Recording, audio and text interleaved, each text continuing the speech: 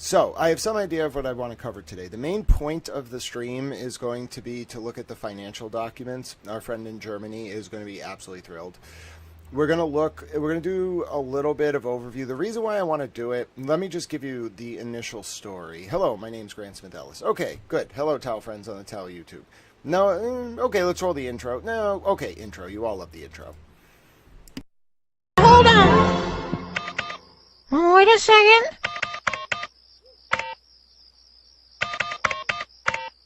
That's it. That's it? Yeah, that's the melody to Funky Town. All right, you heard the towel. That's me. I'm a towel. All right, so first of all, what a nice little view, but that's not what I want. I do love that view, but it takes up a lot of resources to do that, so let me fix that. My name is Grant Smith Ellis. Thank you very much for being with me today. Watch what I'm going to do here. Ready? It's going to be an all-efficient little towel. There we go. I like that. I don't like when it plays. It takes up way too much system resources. I like when it looks like that. Where'd your comments go? Oh, I was fixing the video. Give me 1 second. We're taking it slow. We're taking it slow today. There's a lot going on in the world, and I do not mean that gratuitously. I mean there's literally a lot to catch up on. Then we're going to catch up on the financial documents. So let me just get us centered. Let me center the Zen. Let me center my own Zen. Good morning. Hello. My name's Grant Smith Ellis. I am a towel. It's part 7 of our investigation of the Jeffrey Epstein files. All right, there we go. That's what I wanted. Now watch your comments go back up. There they are. I'm a towel. All right, Mary P., let me check this out. I don't know if this is going to work, but we'll try it. That is... Okay, that's the article. This is good. I need to get the actual link. Where is it? No, hold on. Where's the link? Oh, I got it. Great. Good job.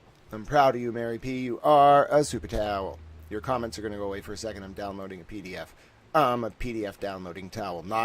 I'm literally downloading the document we need. It's 86 pages. It's done. I was like, don't rush. It's a big file. It's done. I got it. So there was a 86-page file. It's a PDF document that the Miami Herald and Julie K. Brown covered. It was deleted by the DOJ. I now have it. Thanks to Mary B., the super towel. Yep, I got it. Thank you, Mary P. Way to start our day off on a positive note. Now, you did wonderful, Mary P., on your phone. I'm proud of you. You are a technological savant. That's what they shall write. Mary P., the technological savant. That'll be your denotation in the history books. All right, now, I want to work on a few things. One, I want to work on not leaning over as much as I talk. So I want to turn my gain up a little bit, like this. How about that? All right, good. I want to work on my posture. Second of all, we're going to look at some things today. Like, we have a lot to talk about, all right, specifically about Kathy Rumler. All right, we're going to start with the Kathy Rumler story. Somehow, some way, the Epstein files and all of my research, among a number of other important things we have talked about, okay, the Rob Devine, the Stoughton connection, the police explorers, learning for life, Epstein going to Stoughton, Maxwell going to Stoughton, etc., etc. There is, somehow, this has kind of crescendoed. Every reporter working on this has a niche. I am a Renaissance towel. I'm not a towel anymore, apparently. I cover all of it. The Epstein files. My locus somehow, some way, started in Massachusetts, related to Jeffrey Epstein's network here, then went to Connecticut, where I exposed the Rumsey Hall School, then went to this story. Now, when I started covering the Kathy Rumler story, it was because I had a very strong inclination that the CIA, for various reasons, was involved in this situation. So I, in the Jeffrey Epstein files, just searched the term CIA. Now, you're going to find that there's this other company that makes it called CIA. It's actually a subsidiary of, I think, JP Morgan, but it has stuff to do with this, but not to do with what I was looking for. So there's all these results in the files where there's like accounting documents that's a CIA, but it's actually like a JP Morgan holding company in Florida. But if you kind of parse through, like, I don't know how many pages we did of this. I would say like at least like 500 records. If you just parse through it, eventually you start seeing like CIA pop up in Epstein's emails itself. And like some of it's just kind of like making jokes with like rich people, like call the CIA if I go missing, you know, like. But then there was like a real serious one, and I'll take you through all of this. This is like, I think, the story that may well, like, there's a lot of things that are going to splinter out of the Epstein story, but Kathy Rumler and her being in the Obama White House and Epstein talking to Obama, as we're going to find out, like, I think this is the story. There's a lot of stories like about all of this, but in terms of what I've been working on, this is somehow the story.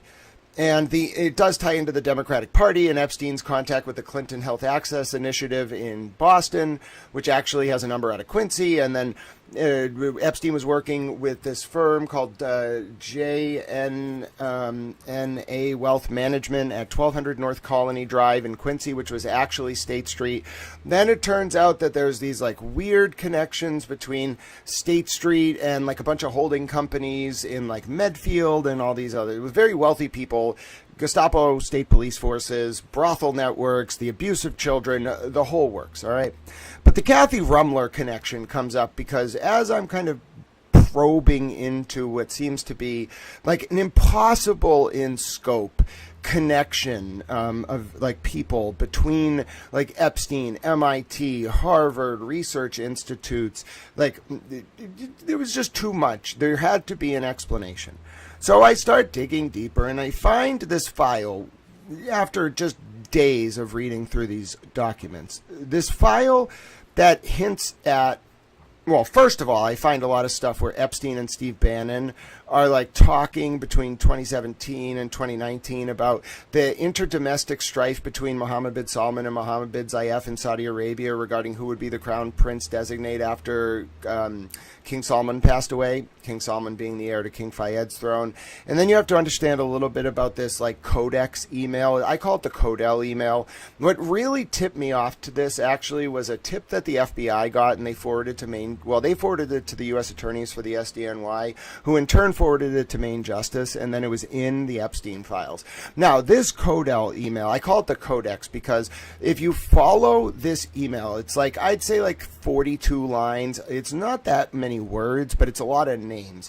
And it takes you from Epstein and Maxwell through the, what the guy calls the Khashoggi operation, and it sounds like what he's talking about is the murder of journalist Jamal Khashoggi in the Turkish consulate in Istanbul, by Mohammed bin Salman, which ended up having like a leaked audio recording of it released by then Turkish President Erdogan as part of like this feud between MBS and MBZ. And I'll explain to you what I mean. So that like Codex email, which you can find, I will show you. It's a very important email because it doesn't mention the name Kathy Rumler, but what it did was it started me down this journey where I was looking at Adnan Khashoggi. Adnan Khashoggi you can basically think of as like Jeffrey Epstein v 1.0. And who knows if he was like actually v 2.0 of another operation. I don't want to know, but maybe I do, but the point, I want to figure this out. The point is there was like a pre-Jeffrey Epstein operation. Consider it like international sex trafficking, child trafficking, arms trafficking, political leverage. I think it traces to this group based on my analysis of the geopolitical orientation of all of these developments. It traces to this group of families that were 2,000 years old or so in 1979 or 1953 roughly. Basically, they were like the Persian Empire, and their wealth predated like the Rothschilds and the House of Savoy. The Rothschilds only have like $170 billion, it turns out, which was interesting, also in the files. But anyway, I'm exploring like the Sultan of Brunei and this kind of like Persian dynasty that, for all intents and purposes, on paper collapsed when the Iranian government collapsed in 79. Like a lot of people would say the Persian dynasty collapsed in 53 because that Shah was basically a vassal state for Western intelligence, but that's not really the point. the point is, if you want to find the money that Epstein kind of came into and started working with, you have to look at this guy, Adnan Khashoggi. The reason why the email in question is kind of like a codex is because, or a codel, like a decryption pad, is because the email suggests that Adnan Khashoggi, if you look hard enough, it suggests that Adnan Khashoggi was brought to the U.S. This is Jamal Khashoggi's father, for trial in like 92. Related to the theft by the like Philippine or Malaysian president of $160 million of paintings. Not the Isabella Stewart Gardner paintings, just paintings. So they get brought to trial after like 6 months in Switzerland fighting extradition. They get brought here. 3 days after they get brought here, the Isabella Stewart Gardner Museum is robbed of its paintings. And you might be saying, what does this have to do with Jeffrey Epstein and the Khashoggi family? Well, it turns out in 1975, there was a guy named Miles Connor who stole a Rembrandt and used it in a convoluted series of events that involved selling the painting in Mashpee to an undercover FBI agent after the dude committed other federal crimes to get his sentence lowered. So, like every savvy international criminal, Adnan Khashoggi used this guy who was like his roommate or somebody in his family's roommate to effectively coordinate the Isabella Stewart Gardner heist and then use that to try to get a lower sentence. Khashoggi ended up getting getting found not guilty on the other paintings theft, so it ended up being necessary. It turns out that they did find like eight of the paintings, not like find them, but they traced them from like Adnan's yacht to called like the Nobilis, which was his youngest daughter's name, which is kind of creepy. They traced it from that to like a house in Monaco, like which is a principality in the south of France that belonged to Adnan Khashoggi. But by the time they got there, they couldn't find the paintings, and there were 19 paintings. The point is, the people that were financing Jeffrey Epstein, the original money, the reason why it's so well hidden is it's not like oil money. It looks like oil money. It's actually this kind of like ancient sort of dynastic tradition that was manifest in the Persian Empire, but I'm going to guess has like been around for a very long time. So anyway, these guys are like funding Epstein. You see a lot of evidence of this, and what I'm interested in is this Codel email. So I'm analyzing the different lines of the email, putting the names together. I end up, that's what gets me to the Rumsey Hall School. It tips me off to that because of the families it mentions. I end up finding information about Epstein and this literary agent who has this foundation that used a hotel that was 4 miles from the Rumsey Hall School, which itself had a bunch of lawsuits filed against it that no one in Connecticut knew about by children. Huge scandal. All right, so you got the Stoughton, Massachusetts scandal, you get the Connecticut scandal. I'm like tracing this thing like all around the country. Like I'm starting in the Northeast and I'm looking at the development of this network and I'm starting to see patterns. And it says in the Codex email, it says a few important things that tip me off and that prove true. One, that Israel was trying to tip off Western intelligence to what Epstein was up to. Epstein was telling people in other emails he doesn't like going to Israel because, like, clearly he wasn't protected there. Turns out, like, in the 90s, Israel and Maxwell went to, like, a kibbutz or kibbutzes. They're, like, communal farms in Israel that the state, like, uses to, like, encourage people to go to Israel. Apparently they use that to, like, I can't find any evidence of it, but there's a hint of it somewhere, like, in one of the, in the Codex email that talks about, like, kibbutzes and how the Israeli state didn't really like what Israel was doing. And if you think about the development of the Israeli state, like Mossad is good, and they're so good that they like got American nuclear technology without having to get dual key like Trident and Polaris for the UK. But if you really think about it, like Israel was not employing Maxwell and Epstein. Like Maxwell's father was assassinated on a yacht that used to belong to Adnan Khashoggi. It was more like Israel was trying to leverage the situation in the Middle East to come out to its benefit. If you think about going back to 48 through 67, the sort of orientation of the Middle East is like Israel versus everyone. Like, we are helping Israel and the British and whatever, NATO, but like everyone around Israel hates Israel. Saudi Arabia and Egypt and Jordan and Lebanon and Syria and Iraq and Afghanistan and Iran and Yemen and Oman and like half the principates in Northern Africa. They just all hate Israel, all right?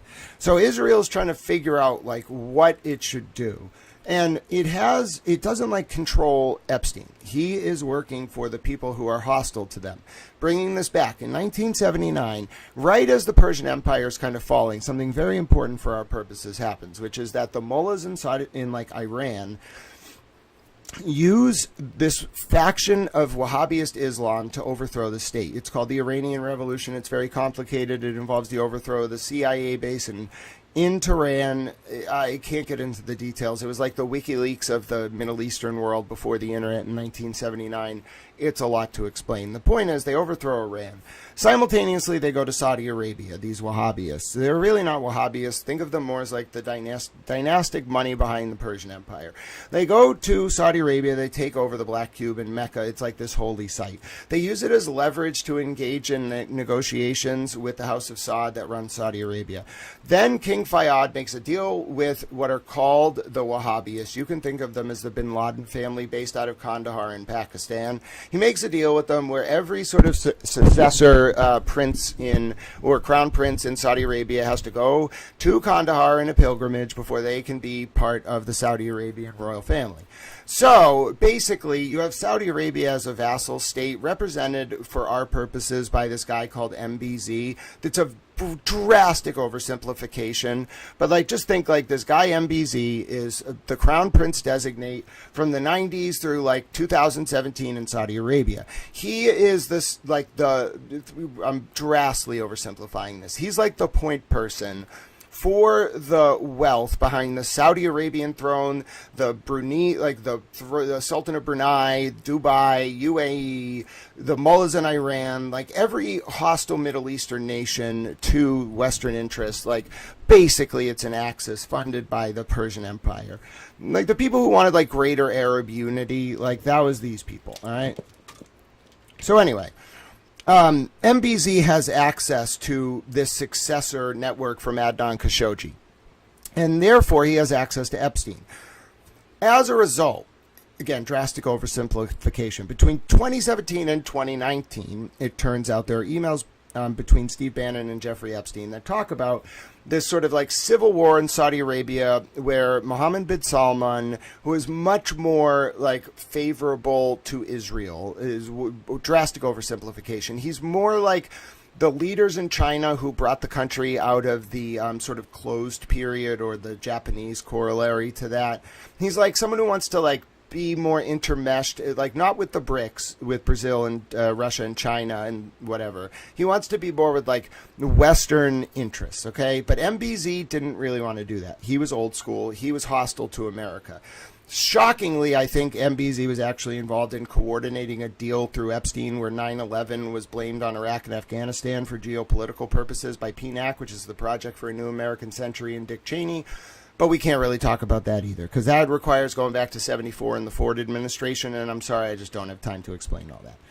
But in any event, so there was this very intense civil war by other means between 2017 and 2019 between MBS and MBZ.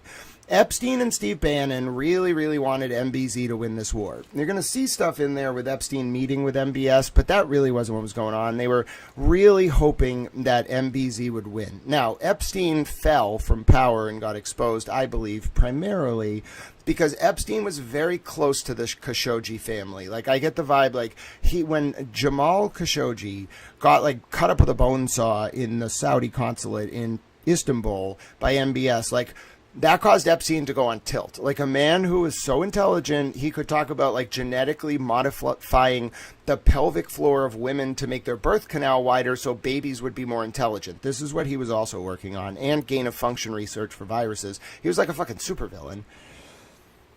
The point is, he made a bad bet. It was kind of like the Knickerbocker Trust making a bad bet on the steel market in New York in 1907, leading to the Panic of 1907, which is what J.P. Morgan and sort of the larger economic interests wanted, so that there would be a Federal Reserve. It's a complicated story. But the point is, Epstein didn't get cornered into a bad bet. He just went on tilt because he like let himself care too much about the people who brought him to power, being the Khashoggi family. So this moron goes on tilt with Steve Bannon and bets bets against MBS. MBS gets King Solomon to give him the crown princehood. MBS takes over and in essence, like, I wouldn't say destroys Khashoggi's network and MBZ's network, but like basically I'm going to guess tortures MBZ, gets all the information and then takes down like everything. That's why Epstein was baffled when he got arrested. Well, track it, bro, to right after MBZ takes power and becomes the designated crown prince in Saudi Arabia. Like, that's the origin. So I'm looking into this shit. And I kind of trace this, like, Codex email a lot to, like, MIT, Massachusetts, politicians, brothel networks. But it makes it look like, and it's very clear from the tip, that all of that was, like, financing larger geopolitical operations. So then I'm like, wait a minute. Like, I am not just going to immediately, like, assume that this was the CIA. Like, more than just the CIA, the DIA, the whatever, like, the larger intelligence apparatus, like, being a, like, private contracting force for this larger monetary network, which is, we're not talking about, like, people who are rich. We're talking about money that is older than the birth of the modern nation state in 1648, that is older than the House of Savoy, that is older than Jesus for our purposes, okay? So anyway, I'm like looking at this transnational network and I'm looking for CIA. Well, I come across this document using the Codex as my guide, like my North Star, my whatever you want to call it. I'm looking at it and I look up CIA and I get to page like 25 of like 70 in the results. And I find this email from Kathy Rumler to Epstein saying, John Brennan gave me the CIA's agency medal on 2015. Bro, that moment will go down in the history of the American Republic, it turns out, as like the most important moment that I can imagine. I'm not trying to like be grandiose or over like explain it. I just want to tell you, I didn't know what I had found. Like, first of all, the first thing I did, I just want to tell you, when I found that email, I Googled Kathy Rumler CIA, just being like, they probably just reported on this casually before. No. So I find that email saying Kathy Rumler CIA. I'm about to read you the piece. I just want to tell you this has changed my entire life. I emailed Goldman today. I'm waiting for a response. You should have, bro, the call with that press department. Dude, first of all, I called it like 11 in the morning. This shit broke this didn't break all at once. You're going to read this broke like piecemeal, like Thursday, Friday, Saturday, Sunday, like it was all breaking, and then an outlet, then like all these big outlets, bro, it was going around the world. I didn't know what was going on. All right, so this morning I'm like, all right, I kind of like get some rest overnight. We broadcast, we did a long stream yesterday, and I get some rest. I wake up and I'm like, wait a minute, like it's Monday. You know, like I wouldn't call a press department over the weekend anyway, because like their banks' press departments don't work over the weekend. But like, I'm like, wait a minute, it's Monday. Like, I have more than enough here, like in primary source documents, and I'll let you read all about it. I have enough here to ask Goldman, like, what's going on, right? And so out of a courtesy to just the press department, I'm like, I'll write an email, but like, let me just call him. So it's like, I don't know, 10:30. Let me give you the exact, I don't remember what time it was. Let me give you the time I called. It was like right after I got my coffee and kind of got my bearings. I slept in a little bit today.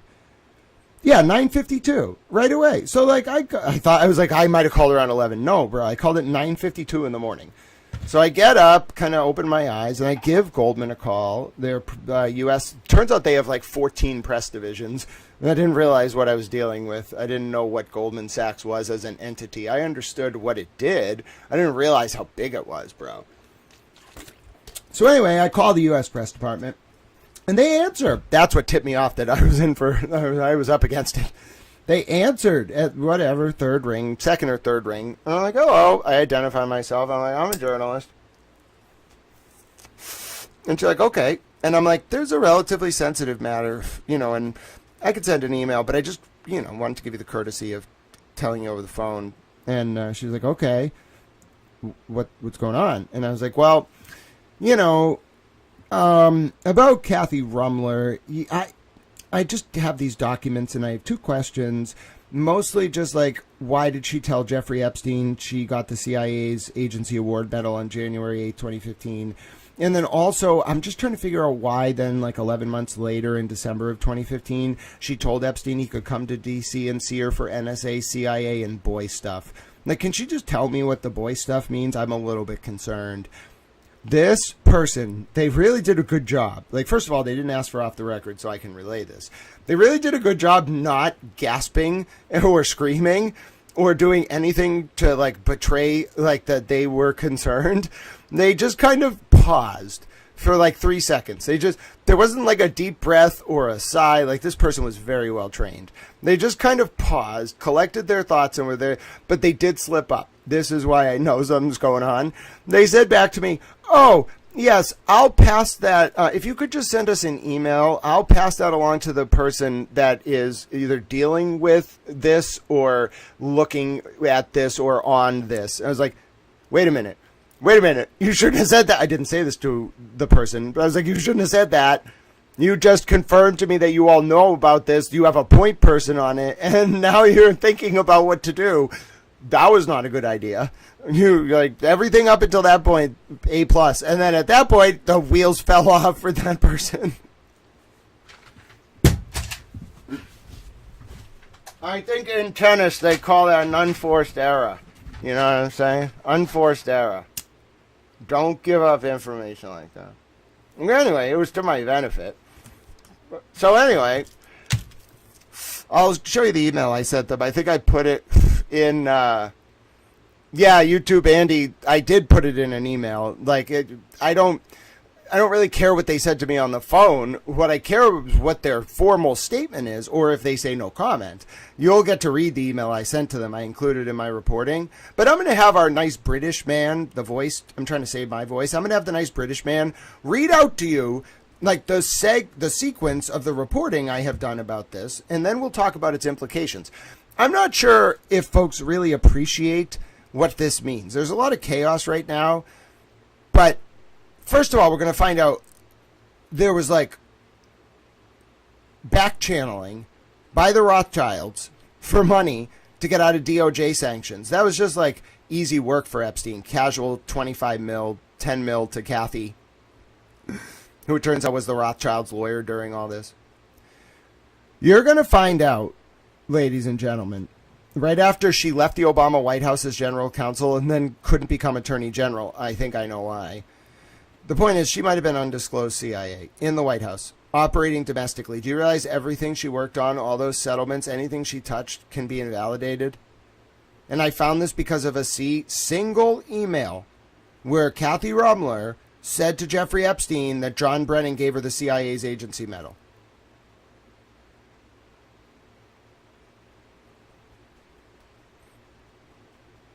Oh, I have a Patreon. I have a Facebook. But listen, Twitter is probably the one place where you can just report on this stuff. Like, that's why Twitter is really good. I put it on other platforms. I'll put it on my Patreon. But, like, frankly, in my opinion, like, Twitter is the easiest place to do this. It's the most functional, versatile. It has the least algorithmic suppression. Like, it just rewards you based on whether you do good reporting. That's the only medium that, like, I could do a Substack. I could do a Patreon. I know. I have a Patreon. It's not what I'm trying to do. I just want the platform that is the most accessible. People in Japan are reading me. People in North Macedonia. You should see all these different languages that repost my posts now. It's fascinating. Apparently, I'm big in Japan. All right, I've always wanted to be big in Japan, make a couple $100,000, then go spend it in the south of France. That's not what I actually want to do. It's a Lupe Fiasco line. I just thought it was funny to say in that moment. Have you ever seen the movie Usual Suspects? I do that to you a lot. Like, sometimes I, like, just pick song lyrics and then make them into, like, a game with you all. Like that thing about Australians and a penal colony. I got that from one line in Immortal Technique where he's like, I started out like Australians, criminal-minded. I was like, I'm just going to make a whole motif about turning Australia into a penal colony because of that line. You don't understand. Your whole life, this whole experience is just the Usual Suspects. I've constructed an entire reality around you based on song lyrics. I'm hilarious, I know. The Goldman people are probably like, what the hell have we walked into? It's hilarious. It's like the VEC. It's like Monty Python without having to answer to the Director General of the VEC. It would be like if John Cleese just didn't have to answer to anyone. Oh, also, by the way, listen. A lot of things have been happening, okay? First of all, I think I figured out what's going on here, all right? there's like an actual shadow aristocracy in America because the Titles of Nobility Amendment never passed. And they just keep it secret, and they cosplay, basically, as, like, regular people. But they actually have this whole secret world. It seems to be out at MIT and Harvard, where they assign each other, like, titles, and they have weddings and coronations and all this crazy shit. They write poems, bro, and songs. My mom's in it. I found my mom. I'm worried my dad's this guy out in California. That was a fucking shitty thing to have to realize. My mom and this guy wrote a song, and my mom has this alternative name. It's like this, like, very, like, aristocratic name. It's very strange. I found it on this MIT listserv, and then I just emailed the dude who wrote it. I found this, like, 1997 MIT listserv. This book of songs that was from the Cambridge area in 1989, where Wendy Murphy, under a pseudonym, well, it was under her name, but she also uses a pseudonym like Carolyn to something.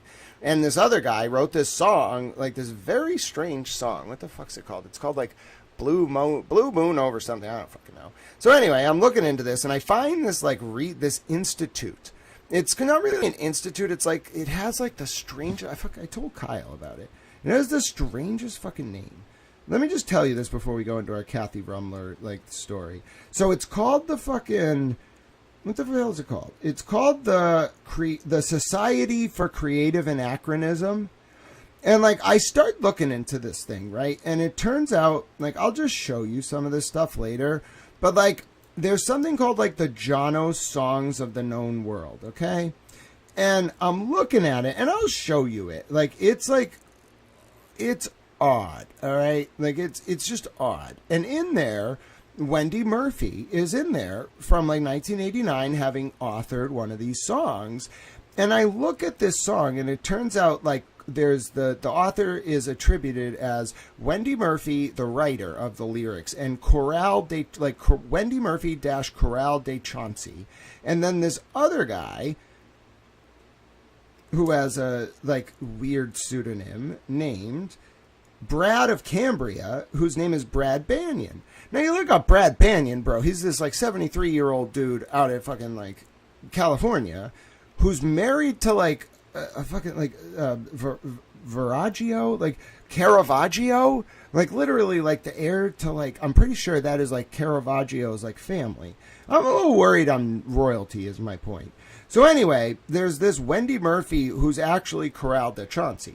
Now, I'll bring this email up later. We can like look into it. It's not really relevant to the whole thing with what's her face there, Rumler and the CIA, which is fascinating. But it's more like there's something called like I don't really know what this is, okay? I'm a little bit baffled, but they like all have like alternative names. Let me give you an example. So there's one poem, and it's like, nope, this song was performed at the Royal Court of H.R.M. Lewin and Alina at the Michaelmas event as XXIV in honor of the events that occurred during their coronation court. Okay, bro. You look at 1983 records from the fucking whatever the hell it's called. The what is this? What did I tell you? It was called the Society for Creative Anachronisms. Okay, right? I found this like archive, this weird like Florida sect of it called the Kingdom of Tamarius, which says that it, by tradition, claims a range of exotic outposts in lands from Panama to the moon. Welcome home to the land of three seas. Okay, so I go on that website, right? And I'm just kind of like looking at the records, and I find a 1983 wedding between these two people. And I'm like, holy shit, like these people are cosplaying. Like they're not cosplaying. The element of like cosplay is, it almost is designed to look like King Richard's Fair. Like they're just pretending that they like a medieval cosplay. What it really is they have this like alternate sort of system of titles that they use, I'm pretty sure. And it would make a lot of sense about my mom. And anyway, it seems to be this like secret aristocratic hierarchy where they all have like a name in the real world, and then like they are in like a house. It's kind of like what's alluded to in Harry Potter. Like there's this reference to like someone being in the Bard of House 4 Pheons, Pheons. Bro, The house for fians does not fucking exist. Maybe it exists somewhere that I don't know about, but it is just not a thing. So I think there's like this like system where they like this like group of nobility who like kind of are centered around MIT, but it looks a little bit bigger. And they call themselves like whatever the hell this strange thing is. What did I call it? They call themselves the Society for Creative Anachronism, but I think that itself is just like a very playful, rhetorical device to hide in plain sight. And then like really what they are is like this sort of like parallel society where these people take up titles of nobility, which is not banned under the American Constitution because we never made it illegal. It was supposed to be the 13th Amendment. It never got ratified by Illinois in time. So there's a great case on that. So I'm a little bit like starting to figure it out. I emailed this dude. I found this dude who from like 1997 who was like part of a listserv that was like part of this structure, and he sent around that book of songs that I found that led me down this sort of rabbit hole. And so as I'm like researching this, I'm like, wait a minute, that makes a lot of sense. So we're going to see where that all goes. I just want the guy to talk to me, the guy who controlled the listserv. And I just want, like, he was an MIT guy. He's brilliant. He hasn't responded, but I did a little research on him. So, yeah. So I think I'm nobility. I think I might be, like, nobility. Like, I'm 90% sure we have an American aristocracy that uses formal titles of nobility and just they don't tell us. They have this, like, very strange world that they live in where they, like, have, like, coronations, and it's all centered around like pagan shit, like 12th night, the like Breckenridge dinner, the solstice, like all that stuff. It's very pagan, but it's like pagan with titles. Does that make sense? So I think my mom's in it. And I think her name is Coral de Chauncey. I'm not sure what these people are gonna do now. Like, it's so weird to think like the nerds who cosplayed as like, but it makes a lot of sense. Like the nerds who cosplayed as like Prince Richard's Fair or whatever the hell it's called, like those were the real power players, bruh. Who knew? Of course, though, it makes a lot of sense. Why would you ever get rid of the aristocracy if you were in it? It's really good for you. The whole like hurting kids thing, though, nah, I ain't down with that. Not at all. Oh, yeah. I mean, we're talking about... I'm starting to realize, like, it's not just the Vanderbilts and the Astors. Like, those are just the names they go by in public. These people definitely have, like, titles behind the scenes of nobility, which is not illegal. It's not unconstitutional to have a title of nobility. They just thought... my guess with this is they thought if they rubbed it in our face, we would not be cool with it. Clearly. But even... Not just their malicious behavior, but if they just told us, like... Hey, we're actually like the Countess de whatever. We're from this family. We're this aristocrat. Like, you have to bow down to us. Well, bro, that's what caused like the French Revolution. That's what caused like the whole problems in England. Like, you can't just have you can't have an aristocracy that says let them eat cake. And we basically did, and they were hiding from us. That's the best I can discern based on this. They all, like, it's not just these people were randomly friends. Like, they all have titles. And there's like a hierarchy. I don't really understand it. I don't want to know. I don't want a fucking title. It's probably why they didn't like me very much. Oh, and that's what I was going to talk about. So, something happened. Very obscure. I'm going to speak generally about this. But something happened. You know how I talk about Miss Havisham a lot? I had a lot of questions about why Maxwell and Epstein may have talked to me on Reddit all those years ago, which they definitely funded, in my opinion. And I'm starting to figure it out. But I guess I shouldn't say it. It's not time yet.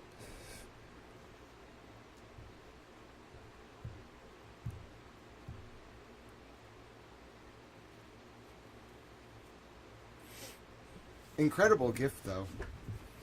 I think. And there's something, I don't know, there's something esoteric about all this that I don't really understand. Like something about the way the brain functions, the way like mastery of cognition over body liberates consciousness. Don't really get it all. I kind of understand now. I think it's making more sense to me, but they really systematized it, is I guess my point. Yeah, like, it's definitely this interplay of relationships between families, but it's not what it seems. Like, it's what Eyes Wide Shut was hinting at, but Kubrick didn't say it. Like, what Kubrick was trying to tell you is that, like, in America, there is an aristocracy, but the way they function to avoid revolt is they just don't tell us they have titles. And so they just pretend they're a doctor, they're Dr. Bill, they're Lawyer Jones, they're whatever. But behind the scenes, they like are very, very, very intense with their like aristocratic privilege. It explains a lot of the racism. It explains a lot of like the kind of like social hierarchy of it. Like lower class people are not humans. They're like worthless animals. Like it's not a religious view. It's more of like a sociocultural like cult that believes in social stratification as a mechanism of population control. And like they believe like they're supposed to kind of like dictate the flow of history, and then we all just kind of like facilitate the production of resources for them. That's generally what I think we're staring at. That's the only thing that explains the pervasive nature of all of this. It's not like any one cell or any one group. Like the whole system is built around this aristocratic, hierarchical, like control. And it's those people who kind of like are like, well, we can do whatever we want. The rules don't apply to us. And like, we're going to like hurt kids. We're going to generate money. We're going to like do this. It's a lot of like very refined, applied scientific methodology regarding like the way the neurons in the brain respond to external conditioning. That was like their whole thing. If you read what Epstein was doing, the larger sort of idea seems to be they would sit around and be like, okay, if you develop a virus, it will kill off like people. Here's how to make the virus function the best in the population. And then also, if we're going to have populations, we're out there, we want to make sure that they're very intelligent if they're going to work with us. And what is limiting the current like human in its genetic form from being more intelligent? Oh, like it's the size of the birth canal. We have to change how women are genetically. And also they believe women are like genetically inferior to men. They're like very convinced of this. They like think they're 10% less intelligent or have 10% less neurons. So there's this like, they viewed us almost like animals that like could be manipulated and bred. Like you would breed like a corn stalk to be a different type of corn. Like, you know, over time, what was maize in the 1700s became what we know as corn on the cob. Or you would breed like the cow to have like a specific type of like fat or something like that. That's what they were kind of doing with us. And it seemed like they were really narrowing in on like how to make the ratio of the brain to the body like bigger. Like how to make the brain bigger compared to the body. Therefore, how to make women, like the scary part is it's not just that they wanted women to have larger vaginal floors. I'm not even sugarcoating this. This is the language they were using. This overall schema was they wanted to change the genetic marker of the female species so that the vaginal floor was wider so that births would not restrict the size of the human head. That was the idea. Then the other thing that they were working on was they didn't like that women's bodies aren't like curved to make them accessible for sex.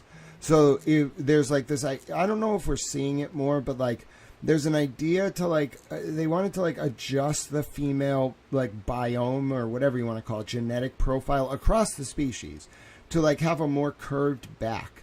So like the woman, literally this is in the emails. You can find it. I'm not sugarcoating it. Sorry. This is what they talked about. Like one of the doctors was talking about like the positioning of the pelvis based on the curvature of the spine for sex purposes. Like literally engineering females to be more readily accessible based on their body posture for sex. And then the other thing was they wanted to change like the woman's birth canal or make them have C-sections because they were convinced that this was the primary limiting function for intellectual development. And if you wanted to breed a race of humans that were smarter than exist now, you have to change how birth is done. That was their like major scientific locus. They funded everything. And so I was thinking, how is this possible? Thus, I was researching the role of international intelligence agencies to trace like the Adnan Khashoggi connection, the Stoughton connection, the Connecticut connection, the Washington, D.C. connection, the intelligence connection, as I mentioned. I was just tracing this network and really asking, like, where's the money, who had the incentive, and why was this happening? And then I realized, based on my understanding of the domestic justice system, if this was happening, it was with the complicity of the powerful in, like, politics. So I really honed in on the CIA. Now, I didn't know Kathy Rumler from Adam before this started. Okay, I just, the name Kathy Rumler may as well have just been some obscure name in politics. Okay, over the past 5 days, I have really got to know Kathy Rumler. So I'm going to play you this story. Again, this is still developing. Okay, who knows what they're going to say. Based on their response, I'm not the only news media that's very concerned. And this has the potential, there's a lot of stuff that's going on. This has the potential to become a constitutional crisis. You cannot have an undisclosed CIA asset operating domestically in the White House. You cannot, as White House counsel. You can't. Okay, and we're going to come to find out this was not like de minimis contact with Epstein, nor was it de minimis contact with the CIA, because Rumler left the White House in the fall of 2014 because she couldn't get confirmed as Attorney General. Okay, she immediately went into private practice. Represented the Rothschilds, went on to Goldman Sachs, became the top lawyer, etc., etc. Within 4 months of leaving the White House, January 8th, 2015, she's emailing Epstein that John Brennan, the director of CIA, gave her the agency's highest award. Now tell me, do you think you can do so much service for the CIA between the fall of 2014 and January of 2015 that you get the highest award for merit in the CIA?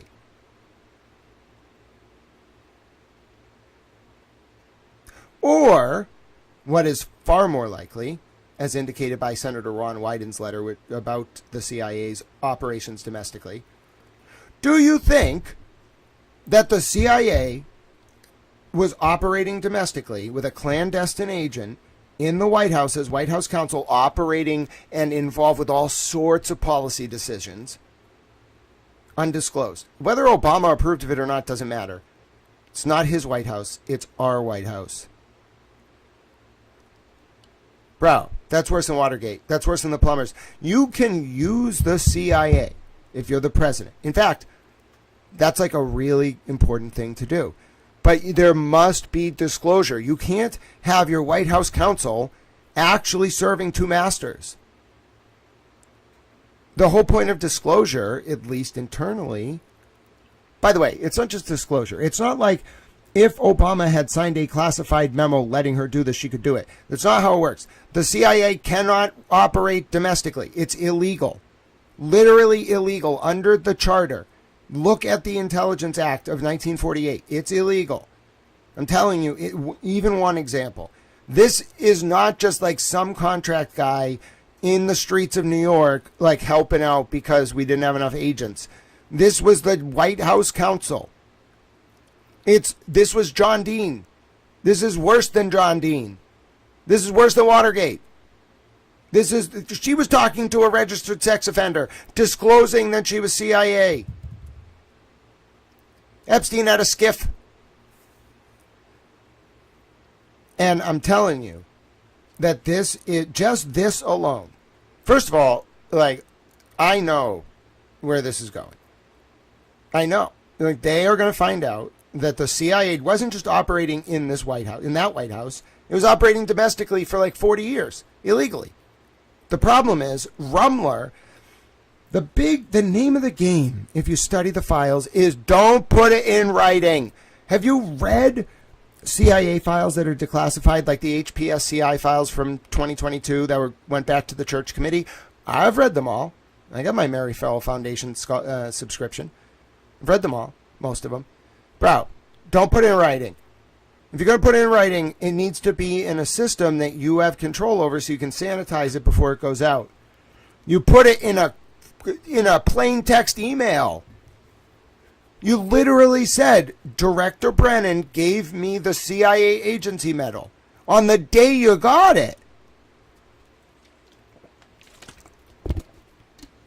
I mean, how do you have such a meritorious career and then immediately tell Jeffrey Epstein, even if he's in the agency, why would you put in writing and leave a paper trail?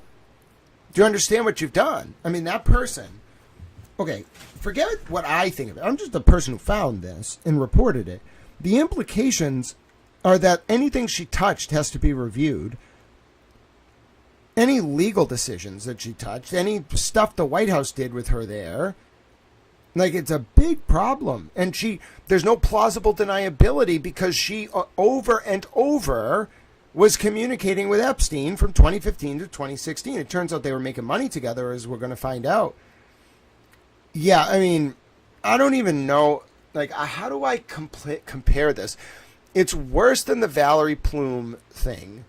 Because Valerie Plume didn't do anything wrong. She just got exposed because someone else was mad at her husband or something.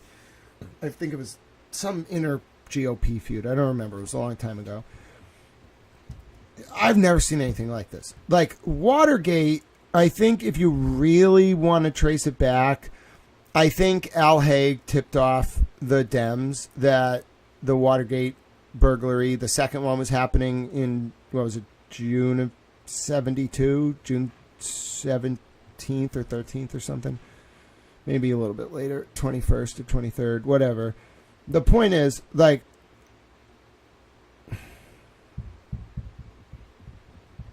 I've never seen anything this bad. Like, I guess even if Interpen, the Intercontinental Penetration Force, Gerard Patrick Hemming and Frank Sturgis's guys, even if they had been exposed as literally doing the CIA assassination as a hit, of JFK, I don't think that would have been as bad as the fallout from this. Like, JFK, like, people loved him, okay? And, like, that would have caused a revolt. Conversation. We're going to read this. 2015 CIA right, pause, Agency pause, Award winner pause. Kathy Ruemmler, former White House counsel I to said President pause. Obama, and Conversation. 2015 CIA Agency Award winner Kathy Ruemmler, former White House counsel to President Obama and now top lawyer at Goldman Sachs, was paid $10 million by the Rothschild family via sex offender Jeffrey Epstein to resolve a $45 million tax evasion case with the DOJ. I'm not ready to listen to this yet. Thank you. It was misbehaving. We are going to listen to this post. But it's just, even Teapot Dome, even the JFK assassination, even Watergate, even Whitewater, even Lewinsky, even, like, Rushgate turns out to be very fake, but just everything that has happened, like, even the XYZ affair, like, everything that has happened in American history, like, even the wars,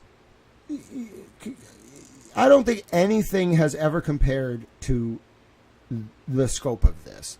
Second, it would be one thing if we were just kind of seeing a little bit behind the curtain. But when we get to the point where a decorated CIA agent is blowing the agency's connections to the Obama White House in a way that clearly violates the Constitution, the law, the charter of the CIA, imperils, like, a lot of stuff. Just plain text putting it in an email. I mean, listen. And to Epstein, a registered sex offender who we know, there are videos of him with, like, 7-year-olds on his lap. Like, he was the worst of the worst. She emailed him about boy stuff. Rumler. So this is just, this has to get addressed. Okay, there's so much stuff that has to be addressed. This may be one of the biggest ones because it puts it in the Obama White House. It ties to Epstein saying he spoke to Obama directly in 2011 about a federal pardon that Epstein didn't even need. It explains so much. And the Rothschild component with, that was just a small part, but with them, Rumler and Epstein making money, then talking about boy stuff. This is bad. This is bad. They were operating domestically in the White House. Just this one situation. If this were 1972, you don't understand. Forget about Senator Irving having a hearing. If this happened in 1972, if a convicted, registered, he might have been just pled guilty, but registered sex offender involving children was talking to the White House counsel, who was a woman, who was actually in the CIA, about like doing boys, quote, NSA, CIA, and boy stuff. And that woman revealed in a plain text letter that the press got that she was CIA and got the highest award right after she left the White House. Bro, forget about hearings. Bro, that would have been the biggest constitutional crisis of all time. They wouldn't have stopped talking about it. Like, there wouldn't have been anything you could have done about that. That would have been the biggest thing of all time. I know this is big because I just saw like a bunch of other reporters finally picking up on this, and I reposted their shit so they'll know that I've been on this. Yeah, there were women in the CIA in the 70s, but it was a sexist agency. I've seen some of the internal files. Some women, like in SRS, like Sarah Hall, like I know that name. I've seen it a few times. I know there were some predominant women in the CIA. The people who caught Aldrich James, they were women. But on the whole, the CIA is pretty misogynistic. But let's listen to this. Let's get caught up on the Kathy Rumler story, and then we'll do financial research. Conversation. 2015 CIA Agency Award winner Kathy Ruemmler, former White House counsel to President Obama and now top lawyer at Goldman Sachs, was paid $10 million by the Rothschild family via sex offender Jeffrey Epstein to resolve a $45 million tax evasion case with the DOJ. Source: a $45 million USD fine. Arianda Rothschild asked Epstein on December 10, 2015, roughly 11 months after Ruemmler revealed to Epstein that Ruemmler was a CIA agent who, on January 8, 2015, was awarded CIA's highest award, the Agency Medal, by then-Director John Brennan. Email EFTA008393130, page 1. I think you will find that 45.5 penalty legal, K, at I plus, P, Hillsbury around $10 million. Me $25 million, all less than 80 pretty good, Epstein replied. Email EFTA008393130, page 1. Ariane, for her part, was thrilled with her sex offender operative and his CIA friend who worked for Obama just months prior while the case was still active. Yes, congratulations and a giant THK, sick, you. I am, sick, relieved that it's, sick, settled and over. Now we can start moving forward, sick, Ariane told the sex offender. Email EFTA008393130, page 1. In response, Epstein issued marching orders to Rothschild, including some kind of plan to take people out from the family using the DOJ as cover. Good luck today. 1. Let's get this closed. 2. Have Kathy meet with David and his people. 3. Review Rockefeller. 4. Hire asset woman. 5. Do we use DOJ and its harsh language to remove Benjamin? 6. Begin family plan. Suswain. 7. Look for partners. Email EFTA008393130, page 1. Over the last week, I have reported the following series of developments about Epstein and Ruemmler's connection. Ruemmler's indiscretions regarding telling Epstein about her CIA medal ceremony, right after Ruemmler left the White House and wasn't able to get support in Congress to be U.S. Attorneys General, and Ruemmler inviting Epstein to Washington, D.C. to do NSA, CIA and boy stuff. CIA Agency Award winner Kathy Ruemmler, former White House counsel to President Obama and now top lawyer at Goldman Sachs, worked directly on PR for sex offender Jeffrey Epstein as late as March of 2019, per newly released DOJ Epstein files. Source: here is the Ruemmler proposal. Epstein told his confidant Steve Bannon, who tried, and failed, to work with Epstein and MBZ to stop MBS from taking over Saudi Arabia, on March 7, 2019 circa 7 a.m. Eastern Time. Source email EFTA00784058, page 10 of 17. The criticism is wrong and reflects a fundamental misunderstanding of both the facts underlying Mr. Epstein's case and how it was prosecuted by both local and federal authorities. Far from receiving a sweetheart deal, Mr. Epstein was subjected to a lengthy, aggressive, and highly unusual federal investigation for what were, in essence, local offenses of sexual solicitation. He accepted responsibility, served time in prison, and paid significant monetary settlements to the victims involved. Source email EFTA00784058, page 10 to 11 of 17. In response, Bannon asked, "This is awesome, what is it?" Source email EFTA00784058, page 11 of 17. To which Epstein replied, "This is what Kathy suggests we tell, WAPO, Washington Post." Source email EFTA00784058, page 11 of 17. Prior to that update, I reported, "Best massage ever, but not your kind of massage." CIA agent Kathy Ruemmler, former White House counsel to President Barack Obama and current top lawyer at Goldman Sachs, talked to Jeffrey Epstein about 2:30 a.m., facials, and Epstein's use of message as cover for SA in 2016, when Epstein was a registered sex offender. Source: massages. Just days ago, I reported, Jeffrey Epstein asked the CIA's 2015 Agency Medal winner Kathy Ruemmler, former White House counsel to President Barack Obama and now the top lawyer at Goldman Sachs, to show him her version of Washington one day, if possible CIA or NSA or boy stuff. Of course, Ruemmler replied. These exchanges occurred in 2015 while Epstein was a sex offender. Source: earlier that day, I reported, Kathy Ruemmler, a former White House counsel to President Barack Obama and another top lawyer at Goldman Sachs, was awarded the CIA's Agency Medal by Director John Brennan on January 8, 2015, and then Ruemmler instantly told Jeffrey Epstein, a sex offender. Ruemmler noted to Epstein, "John Brennan gave me the CIA Agency Medal, the CIA's highest award, this morning." How cool is that? Ruemmler left the Obama White House in 2014 and returned to private practice. Ruemmler was almost nominated as U.S. Attorney General in September of 2014, but withdrew her name from consideration due to her close relationship with President Obama. Ruemmler currently serves as Goldman's Chief Legal Officer and General Counsel. She is on the firm-wide management committee and also serves on FINRA's Board of Governors. Primary source. Days later, I reported. During a December 2011 recorded chat, Jeffrey Epstein bragged to a Columbia University doctor that Epstein contacted President Barack Obama directly and Obama told the sex offender that Obama would have given him a federal pardon, but that wasn't needed. "I am trying to get a pardon, so Obama cannot pardon me, even though he would," he says. "Because I didn't commit a federal crime," said Epstein, who, at that point, had only pleaded guilty to state charges in 2008 for solicitation of a child for sex.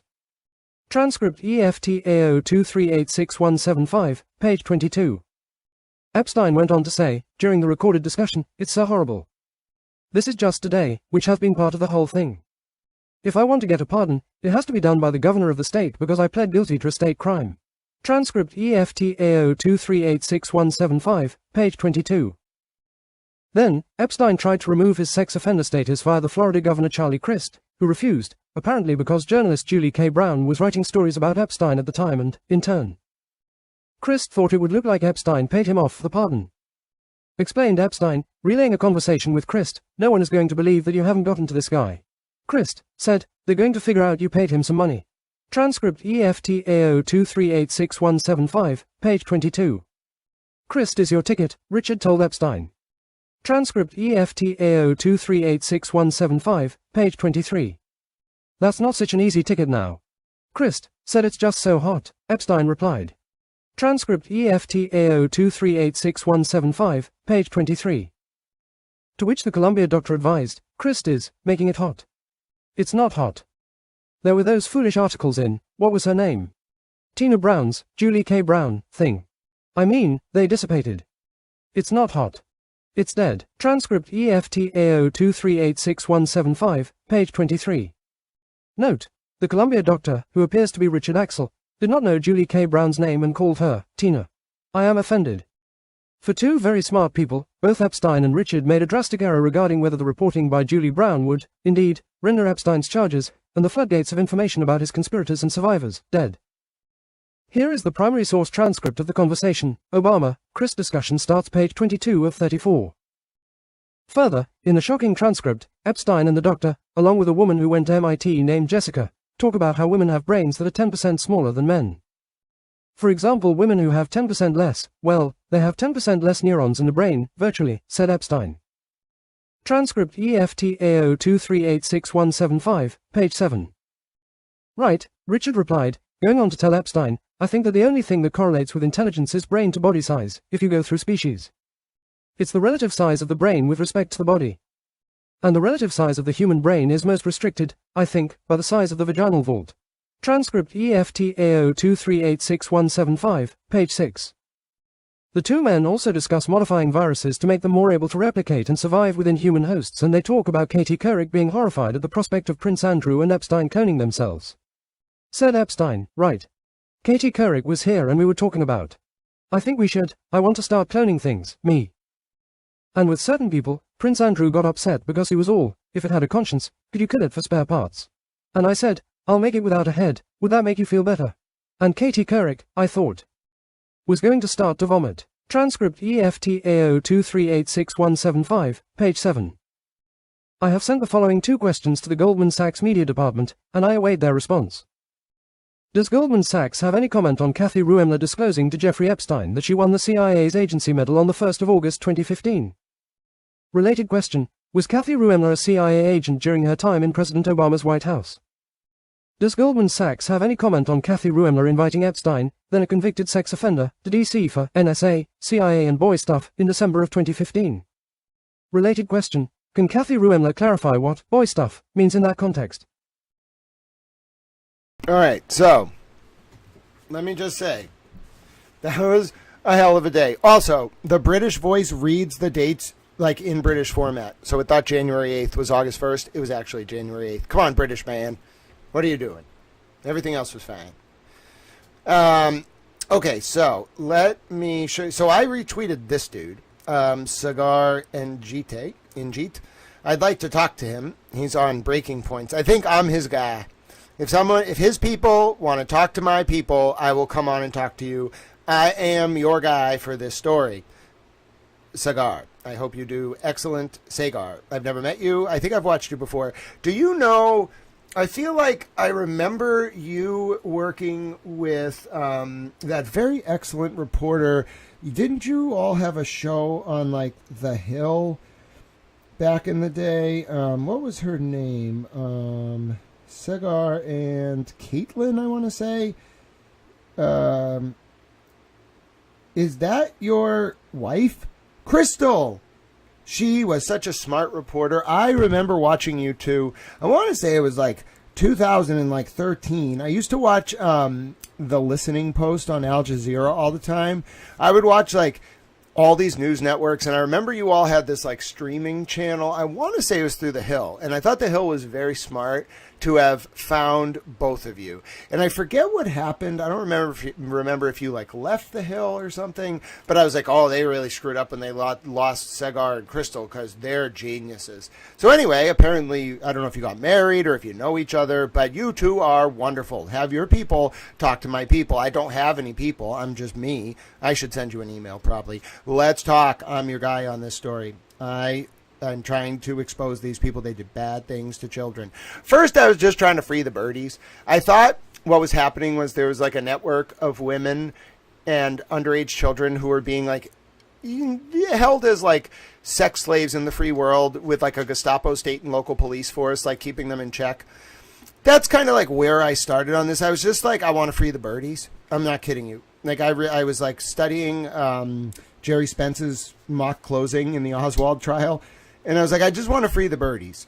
And I started, well, if you really want to know where I started, it was because I wanted to find out why Turtle Boy was yelling in the middle of the road with a bullhorn. So he's somewhat to thank for this. And it turns out what I really should have been doing was reading his article about Tiffany Overstreet. If I had read that September 2022 article by Turtle Boy about Tiffany Overstreet, I probably wouldn't have got it. I read it when I did. I was like, oh, my God. Oh, my God. Now I understand why no one wanted to go up against this, because if you didn't have the Epstein files protecting you and like half the government, you would have gotten immediately killed. Immediately. You are not allowed to talk about this shit at all. You weren't. Now it's a new day. Like everybody who talked about it died. Like immediately. You were not allowed to. If you were either like laughed at or you died. Epstein was religious, but not in the way you understand religion. He was a member of like a cult. A lot of people will say, yeah, but he was like ostensibly of the Jewish faith. Okay, some of these people were ostensibly of the Catholic faith, of the Christian faith, of the Mormon faith. It's not really their religious belief. It's that behind the scenes, they were like cultists. I don't know what, like, they would probably tell you it's like a cult of knowledge and light. I call it a cult of Baal, like a cult of like Saturnalia. I don't know what the hell you want to call it, like the cult of the dark. Like, if there's a battle of dark versus light in the world, they're the dark. Whatever the hell these people are. They're the people. If I had to by analogy explain it, they're the people that Alexander the Great found at Carthage and then got so mad at them because they killed babies, like, in mass. I'm not talking about, like, killed babies for population control. I'm saying, like, they sacrificed babies and put them in a big pit. Alexander the Great got into Carthage, and for the only time, you can look at how Alexander the Great built his empire. Do you really think he built an empire that big by going into cities and destroying them? No. He would go in there, conquer you, go up to your people and be like, okay, who wants to join my army? Who wants to, like, stay here? Who wants to whatever? And then he'd leave his governor, and you would work for his empire. Like, he let you do your thing. You could keep your autonomy. He wasn't like a dick. He just let you do your thing, but you had to work for his empire. And, like, that was the deal. And if you didn't, he, like, killed all your men and then made you do it anyway. Now, the one time he didn't do this, because it doesn't make sense to just burn down advanced cities when you're conquering them. The one time he just burned the whole city down out of spite, not even spite, like, call it like vengeance. He got to Carthage. He gets there, okay? I forget who was ruling. I want to say it was like, I forget, it might have been a Muslim but ruler at the time, like Saladin or something. I don't remember. It doesn't matter, though. It could have been any religion. They get there, okay? They go into the city, okay? It was right around when, like, King Baldwin was in Jerusalem, maybe later, like a little bit after that. So they go, it was like around the Crusades, basically, whenever Alexander the Great was being Alexander the Great. He goes to Carthage. Let me get you the exact date, all right? Because this date is actually very important for my understanding of this. Alexander the Great Invasion of Carthage. And he burned the damn thing down. So it was in... so who actually burned down Carthage? Who burned? It might have actually been a Muslim, because I think Alexander the Great meant to, but didn't actually get there. Is it going to be Saladin? Oh, it was the Romans. Okay, so Alexander the Great tried to get there, but they didn't get there, and then Scipio Armilius got there and burned them down. Okay, so whoever it was that found them, I thought it was Alexander the Great because I remember him trying to get there. He didn't get there. The Romans get to Carthage, and they find, I don't remember if this was early Rome, I think it was early Rome, they find that this, like, cult was, like, bashing babies' heads on the walls, and so they just burned them all down. Now, Rome, I think, operated similar to Alexander the Great in that they, like, made people part of their empire. I just wanted it to be Alexander the Great because he was kind of a boss. But apparently he died at, like, 33 after the conquest of Tyre on the way to Carthage, which is why I got confused. The point remains the same, though. What I understand this to be is, like, a very similar, like, religion to that. I don't know what the Carthaginians were. I kind of think they were, like, similar to, like, Canaanites. Like, the people in the Bible, like, they're not Jewish. Like, that's a very wrong way to understand this. Like, they're not Jewish. There are people who are Jewish who are part of this thing, but it's not the Jewish religion. It's kind of like elements of, like, all three of the Abrahamic religions, like, all of the branches of those religions, like Judaism, Christianity, and Islam. The way I've heard it described is, like, Judaism is the, like, the first branch of those religions, and then, like, Christianity is a development of it, and then Islam is a development of it. Like, they're all kind of developments of one another, but they're a very specific branch. The stuff we're talking about, like, inspired what you know as Christianity or Judaism or Islam, but it predates it. Like, there's only, like, certain elements of those, like, I guess you'd call them, like, pre-Christian, like, religions, but it's more like Egyptian almost. Like they definitely have some like inspiration from a little bit of the Egyptian gods. You see some of like the oral tradition that these people believe in embodied in like Osiris or Ra or like various Egyptian gods. But that's not it either. It's more like a cult, like not a cult like OCCULT, but it is. It's literally a cult of like dark knowledge. That's the only way I can explain it. And money is part of it, but they've just been around for a very long time, and they worship kind of like, I guess like Epstein called it Baal, like Baal. And if you really like, we can look into it if you want. Let me like look up the actual like groups. There was a lot of them that worshipped this like weird thing. It was like a very old god. It was worshipped in like, where the hell is it worshipped? Like they called it a false god in the Torah, but it comes from like way before that. Like it comes from like Greek or something. Like it appears in the New Testament, but it's older than that. Like it's way older than that. It's like the Canaanites were around before the Jews or something, and they believed in it. And then there was like a very like weird battle between like the God of the Israelites and like the people who believed in Baal, and the Israelites didn't like them. And there's like this like battle, and there's like sacrifices. It's this like whole story between like Yahweh and Baal. That's like the story, but the Baal worshiping has to do more with like pre-Judaic like cults. Does that make sense? Yeah. So when people talk about what this is, what is their religion, it's not fair to any religion to call what these people believe any one denomination of the Abrahamic religions. First of all, that's completely misunderstanding what they believe.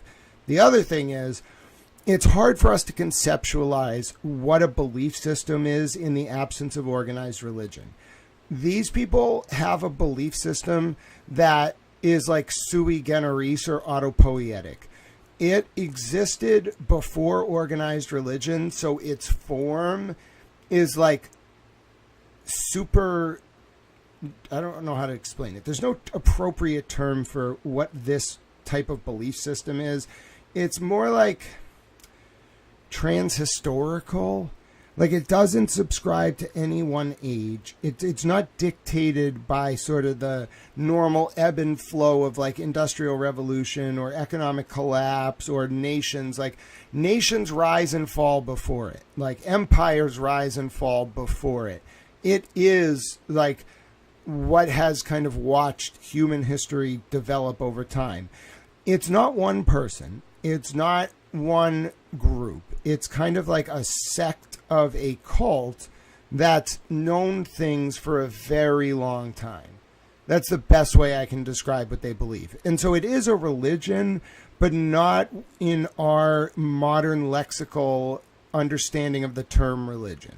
It's more like, what's the best way? It's like a solar / Saturn / like moon inspired cult that really is interested in like the cycles of the planets and what like it means when like the light is around and the dark is around, and like what a force of light is, what a force of dark is, like what does it mean to be in control. Like it's like very big questions about how to like exist and pass down knowledge that allows for, like, I think the way they describe it is like order from chaos. Like, how do they make like a chaotic, like living organism or system? How do they domesticate it? Like, that's what they're always thinking about, like domesticating crops, domesticating animals. And their biggest project, like the great work, I finally get it, was domesticating the human genome, which like, F you too, like I'm not down with that. Oh, and so to bring this back, I really am starting to think that a lot of them are, I guess I shouldn't say it. This is apparently a very special insight that I'm not supposed to share, because that's just the vibe I get. So I'm supposed to just cherish it. And I get it. I understand a lot of this now. It took a long time for me to get what they were doing. And also, like, why I was just a little bit different. It all blows my mind, though. I got to get answers. Like, I really want this guy to get back to me. This random guy from MIT and be like, yes, listen. It turns out we have a secret aristocracy and your mom is a princess. Well, what does that make me? Am I a towel? I don't know. I reject your aristocracy. I'm not telling you no babies. Do you understand? Listen.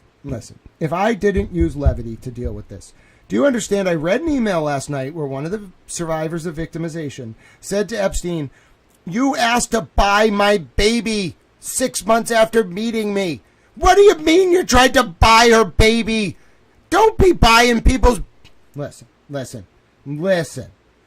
I understand. We have to go around and have some interventions. We got to have lectures with people and tell them about not hurting the kids. I get it. We got to do that. I didn't know we had to have lectures with people about not buying babies. No, you cannot buy babies. Okay, one, we cannot allow people to charge different prices for adoptions based on race. What are we doing? Second of all, we can't commoditize adoption. So that's just got to stop. I got to write a law about that. 3, no selling babies, no taking babies from their moms, listen, we just have to like fundamentally rewrite these like rules. Okay, I already did my 20 rules. We got to rewrite them. No selling babies. Like free will is very important, but the answer is like a baseline, no selling babies, no hurting the babies, no hurting the children, no hurting the women. All right, like no hurting anyone, ideally, okay? But like we gotta really refocus. We gotta like write like rules, and we gotta make sure people understand why they are the rules. Now listen, I get it. A lot of these people just felt they were completely unaccountable, so they were like, okay, I'll buy a baby. No buying babies. That's just like a very easy thing to not do. Like, you see a baby, oh yeah, like let's like do bad things to it and hurt it and use its blood and manipulate it and traumatize it and see if it'll develop special ability. No, let's not do that. I didn't realize we had to have this conversation, but let's do it. Do not buy babies. Okay, do not hurt the babies. Do not sexually abuse the babies. Like, I guess we actually have to start at, like, the most basic building blocks of society. Okay? You cannot buy babies. You cannot genetically engineer babies. Okay? You cannot commodify babies. You cannot sexually touch or hurt babies. And you can't kill babies. Okay? I didn't realize we just had to have a meeting. Oh, God. We just have to have a lot of town halls. We just all have to sit around and we have to say, okay, by a show of hands, who is opposed to selling babies? Everybody raises their hand. Okay, then we look at the one person or these weirdos who are like hesitant. We're like, bro, what are you doing? Okay, we go to the next question. Okay, who here is opposed to hurting babies? Everybody raise their hand. A few weird people hesitate. What are you doing here? Okay, we keep going. Who is opposed to sexually abusing babies? We all raise our hand. The few people who don't or are hesitant, we look at them and say, what the hell are you doing here? We continue on these very basic premises, okay, just very basic.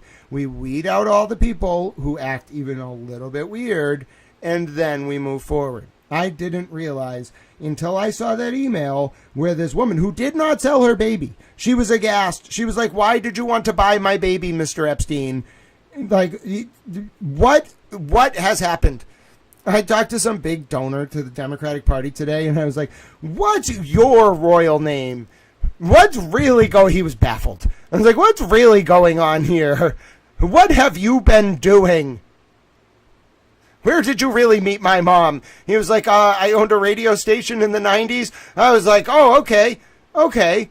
You owned a radio station. I didn't know that until right now. How much wealth do you really have? What have you aristocrats been doing? Why was the CIA operating domestically? He was like, there should be hearings. I don't really know. I was like, damn right there should be hearings. No, I'm mad at all of you.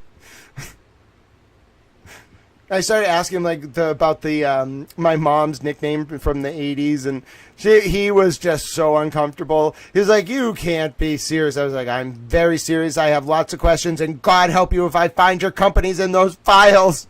I was like, ruminate on that, and then I hung up on him. He's worth a fuck ton of money, too. I was like, fuck you, too.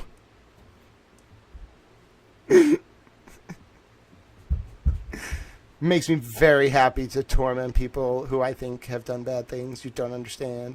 And they like me too. They're just baffled. Grant, you don't understand. I'm gonna find you. I infiltrated them. Apparently I was born into it. And then I refused to play ball. And then I used my trauma for good. And then I infiltrated them and took them all down. It's really funny. Well, they hurt kids, and girls, and boys, all of which pisses me off, which makes me think they hurt me because I just have this vengeful drive to just stop people from hurting children and women. I just really don't like it. You hurt a kid, and I got a problem with you. You hurt masses of kids, whole generations. Oh, we got a really bad problem, which makes me think they hurt me. I don't remember it. My mom also kind of implied one time.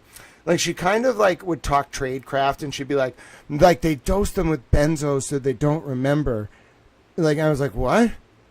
She's like, they dose them with benzos so I don't remember. I was like, how do you know what a benzo is?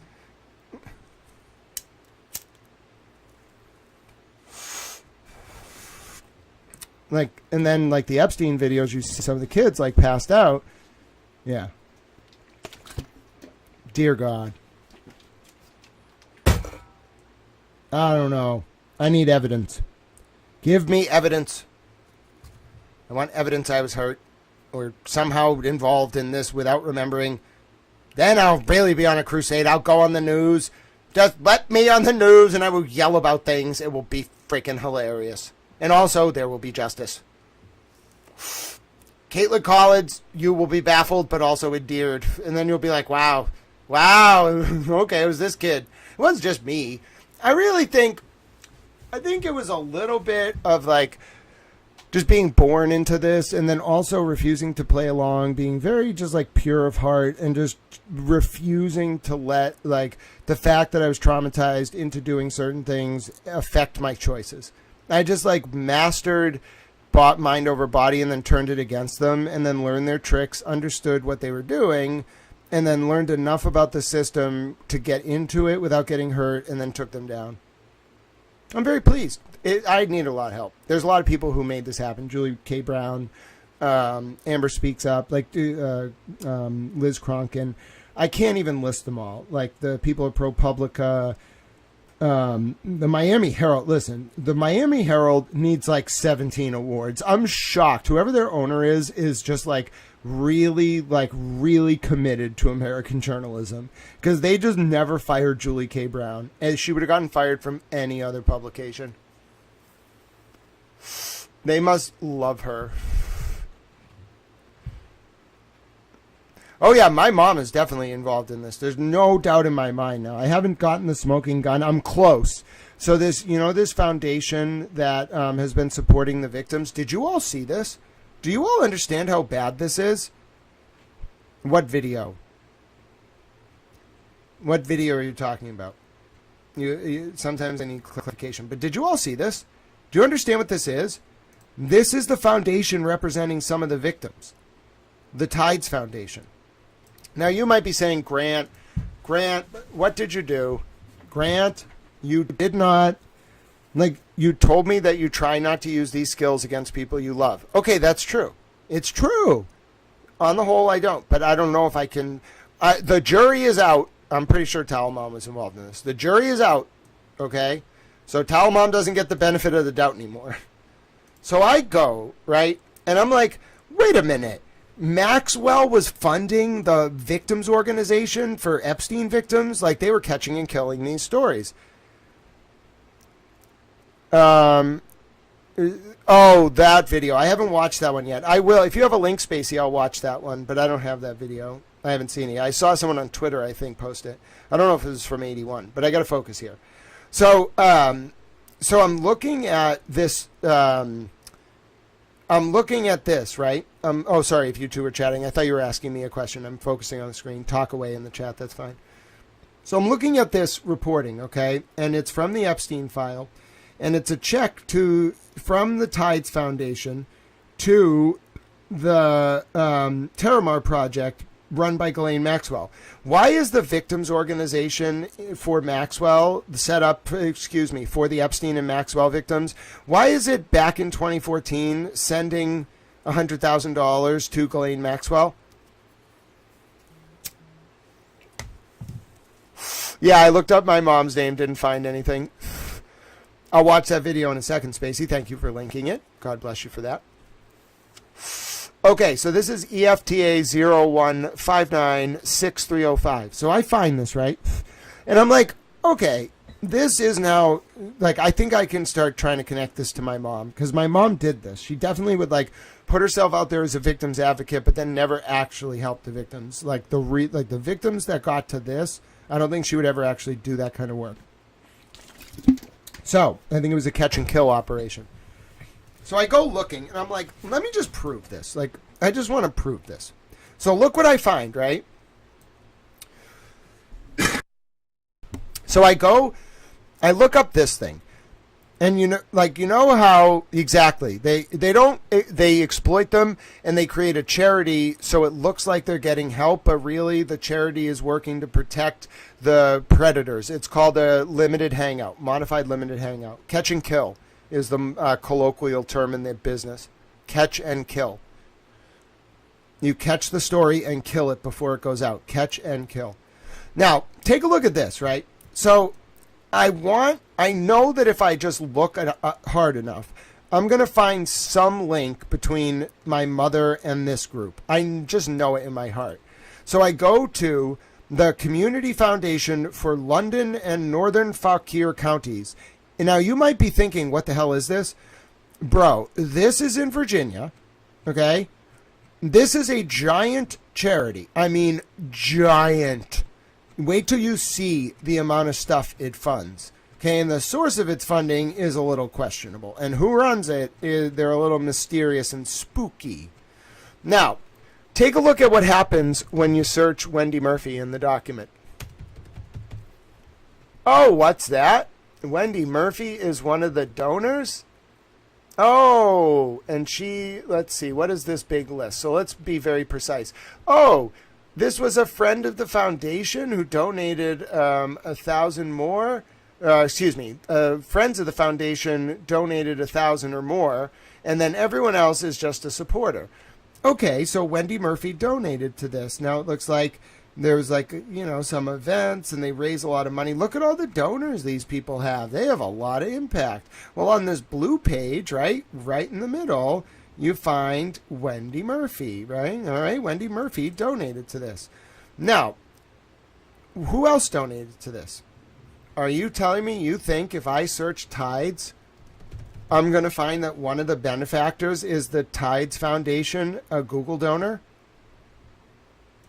The Tides Foundation Google Donor Advised Fund? That's interesting. What is, and then you might be saying to yourself, oh, this isn't UVA. This is not UVA. This is just a nonprofit. What is the Community Foundation for London and North Fauquier Counties? And you might be saying, Grant, you didn't. You didn't. No, you didn't. Yes, I did. Yes, I did. Okay? I went and looked this stuff up, and let me just tell you right now, you find that this charity goes all over the place. It traces back to a bunch of different foundations. It traces back to a very specific area of Virginia. So, now, listen. Things are possible, okay? But I just want to tell you, when you start looking into stuff like this, and you start finding these nonprofits that are dishing out a ton of money to community foundations, it's very spooky, okay? Now, you might be saying, Grant, did that cause you to do a lot more investigation into your mom? Yeah, I kind of did. Well, first, I found this really cool document. Did you know that the deep state helps you if you want to, look at this, if you want to become part of the deep state, they have a field manual, bruh. I found their field manual. It doesn't actually call it the Deep State Field Manual, but it's EFTA 011222521. It's called The Survivor's Guide to Presidential Nominees. Now, if you take a look at this, okay, this is literally, it's from the National Academy of Public Administration. They just like tell you how to like get a job in a presidential administration. They're like, yeah, like if you get a call telling you to serve like the administration, it's really intense. Like the phone's going to ring. It's going to be the White House. They're going to be like, we're looking to fill a senior position. What should you think about when you get that kind of offer? Like, do you want this? Am I right for it? Bro, it's like a field manual for like how to like get into government. Why would you ever write this up? Unless like you were trying to teach people how to create what they call a steady state. President Trump would call it a deep state. Bro, this is a field manual for how to like get into the government in any administration. It doesn't matter what administration, what you want to do. Like it looks like it's a manual for someone who gets a call to join an administration. Really, it's a field manual for like infiltrating the government. I don't know why this is even in the Epstein files. I don't think this should be public. It's way too, like, confidential. The fact that this was even put on paper is not good. But anyway, so I'm just looking stuff up about Tao Mom, you know? And I'm just like, I'm going to prove there's something weird about Tao Mom. So I find this thing, all right? Now take a look at this, right? It's, it looks to be from someone named Lord Alexander, the list keeper. And it was sent, I don't know, somewhere between 1997 and 2001. Okay? And this person's talking about like songs they haven't been able to find for years. And they're at MIT. Now, here's how we know they're at MIT. All right, first of all, the book is from October of 1989. Now, mind you, I was born May 1989. Okay? Now, look at this. This person, so just so you understand what this is. Back in the day, you used to like forward things to listservs. So this is someone who had forwarded. This is someone named Lord Alexander. I eventually found his information, like who he is. He was like an MIT student named Carl Alexander. He actually changed his name from CARL to KARL. But he's like a very high level, like very smart, like internet guy. But if you look, I'll show you another email I found in a second. But if you look at this stuff, right, it's him like sending a listserv out, and what he's sending is this book of songs called Janos's Little Brown Book of Songs from the Known World. And it's weird, like, because it's like songs from various sources and even more various and or questionable origin. There's no warranty implied or even suggested as to the legality of even being caught with this book in your hands. I have attempted where possible to give credit where credit is due, and even when it is not, names have not been changed to protect the guilty. What? Let's actually just listen to this whole thing.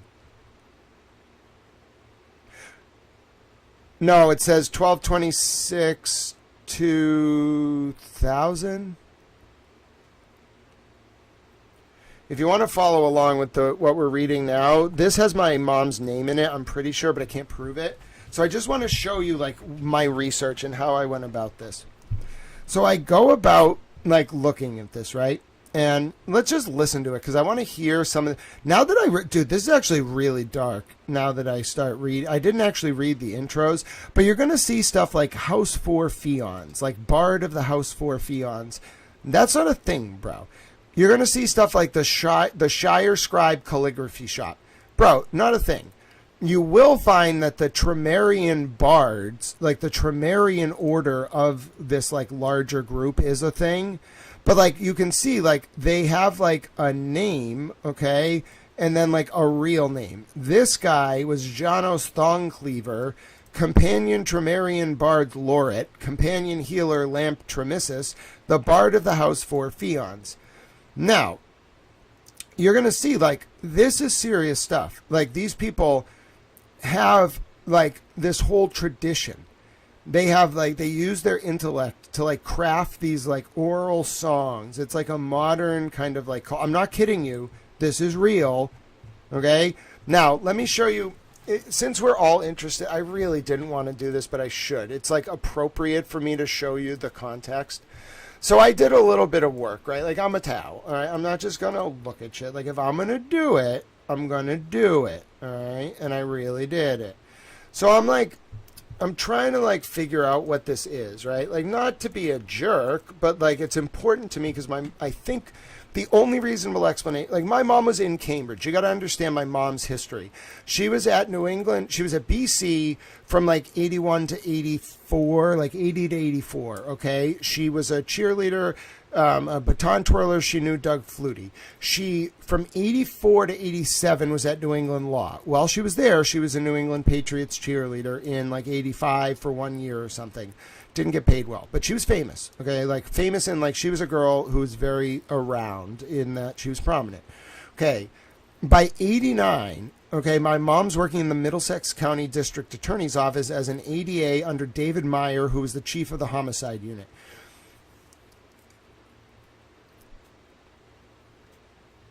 Just not going to say anything else about that for the moment. Now, I want to show you, as I'm, like, looking up this MIT email, because it has Wendy Murphy in there, I'm going to show you where it comes up. I immediately find this other email from this guy. All right, I'm going to bring it up for you. I got to go back and find it. I went on quite an explication after I found this thing. All right. Where is it? It is, nope. It was the other email from that dude. No. Oh, yeah, it was when I started Googling the author. I found him quick. It was not that hard. No, it was not that. It was not that. Where is it? Come on, I know I have another one. It was not Flick. It was that second MIT email. Well, I only went to MIT, so it should be easy enough to find in the history. There it is. Okay, so it's this. So I then find this, right? Okay, now, we can't just, like, take the fact that Lord Alec, the list keeper, forwarded this. For us to understand this, we have to find Lord Alec. Okay, or Lord Alexander, because you're already starting to see, like, there's this, like, yeah, it was the year before they went to the Super Bowl in 86. So this is the research I was doing before stream. I'm kind of glad we're getting to do this together. So you can see Alex was there at MIT from, like, 97 through at least, like, 2000, probably 2001.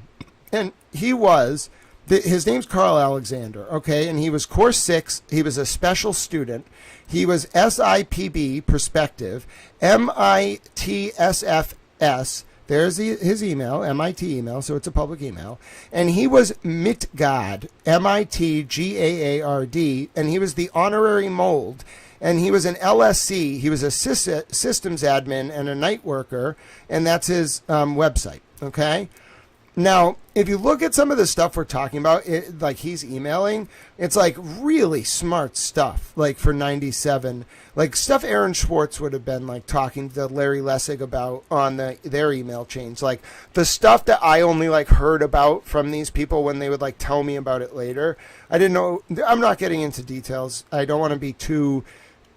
I've been to the Internet Archive. I know Brewster, okay? It's pretty clear I know a lot of people.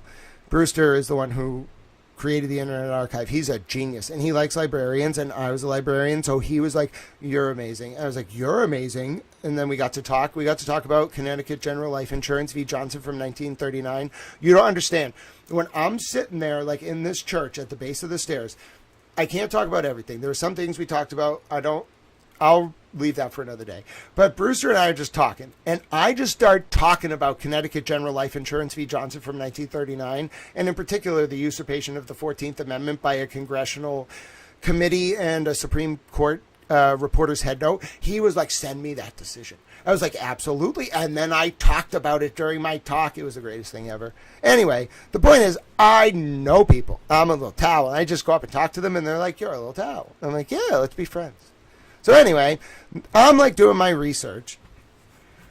Yeah, that's what I'm saying. I was around. You got to understand, I lived in Belmont. So I had a computer from the beginning of the internet, basically.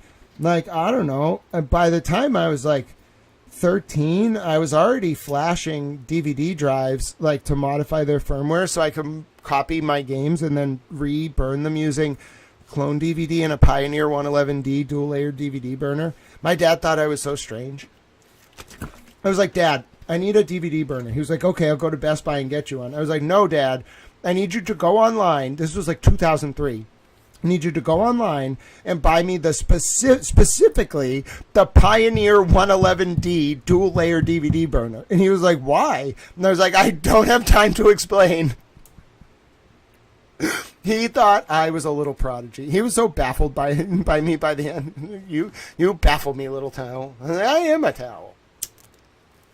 So anyway, I needed to figure out who this guy was. Notwithstanding my fascination with technology and just breaking firmware so I can make it do things. You can't tell me I can't do things with my own technology. I will make it do whatever the hell I want. I used to code in Lua so I could make the PSP say hello world. I didn't want to run games. I just wanted to code in Lua and make the damn thing say hello world. I did. I was happy. I moved on with my life. You got what I'm saying? So anyway, I'm kind of a little bit of a technological genius or prodigy, I suppose. That's why I can like do all of this at once. But anyway, so I understand like what this is. This is like some guy who is at MIT that's part of this like very advanced early listserv where he's like the guardian of it, okay?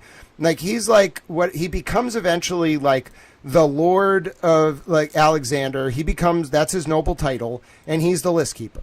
Now, he's a smart dude. Like, this dude's got money. He's a smart dude, all right? Now, I emailed him, because you just keep your MIT email forever, I guess. I emailed him, and I was like, bruh.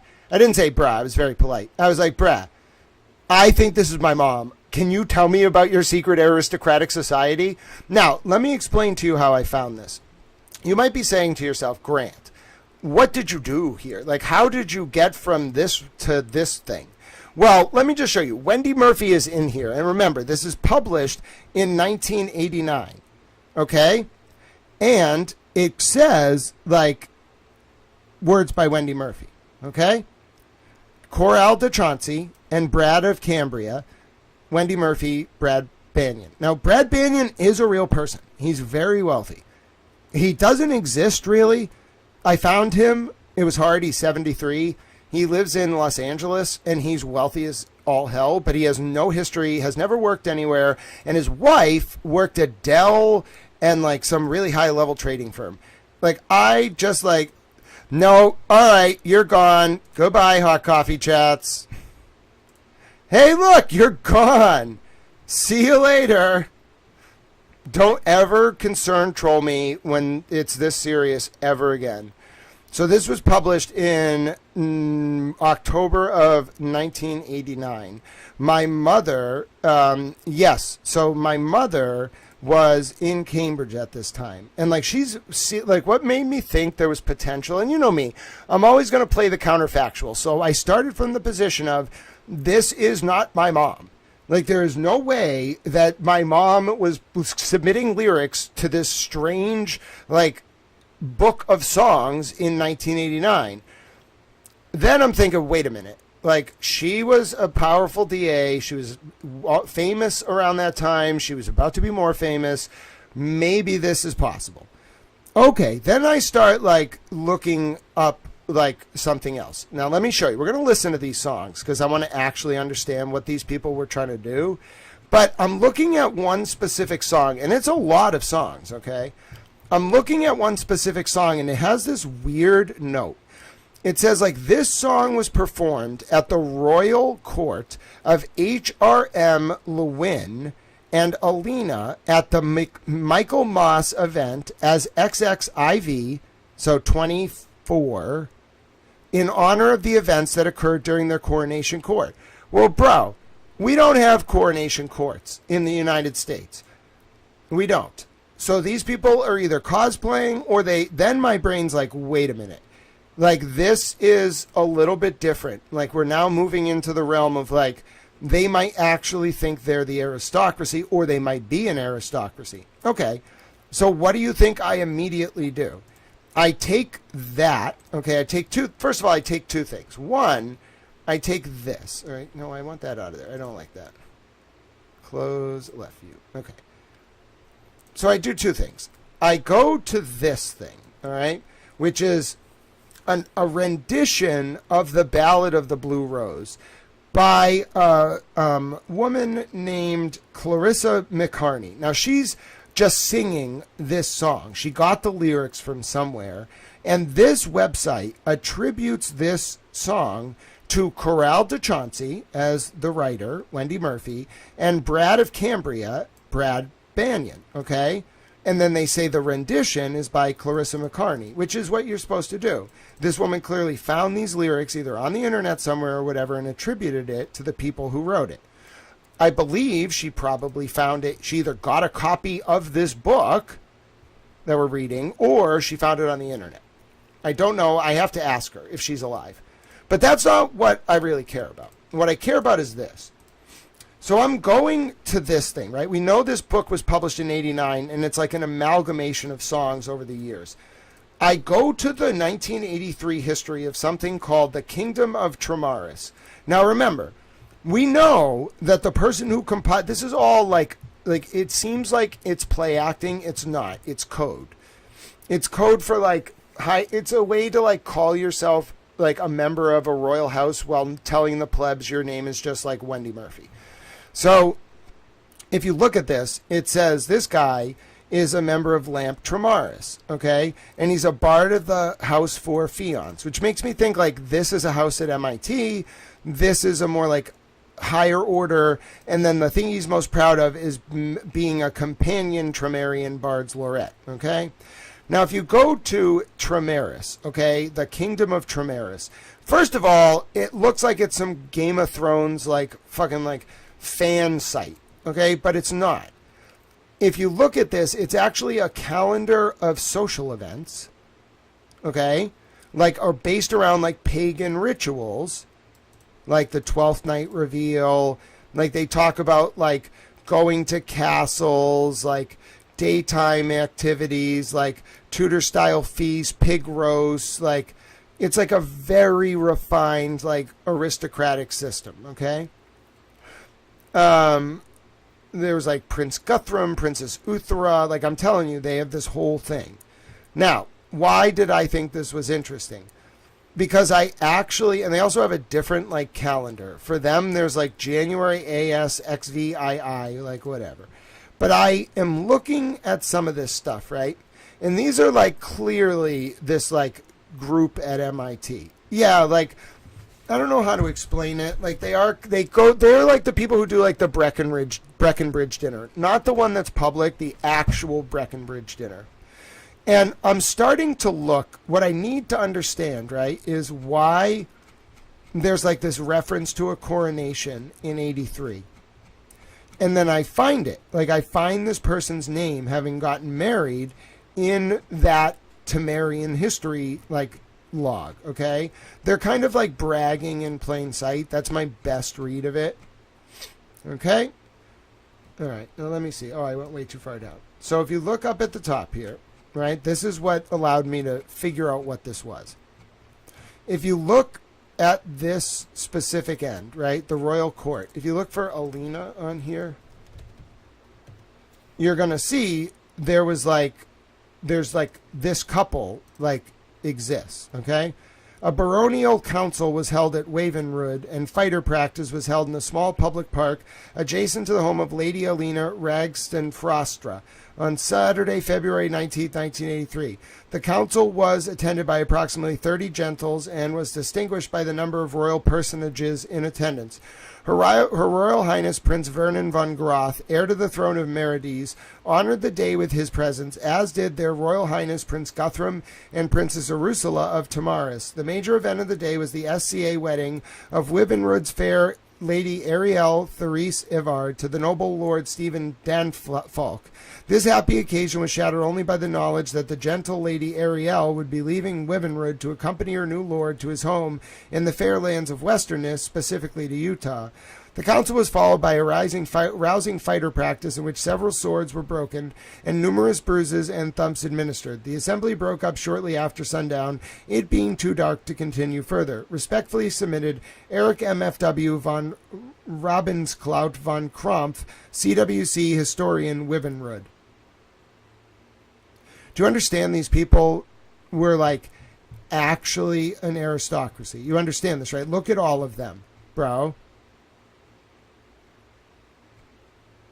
These people are not cosplaying. This is not fake. This is not like King Richard's Fair. They were actually like living this way. Now look, you go to the Kingdom of Temeria.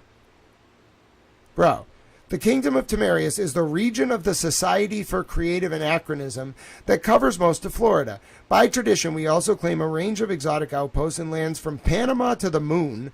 Welcome home to the lands of three seas.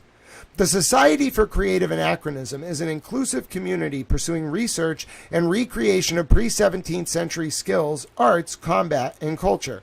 Participants explore history in thorough activities, demonstrations, and events sponsored by the Kingdom of Temerius or one of its many local groups throughout Florida.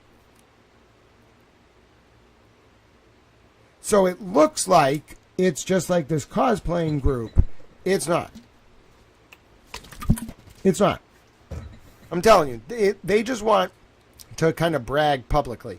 What cosplaying group that you know keeps track of this shit? This is wealthy people who like are part of some strange club that like to brag about their records. They want the public to think it's silly and stupid, but it's not. Who keeps detailed records?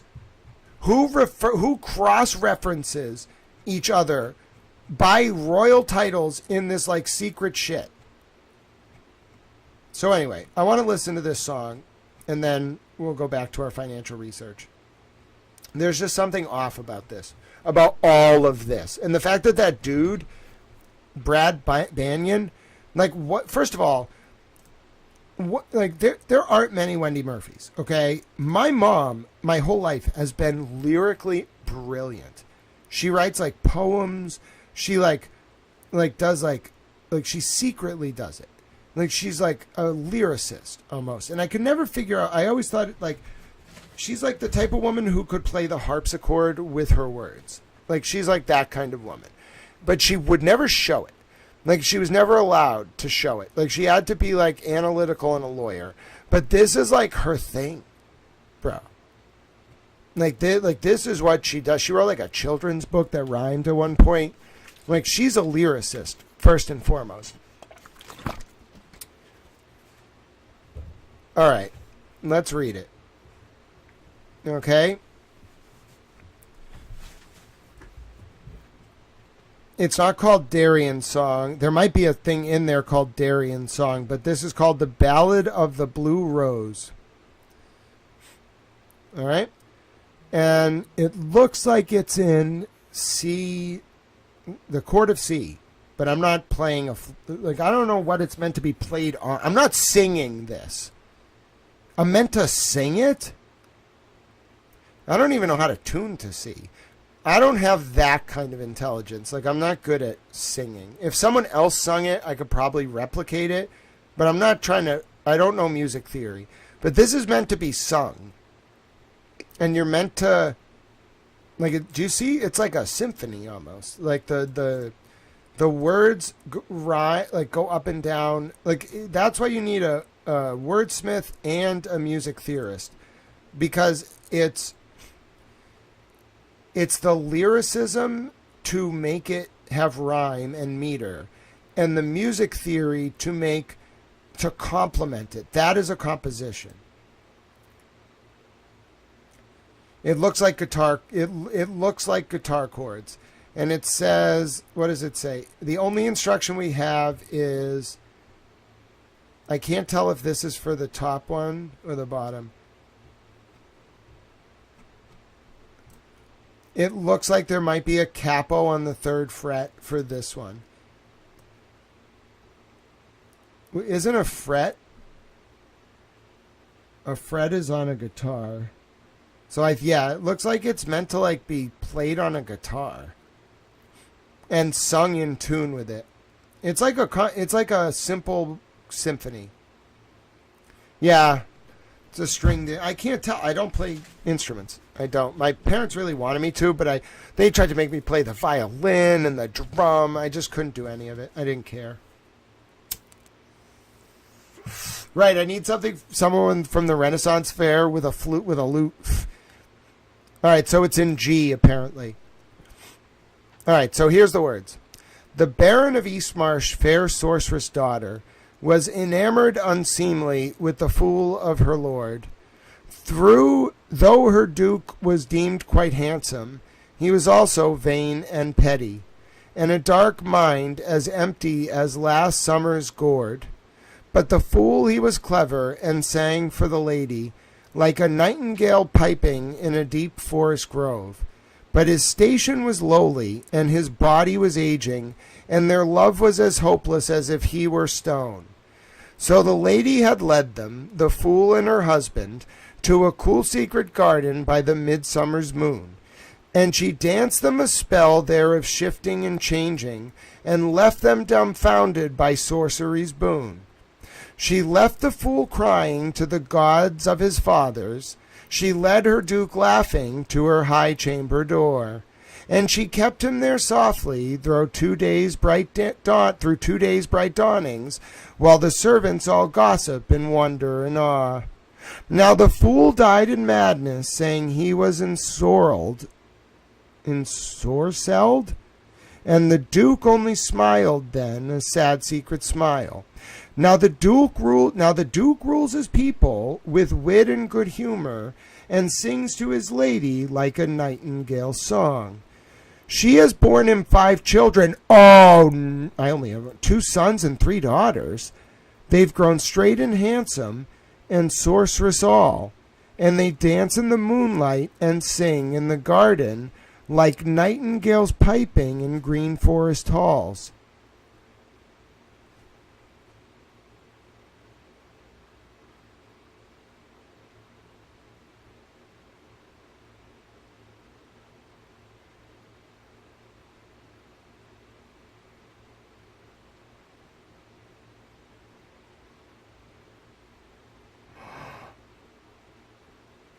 Dude, I have 1 brother and 3 daughters. I have 1 brother and 3 sisters.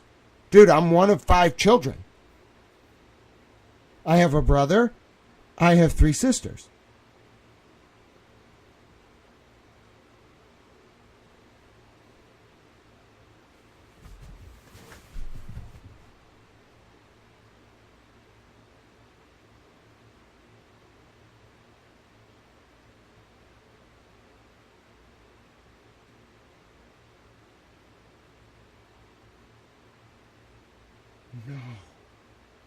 No.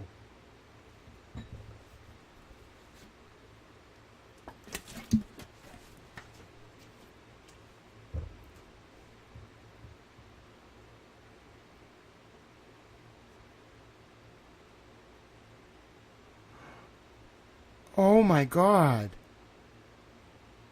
I'm not a sorceress. What the fuck?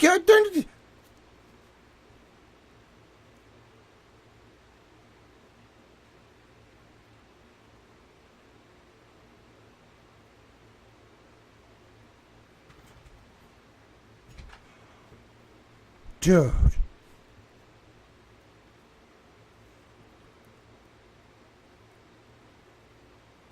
Oh my God. No way.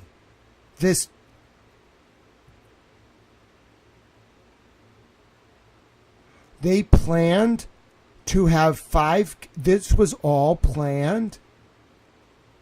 Oh my God. This was in 1989. Bro, I was born. Only I was born. They forced 3 daughters and a son. They wanted to have specifically 5 kids. She's a sorceress?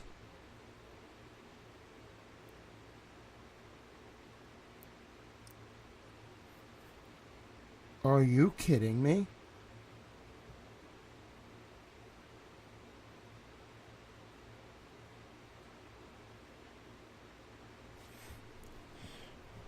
Okay. The Baron of Eastmarsh, fair sorcerer's daughter, was enamored unseemly with the fool of her lord. So it's like the court's jester. Though her duke was deemed quite handsome, he was also vain and petty, though in a dark mind. Okay. But the fool, he was clever and sang for the lady, like a nightingale piping, but his station was lowly and his body was aging, and their love was as hopeless as if he were stone. So the lady had led them, the fool and her husband, so the fool and the duke, to a cool secret garden by the midsummer's moon, and she danced them a spell there of shifting and changing, and left them dumbfounded by sorcery's boon. She left the fool crying to the gods of his fathers, and she led her duke laughing to her high chamber door, and she kept him there softly through. So she cheated on her husband. Now the fool died in madness, and the duke only smiled a sad secret smile. Now the duke rules his people with wit and good humor, and sings to his lady like a nightingale's song. She is born in 5 children, 2 sons and 3 daughters. They've grown straight and handsome, sorceress all, and they dance in the moonlight and sing in the garden like nightingales piping in green forest halls.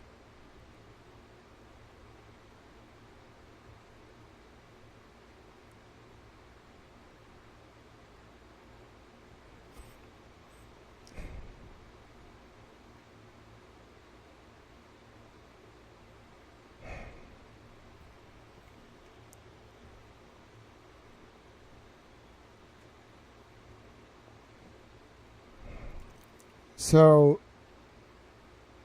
what?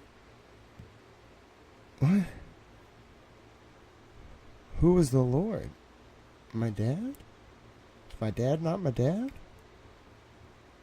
Seemed like he's my dad. Through her duke was the...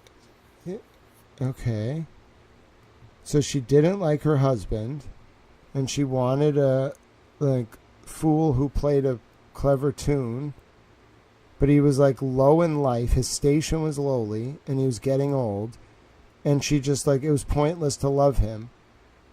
So she brought them to a secret garden, and she did a spell, and she made the fool go insane, the guy she was cheating on her husband with, and then she was like, see, I made him go insane now, let's go have sex for 2 days.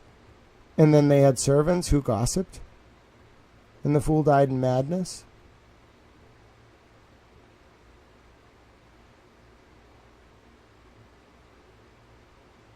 What is this?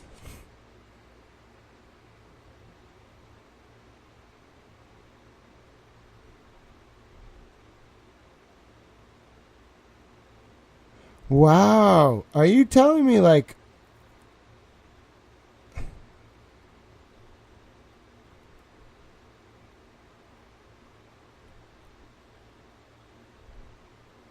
Listen, we've covered a lot of stuff on this channel. I just wanted to figure out what this was, the Society for whatever. I just thought it was weird that they kept such detailed records. The Society for Creative Anachronism. I mean, I guess we're going to find out it's very well funded. It's not a retreat. It's a secret club. It seems like they're kind of magicians, but they set. Bro, if this is right, and it's I don't know why you...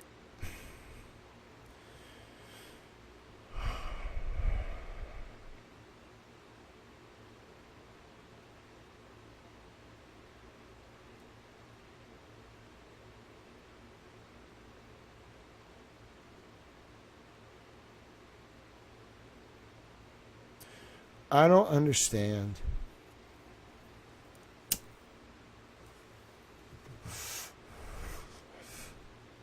They're priestesses. And they do sorcery. I don't understand. And it involves like sacrifice?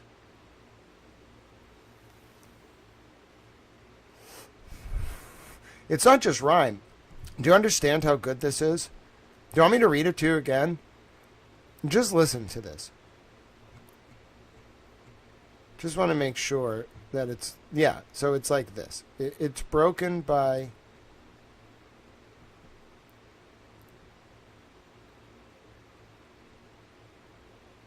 The Ballad of Blue Rose. Let me just make sure the next one... Oh, I read the wrong one. Wait a minute, are they both?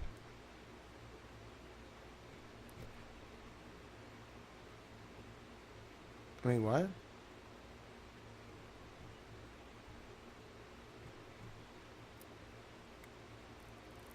Is it just scanned wrong?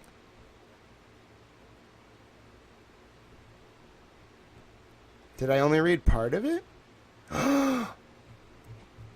It keeps going? Oh, we're not even done. Okay.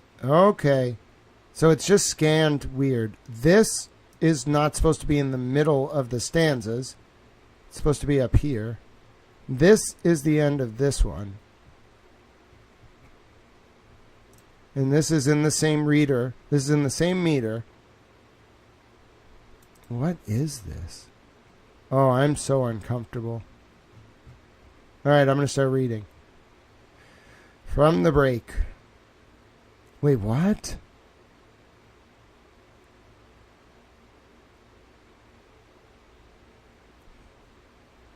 An April witch came to Dirkshire 10 years ago this Bethane Eve. Spake she, your township's dearest prize will be my own before I leave. The merchants went to hide their gold, the jewelers locked their gems away. But she shot out, our shire's best bard, and in her golden voice did say, come dance with me the rites of spring, the grey is slipping from the skies. To bring the bursting buds to bloom, I need the fire from your eyes. His blue eyes dances as he played a run upon the lute he loved so well. And what is it that you will give me in return? I pray thee tell. I give to thee 12 precious stones, the finest diamonds earth e'er made. A mantle of the finest silk I may now offer you in trade. A castle made of ivory to keep you safe from stormy skies. For I must wake the spring, and so I need the fire from your eyes. I thank you know the evening sky is filled with gems enough for me. I love a storm, and so would find no peace in halls of ivory. In midnight's mystic mantle I do feel myself most finely dressed. So, lady, I must ask you now if you have offered up your best. For night draws nigh, 'tis time to sing, and we must say our fond goodbyes, if you've no better offering to tempt the fire from my eyes. She stood in sombre thought, a perfect maid of rare immortal light. I'll grant you your soul's secret wish to know true love for a single night. I know the secret longings hidden deep within the songs you sing, and though I've never loved, I must now for the sake of the rising spring. I will fulfill your secret dream from now until the next sunrise, if you'll consent to let me have the fire from your eyes. Continued. The midnight air was so alive, the stars so clear and bright, that not a soul in all that town could sleep a wink that night. Wild music danced upon the breeze, but was too quickly gone. With her first tears, the April witch arose before the dawn. For a night or a season does what it must. It lives its span, and then it dies. She stole away from her sleeping love, taking the fire from his eyes. Now there's a festival in our fair shire this Bethane Eve, and the bard is singing songs that only some of us believe. Of how on this day, for 9 years, upon one barren bush there grows, our single perfect heralding of spring, a bright blue rose. He says it's where the witch's tear fell on that distant dawn, her remembering of a love that lived for one night and then was gone. And the strangers wonder why, when the bard sings the song he cries, and the tears flow from his pallid cheeks, from gray and empty eyes. Huh.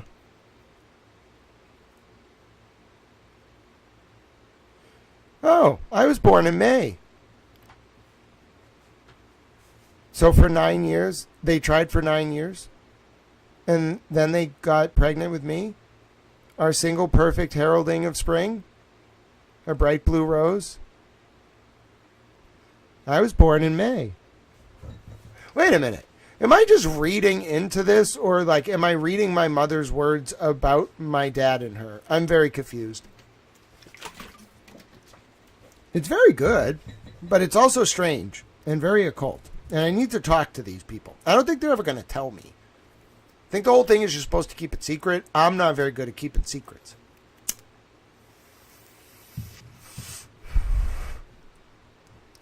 It does feel like an incantation, doesn't it?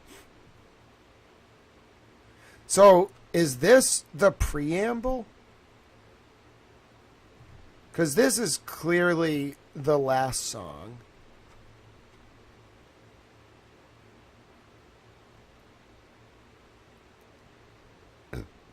I really like this one. Like, this one feels like what they wanted. Like, I wonder if my dad was involved. Like, he never seemed like he was like a weird guy. He did have a lot of power. I guess he, like, there was something bearing on his soul. That's why I always got the vibe from him. He felt very guilty about something. I don't know. He had to, like, drink himself to, like, I mean, he's dead now, but he drank until he could not, like, remember. So he, like, it was his whole life. Like, something wore on him. He never talked about it. I just thought it was his work. There's something weird about this. It's weird. Like, it's the strangest thing. It's not directly related. It is related to the Epstein files in that I got here because I was trying to figure out why my mom and this Victims Foundation both donated to this strange charity in Virginia. And I ended up on this thing. But, like, just reading it, like,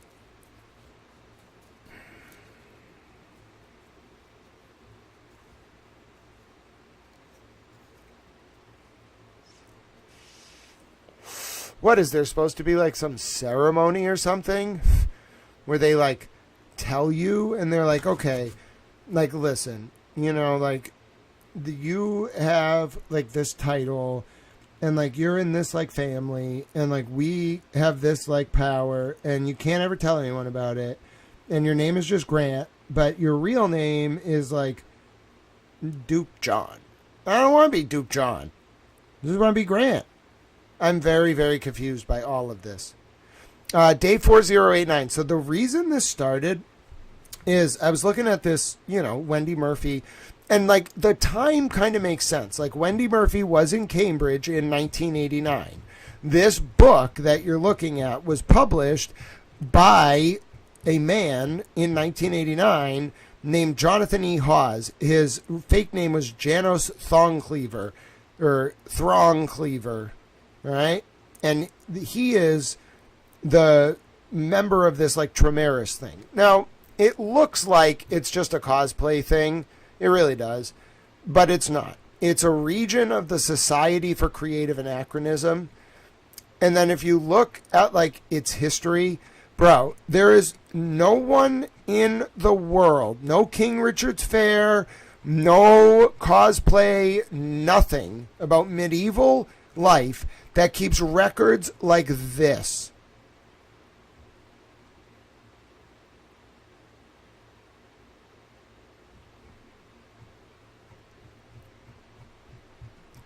About their weddings, where they're going to go live. Like, they have this, like, you might want to call it kind of like childish, but it's not. All right? So, I don't know what it is. But it connects because one of the songs in this book was played at a wedding that's in one of the people's documented in this shit. And the guy also, I'm sorry, I clicked the wrong button. The guy also literally has Tamaris in his title for this amalgamation of songs. And there is like an ominous tone to this whole thing. So that was the research on that. Now, what we actually were going to do today, before I got very, very overwhelmed by that poem. By the way, that's some serious stuff. I mean, as much as you want to say this is not serious, it's people cosplaying, it's not. There's like they are encoding something there. This is weird. So anyway, I was looking at that. But then more importantly, we're going to look at financial records. And I wanted to dive into all of this in order because the Kathy Rumler stuff is very important. We covered it. We've covered the Stoughton connection. We've covered the Connecticut connection. Now we're kind of looking, where was Epstein's money flowing after he died? After he was a sex offender, but before he died. Okay, that's what like the theme of today was going to be, but I wanted to do an intro. All right. My name's Grant Smith Ellis. That intro was 2.5 hours. What are you going to do about it? All right. All right. So let's begin. We are going to start here. All right, the financial document that our dear friend from Germany sent us, okay? I'm going to just put it into the helpful browser. It's going to pop right up. This is exactly where we left off yesterday. We're picking up where we left off. Now, I want to start like this one. I just want to let you know, I did some research into the National Organization of the New Apostolic Church. All of its records are withheld because it's a charity. It's a religious organization. I cannot get anything about this organization. It appears to be tied to Epstein, but I cannot confirm it because they don't file taxes. Now, what I can find, okay, and what we're going to start with is, might be in the other document, but it doesn't really matter because I already have it. What I do want to start with is this, okay? It is a charity connected to Epstein in one of, this document, the first financial document. So these are two that I need. And I'm very good at keeping track of all this. So this is a list of Paul Morris's clients. Not everything here is connected to Epstein. Southern Trust Company is, Paul Morris was like an advisor. He was like a wealth manager. The Wank thing, the Wannick thing, as far as I can understand, is not connected. It's just another guy who Paul Morris managed money for. But what is connected to Epstein is Gratitude America. So this is where we're going to start, okay? Now, normally, anything you see in Virgin Islands, like, that's a strong hint, that it's Epstein, but, like, you still got to prove it, okay? So this is where we're starting, and the story we're going to get out of this today is going to be a big one. So if you enjoy kind of like seeing me do financial analysis, bringing up like the story, like actually writing a story, that's what we're going to do over the next few hours. Then I'm going to bed, then we're going to wake up and do this again tomorrow. I will look at the 86-page secret complaint that Mary P. was so good enough to find. That was taken down by the DOJ. We will look at that next. First, we're going to do a financial investigation. Okay? So here's how we're going to do it. We're going to do it by looking at Gratitude America. Now, I want to teach you how to do it. I should do a tweet where I tell people I'm going to teach them how to do this because otherwise they'll be like, why didn't you tell us? Okay. All right. Okay.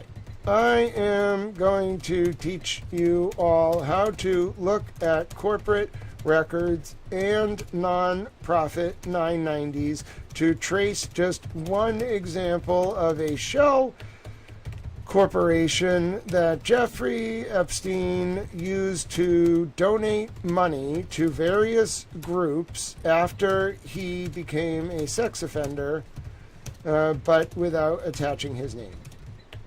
But without his name attached. No, too many characters. To groups after, I don't need to say various. All right, there we go. Let's do it. So we're starting with Gratitude America. I already know where this is going, but I want to show you how to do it. Now, a couple things. One, Epstein, like, here's what I found out. Like, he died right after he turned over the 1953 trust. The 1953 trust, hey, and Limini, it's great to see you. I love your username. Now, the 1953 trust was signed over to one of his girlfriends and I forget who else. One other person. Some family member's brother. Ed or one of the other ones. One of the brothers is a little weird, but he signed it over to one of the brothers. I forget which one. Now, for our purposes, that trust is worth like $100 million or something.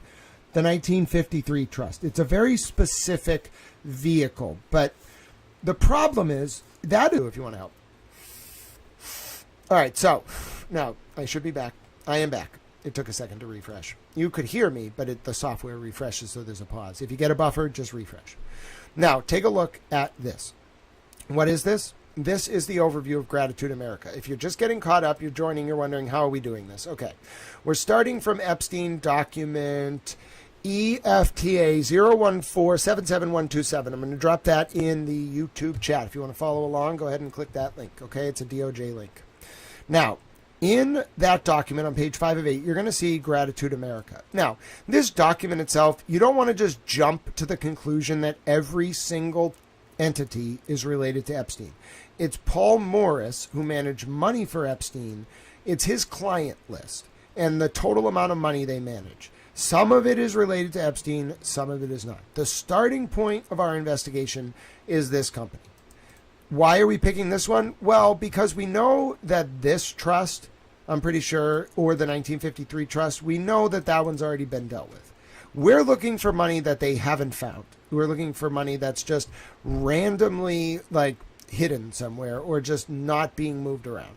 So we see some money in the Zorro Development Corp from New Mexico, obviously, $230,000. But we don't, is that going to help us right now? It's a little, but we want money for these victims. We're trying to my goal is to claw back funds that belong to Mr. Epstein that he did not turn over, that he tried to pass down, but are still around. All right, that's the point of what we're about to learn. We're doing one example, but you're going to watch. It's going to take 4 hours. So if you want to see me sit here and do this, you want to send food my way, gift cards, Uber Eats, donations, whatever, that's the best way to do it. Me sitting here for 4 hours. Now, you want me to outline what we're about to do? We're going to take Gratitude America LTD. All right. Now, what you want to do is you want to go to ProPublica. I like to use ProPublica because it indexes the 990s.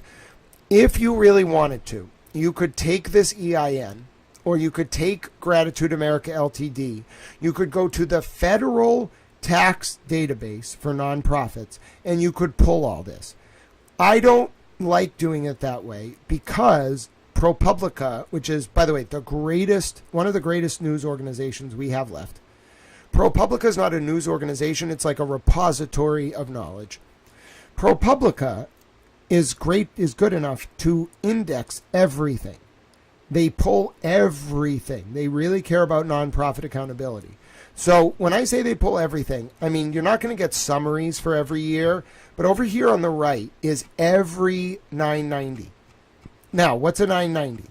A 990 is a required form that a nonprofit has to file.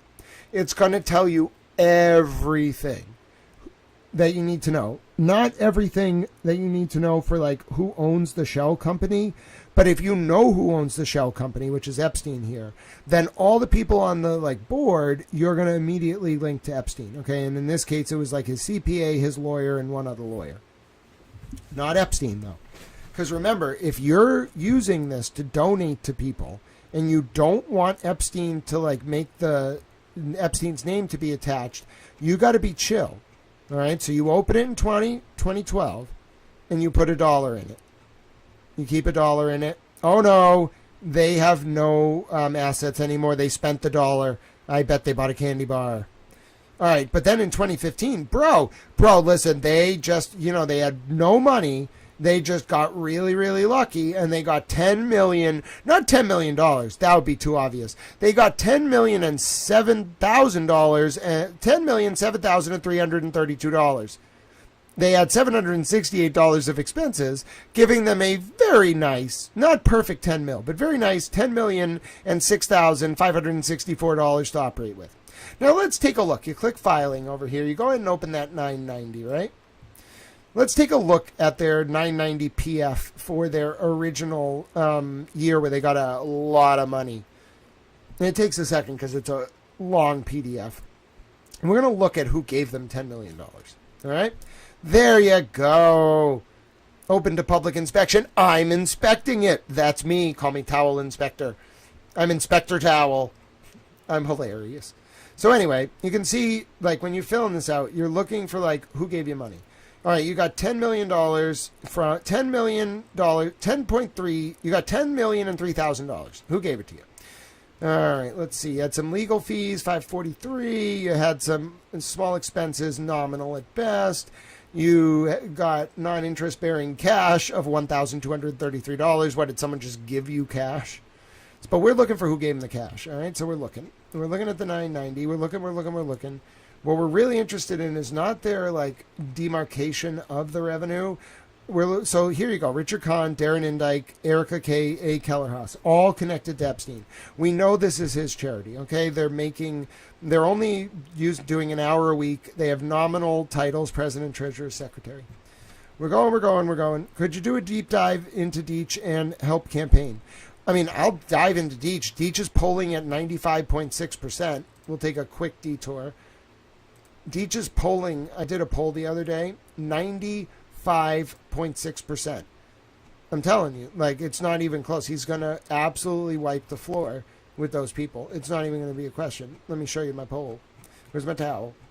Where's my towel field poll? It's an unofficial field poll.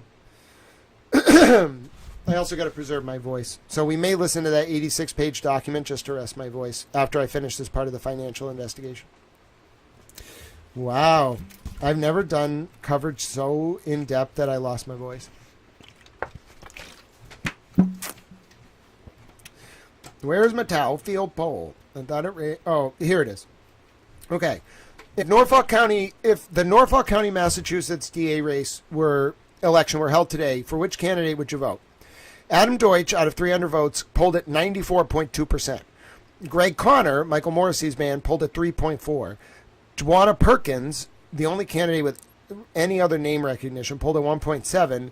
Other polled at 0.7%. Bro, like, I have a pretty big audience in that specific area of the country. And, like, people were clearly, like, voting who weren't from there, so you got to adjust. It's not... The margin of error is probably 10 or 20 instead of 5 to 4. But, like, bro, I'm telling you, Deutsch is going to win that race, like, 92%. Like, Greg Conner's going to drop out after the primary. The primary itself is going to be, really brutal. It's going to be Deutsch just, like, winning, and then Greg Conner going around and then Ida Lee trolling Greg Conner. I think it's going to be really bad. So let's go back to this. So anyway, there were some investments, some holdings. We're really looking for who gave him the $10 million. They're probably not going to make it obvious because they're trying to hide Epstein giving the money. But we're going to figure out, like, how they used it, how, like, who they got the $10 million from. Hello, in Limonene. Yep, you get all caught up. And then who gave you the $10 million? Oh! Hello, BV70 LLC. It is good to meet you. Oh! Oh, yes. This is what I like. I am a towel. The corrupt will vote for Deutsch. No, the corrupt will try to vote for Greg Conner, and then Rachel's going to go around and troll Greg Conner about how Michael Morrissey enabled Robert Devine, and then Greg Conner's going to lose the primary. Mark my words. I'm grateful for your support, but just mark my words. The Norfolk DA primary, 91% Adam Deutsch. Everyone else drops out. He wins the general unopposed. The billionaire who stood by Jeffrey Epstein. I think it's the opposite. The corrupt will vote for Greg Conner and lose.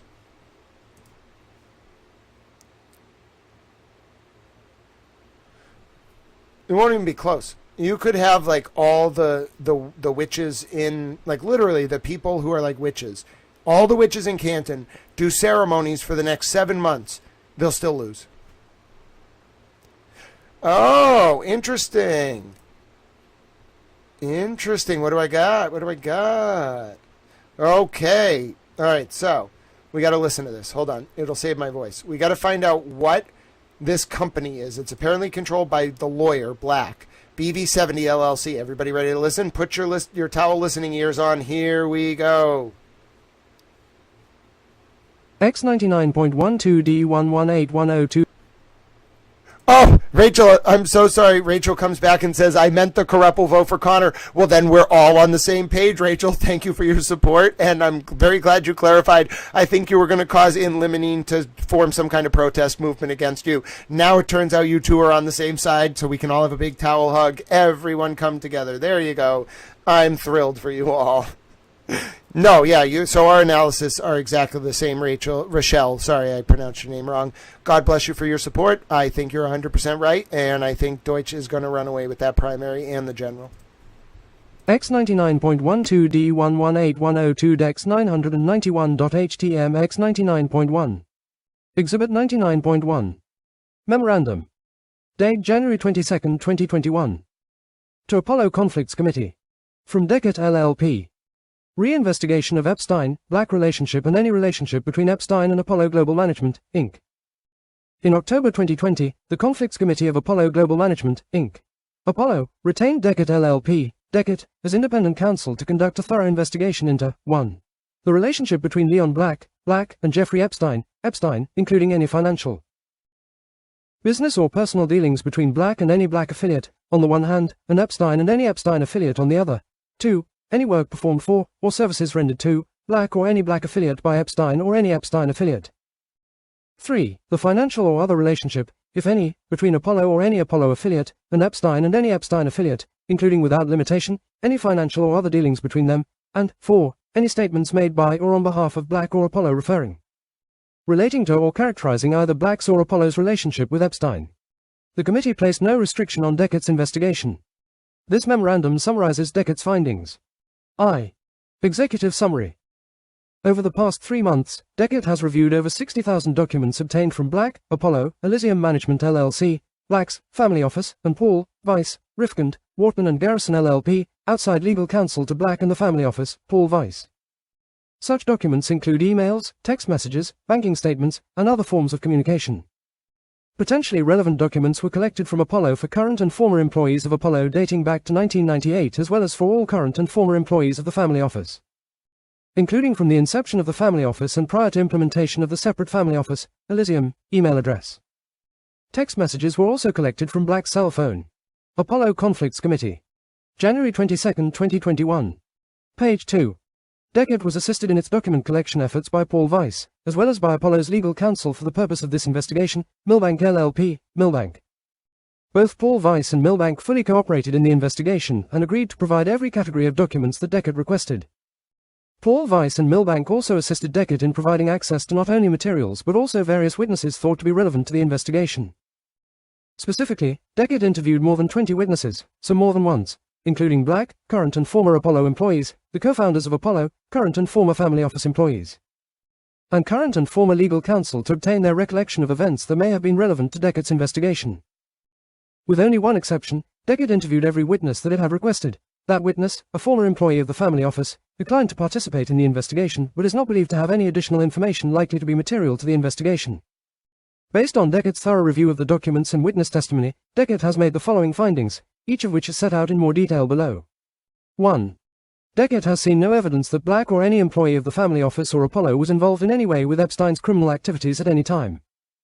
There is no evidence that Epstein ever introduced Black, or offered to introduce Black, to any underage woman. 2.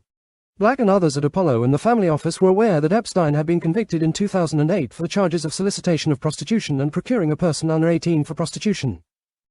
There is no evidence suggesting knowledge of any other of Epstein's criminal activity or the scope and details of such activity at any time prior to such activities being publicly.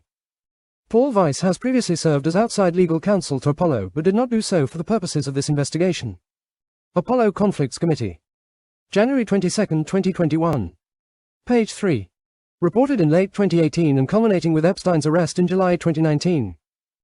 When Black first retained Epstein, he believed that Epstein had served his time for the originally charged offenses and believed that it was not inappropriate to give Epstein a second chance, as many other prominent figures in business, science, politics and academia had done.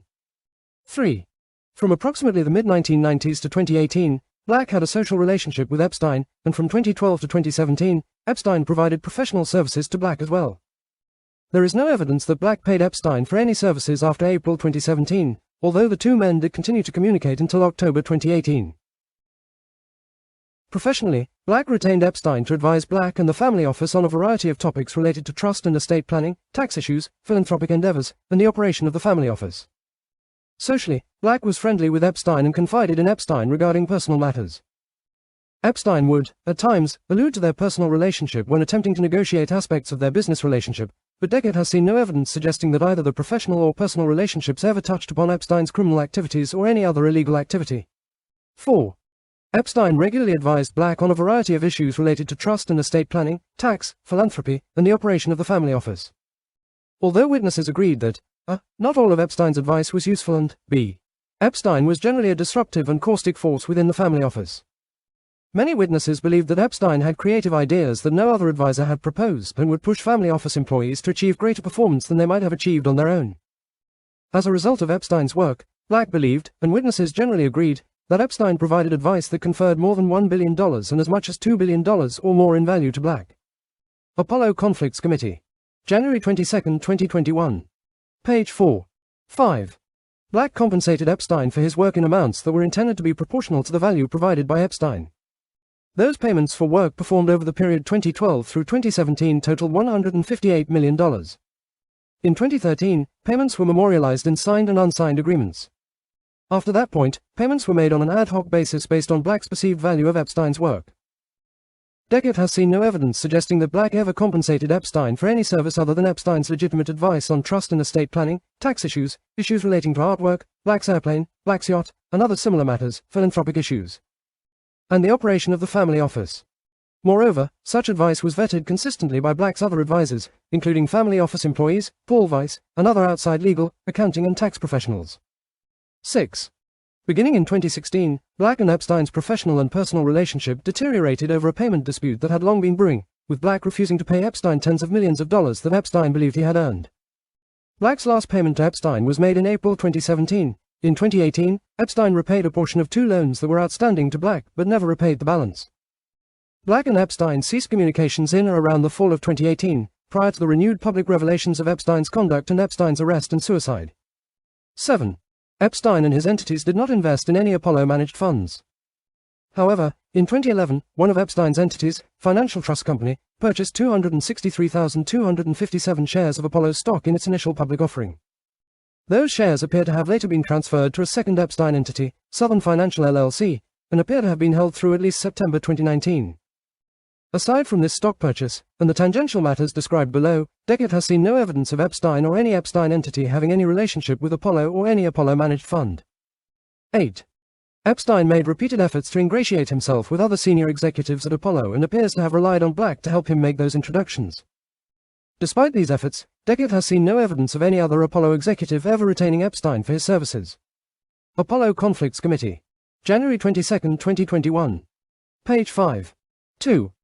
Black and Epstein develop a personal and then a business relationship. Black was introduced to Epstein in the mid-1990s by a mutual friend. Following the introduction, they grew to know each other better and developed a personal relationship. While Black and Epstein discussed estate planning, philanthropy, and related issues over the years, Black did not engage Epstein to provide him with any services until 2012. Initially, Black viewed Epstein as someone who was very intelligent and knowledgeable regarding issues relating to estate planning and taxation. Black also was impressed by Epstein's connections to many prominent figures in business, politics, and science. Epstein spoke knowledgeably about scientific innovation and technology. He introduced Black to well-regarded researchers at Harvard University and the Massachusetts Institute of Technology and encouraged Black to donate to charitable causes that supported scientific development. In 1997, Black appointed Epstein as one of the initial directors of the Black Family Foundation, which was established for the purpose of facilitating contributions by Black and his family to philanthropic endeavors. Black was further impressed when he learned that David Rockefeller had appointed Epstein as a director to the board of Rockefeller University. This appointment was consistent with Black's understanding that Epstein was extremely knowledgeable about science and technology, as well as a strong proponent of scientific research and development. In the mid-1990s, Black's business and net worth were growing and his children were young, so Black was less focused on matters related to estate planning. Although he may have discussed such matters with Epstein, such discussions were peripheral at the beginning of their relationship. As the importance to Black of effective tax and estate planning grew over time in the 2000s, Epstein eventually recommended that Black retain the services of a particular trusts and estate attorney from a prominent law firm. That attorney was primarily responsible for Black's trust and estate planning until approximately 2012 or 2013, when Epstein started to take a more active role. Apollo Conflicts Committee. January 22, 2021. Page 6. In MID 2007, Epstein resigned from the Black Family Foundation.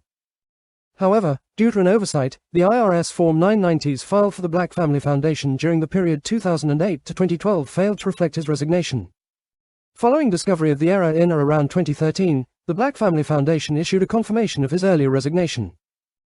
In 2008, Epstein pled guilty in Florida to 2 felony offenses: procuring a person under the age of 18 for prostitution and solicitation of prostitution. As a result, he received a 13-month sentence, the majority of which was spent on work release, and 1 year of house arrest before being released in August 2010. Black was aware of Epstein's guilty plea and understood from Epstein that these offenses arose out of a single instance in which Epstein had received a massage from a 17-year-old prostitute. According to Black, Epstein had told him that the woman had shown Epstein false identifications suggesting that she was not underage. Black had no client relationship with Epstein at the time. Black formed the family office in 2008 to better manage his finances, trusts, and estate planning. At its inception, the family office included only a single employee, but it gradually grew over time as Black hired additional management, legal counsel, and staff. By 2014, the family office had approximately 10 employees. Following Epstein's prison sentence, Black believed that Epstein had served his time and that it would not be inappropriate to maintain a personal and professional relationship with Epstein. This decision appears to have been informed by at least 3 factors. First, Black believed that the severity of Epstein's offenses was limited to a single instance of soliciting a 17-year-old prostitute that Black believed Epstein had mistakenly understood was older. Second, numerous prominent figures, including CEOs, banking institutions, leading figures in technology, science and business, diplomats, and Nobel laureates, continued to maintain social and business relationships with Epstein. Third, Black describes himself as someone who believes in rehabilitation and in giving people second chances. Based on this belief, he has maintained relationships with other notable figures in the business world, such as Michael Milken and Martha Stewart, who have spent time in prison. Apollo Conflicts Committee. January 22, 2021. Page 7. Black agrees, in hindsight, that he should not have given Epstein a second chance and that he would not have done so if he had known more about Epstein's criminal activity. Deckett has not found any evidence to suggest that Black, during the period of their relationship, knew anything about Epstein's criminal activity aside from the one instance described above, to which Epstein had admitted when he pleaded guilty in 2008. In 2012, Epstein and Black began to discuss a business arrangement pursuant to which Epstein would advise Black and the family office on trust and estate planning, tax issues, philanthropic issues, and the operation of the family office. The terms of this arrangement, a description of the work provided, and a summary of the payments for this work are set forth below. Black and Epstein's relationship deteriorated between 2016 and 2018 over a dispute that had long been simmering regarding payment for Epstein's work, which also is described in more detail below. Black severed all ties with Epstein in approximately October 2018. Throughout Epstein and Black's relationship, Black viewed Epstein as a friend worthy of his trust. They attended social events together, Black confided in Epstein on personal matters, and Black introduced Epstein to his family. Black regularly visited Epstein's townhouse in New York to either discuss business or to meet other prominent guests who were visiting Epstein, including well-known businessmen, political figures, diplomats, scientists, and celebrities. In general, one-on-one breakfast meetings between Black and Epstein would be more common for business meetings, whereas afternoon meetings with other guests would be more common for social visits. Apollo Conflicts Committee. January 22, 2021. Page 8. Regarding travel, Black and his wife briefly visited Epstein at his residence in Paris for drinks on a single occasion. Black and his wife also visited Epstein at his property in Santa Fe on a single occasion, while Black and his wife were on their way to California on Black's personal airplane. Black also briefly visited Epstein in Florida on 1 or 2 occasions. Black recalls visiting Epstein's island in the Caribbean on 2 occasions and was accompanied by his wife and 1 or more of his children on both. Black never spent the night at any property owned by Epstein. Black only recalls flying on Epstein's private airplane on a single occasion, when he and 1 or more of his children went to meet with professors at academic institutions in the Boston area. Black viewed Epstein as a confirmed bachelor with eclectic tastes, who often employed attractive women. However, Black did not believe that any of the women in Epstein's employ were underage. Black has no recollection of ever seeing Epstein with an underage woman at any time. Black stated that he was repulsed by the details of Epstein's crimes that were published in late 2018 and regretted ever having worked with Epstein. Other witnesses agreed that Black was shocked when the allegations became public. Some witnesses noted specifically that they did not believe Black would have allowed Epstein to be introduced to Black's wife and children if Black had had any suspicion that Epstein had done anything inappropriate or illegal with girls or young women. 3. Epstein provided substantial value to Black and the family office. Many witnesses believed Epstein provided significant value to Black and the family office in the areas of estate and tax planning. Although witnesses had different opinions about the extent of Epstein's value on specific projects, it was generally agreed that Epstein was an active participant who provided unique solutions to several issues raised in the family office. Deckard found support for this in its document review. Epstein communicated often with members of the family office, proposed distinct solutions to issues raised, and provided specific feedback with regard to works in progress. Other Black. At Epstein's request, Black and his wife provided transportation from Santa Fe to California on Black's plane to 2 or more of Epstein's adult guests in Santa Fe. Apollo Conflicts Committee. January 22, 2021. Page 9. Advisors, including employees of the family office, Paul Weiss, and other outside accountants, lawyers and tax professionals would vet his ideas. And he would regularly challenge him to think outside the box as well as to defend their positions from both a legal and pragmatic standpoint. In short, there is no question that Epstein performed substantive work for Black and that Black genuinely believed that Epstein was extremely smart, capable, and saved him substantial amounts of money. In addition, Epstein helped manage, and provided oversight to, the family office between late 2012 and 2017. In that capacity, he worked on a variety of projects. Witnesses described the following as being the most significant projects during Epstein's tenure, although there were a number of other estate and tax-related projects and issues with which Epstein was involved during this time period. A. 2006 Grantor Retained Annuity Trust, GRAT. There was a consensus among witnesses that Epstein offered a unique solution to a potential estate planning problem that arose out of a trust known as the 2006 Grantor Retained Annuity Trust, 2006 GRAT. Many witnesses opined that this solution, which Epstein offered in the beginning of Black and Epstein's working relationship in late 2012, was the most valuable piece of work Epstein provided Black. A GRAT is an estate planning mechanism that allows a grantor of a trust to transfer to his or her beneficiaries that portion of the assets contributed to the trust that have appreciated in excess of an assumed growth rate set by the Internal Revenue Service, IRS. If done properly, the assets should be transferred out of the estate without gift or estate tax liability. The grantor retains the right to receive a series of annuity payments from the GRAT for a specified period of time.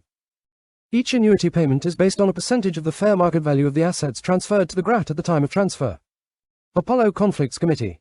January 22, 2021. Page 10. Black was interested in establishing GRATs because they would allow him to transfer certain assets outside of his taxable estate as well as to accomplish other financial and estate planning objectives. Originally, the 2006 GRAT was established by Black's former trusts and estates attorney who had been recommended to Black by Epstein. However, it appears that because of the way the 2006 GRAT had been structured, there was a serious risk that, absent additional action, the GRAT would carry a future risk of a large estate tax assessment and thus would not perform as Black understood it would. Both the former family office employee and outside counsel agreed that, at the time the issue was identified, the estate tax would have been around $500 million.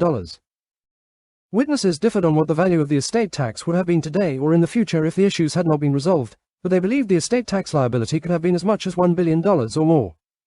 Once the potential issues were identified, Black and his advisors attempted to find a way to resolve them. Although family office employees and outside counsel offered various solutions, all witnesses agreed that Epstein proposed the best and most creative solution to the problem. Epstein approached Black with his solution, which Epstein asserted was proprietary, and Black agreed to pay Epstein to implement this solution. Outside legal counsel described the solution as a grand slam, and one that met all of Black's financial and estate planning goals. By solving an estate tax problem potentially worth at least $500 million, and possibly substantially more, Epstein contributed significant value to Black and his estate. This was the first project that Epstein worked on for Black, and Epstein's success on this project appears to have validated Black's trust in him and strongly influenced Black's decision to continue to use Epstein's services going forward. B. Step-up basis transaction. Beginning in fall 2015, Epstein also appears to have provided significant value to a subsequent transaction that addressed certain loans between Black and certain family trusts for the purpose of achieving a potential tax benefit for Black's children. Although witnesses were less certain of the specific, witnesses differ as to whether an issue with the GRAT had been discussed at the outset, or was only later appreciated or identified. Regardless, the issue became apparent to Black, Epstein, and Black's other advisors at or around the time Epstein first began providing his services to Black. Apollo Conflicts Committee. January 22, 2021. Page 11. Value of this transaction. Because the extent of savings was not likely to be known until the future, witnesses agreed that this transaction provided significant value. Epstein estimated that this transaction had saved $600 million in value, and Black appears to have agreed with that estimate. Outside counsel stated that this was a complicated transaction that took approximately 9 months to plan and execute. Witnesses noted that there was a dispute following this transaction over whether Epstein had come up with the idea for this transaction on his own or if the transaction had first been proposed by outside counsel. Outside counsel stated that this transaction did not originate from Epstein, but that Epstein had nevertheless played an instrumental role in completing it. The extent of Epstein's role in this transaction led to a dispute over Epstein's fees, which is described more fully below. See other estate planning advice. Leveraging his success on the Grat issue, Epstein continued to provide ongoing advice on a variety of issues regarding Black's estate. This general estate planning advice touched on many different subjects, including providing further advice and planning with respect to various trusts, generation planning, establishing additional grats, tax planning, enhancing the family office, which, until that time was, by all accounts, inadequate to handle Black's growing estate, and preparing detailed, fire-drill, plans that would test how Black's estate would be treated in multiple different scenarios based on a variety of assumptions regarding timing of death, price of Apollo stock and other variables. Witnesses, including outside counsel, remarked that, despite Epstein's lack of formal training in law or accounting, his fire-drill plans were more detailed and comprehensive than any similar plans they had seen prepared for other clients. In describing Epstein's contributions to Black's estate planning and other advice, witnesses had varying opinions on the value of Epstein's work. Epstein put forth a variety of ideas on many different tasks by circulating lengthy lists of ideas that he thought should be pursued. Many of those ideas would appear plausible at face value, but did not hold up under scrutiny. Witnesses, including Black, believed that part of the challenge of working with Epstein was separating the good ideas from the bad ones. There was a general consensus that some of Epstein's ideas were uniquely creative and useful, while others were unremarkable or not viable. Apollo Conflicts Committee. January 22, 2021. Page 12. One area where witnesses believed Epstein provided value to Black's estate included being able to motivate Black to concentrate on certain family office issues in a way that others could not. Epstein played an active role in convincing Black to bring Black's family members into the conversation about estate planning, trust formation, and philanthropy. As confirmed by both witnesses and the documentary evidence, Epstein played a central role in meeting with Black's family and explaining to them how Black's estate was organized and to encourage him to be more engaged in the planning process and philanthropy. D. Tax planning, compliance and audit advice. Although Epstein had no formal tax training, witnesses agreed that he was very knowledgeable on a variety of issues relating to tax planning, tax compliance, and managing and responding to audit inquiries from taxing authorities. Both witness testimony and the documentary record confirm that Epstein played an important role in resolving a number of potentially significant tax-related issues for Black during the time period 2013 through 2017, which included, among others, 1. Addressing an IRS audit letter relating to the 2013 tax year. 2. Planning and coordinating the submission of statements of reasonable cause for a series of tax years to address an apparent failure to file certain tax forms, including IRS Forms 8865. Relating to Black's interests in BRH Holdings LP, a partnership through which Black and the other Apollo co-founders hold their ownership interests in Apollo and related foreign partnerships. 3. Addressing an IRS audit letter regarding Black's 2012 tax filings, including interfacing with the IRS to achieve a positive resolution. And 4. Advising on tax matters related to VII, a UK publishing entity that Black had acquired and that had a particularly complex organizational structure. Epstein would not draft materials related to tax issues on his own, but he would make suggestions, provide criticism, and generally manage the process for addressing tax concerns as they arose. Apollo Conflicts Committee. January 22, 2021. Page 13. E. Epstein's other general advice.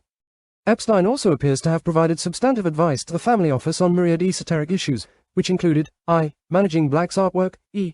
Advising on issues relating to Black's yacht, and E. Advising on issues relating to Black's airplane. While witnesses had differing opinions on the precise value added, there was general consensus that Epstein would get into the weeds on obscure issues about which otherwise highly competent family office employees were not knowledgeable, such as aspects of specific regulations governing airplane usage, and frequently provided valuable assistance. 1. Managing Black's artwork. Family office witnesses generally agreed that Epstein advised Black in a few areas related to Black's artwork, including I. The formation of a new art partnership, E. The contested ownership of a Picasso sculpture, E. Black's art loans, IV. Like-kind exchanges, and V. Obtaining a potential advisory opinion from the New York State Department of Taxation and Finance regarding a contemplated transaction involving Black's art. The value provided from each project differed depending on the project. Although family office employees generally agreed that Epstein was not an expert in art management or art law, witnesses also opined that he was helpful in the formation of the art partnership and was fairly involved in assisting Black in connection with the sale of certain pieces of artwork. 2. Advice regarding Black's yacht. Witnesses confirmed that Epstein advised Black on the management of Black's yacht. One witness said that Epstein was involved with Black's initial purchase of his yacht, which involved assisting in structuring the entity that owned the vessel and moving it. Another witness recalled Epstein advising Black on how to charter the vessel. A third witness said Epstein generally flagged issues regarding the vessel, but Epstein did not get into the nuances of managing and advising on tax structuring relating to the vessel.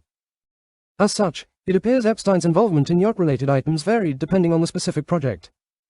Apollo Conflicts Committee. January 22, 2021. Page 14. 3. Advice regarding Black's airplane.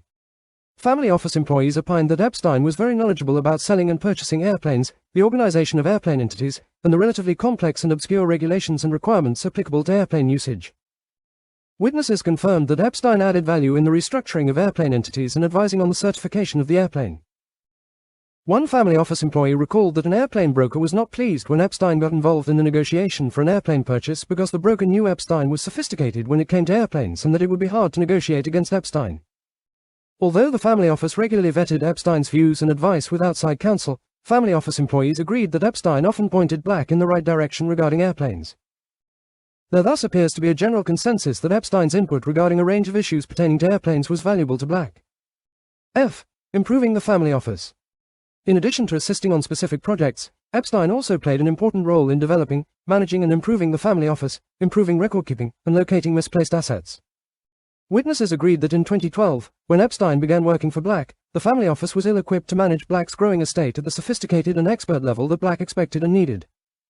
Epstein appears to have taken the reins in developing the family office by extensively reviewing its operations, advising on personnel changes, including interviewing candidates for employment and recommending terminations of those he felt were inadequate performers, and consistently pushing the employees to improve the quality of their work.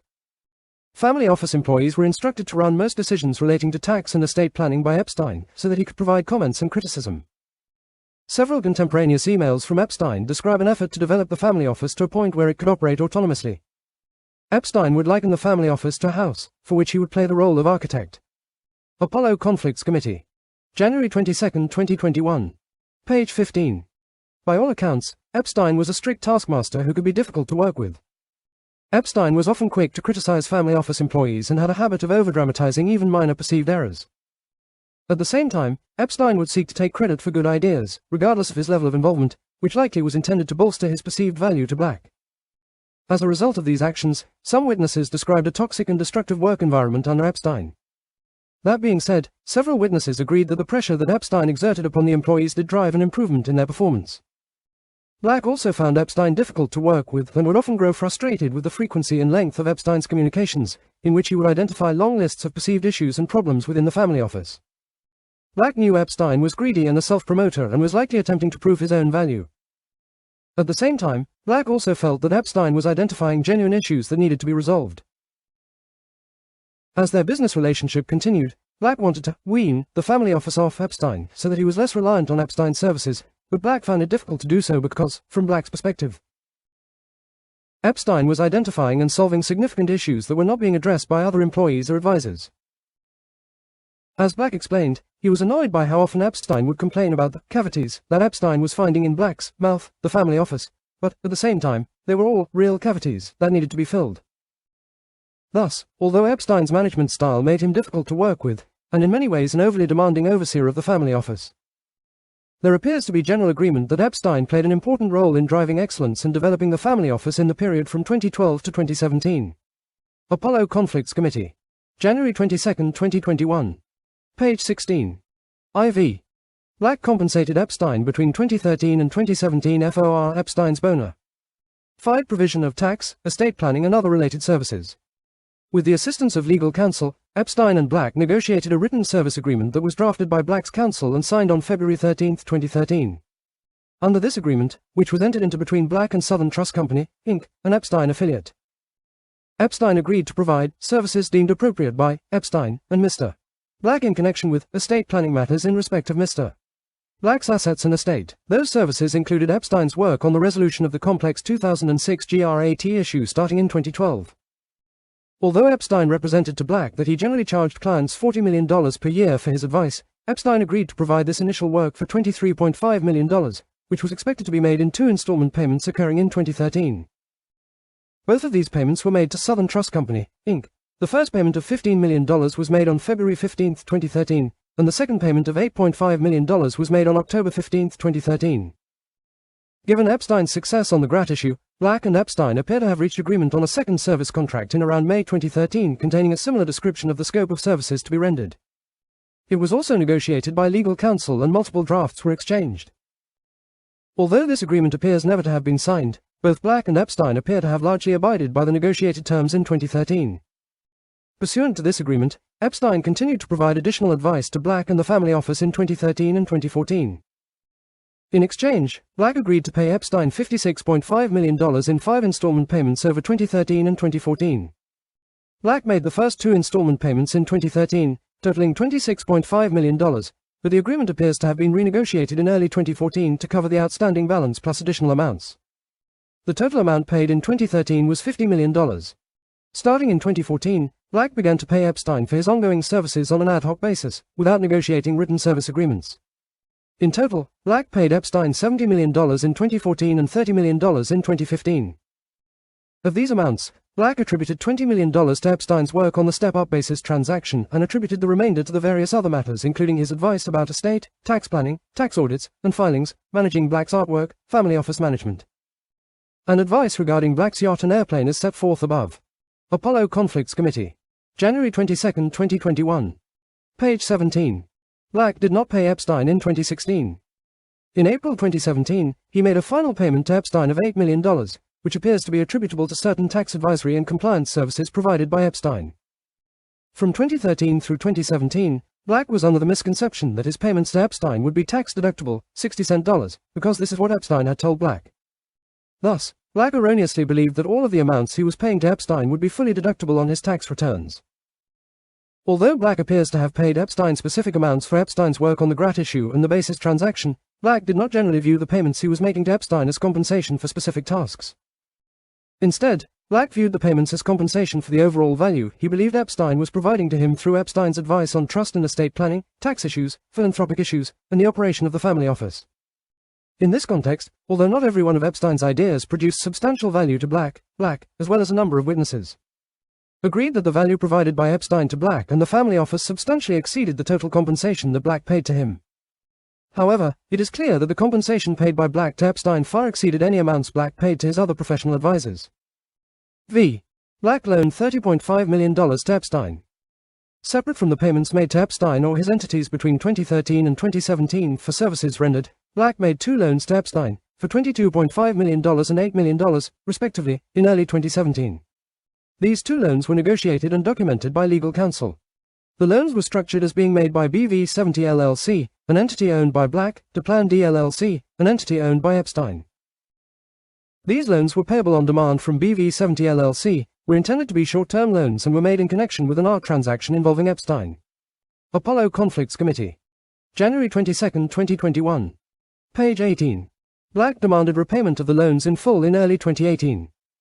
In response, Epstein repaid only $10 million of the outstanding amount. The remaining balance of the loans remained unpaid at the time of Epstein's death, despite Black's repeated demands for repayment in full during 2018. VI. Black and Epstein made charitable donations at each other's requests. Throughout their relationship, Black and Epstein each donated to charitable causes and encouraged each other to donate to charitable causes. For example, on at least 2 occasions, Epstein made significant donations to the Melanoma Research Alliance, a charitable foundation established by Black and his wife, at Black's request. Similarly, Black made donations at Epstein's request to various scientific and charitable organizations, including the Massachusetts Institute of Technology, Harvard University, the Arizona State University Origins Project, and the Peace Initiative Foundation. Black also made a $10 million donation to Gratitude America in October 2015, which was a charitable organization affiliated with Epstein. Black felt comfortable making this donation because he understood that Epstein was a strong proponent of scientific innovation. 7. Black cut ties with Epstein in 2018 over a fee dispute. Black and Epstein's relationship deteriorated between 2016 and 2018, largely as a result of a dispute over payment regarding the step-up basis transaction. There appears to have been an understanding between Black and Epstein that Epstein would be compensated for some portion of the value conferred from any idea that originated from Epstein. However, although witnesses agreed that Epstein had played an integral role in completing that transaction, there was a dispute over whether the idea for the transaction had originated with Epstein. Epstein claimed full credit for the transaction and demanded payment of $60 million, which would have been 10% of a perceived benefit of $600 million. Separate from this $10 million donation, Deckett's investigation also found a letter from Gratitude America to Black on August 21, 2015 in which Gratitude America thanks Black for a $5 million donation. It was also confirmed in an email from Epstein to Black. However, Deckett did not find any document prepared by Black or the family office confirming this donation or any bank record reflecting such payment. Apollo Conflicts Committee. January 22, 2021. Page 19. That Epstein asserted the basis transaction had provided. Black's legal counsel disputed Epstein's assertions both that the idea had originated with Epstein and that the perceived savings could accurately be measured and quantified in advance. As discussed previously, Black agreed to pay Epstein $20 million rather than the $60 million demanded by Epstein. Following that payment, Epstein sent numerous emails in 2016 and 2017 in which Epstein complained about the lack of further payment and attempted to pressure Black to provide greater compensation. Epstein's communications on these issues were lengthy and often included unsubstantiated assertions regarding work Epstein had purportedly performed for Black, the value of that work, and agreements that had purportedly been made relating to compensation. Epstein's communications also included extended warnings about a number of perceived issues affecting the family office and Black's estate planning, coupled with assertions that Epstein no longer wished to play any role in resolving those issues. Epstein also would invoke his friendship with Black in those emails, including by referencing personal matters that Black had shared with Epstein in confidence. Although there is no evidence that those matters had any relationship to any of Epstein's criminal activity or to any of Black's payments to Epstein. Epstein's efforts to push Black for additional compensation proved unsuccessful, with Black refusing to provide any additional payment in 2016 and agreeing to pay $8 million in 2017 to compensate Epstein for what appears to be work Epstein had performed relating to certain tax advisory and compliance advice. Both Epstein and Black repeatedly suggested throughout 2016 and 2017 that they should meet with legal counsel from Paul Weiss to address their payment dispute, but such meeting did not occur until April 2018, largely because of delay caused by Epstein. The April 2018 meeting was demanded by Black after growing tired of Epstein's constant pleas for additional compensation. At the meeting, Black gave his legal counsel and Epstein each an opportunity to demonstrate who had first come up with the idea for the step-up basis transaction. It appears that while Epstein had been instrumental in implementing and consummating the transaction, the idea was in fact originated by one of Black's outside lawyers, and not Epstein. Black made no additional payments to Epstein following this meeting. Apollo Conflicts Committee. January 22, 2021. Page 20. Due to the above fee dispute, the difficulty of dealing with Epstein's failure to repay $20 million in loans and the realization that Epstein had mischaracterized his fees as being fully tax-deductible, Black severed relations with Epstein by October 2018. 8. Public statements by Black and Apollo. Black and Apollo have made several public statements about their relationship or lack thereof with Epstein. For example, following Epstein's July 2019 arrest, on July 31, 2019, Black sent a letter to Apollo's limited partners, the July 31st letter. Black also made several statements to investors in quarterly calls. As part of Deckett's review, Deckett sought to verify the accuracy of these public statements. Deckett has determined that the public messaging from Black and Apollo has been substantially accurate, but, in 2 instances, may warrant additional context or clarification. In the July 31st letter, Black stated that, from time to time, Mr. Epstein provided professional services to my family partnership and related family entities, involving tax, estate planning, and philanthropic advice. And in an Apollo earnings call on October 29, 2020. Mr. Black reiterated that Epstein provided professional services to my family partnership and related family entities, involving estate, planning, tax, structuring of art entities and philanthropic advice. He further stated that Epstein's work extended over a period of 6 years from 2012 to 2017. And I paid him millions of dollars annually for that work. Black further asserted that there exists substantial documentary support for the services provided. All of Epstein's advice was vetted by the leading law firms, accounting firms and other professional advisors.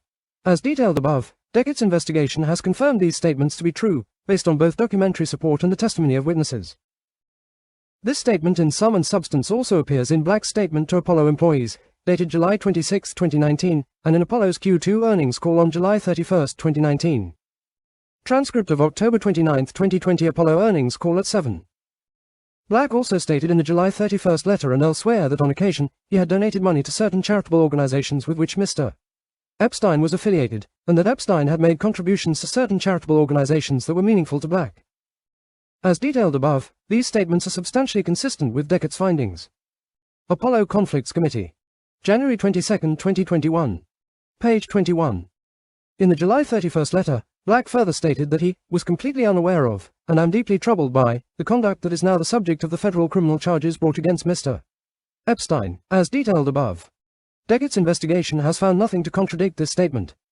While Mr. Black was aware of Epstein's guilty plea in 2008, he was unaware of the scope and extent of the criminal offenses that later surfaced publicly through media reports in 2018, and that culminated in Epstein's arrest in July 2019 and suicide shortly thereafter.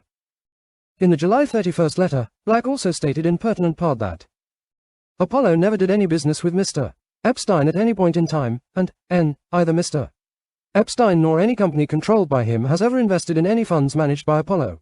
He also stated that Apollo does not have, and never has had, any relationship with Mr. Epstein. Deckett has found no indication that Apollo ever retained Epstein for his services or that Epstein ever invested in an Apollo-managed fund, and thus Deckett's review can confirm that these statements are accurate. That said, the phrases never did any business with, and does not have, and never has had any relationship with, are quite broad in scope. Deckett's investigation has determined that Financial Trust Company, a company owned by Epstein, purchased 263,257 shares in Apollo during its initial public offering pursuant to a directed share offering program. See also transcript of July 31, 2019 Apollo earnings call, Black statement to Apollo employees dated July 26, 2019. See also transcript of July 31, 2019 Apollo earnings call at 14, Black statement to Apollo employees dated July 26, 2019, transcript of October 29, 2020 Apollo earnings call at 7. See also transcript of October 29, 2020 Apollo earnings call at 7. Apollo Conflicts Committee. January 22, 2021. Page 22. Managed by the lead broker-dealer in March 2011. Black did not recall that transaction almost a decade later. Deckett has further determined that in the early 2000s, Financial Trust Company invested in two other entities, App SHL Investors LLC and App Technology Partners LLC, which are not Apollo funds and do not have any formal relationship with Apollo, but were formed by certain Apollo executives to explore investment opportunities that Apollo chose not to pursue. In addition, in 2011, Epstein, through Financial Trust Company, appears to have invested in Environmental Solutions Worldwide, ESWW, a small emissions control company, alongside Black and certain Black family members. Deckett has also determined that Epstein unsuccessfully sought to pitch business opportunities to certain Apollo senior executives, none of which were pursued by Apollo or those executives. While these facts do not render any prior statements false or misleading, it is clear that the facts informing what it means to do business with, or have a relationship with, are perhaps more nuanced than might appear at first glance. Regarding Epstein's efforts to solicit business from Apollo or Apollo senior executives, Black stated in the July 31st letter that he never promoted Mr. Epstein's services to other Apollo senior executives. Deckett's investigation reflects that while Black did not try to pressure his co-founders to use Epstein, he did positively comment on the substantial value of Epstein's services and, at Epstein's repeated request, did try to introduce Epstein to his co-founders. In the end, neither co-founder hired Epstein or consulted with him on their personal matters. In light of these facts, the statement that Black never promoted Epstein is not false but could have been more precise. And it is clear that no Apollo employee other than Black ever seriously considered hiring Epstein, much less actually retained him. The documentary record suggests that shares were transferred in 2013 to Southern Financial LLC, another entity affiliated with Epstein, where they remained through at least September 2019. It is unknown whether these shares continue to be held, directly or indirectly, by Epstein's estate today. Certain Apollo employees assisted with respect to the operational functions of these entities, such as assisting in the preparation of tax returns for the investors of the entities. However, witnesses agreed that these entities are not Apollo entities, and Deckett has not reviewed any evidence that suggests Epstein had any role in these investments other than as a passive investor. Okay. All right. Now we're ready. Now I understand Mr. Black a little bit more. Who is this man's name? Leon Black. All right, I understand Mr. Leon Black a bit better. I think this Descartes LLP thing is not the full story, but we got to start here. So this was Epstein's charity. This money is like the victims can get this money. All right, we're starting here. All right, and now I know what the money is. First of all, someone's got to talk to Mr. Black. Okay? Someone has to ask Mr. Black. It might actually not be Mr. Black's call. Someone has to talk to, like, the government. Okay? We need to petition our government. We have grievances. We need redress. This $10 million, I now understand. I can report this now. This is why we do research. We've solved this. This $10 million came from Leon Black and was given to Jeffrey Epstein. Jeffrey Epstein was able to personally use his influence with Leon Black. This is on page like 18 or something. Where is it? It's right here. Okay, it starts here. Like, this BV70 LLC was originally for like loans they were making to each other. But then you're going to find out that it's a $10 million loan specifically, all right, to a charity. All right, let me get the exact one. Where is it? All right, Gratitude America LLC. All right, so watch me Control F this entire sentence. No, hold on. Gratitude. There it is. Okay, this is it. Okay, this is the source of that 10 million. Okay. It was affiliated with Epstein, and then we come to find out that Epstein like would make the donations, but he would do it for Black. Okay. So let me see. The separate from this $10 million, Deckard also found a letter from Gratitude of America to Black in which Gratitude of America thanked Black for a $5 million donation. It was also confirmed in an email from Epstein to Black. However, Deckard did not find any document prepared by Black or the family office confirming this donation or any bank record reflecting such payment. Okay, that's all weird. All right. And then we also need to look at how it says there's something else. Let's see. 10 million. All right, it should be there one more time. Hold on. All right, so hold on. There's one more thing with this charity. Remember, it came up at a certain point. I must have copied and pasted it. Hold on.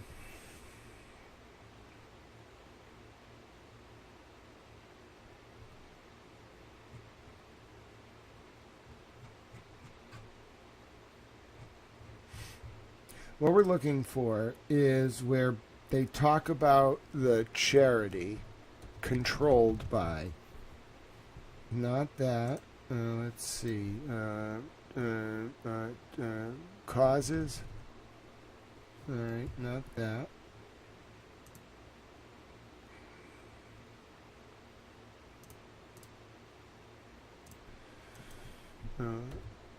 Let's see. Charities. It said something about like Epstein making the selection, and it's not that one I was looking for. And then there's that weird thing about the payment.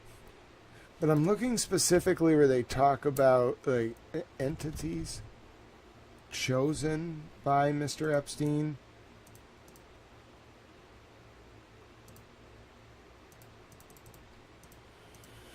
All right. So what we're looking for, I mean, I have what I want, which is right here, the thing about the donation. But what I'm really looking for, which was a charitable organization affiliated with Epstein, and then causes Black supported. Black supported. Supported. Because there's one point where it says like that he instructed him to kind of like disperse the money through the charity. So let me find this part. Came a little bit later. They made charitable donations at each other's request.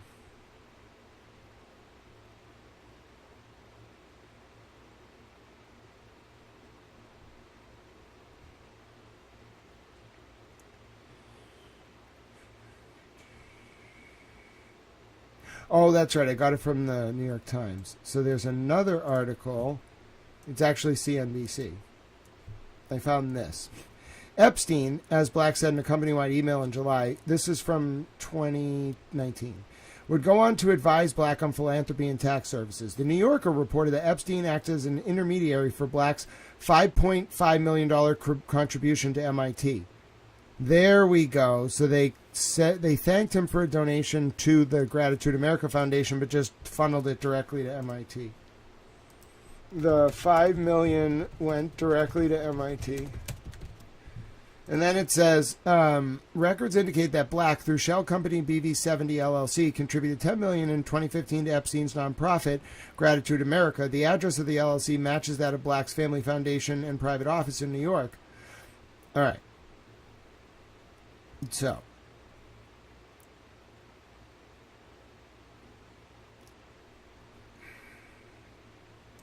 We take a look at Gratitude America. It seems to be that this was a charity that Leon Black, that Epstein ran, that Leon Black funded, okay, and that Epstein was allowed to select the recipients. So there we go. I've proven what it is. Now, we have to do two things, because the report that I'm going to do, I've been thinking about this overnight. I had to like clear my brain to do this because it's a lot. The report that we're going to do is going to involve this. We're going to start on this page. Okay, I'm going to use this as like the foundation of the report. Then what I'm going to do is I'm going to open up Gratitude America's 990s. We need a lot of them. There's like 4 of them that we need to have the gold that we're trying to get here. All right, I'm teaching you how to do this. So we got like, let me just pause for a sec to tell you what we're doing and give you an understanding of how you construct the story. Okay. You got to get the facts.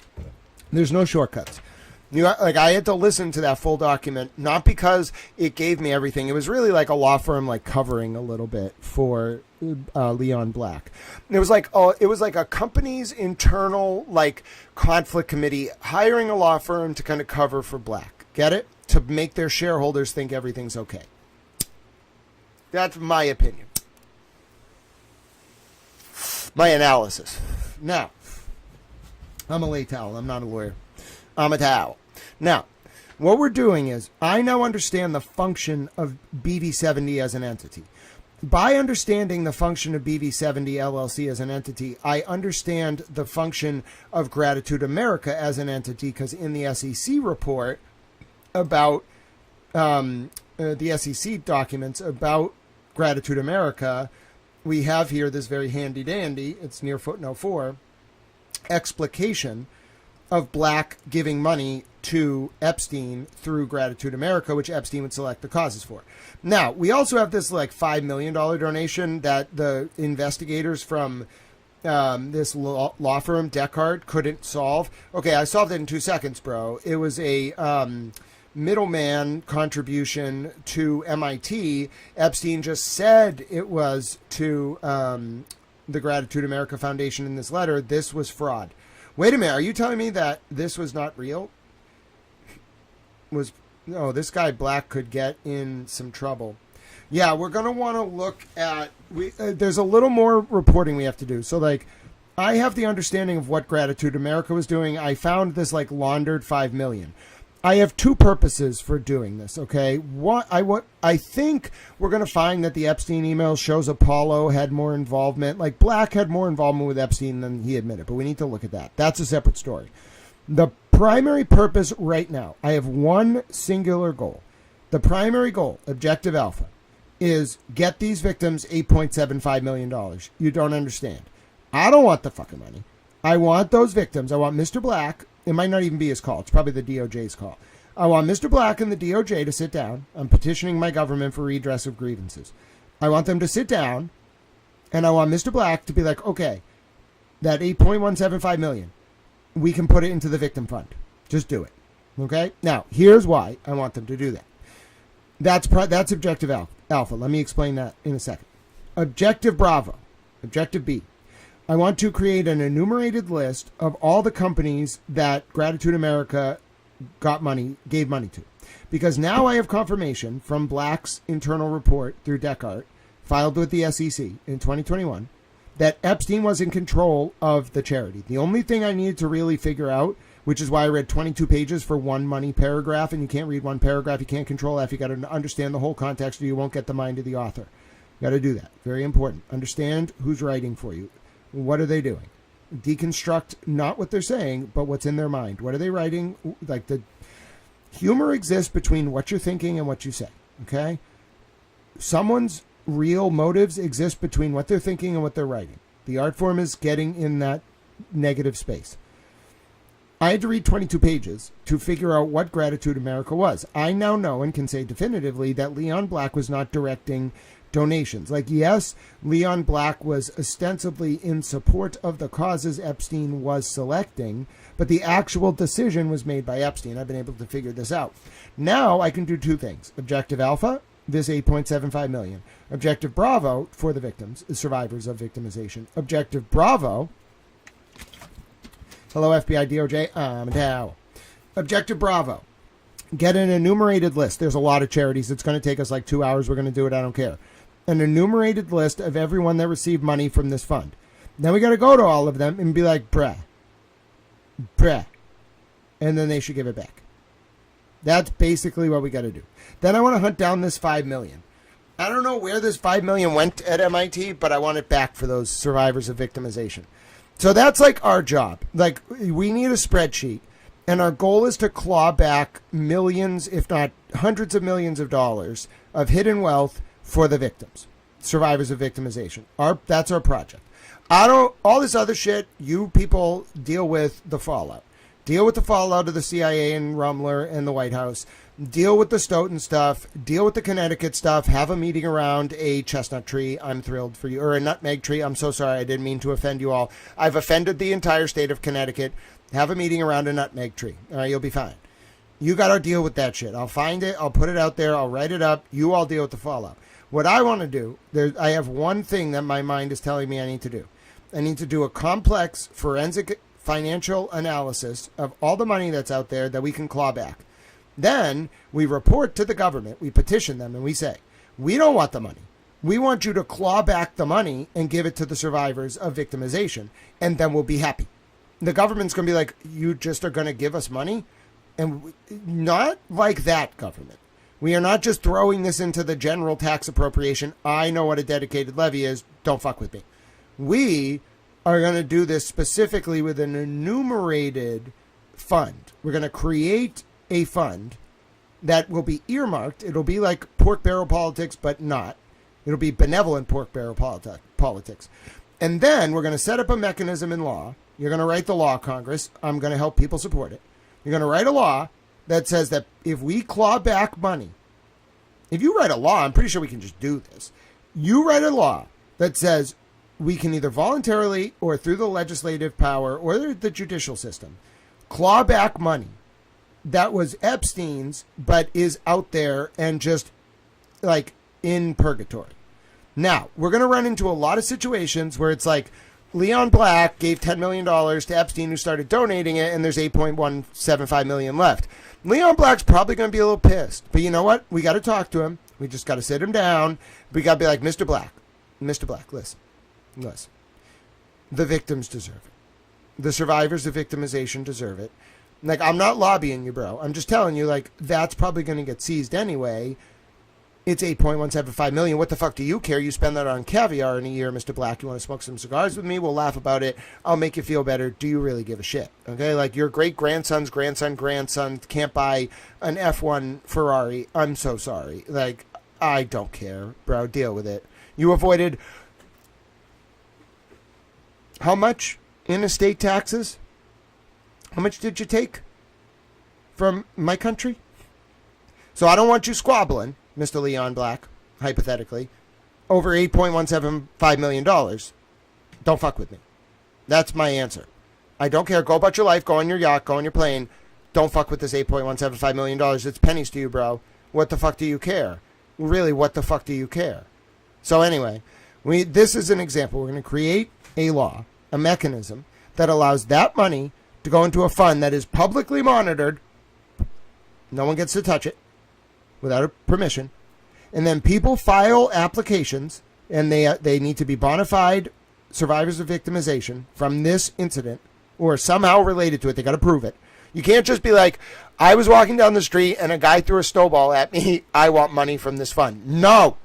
I'm sorry a guy threw a snowball at you. You're not getting money from this fund unless it was Jeffrey Epstein. If Jeffrey Epstein threw a snowball at you, I have questions. But if you can prove it, I'll give you some money. The point is, it's for the victims, the survivors of victimization. We give them a fund. You see where I'm going with this?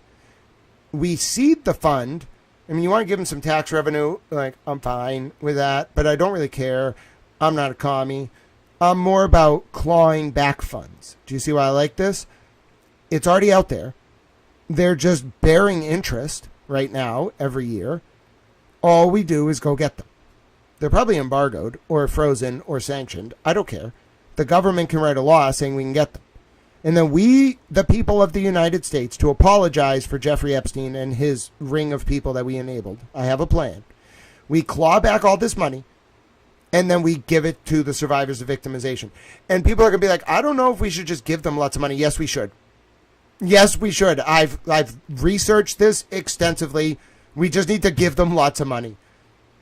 Now, you might be saying, Grant, what if they're going to spend it on drugs? I don't care.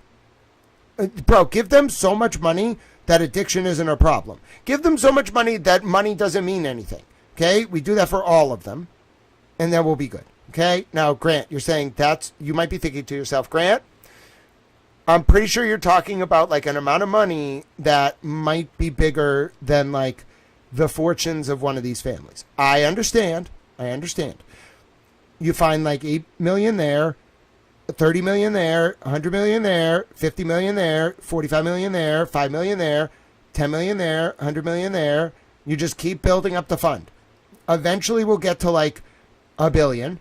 Then we'll get to like 5 billion. And then people are going to be like, Grant, you have created this like fund that is a source unto itself of like rebuilding. I know. That's the point. So that's Objective Alpha. I got big plans. Objective Alpha, clawback funds. This is one example. I'm going to show you how to do it. I don't know if I'm actually going to be able to claw them back. That's my idea. All right. Number 2, once we claw back the funds, we build a bigger fund. Give it to the survivors. All right, of victimization. Number 3, I also, as Objective Bravo for this mission we're on today, am going to enumerate. Can you tell I am procrastinating? I'm going to enumerate all the companies that this shell nonprofit donated to, and then go to them and be like, can I have the money back? I don't think am I allowed to do that? Am I allowed to petition the government that way? I feel like I'm allowed to. It's a charity, so I'm allowed to petition the government. Can I just be like, government, get the money back? Yes. Now, can I go to the charities and be like, give the money back? I don't know. I feel like the government has to deal with that. It's more a moral question. Like, do they feel comfortable having money on their balance sheets that came from Jeffrey Epstein? And you can't tell me, oh, I spent it. No, bro, that's not how money works. You put $50,000 on your balance sheet from Jeffrey Epstein. You can't then go like buy a gazebo for $50,000 and be like, see, I spent $50,000. It's gone. No, you had like 40 million. You got 50,000. That 50,000 you spent on the gazebo could have come from your total 40.5 million or whatever. You don't just get to say it's gone. Anyway, that's what we're doing. That's what no one wanted to do here. I think the big issue that everyone, like, the CIA in the White House is a big deal. It's going to cause chaos. It's going to cause so much chaos, like Goldman Sachs knew about it by Monday. But, like, for us as a peoples, like, the key thing that no one wanted anyone to look into with any investigatory prowess was the money. It's the money. Follow the money. It's the money. There's money out there. Bro, there's you want to talk, there's no treasures buried under the earth. Maybe there are. It's unlikely that has any value. Maybe like a few examples. You want to know where the treasure is? These bank accounts. And it's not for us to plunder. We're not plundering it. We are going to distribute it to the people who had their lives taken from them. And we're going to give them so much money that they just feel good. And then we're going to monitor what they do with the money so they don't do this again. They don't get to reset up the system. They all get a limited amount of money. Enough money to be comfortable for life, but not too much money so they become evil overlords. It's a delicate balance, all right? And they can't be commies either. They can be commies, but they don't get to set up communism with the money. That's not happening. Basically, I just have to monitor this whole thing. When you let the birdies free, things can happen. It's a very gentle process when you let the birdies free. Like, I know what to do. We're going to give them lots of money. And you might be saying, Grant, that's not a good idea. It's a great idea. There's not going to be a deliberation about this. It's not a negotiation.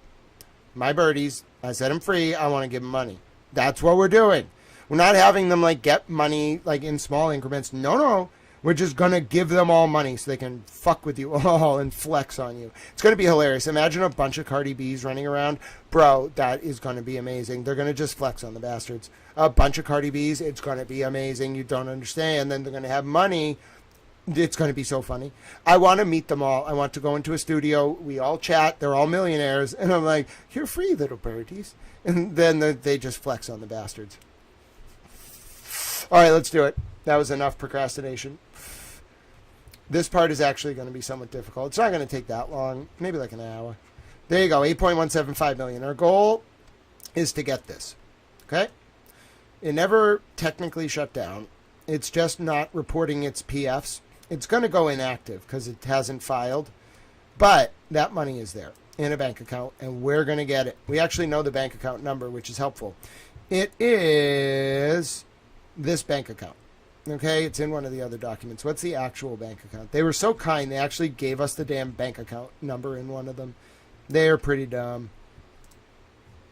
But yeah, it's like, it's in one of these documents. I have it. But I know the actual bank account that this thing is in because they left it unredacted.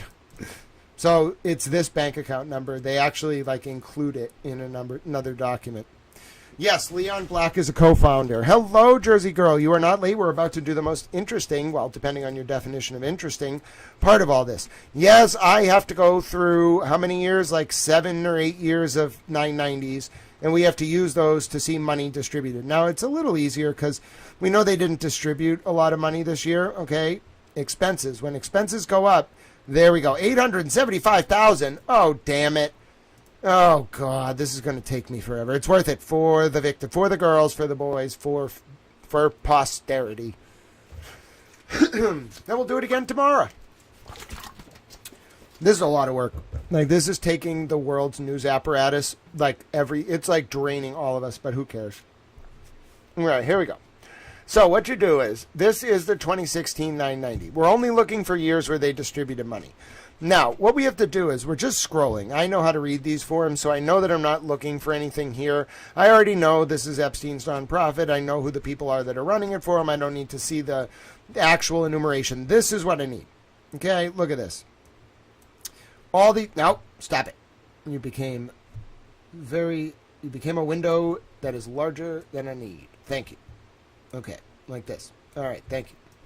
Now, let me make this a little bit larger for you. 1 second. All right, there we go.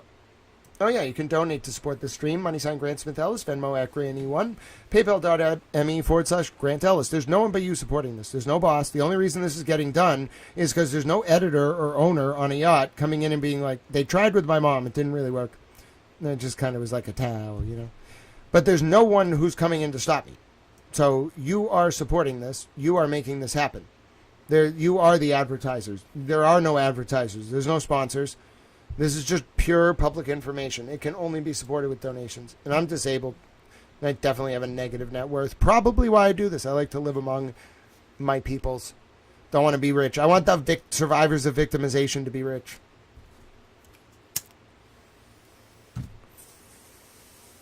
But yeah, consider supporting Towel. Maybe I can get some dinner delivered. I've been eating one meal a day for like 4 years. Like, I eat lunch, and like today I had a nice chicken sandwich and some mozzarella fries and a small french fry and a Coke. It was good, but like it was only like 1,400 calories. My body probably needs like 2,600 a day to actually do this. Just being sedentary in bed, an 175 6'2" 6'2" man probably consumes like 1,800 calories just for their vital organs to function. I'm not a doctor, but from what I understand, like a 22-year-old female, sedentary in bed, doing nothing, 1,400 calories a day to function, just for your vital organs. So if you go below 1,400 as a 22-year-old skinny female, you will lose weight and eventually like go into atrophy. If me, like moving and using my brain and existing, probably like 2,800 a day, and I've been at a deficiency for 4 years. So, like, even food, like, eventually I'm just like, screw it. Like, what's it matter? Like, there was a point when the stress hit from all this.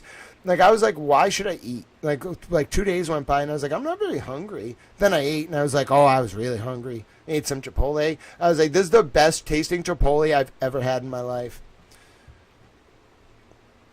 All right. From only a quarter of Apollo's 160 billion on business is now focused on private equity. Yeah, but he's a co-founder. So whatever they're doing, he's a co-founder. So here's our job. This is what we're doing. Can you tell I don't really want to do this? We have to go through each one and denote what they are. I think what I should do is just have, I don't want to have it turned into text because it will just be illegible. Let me just do it by hand. It's worth it for the girls and the boys who were hurt. They didn't get a choice. I'm just going to do the work. We're going to get this money. We're going to get this money for these people, like $15,000 at a time by hand. I'm going to note the amount and the foundation. You're going to see the work that I do normally like in the morning at 4 a.m. I'm just going to do it in front of you. But it's laborious, so like if you want to be here, like support is good. Like encouragement, positivity in the chat, all that's good. But yeah, it's a lot of work. Okay, Brian Marsha Morsowitz Foundation, Florida. They took, how much did you take? $100K in 2016.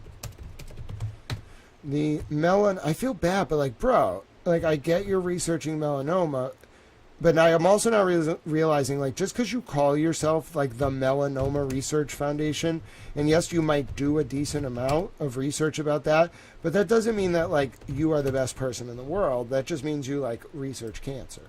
They took $225,000 in, like, you might be doing it for reasons that aren't benevolent. Like, I used to think everyone who ran these charities were good just because they had, like, a cause in their name. Like, no, bro.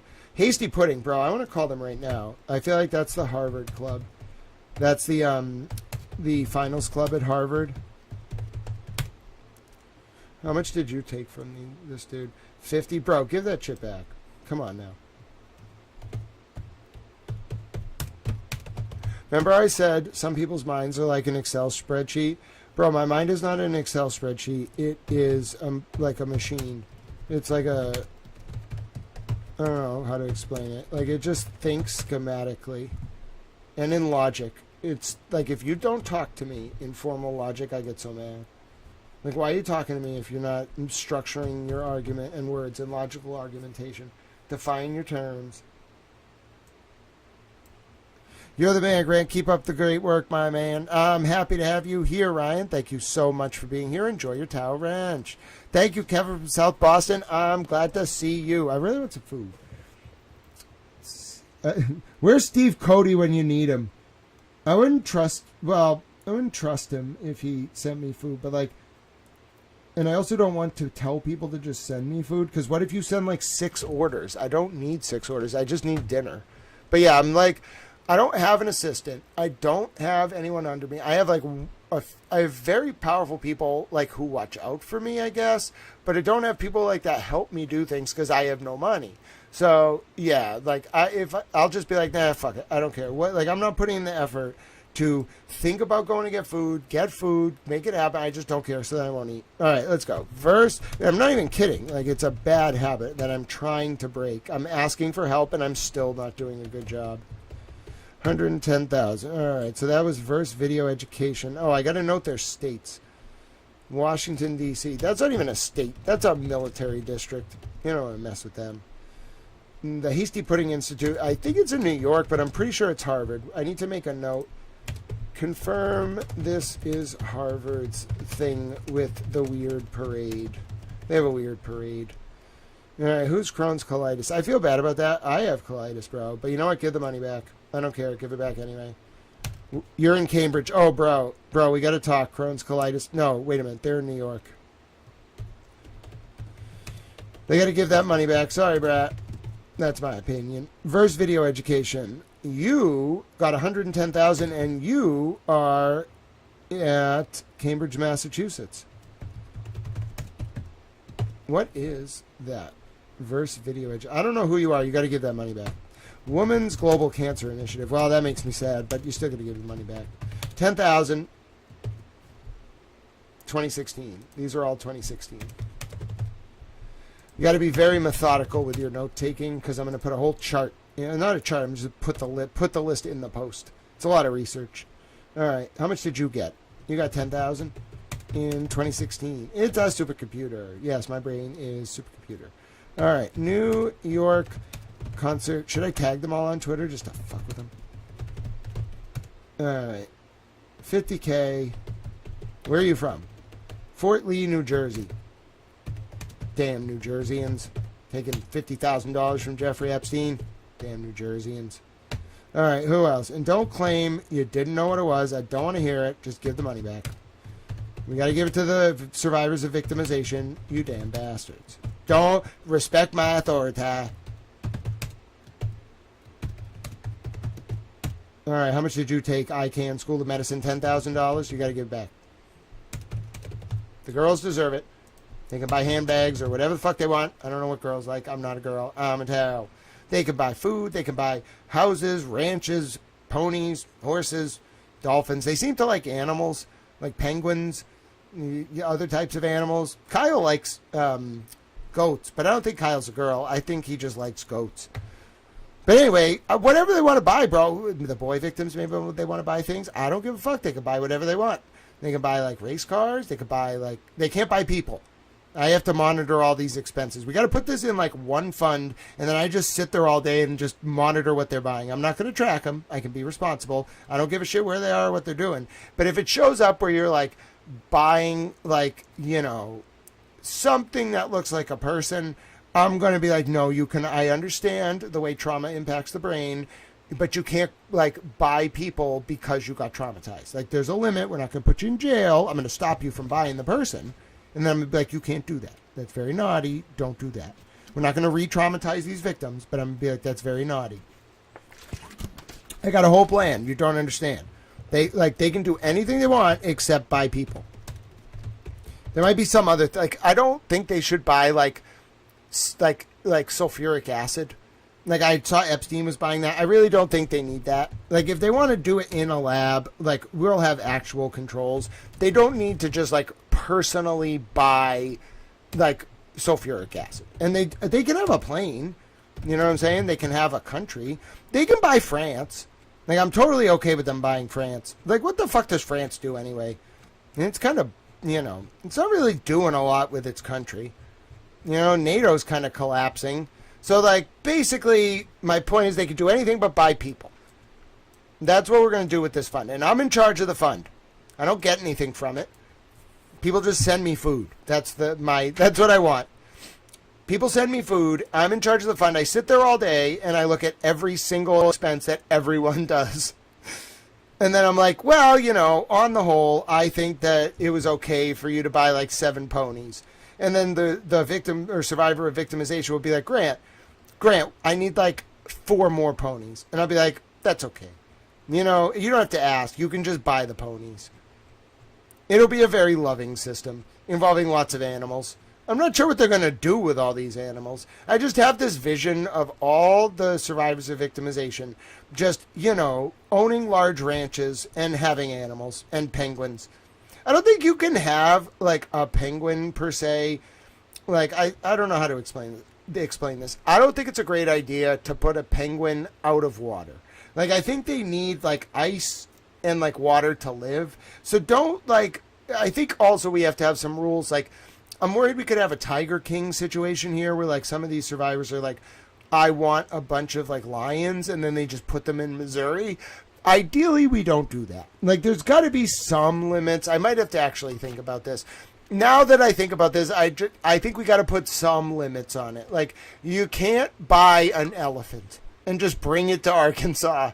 Now, I think that would be fucking hilarious, but you cannot do it. Yeah, so Ryan, I really appreciate that. I like to do it by hand for verification. If I do it in an AI program, or even if I have like Python scripts that I write that could just process it for me. So when I build a Python script, I like to write the script and then effectuate it launching a GUI and then ask me for the file and then it converts it and all that good stuff. I pull a lot of like webhooks from different sources to make Python very functional. No one's going to make me do anything that's not in Python. I just love Python. So anyway, Aaron really liked Python. We'll talk about Aaron Schwartz probably tomorrow. But anyway, so the point is I could process it even through my own script. I wouldn't use like an AI or something, but I wouldn't trust the results. Like, it's probably right, but I'm still relying on like a very complex, like very sensitive, like 6 gig, like dictionary file to read the text. Like, it needs that index to do the OCR scanning. So what it would end up in is me uploading it and then reading its output, which it would probably be all caps, which I don't want anyway.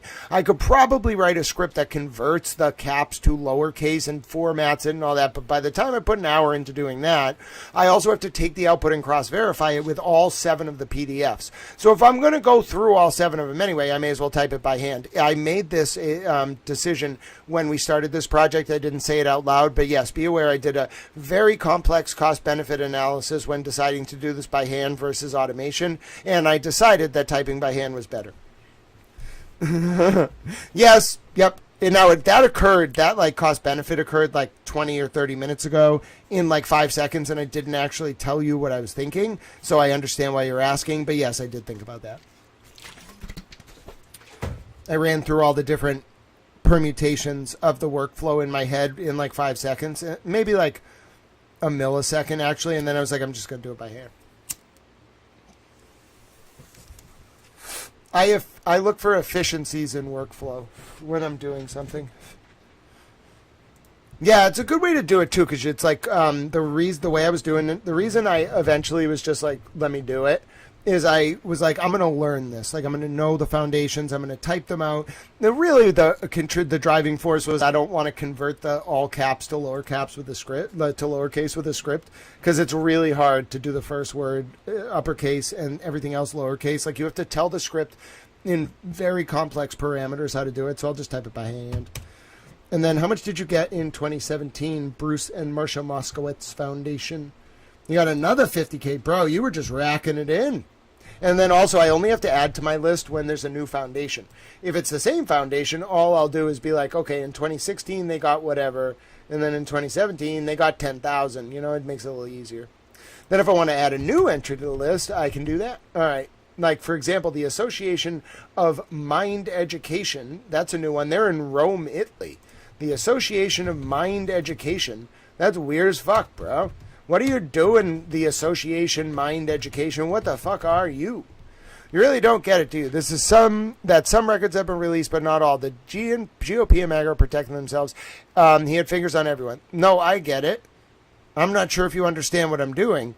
Like, I'm reporting on the CIA's role in this as it relates to the Obama White House. I'm reporting on the, like, Republican WASPs in Connecticut at the Rumsey Hall School. I'm reporting on, like, Democrat district attorneys and Gestapo state police in Stoughton, Massachusetts.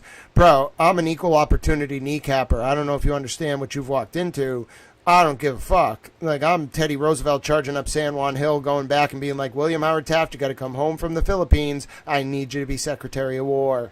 Which is what the department was called when it was first created, by the way. So we can get used to calling it the Department of War. Now, was that a bit of a tangent from what you asked me? I can't see your username because I'm researching something. Yeah, but I don't really care. Association Mind Education. What are you, bro? It's in Rome, huh, motherfucker? What are you? I don't speak Italian. The Mind Education Initiative is transforming how we think and grow.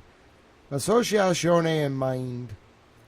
Okay, but, bro, I want to know what it is in Rome. Why is it in Rome? Associazione and Mind. I think it's this. I think this is it. But I don't speak Italian. What am I going to do? I don't speak Italian. I found it. But I don't speak Italian. Oh no, I need my Nana. Should I call my Nana? She speaks Italian. Ooh, can you translate it for me, please? I would really like that. Can you translate this page? Yes, you can. Oh, God bless the United States of America. Google, you don't understand how much I love you right now. All right, look, I found it. This is it. Look at this thing. This is the strangest thing. This is ProPublica, but they define Moskowitz and Perlman as shadow rulers of the VA. What? Moskowitz and Perlman? What is Moskowitz and Perlman? Okay, but are you saying that that's Bruce Moskowitz? I don't know if we can go down this rabbit hole, Spacey, but I'll take a look at it. I love your contributions. What do we got?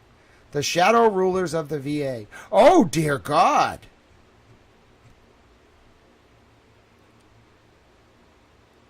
Bruce Motzkovitz. Oh, you weren't fucking around. Oh, boy. Oh, what have we found here? No shit, huh? All right, but anyway, that is, it's them. Wow, Spacey, you didn't mess around. Yeah, there's some serious people, bruh. Let me bring up this article you found for us. Look at this. And by the way, ProPublica they are bosses. Like, you don't want to fuck with them. Like, they're not liberal, they're not conservative. They're just like kneecap you and move on. They really don't give a shit. And if you fuck with them, then they'll build a database of everything you've ever done wrong. Nobody, like, literally, like, the best idea with ProPublica is to never be on their radar. If you have caught ProPublica's attention, not as like a colleague, but as like a subject, you're fucked. Hello, Petty LaBelle.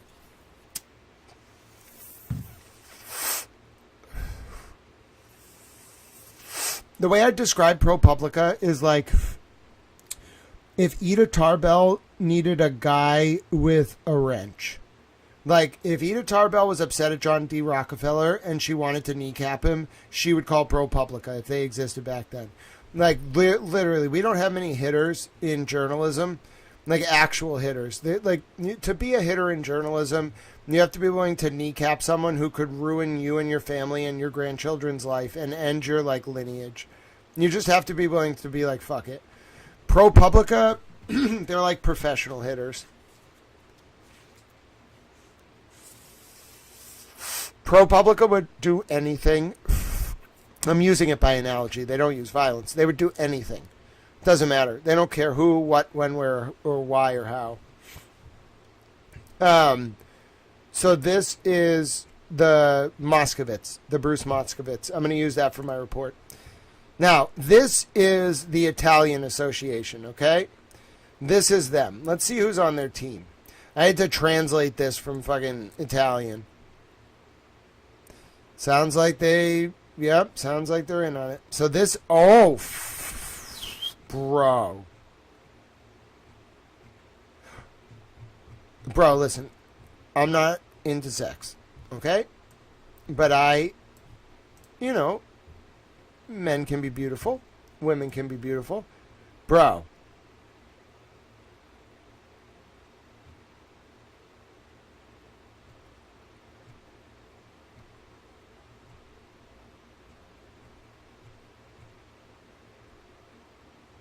And they're all doctors.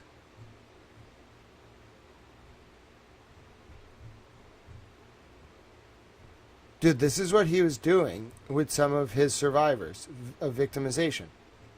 How much you want to bet? Like some of those censored names. Rep Massey should really see this. How much do you want to bet some of those redacted names are these girls? How much do you want to bet?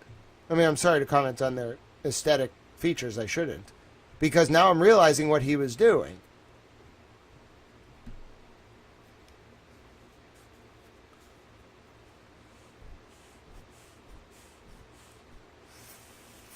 Bro, what's the easiest way in the world to pay a bribe? Or pay off a victim of human trafficking? Create a nonprofit. Set them up at a nonprofit. And what do survivors want? Like prestige. Alright, there you go. Now you're a doctor. Yeah, you run an institute. You're a PhD now. You take your salary. I'll just donate to it. And then you all have salaries. We got a problem. We got a big problem. The aesthetic looks were just a hint at what could be under the surface. And I'll never be able to confirm it. All these names would be censored, but bro.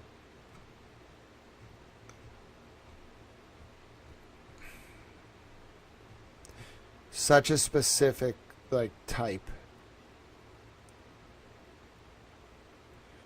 Just such a specific... And they're different, but it's such a specific type. It's always a very specific, jawline. And it's always a very, young face. They were really interested in, young faces. So, young face... And the jaw is always like this. It has to be like this. I'm serious. It's a theme in all of this. and always like very oval, like very oval eyes, like always eyes like that. Like it's meant, like they looked for women with very like oval, like I don't know what to call them. They're a very specific kind of eye. It's like this. It's not like my eyes are kind of like, I don't know. They're like this, but their eyes are like that. Like they're wider and they like pop. They really like pop out. And then the jaw, it's the jaw that gives it away. Like you'll see, I'm using these women as an example, not to say all of them were survivors, but when you start looking at the unredacted pictures, you'll see like Epstein profiled his survivors of victimization. He would, and I'm calling that them on purpose because victim is a legal term that entitles them to certain rights, but they were survivors of being a victim. And it's always this. It's always the jaw and then like the eyes. And now it's just scary. I can't prove any of these women were in the files, but I can prove that he gave this institute money, which is enough. Yeah. Yep, this is how he paid them off. It's a diamond-shaped face with almond eyes. That's like, I think there's like a genetic sort of characterization. But yeah. And great catch, Spacey 118 on the Bruce and Markowitz Markowitz too. That was big. That's going to be in my report at the end of this. We should be done by like 8 if we're lucky. But bro, listen, I am very uncomfortable with, because not only do I know this by intuition, I have read the studies, not the studies. I've read the emails from the survivors where they say to Epstein, like, I'm getting my PhD, I need a tutor. One second. Are professionals. The founding members that they... I was just making my headphones play sound so they didn't turn off. All right, listen. There are emails, I've seen them, in the files, where they say, like, oh, Jeff, I need help with my tutor, and I thought you loved me. Or like, Jelaine left me with Mark Brunel in Italy and never came back. Or France. Like, Ghislaine. Like, it's so scary. I wonder if they were trapped by someone, too. It's kind of the vibe I'm getting. Like, Epstein and them were just, like, they were doing this willingly, but, like, get them hooked. Like, bro, they got hooked on what they were doing. They got a taste for, like in the drug world, you might say someone gets a taste. Like the first hit's free. Epstein and Maxwell got a taste for young girls and boys and blood. And I'm pretty sure they were cannibals too. Now that like I'm looking at, I think they started getting into cannibalism. I think originally it was for like pleasure and also like control. And like it's a drug, and then it became like a blood-based thing. Like they definitely got into like blood, very much into blood. I don't know why. It has to do with like the production of oxidized adrenaline. Definitely, like Epstein claimed he didn't do drugs. What he meant was like he did blood, like the substance in the blood. Like that's what he did. You didn't have to like do it. You like drink blood. I'm pretty sure. I don't know. I don't want to know. It's probably infused. It's adrenochrome. Okay. It's called the White Rabbit. Like follow the White Rabbit is an analogy. The chemical structure, like if you look at adrenochrome as a molecule, it's just like a rabbit. Okay. That's why it's called the White Rabbit. And you chase it.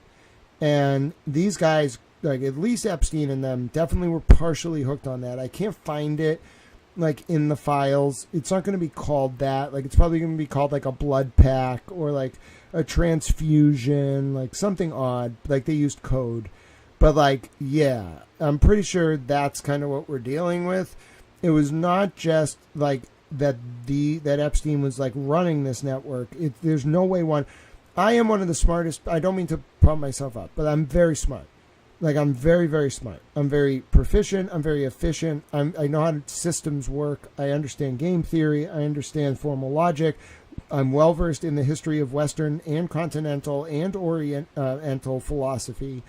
I'm trained, like I know a lot of the rulers of every country. I'm very trained in geopolitical sort of developments. I just understand a lot of stuff. With unlimited resources and my brain, I still could not have done this. What he did. First of all, I wouldn't have. But like, give me $70,000 billion, more money than we could conceptualize, and just put me at like a computer terminal. Like, give me fucking phones and people and staff and just access to everyone in the world. I still couldn't have done this. So whatever he was doing was most likely, like, he was just one of the upper echelon, like, operatives. He was just one of their best. He was bred, clearly, to do it. You're seeing, like, they would breed people to do this, whoever they is. I'm a little confused. It sounds like it's Persian money. It sounds like it's not even Persian. It sounds like it's, like, pre-Judea, like, Egyptian. It might even be pre-Egyptian. It's tough to tell where, like, with everything else, the House of Savoy, like, the Rothschilds, you can trace where their money started. Like, you can trace the house in Germany where the Rothschilds started. You can trace why they call themselves the Rothschilds, Red Shield. Like, everything about, you can find the house growing over time. Like, everything about that stuff you can find. You can find where the House of Savoy started. You can find where the Windsors changed their name. You can find where that house goes back to, which Duke and Duchess, and all of it has an origin. What doesn't have an origin, as far as I'm aware, to the best of my abilities, is the money behind Epstein, because he wasn't an entity unto himself. He was working for someone and was likely part of this system from a very young age, like traumatized, so he would be able to do this. You have to be desensitized, and then willingly doing it as an adult. That's what we're dealing with. And Maxwell too. Like, they were trapped. And they were doing it willingly, but they got their hooks in them from whoever it is. It sounds like it's like very ancient wealth, mostly like Persian. I'm using that generally to describe like Brunei, like the countries of Morocco, Northern Africa, Egypt, the Levant, Judea, Sumeria, Persia, like all of them, Saudi Arabia, all of those countries, all of this wealth is like, nation states are a lie. They are not what the money actually represents. Like, the House of Saud is not the ruler of Saudi Arabia. The president is not the ruler of the United States. Like, these countries are kind of like mass illusions to give the polity the impression that they have control. And what we're seeing with Epstein, and what I think ties a lot of this together, is that Epstein was part of this and didn't know how to get out. Couldn't get out if he wanted to. He was hooked. You do it once, you're hooked. Literally, you do one thing with a kid, you're hooked. That's what they did to these people. And they literally were doing it willingly at that point, because they knew once you do it once, it's not just you get a taste for it. Clearly, these people couldn't stop. They're fucking monsters. But literally, you're blackmailed. And he just was a successful operative. It was scary, but someone's funding him. I'm not sure who. It's not one person. It's like a very elegant, that's a brutal word, but it's elegant in its structure. Very elegant financial network. That's like, our currency is younger than them. The old currency was younger than them. Like, precious metals are probably like their invention. And it's very hard to track it because, bro, how are you supposed to track wealth that was around before nation states? How are you supposed to track wealth that was around before the European dynasties? How are you supposed to track wealth that's like Judea, like pre-Israel? I'm talking about like Jesus, the time of Jerusalem of Jesus. The Illuminati started in 1776 by Adam Weishaupt. It was a branch of the Bavarian OTO. There was a fracture in Freemasonry. There's Freemasonry and these different groups. They're just kind of keepers of various compartmentalized knowledge. Think of like if we did the Manhattan Project in the year 4000 BC, and like you could not tell everyone what they were doing, but you could tell like Robert Oppenheimer a lot, so he formed a club. And then you could tell like Otto von Braun a lot, Werner von Braun a lot, so he formed a club. And you could tell, like, the president a lot, so Eisenhower formed a club. So imagine, like, 6,000 years ago, these 4 dudes form a club. They're the only people in the world who knew how the atom bomb was made. Everybody else dies. All right, they, like, form this secret club where they have meetings, like, based on the, like, lunar calendar and solar calendar, where they, like, worship an owl. I'm giving you an example. And they say at the ceremonies, okay, everyone, you are part of a very special group. We have to hand you down this sacred knowledge. And then they initiate them into it. Like, it's pre-religious, pre-organized religion, kind of like oral encoding of knowledge before writing. Writing doesn't come around until, like, Sumeria. So they're encoding this knowledge. I'm using the atom bomb as an example by analogy.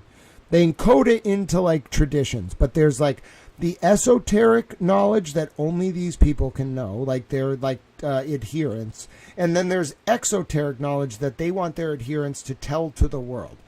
If you understand that basic structure, you'll get what's going on. It's not the Illuminati. It's not like the Rosicrucians. It's not the Canaanites. It's not any one group. It's a structure of passing down knowledge that is what I would call, like, transgenerational, transnational, trans-epoch. Like, if you think of, like, the ages of humanity, where, like, the Enlightenment, the intellectual revolution, the Dark Ages, the Crusades, the birth of Jesus, all, like, the time of the Egyptians, the dynasties, all of this stuff is just cycles. And there is a pervasive sort of group of people who pass down their knowledge over time through rites of initiation. It's not a religion. It's not a cult. It's more like a form of understanding that only certain people get to know. And therein, they're able to control large swaths of humanity. And the money over time, like our version of money, it's not like any one person has a lot of the money. These people all have a lot of money. They had their wealth in forms of money that existed before our currency and our country.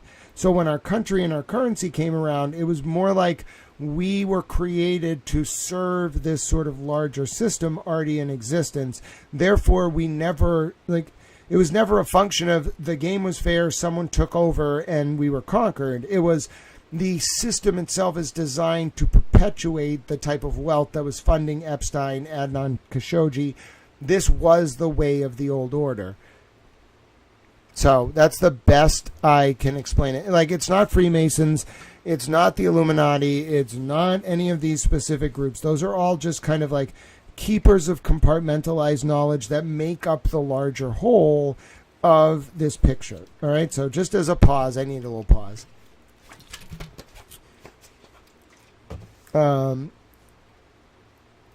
Yeah, I want to listen. We'll definitely do some, like, breaks, but I gotta finish, like, Spacey wants us to look at consciousness, which we will. But I'm just putting this stuff together. I went on that whole tangent just because I realized Epstein had a type. And, like, this thing, the association of mind. Okay, it's not called the Association of Mind Education. It is, but, like, that's not its Italian name. Its Italian name is Associazione Mind. Okay? I wonder if you have a really cool office. Can I see your office? It's not really an option. If I want to see your fucking office, I'm going to see it, bruh. Where are you? You have an office in Rome? Bro, these people, this is so cool, but also I feel so bad for them. All right, let me see. Where's your office? I want the map.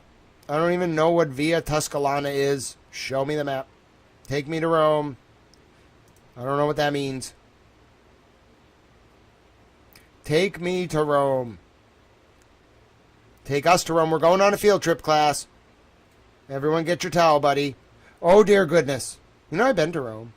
It was nice. We stayed at the Four Seasons. I had a suite. I was the most confused 7-year-old in, like, a €5,000 a night suite. It had so many bedrooms. My dad had the master suite. And now that I think about it, bro, when we used to go on vacations, we always got like the presidential suite. I think my dad might have been a little bit more than meets the eye. Okay, this isn't really helpful though. Oh, I see. All right. You have an office like right here, but what is your actual office?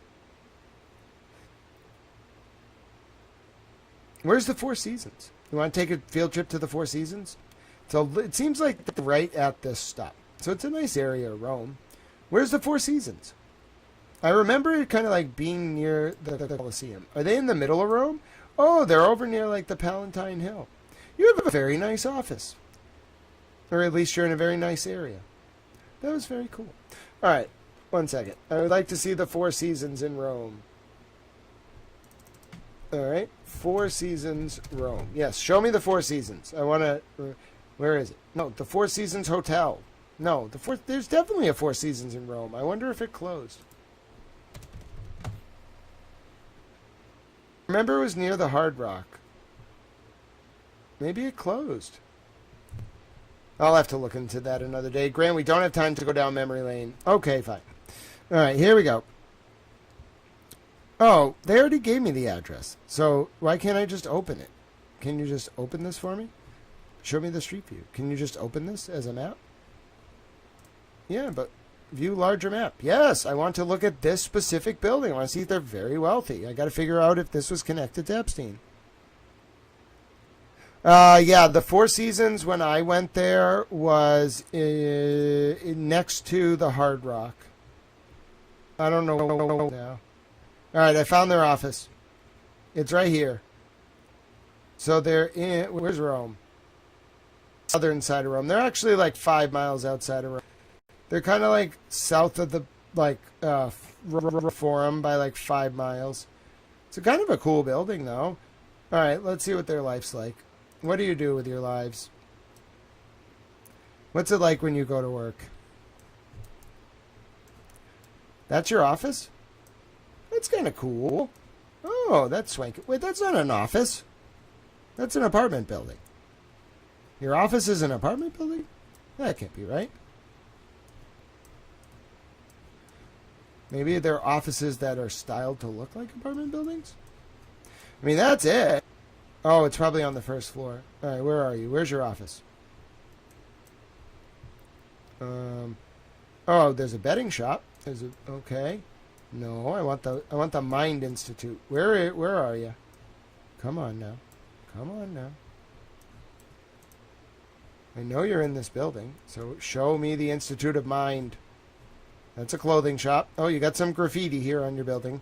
I think you should complain about that. All right, let's see. Where's the Mind Institute? Come on now. Is this it? That is a bar. Looks like a nice bar. They have a gumball machine. Italy's kind of cool. All right. Okay, but where is... Those are apartments. So where is this little thing? I want to know where you are. Where are you?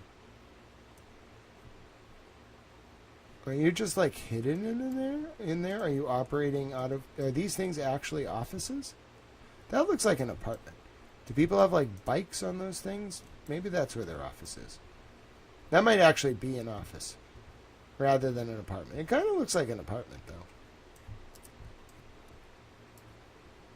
You think it moved locations? The Four Seasons or the thing we're looking at? Can we go over the artwork heist story? I have a clip for you that I can give you standing stones.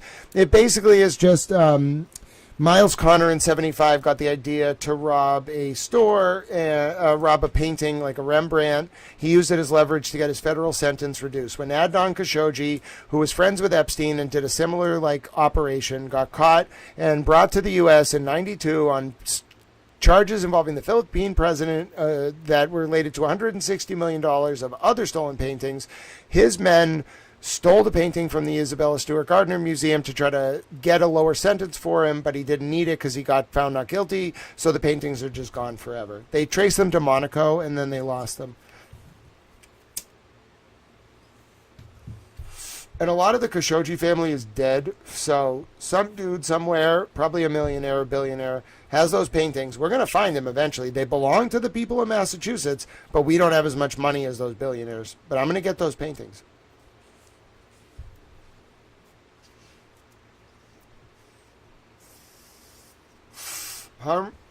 Interesting.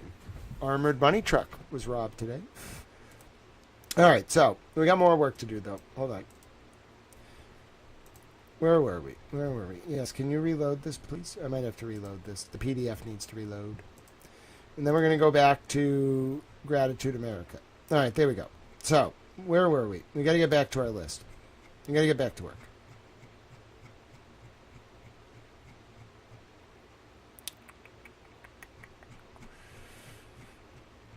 Might play a quick 5-minute video for you about rules to live by after this. I got to get some water. But I want to finish this list first. Okay, here we go. There we go. We're at the... Is that the Friends of Elton John? Wait a minute. This can't be right. Where was the page we were just on? This is 2017, right? I was only through, like, the Crohn's Colitis Foundation. And then I was adding the Association of Mind Education. Where did all these ones come from? Oh, here we go. I was just on this page. Cancer Research Wellness Center.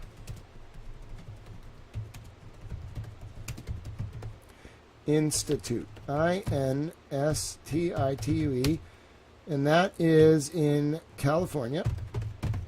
And they got $75,000 in 2017. All right, and then the Association of Mind Education, Rome, New York, and they got $100,000. I believe it was $100,000, wasn't it?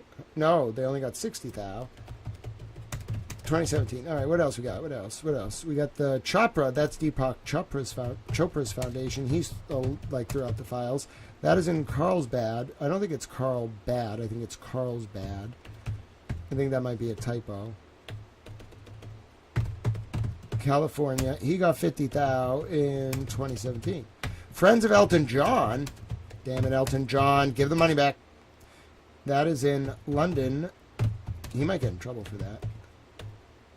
He got... London's very strict. You don't want to fuck with the UK government.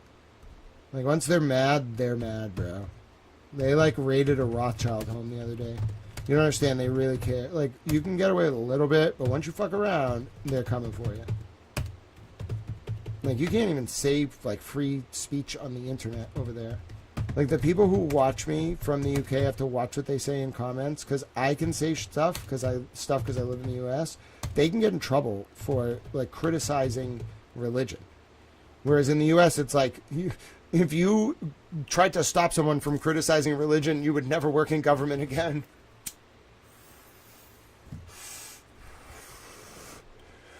International peace. So all of these were in 2017. Yeah, I get a little scared for my Tao friends in the UK. Like, they don't really have a lot of protection from the government. It's very, like, Orwellian.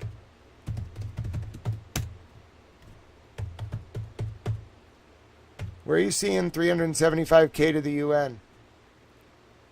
International Peace Institute? Oh, yeah. There you go. Great catch. Let's look it up. Hold on one second.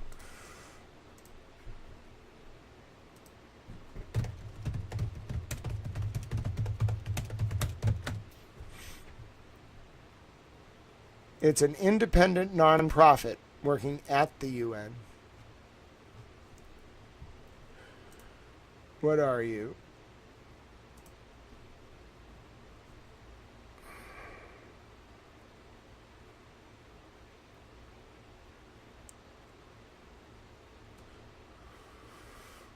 They have offices facing the UN.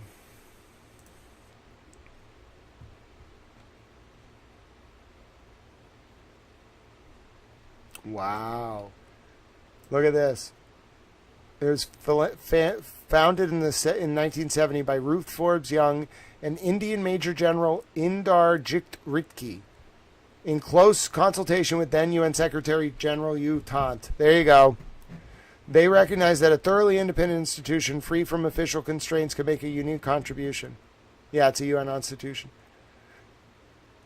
Wow. Great job. Great job, whoever caught that UN thing. It doesn't even look like it's a UN thing, but it is. It was founded by the UN Secretary General. It's the UN. All right, and then the JTCC is the Junior Tennis Championship Center. Junior Tennis Champions Center in Maryland. All right, thank you for that. Let's keep going. The Kuhn Foundation, Kuhn Foundation. Let's see, 150,000 in 2017. They are in California. The Met Orchestra. They don't even have an address? That's not allowed.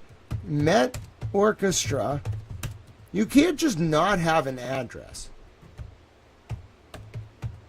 P.O. Box 230549, where?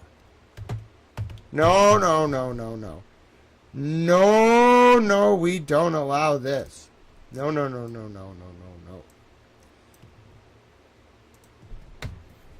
Met Orchestra musician. The Met Orchestra Musicians Fund is P.O. Box 230549, New York, New York. Thank you. Here is the organization. They think they're so sly. You're not very sly. I found you.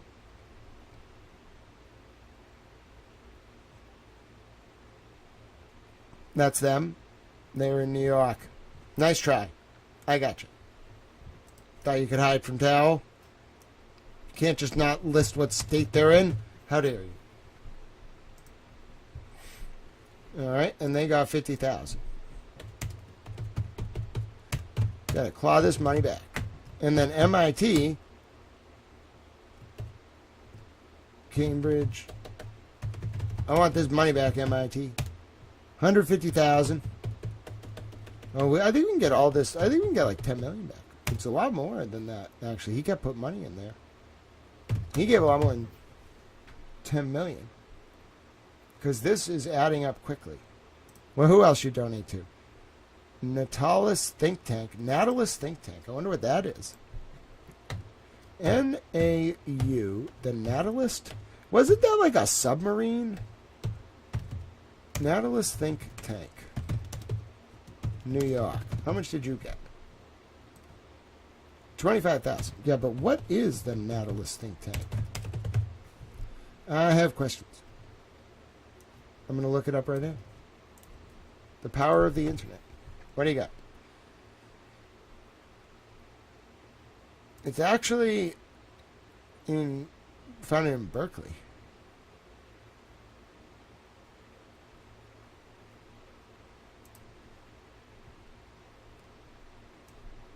Here it is. It looks like it's mostly about reducing the war in Korea. Okay, who's on your board?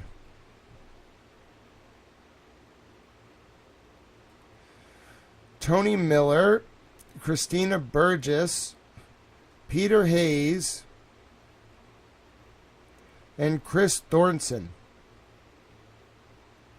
And it looks like there's some staff too.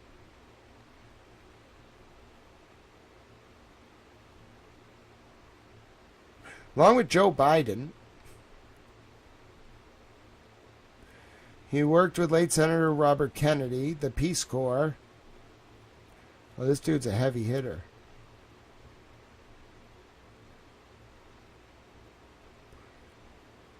And this woman works for the cops? Why does she have 2 jobs?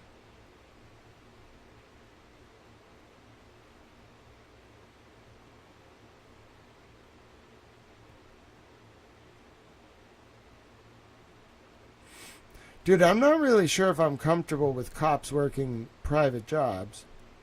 Like, you gotta pick, bro. You can't have a relationship with the police department and, like, the guy who knew Robert Kennedy. Not Robert Kennedy Jr., the Robert Kennedy who got assassinated in 1968. Oh, dear God. All right. We gotta have a talk as a country here. All right. Oh, dear God.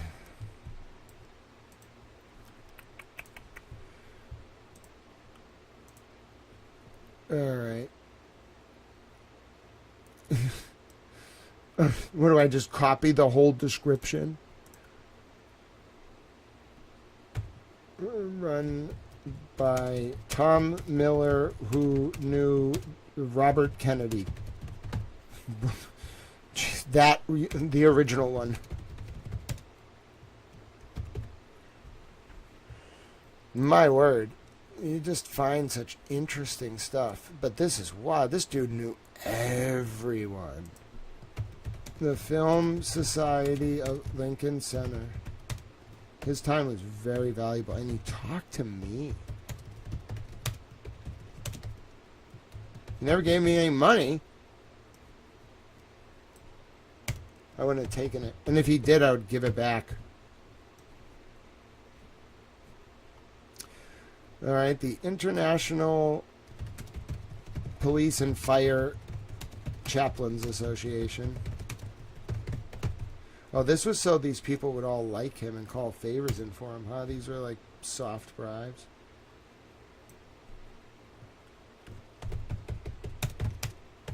Where are they from? They're from Michigan. I have to track each state because that's the only way we're ever going to get compliance out of these people, if the states they're in force them to do it. The Leukemia and Lymphoma Society, New York, and they only got 5K. They can keep it. The O'Gorman Garden, they got 30,000. New York. UJA Federation of New York. I don't even know what that is. I'll find out, though. The more weird you make your name, the more I want to know what it is.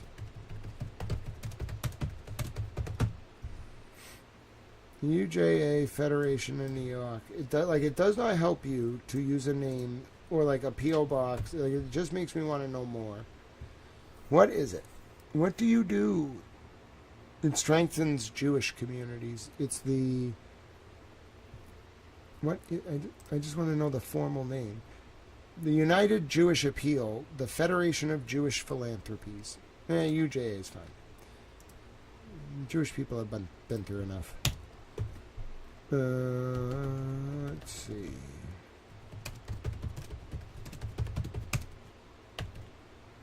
Alright, where do we go? Alright, what is it?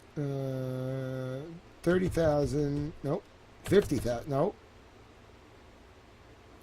Yeah, 50,000. We plundered a lot of Jewish wealth. Not we, but the world in World War II, so it's tough for me to be like, well, you know, we still have a lot of paintings to get back. The University of Arizona. All right, you got to give that back, University of Arizona. 50,000. I need it back. The MS Walk. Oh, that's a tough one. Well, it's only 5,000. At a certain point, it's marginal. All right. What's this? What's this? What's this? Oh, no. It was buying stock. Fuck!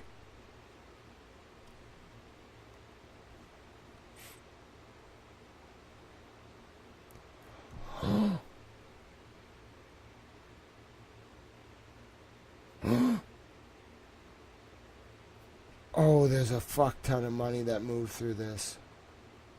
Alright, pause. I need to get water. We're going to keep doing this. I need to get water. And it would be great. So I'm going to play a video for you. We're going to pick up right here. I need to get water. Oh, no. Oh, this just made this like 40 times more complicated. Oh, my God.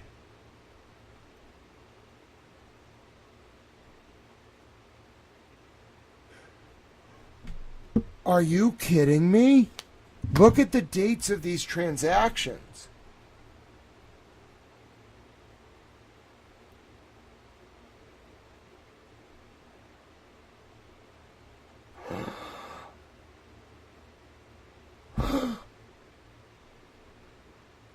He wasn't you. Okay. He was using this to trade stocks, bro, along with make donate. Look at this shit. They're all within like days of each other. He was like day trading. It was shit. Oh no. Oh, we need a lot of help.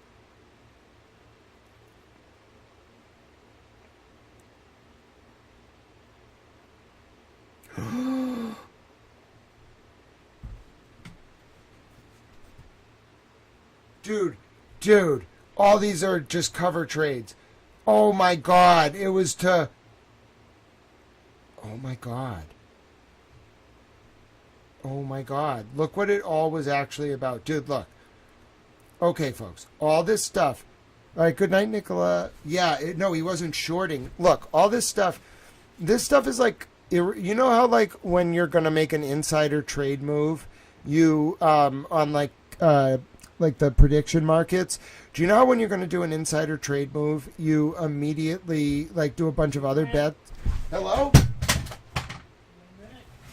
Why are you here? How you doing? Can I help you? What are you doing? I'm live right now. You're being recorded. Can I help you? Why are you here? Who are you? My name's David Boyd.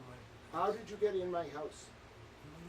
Okay, why are you speaking to me? I'm literally live. I just came by, haven't made any talk. You don't want to have a discussion on live stream in front of thousands of people, and it's very inappropriate to... I have a phone number. You may call me. To enter a private space without calling ahead of time is not only inappropriate, it makes me feel uncomfortable. I would like you to leave. You may call me and schedule a time to meet me for coffee. You can't just talk to me, man. There are thousands of people listening, and they're hearing me scold you for not calling ahead of time. Please show respect. Treat me like a human. You can take my phone number. The request is denied. You may take my phone number and call me to schedule a time. And if I check you out and you check out, I may talk to you. Have a good night. Please don't do this again. I'm very uncomfortable. Thank you. Please leave. You may ask my mother for it. This is the last time I'm going to ask you to leave. Have a good night. Holy shit. Holy shit, that's why we do live streams. That is why we do live streams. Holy shit. Never again. Oh my God. That is why we do this live.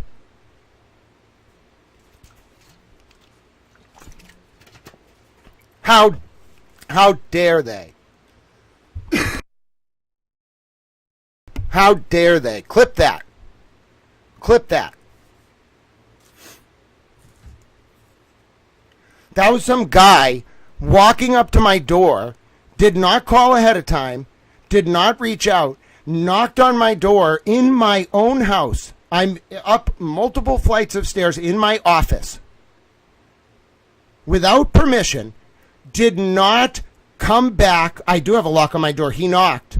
He had to go through 3 doors to get to this office. 3 different doors.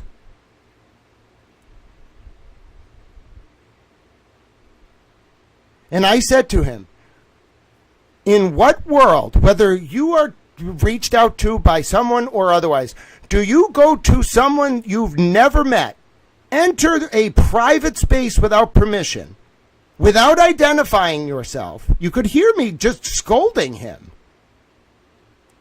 You may take my phone number from whoever the hell it is told you to contact me. You may reach out and you may coordinate, as any reasonable human would do, a meeting. But you may absolutely not show up in a private space. You could be a government agent. Do you have a warrant? You could be some random guy off the street. You could have told my mother that you are someone you're not. Until you identify yourself, leave. He didn't. I had to tell him to leave because I was worried. Thank God I said to him, there are thousands of people watching and listening to you. He was like, what the fuck? And I said it right away. I was like, do you realize you are being recorded? Before we even started the interaction, I was like, you are in a private space. I am live. There are a lot of people watching, and you are being recorded. I'm yelling. I'm like, not yelling. I'm like, what are you doing? I am concerned for my physical safety. You are in a private space. He did not identify himself. And I was like, you have like one opportunity. Like, you need to leave. I don't know if you could hear it. He did leave. Like, this was not a negotiation. And then I gave him explicit instructions so I can get his name and his information and then report him and background check him. That is so uncalled for. I don't care what you're doing. I don't care who you are. Do not enter someone's private space without calling, without permission from the person you're trying to find or speak to, without identifying yourself, because that person is going to think that you're there to kill them. Jesus Christ, do not do that. That's why I am live doing this.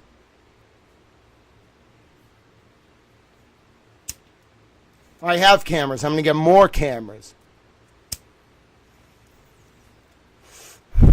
I chewed that guy out.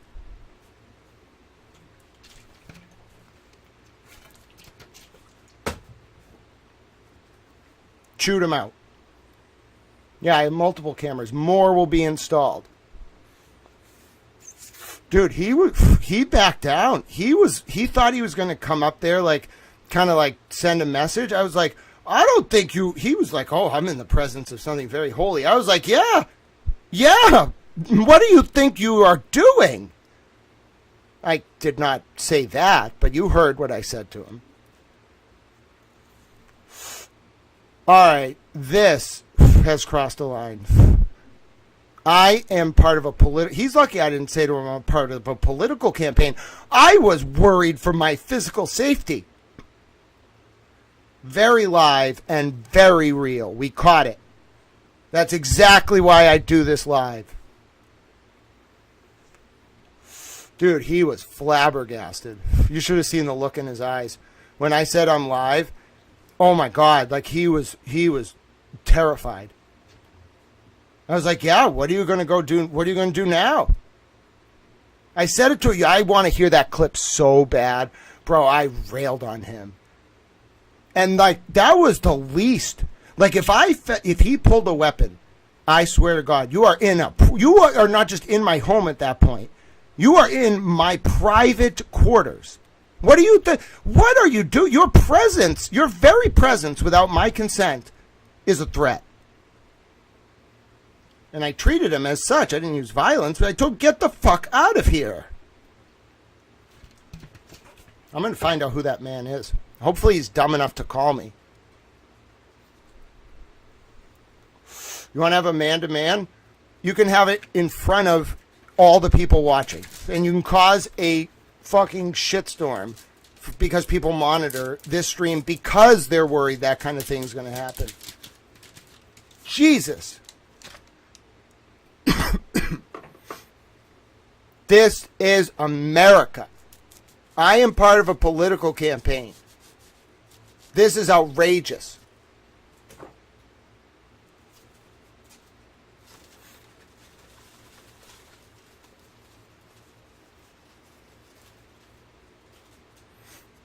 I'll find out who he works for, and I will file a complaint. He looked like he was a thug. A thug. He was an old man who looked like he had been like getting his way when he talks to a suspect his whole life. And I gave him the vibe like, you don't know who you're dealing with. And he backed down immediately. Oh my word. You should have felt the vibe.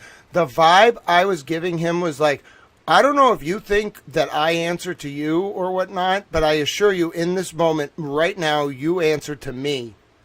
And he just left. He was like, are you turning down my request? I was like, yeah, I'm sure you heard it. I'm denying your request. You may obtain my phone number. He was like, will you give it to me? No, I won't. Go get it and call me. Then I'll background check you, find out who you are, and I might consider speaking to you. Leave. Oh, hell yeah. I'm sure you all felt it through the screen. You folks watch me just doing my work day to day. I am a very reasonable little towel, even when I'm mitigating intense disputes. That put me on immediate guard.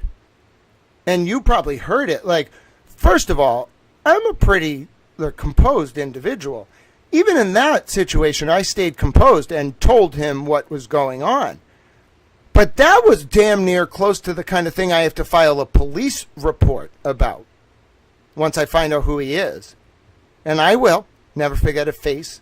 I know either a PI or a cop when I see one. He was old, though. He was like 62. Never seen him before in my life. Looked like he could have had like a weapon on him. Like I was keeping my eye on his hands. I almost said, motherfucker, keep those hands where I can see him.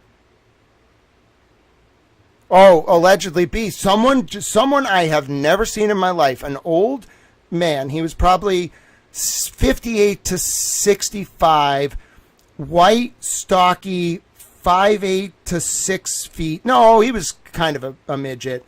I'll give him like 5'10".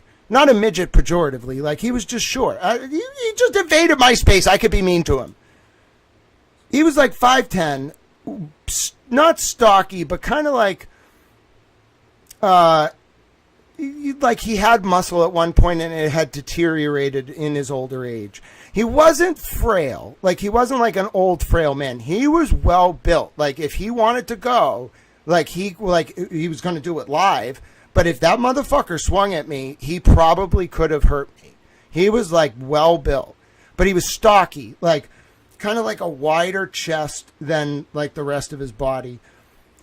Oh, I'd say like, you know, a hat. It was gray, and like his eyes were, I think they were brown.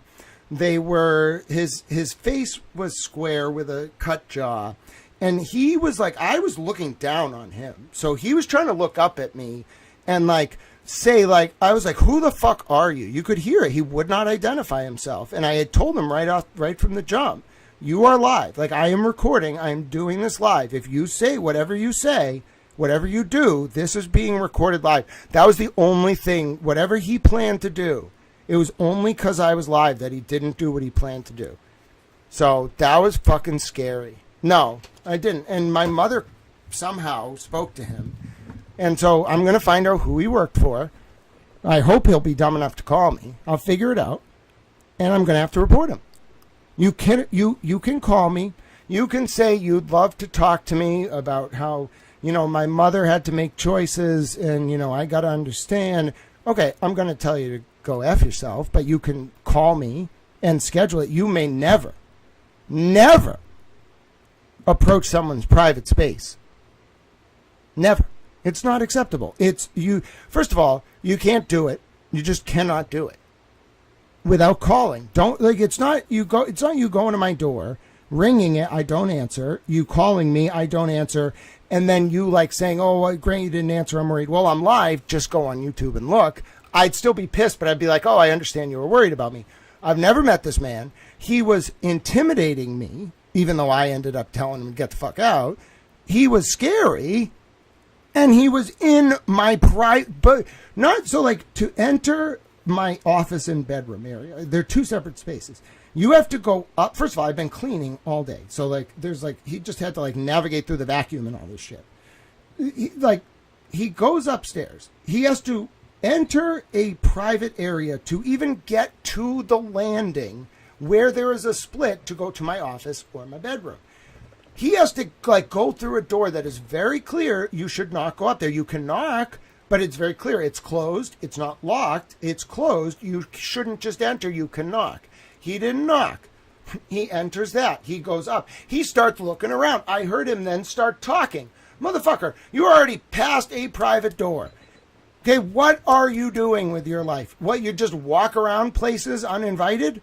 Then he calls my name, okay, as he's like in the area of these. This is a big space, okay, so he has to look. He's already in one area. He has no idea where he fucking is. He's never been here. I've never met him, never talked to him.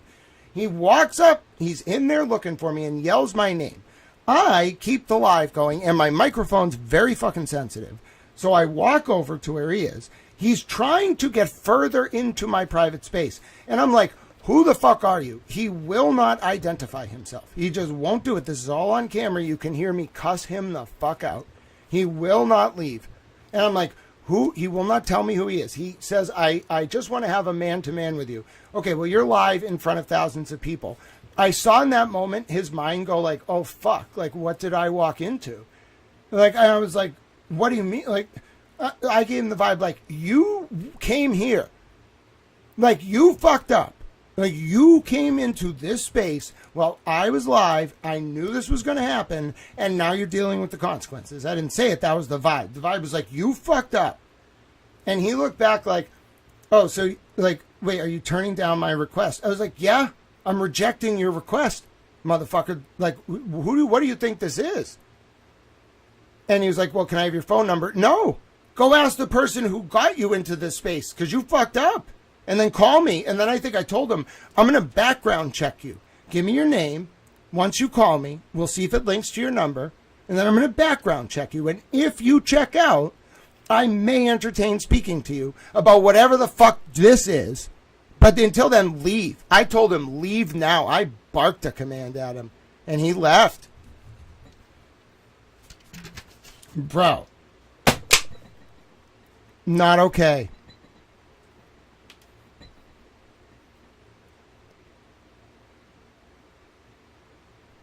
And it was live. Dude, it was live. That was crazy. I can't believe they did it live. Let's watch it. You want to watch it back together? Let's watch it back together. You want to see me react to my own craziness? It wasn't even me being crazy. Listen, I reacted so, like, respectfully. Like, not only did I not go to a place that I shouldn't have. First of all, I was fully within my rights to basically tell him, you are a threat to my physical safety, leave. And I did. Furthermore, I was overly respectful, and I was still a dick. I'm going to play it back, bro. Tell people. We got to tell people. Holy fuck. I got to tweet about this. I got to, let people know for my own safety. Oh, no. While I was reviewing Jeffrey Epstein documents about his financial transactions and investments via shell nonprofits. I don't even know how to explain this. Oh my god. A 60-something stocky white man in a baseball cap somehow found his way to my top floor home office and tried to have a man-to-man. Like, what the fuck? Like, what the fuck?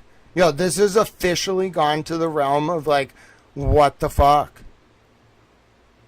No, and even if the background wasn't up, you wouldn't have been able to see anything, because the way I have my camera set up is, it wouldn't have shown you him. It would have, you think I was letting him in the door?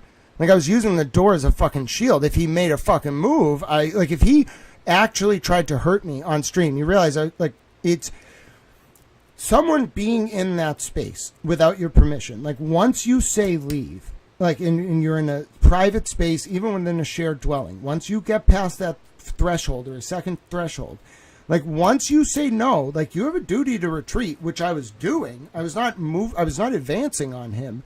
I was using the door as a defensive shield. If he touched that door, if he made ingress into the further private space, bro, that is akin to using a gun. The second you do that, I am already in fear for my life. And then if he had tried to enter that space, I have to legally, in my mind, I have to retreat. So I'm going to move backwards. If he keeps coming, bro, I have nowhere to go. There's the office is just walls. I could go around one of the walls, I guess. But, I can only retreat 5 feet, 10 feet. I have to defend myself. If he actually tried to come in or, swung or pulled a gun, oh, my God. I had to be ready to, stop him. If he pulled a weapon, I would have knocked the weapon out of his hand and, not touched it and then immediately incapacitated him. I wouldn't have killed him, but I would have incapacitated him to stop the threat, using less force than he was using, just to make a point, even though I would be entitled to actually end him, but I wouldn't.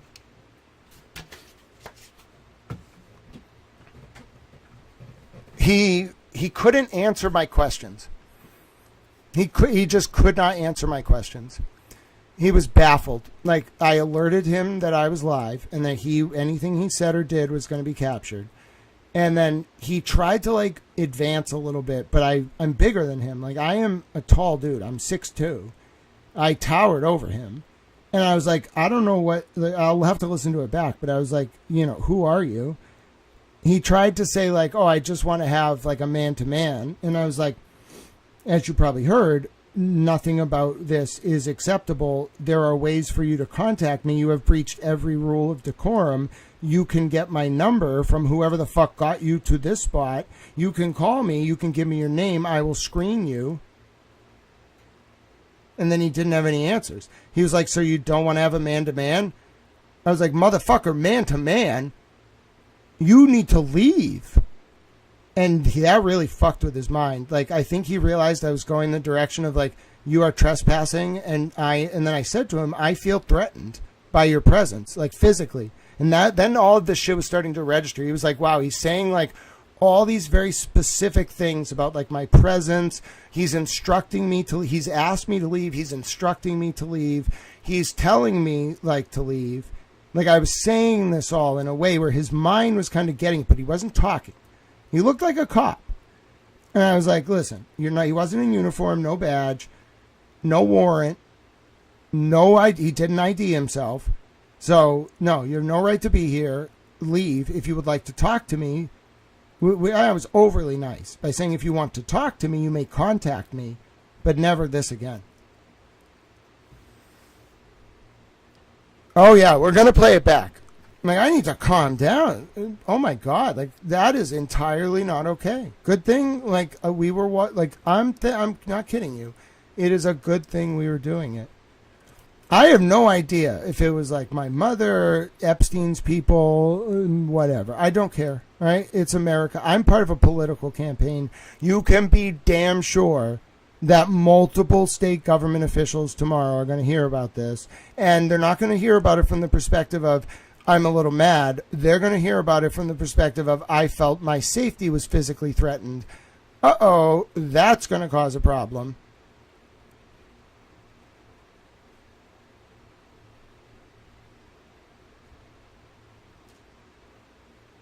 Anyway, let's watch it back. Give me 1 sec. I got it playing. I got a towel playing. I think we can watch it back like in the actual YouTube preview. It's kind of cool. One of the coolest things about doing the stream this way is you can actually like run it back in the same studio that you run the chat from, which is nice. So we're going to run back the craziest incident I've ever seen. Lynn, someone just invaded my private space, and we're going to listen to it. It was crazy. It just happened. I've never seen anything like it in my life. They came in, they literally wanted to have a man-to-man with me in my private space. I've never seen anything like it before. All right. Hold on. We got to get up to it. We got to go to the part where I leave the chair. When do I actually leave the chair? So it happened at exactly, hold on. When do I get up? Does anyone know exactly when it happened? Oh, yeah, here it is. Okay, it happened right at, oh, you can see my back. So it happened at like 6:46. All right, let's listen to it. Hold on. It was buying stock. Fuck.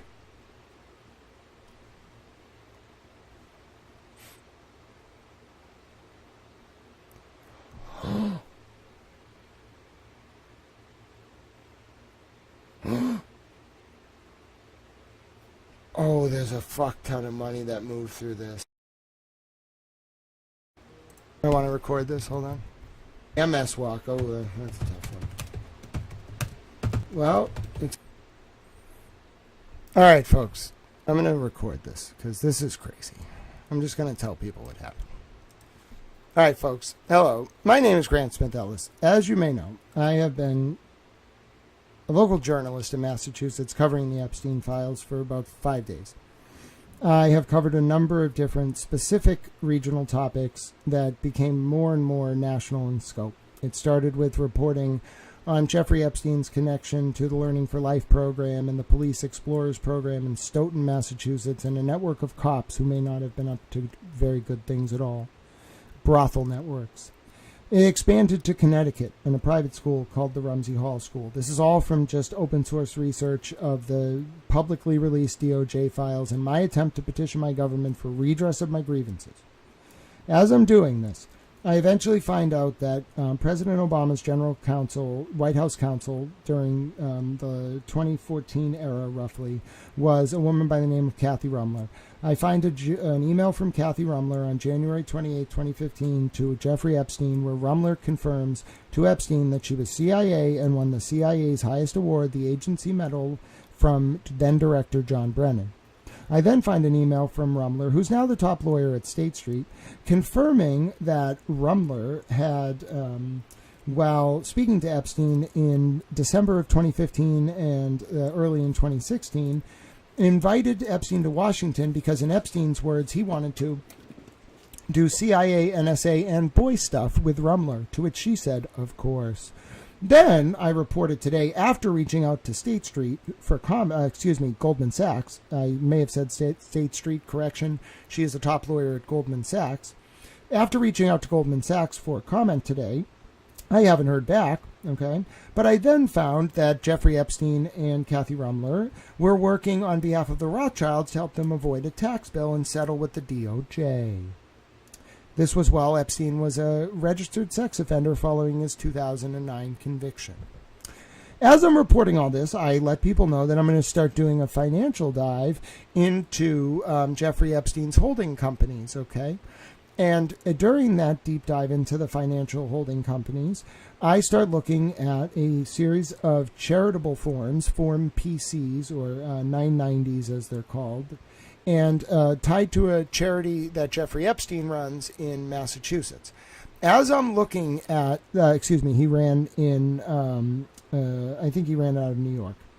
It was actually the Virgin Islands. It was like the Gratitude America charity. I find he got $10 million to do this charity from a man by the name of Leon Black. I find out that from an SEC document about Black's involvement with Epstein. I then look at this firm, and I'm tracking who the firm is donating to, this nonprofit. I have this big list. I want to show you the work I was doing specifically when this happened, okay? I was doing this specific list. I actually have it in a notepad. I was doing it by hand. I think I'm one of the only people doing this by hand. So as I'm doing this, I've been doing it for the last hour. People were watching on stream. I was making this list, okay?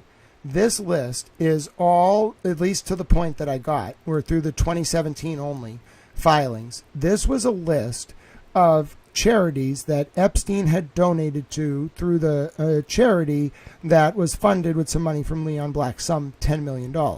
But there was way more money flowing through the charity. Like if you look at the donations going out and then the money coming in, it was more than just Black's $10 million seed money.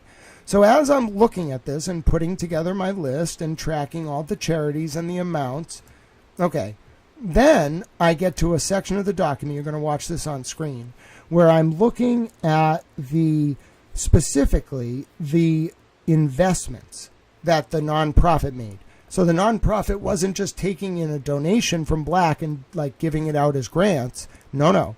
The firm was doing a lot of investing, and a lot of the investing looked like cover for insider trading. This specific form I was looking at when this incident happened shows that Epstein was like in on the ground of a Tencent move, a big Chinese affiliated state company, and made like $500,000 on a trade that was laundered through this nonprofit involving Tencent. There's a bunch of other day trades that are there to just throw off the scent of the account being tied to insider trading. But the actual big money move was related to Epstein shorting Tencent in like 2017, 2018. It was why, not shorting. What he did was he either shorted or like bet on it to go up. But the point is he had inside information, and the big bet, it was $1 million bet that returned $500,000 in like 2 months, easy money, was on Tencent.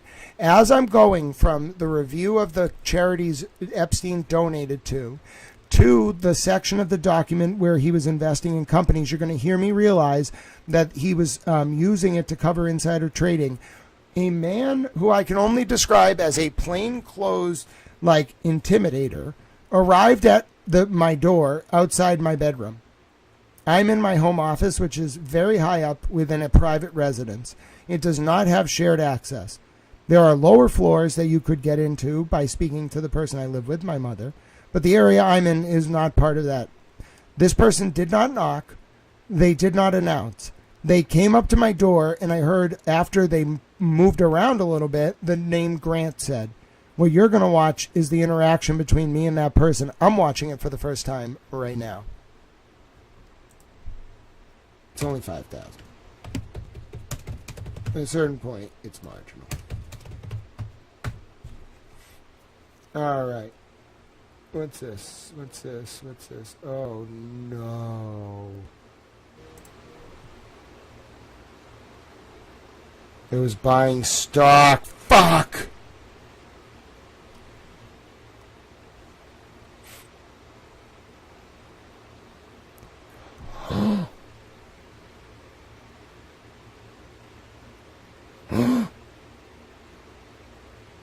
Oh, there's a fuck ton of money that moved through this.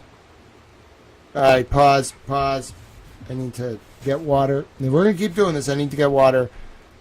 And it would be great. So I'm going to play a video for you. We're going to pick up right here. I need to get water. Oh, no. Oh, this just made this like 40 times more complicated. Oh, my God.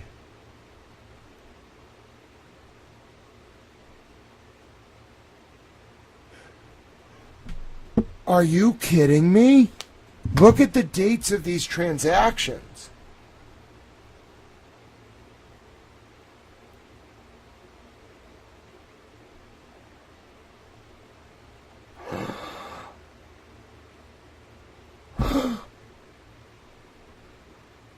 He wasn't okay. He was using this to trade stocks, bro, along with make donate. Look at this shit. They're all within like days of each other. He was like day trading. Wait for it. It was shit. Oh no. Oh, we need a lot of help. How to realize the 10-cent thing.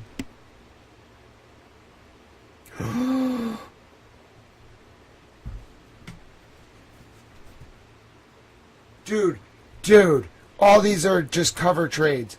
Oh my God, it was to... Oh my God. Oh my God. Look what it all was actually about. Dude, look. Okay, folks. All this stuff. All right, good night, Nicola. Yeah, no, he wasn't shorting. Look, all this stuff. This stuff is like, you know how like when you're going to make an insider trade move, you, on like the prediction markets, do you know how when you're going to do an insider trade move, you immediately like do a bunch of other bets? Hello? Why are you here? How you doing? Can I help you? What are you doing? I'm live right now. You're being recorded. Can I help you? Why are you here? Who are you? My name's David Burley. How did you get in my house? How many did you say? Okay, why are you speaking to me? I'm literally live. I just came by, I haven't made any. You don't want to have a discussion on live stream in front of thousands of people, and it's very inappropriate. I have a phone number. You may call me. To enter a private space without calling ahead of time is not only inappropriate, it makes me feel uncomfortable. I would like you to leave. You may call me and schedule a time to meet me for coffee. You can't just talk to me, man. There are thousands of people listening, and they're hearing me scold you for not calling ahead of time. Please show respect. Treat me like a human. You can take my phone number. Your request is denied. You may take my phone number and call me to schedule a time. And if I check you out and you check out, I may talk to you. Have a good night. Please don't do this again. I'm very uncomfortable. Thank you. Please leave. You may ask my mother for it. This is the last time I'm going to ask you to leave. Have a good night. Holy shit. Holy shit, that's why we do live streams. That is why we do live streams. Holy shit. That was scary. All right, that was scary as fuck. It was intimidating. It was right as I was about to tell you that the documents from Epstein, okay, from those files, I'm going to close out this video with that specific file just so I can show you where we were about to go. I had this up on the screen. I was about to zoom in, okay, and I was going to show you it's 10 cent, okay. These are all sham trades. They're worth nothing. All the trades up at the top, okay, they're just day trades that are worth nothing, okay. If we actually look at what this dude was doing, you have to be able to scroll over. Look at the amounts of the trades, of the sham trades. They're nothing. They net him like 20,000. They lose 3. These are all fake. These are all cover trades. The big trade, this whole thing, was to cover this trade. On 6/6, they bought the stock. 16, they sold at 8/14/2017. They made $500,000 on that. And then on their other 10 cent move, they didn't buy in till 7/18/2016. They moved on 8/14. So something, they shorted this, or they like sold based on insider information, the 10 cent stock and they made $700,000. They made $1 million on a $1.5 million move. So they had 1.5 across 2 stocks. When they sold on 8/14/2017, they made $1 million. 600,000 plus 300,000. Okay. All right. Total trading. All right. They put, for some reason, 7 million in. All right, but it was all to make money on this one stock. And that's what I was talking about as someone. Yeah, I made sure the man left. Lynn, thank you for asking. But my name's Grant Smith Ellis. I'm an Epstein reporter covering the Epstein files. And I'm telling you right now, like, journalists need to be careful. I don't know what's going on right now. I'm very uncomfortable with what just happened. This is America. All right? I'm going to report this out to the world. I'm going to upload this video. Support your journalists. I need to be safe more than ever. Listen, if you've been thinking, all right, now Grant really needs to be safe. Yeah, we got to do something. Like, this is becoming more serious than I think anyone realizes. And the independent journalists need your help. There's a reason the news isn't doing this. Bro, if I wasn't live right there, what if I was going to be another Guthrie's mom? What if they were just going to take me and be like, oh, yeah, you got kidnapped. They were trying to pressure his mom. He's gone now. Holy shit. Support independent journalists. My name's Grant Smith Ellis. Bro. I'm not asking my mom shit. I think she was in on it. I think like they might have kidnapped me or just hurt me. Bro, anything could have happened right there if I wasn't live. Anything. I'm reporting that shit to the police. Michael Proctor's brother can take the report. His name's Jimmy. He works for the local police. I'm going to be like, I want to make a report to Jimmy. They're going to be like, Grant, you cannot just request an officer. I know I'm trolling him. What? Andrea Campbell just announced that MSP Sergeant Jennifer Penton is being charged with involuntary manslaughter and lying to a state grand jury in the death of MSP cadet Enrique Delgado Garcia. Tommy was right the entire time. Oh my God. You all got to go apologize to Tommy. Tommy, you all go apologize to Tommy right now. They made an arrest. They made an arrest in the death of Trooper Enrique Delgado Garcia. They did it. Oh, ladies and gentlemen, they did it. Wow, go tell Tommy, Tom CPU, you all go tell Tommy that you're sorry if you told him you didn't believe him. He was right. They did it. They arrested someone. Oh, my God. No wonder the cops are fucking pissed. It's all collapsing. Just in. While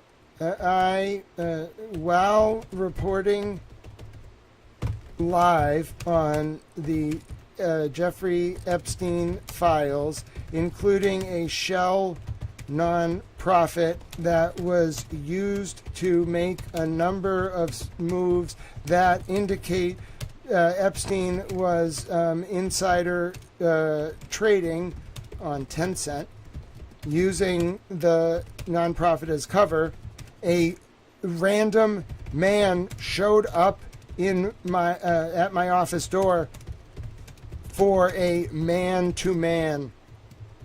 I caught the interaction live, and the man refused to leave after until my third request. I have no idea what would have happened in those moments if I were not live. All glory to God. I thank him for keeping. I thank God. I thank the Lord for keeping me safe. I will take steps to report this incident to the relevant state authorities and otherwise. Intimidating journalists who are part of in the political arena is not acceptable. Full stop. I want the Committee for the Freedom of the Press on this. I want a investigation.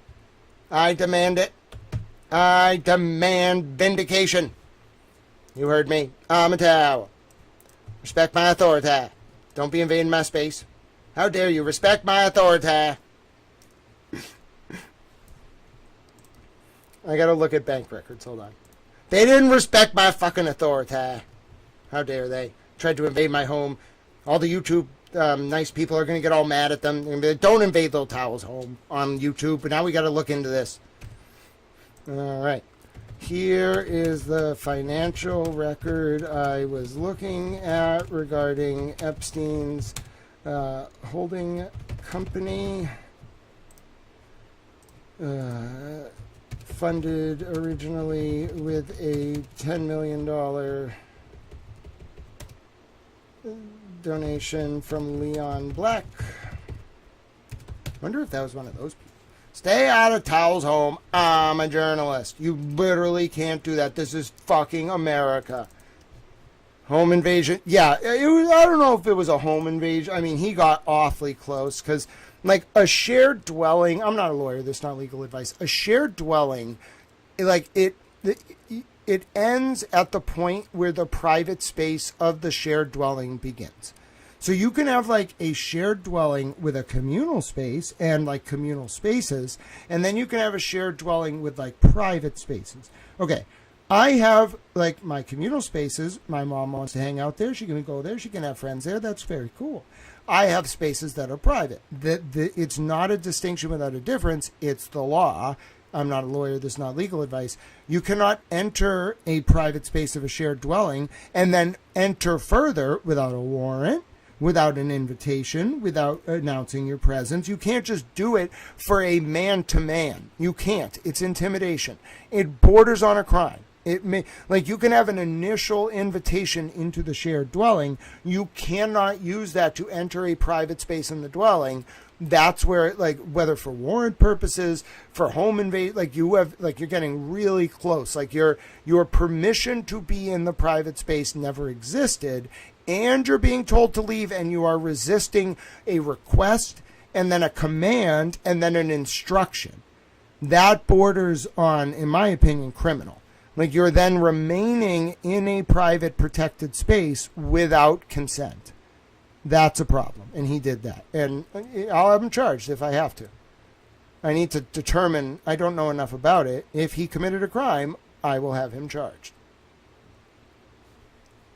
Doesn't matter if he was hired, asked. It doesn't matter. It does not matter. It's not a defense. It looks like a female did kill Enrique Delgado Garcia, and she lied about it.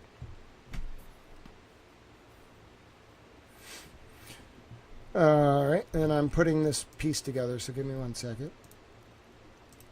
I need some dinner. I really need to eat. That was fucking... I'm not stopping this live. I'm not even leaving. I'm just going to order dinner. Someone sent a donation yesterday. I'm just going to do it. I need to eat and stay live and get a coffee. Maybe I'll just get donkeys. Alright, 1 second. I'm going to stay up with you all tonight. I don't want to go to bed. You think I want to go to bed after that? No.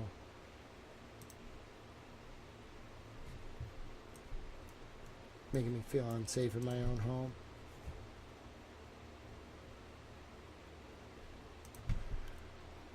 On page 5 of 8. Holding company. Gratitude.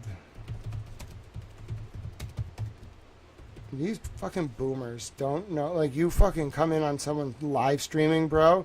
Dude, his mind was fucked when I told him I was live streaming. He almost lost his fucking mind.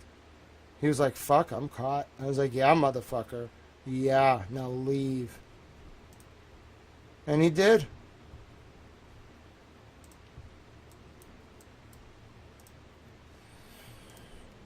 Alright. Here is the document that shows the suspected insider trading through the Shell nonprofit. What page are we on? It's like page, like, what of 22? It's page 17. Oh, it's literally the last page. You really have to read. No wonder they didn't want me doing this. Alright, the document also shows a number of charities took Epstein's money.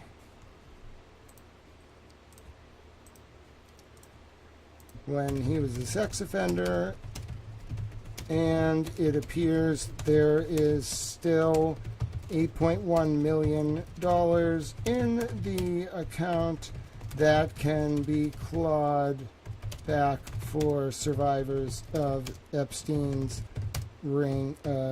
child sexual abuse ring. We're just calling it a child sexual abuse ring. Hey, that's all he is to history. He ran a child sexual abuse ring. That's it. He's nothing more. He's a fucking evil man. And no one's going to tell me otherwise. Here is a partial list covering only 2016 and 2017 before I was challenged to a man-to-man inside my own office in the middle of the investigation. I've never had that happen before. Never in my life. Did he say he didn't even, like, even the first name he said, like, I wasn't really listening. I think he said his name was David, but I didn't give a fuck who he was. Because he wasn't going to tell me who he actually was. He was lying. He was there to threaten me. And I was like, motherfucker, leave. Your threat just got completely used against you. And now you're going to get in serious trouble. And he was like, what is live? He almost, like, looked at me like, what is live? And I was like, bro, I had to tell him twice, like, bro, you want to talk in front of thousands of people, like, live? Are you crazy? And he kind of, like, looked at me like, no. And I was like, yeah, bro, I want a cheeseburger. I'm so hungry. That was shocking. I think my adrenaline is flowing. I don't get adrenaline often. This is pretty cool. Adrenaline is kind of like coffee, but better. And you get dry mouth. Definitely dry mouth. I never fucking get dry mouth. I talk all the time. I never get dry mouth. Dude, adrenaline is a fuck of a drug. Dude, I was ready. I could have, like, literally moved mountains. If that motherfucker moved on me, I was ready. Like, he could have pulled out any kind of weapon. I was ready. I had my eyes on his hands. I was like, make a move. Do it. Do it. Imagine if I, like, disarmed someone on live stream and then, like, put the weapon away, like, away from him and was like, don't move. And just, like had to stop the threat live. I was willing to do it, bro. Bro, my mind was not on that stream. I was telling him about the stream, but I was ready to, like, go to war with him. If he made one move, like, further into that space.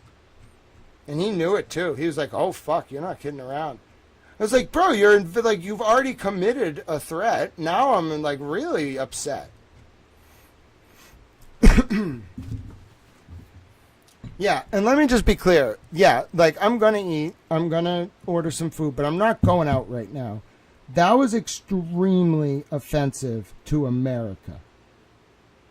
To America.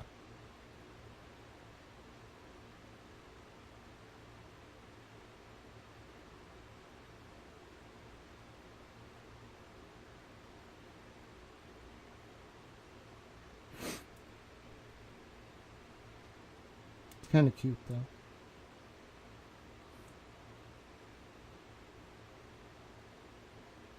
What do I even do about all this?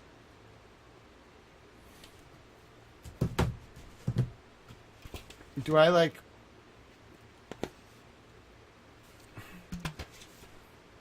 do what he was doing but not evil? Like do I just like try to like act only good and like try to shape things similarly but never in an evil way? And do I like stop people from doing that?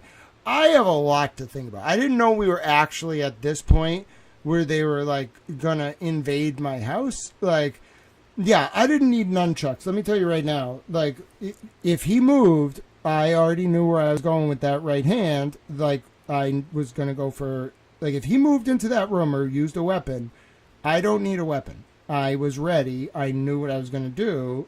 I was looking at the spot on his neck I was going to go for. He was not going to make it. I don't know why he was doing what he was doing, but if he moved for a gun or a knife or entered my room, my area, he was not going to make it. I'm telling you right now. I would have stopped him. I have a right to do it. He might have recovered, but he was not going to make it.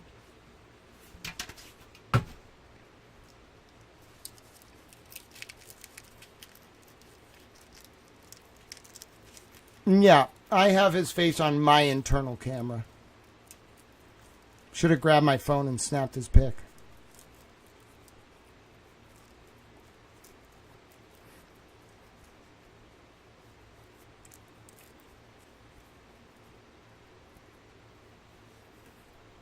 Yeah, but I'm serious. Like, you cannot threaten someone's life like that. Like, I don't know if he even, like, understood the law or, like, what he was doing or what, but like when you are in that kind of space, like, and you're asked to leave and you don't, and then you're told to leave and you don't, and then you make any kind of move, like, bro, that is akin to using a gun.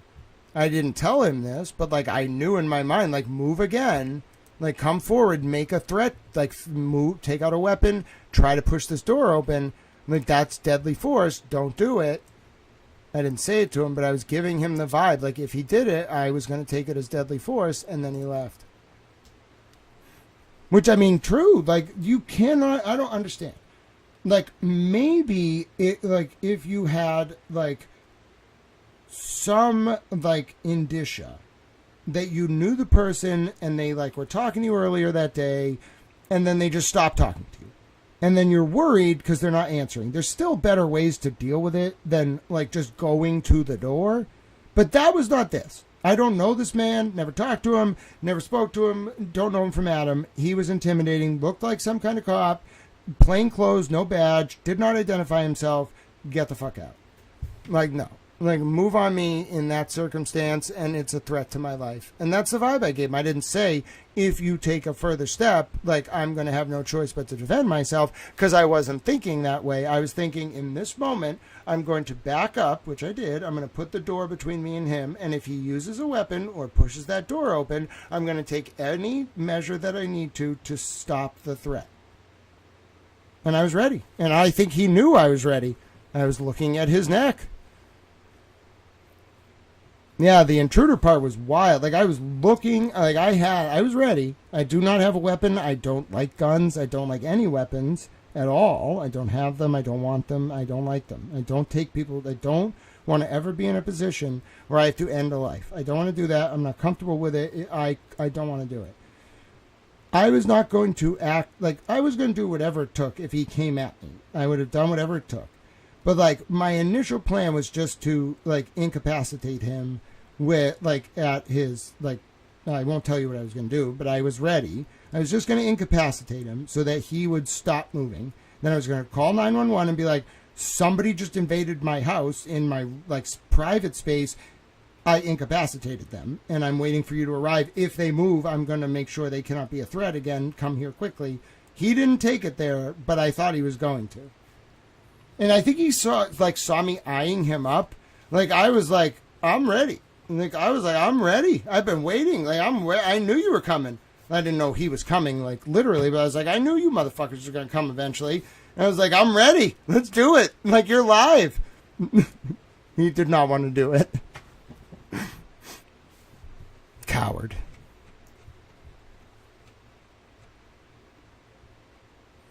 I think he thought I was going to be like a punk bitch about it. Like, no, bro. I don't know who hired him or why, but like, if he thought I was going to be a bitch about it, no. And not to use that word pejoratively. If he thought I was going to like cower in fear, motherfucker, I was ready to I was ready to do whatever he needed me to do if he was a threat to my physical safety. And he got that vibe and was like, oh no, I totally misread this. Yeah, bro. You got the wrong background briefing and the wrong man. Then he ran away. Do I really give off the vibe like if you pose a physical threat to my life, I would just back down? Are you out of your mind? How do you think I do this work? If I had that kind of fucking like shell, I would have died a long time ago. Please, the first time someone stuck a weapon in my face was like 2009, and I was like, fuck off. And then I lived, and I didn't care and never thought about it again.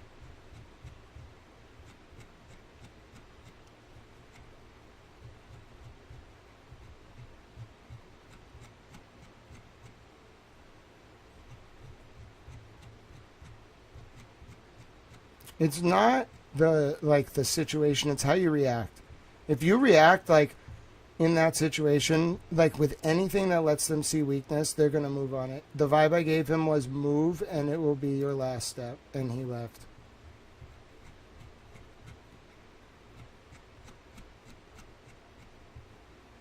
He was like, I think he was calculating whether or not he wanted to risk it.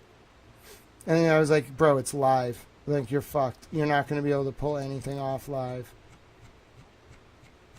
And then he left.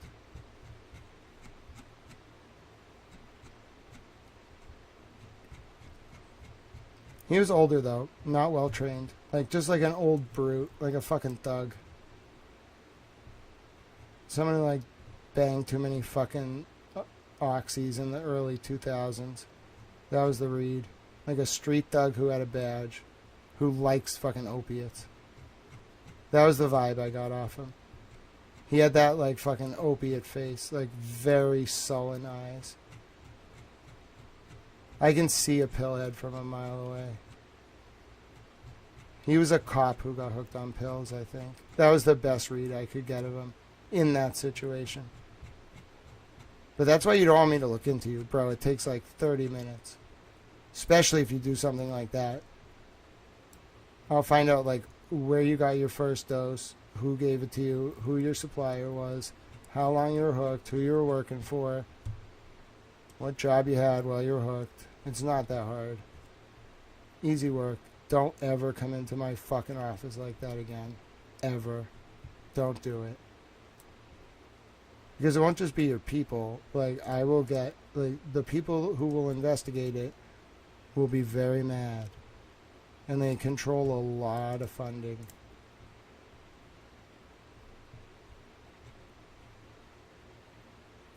See, I'm like Jeffrey Epstein. I don't use it for evil, motherfucker. That's why I got to fucking where I am.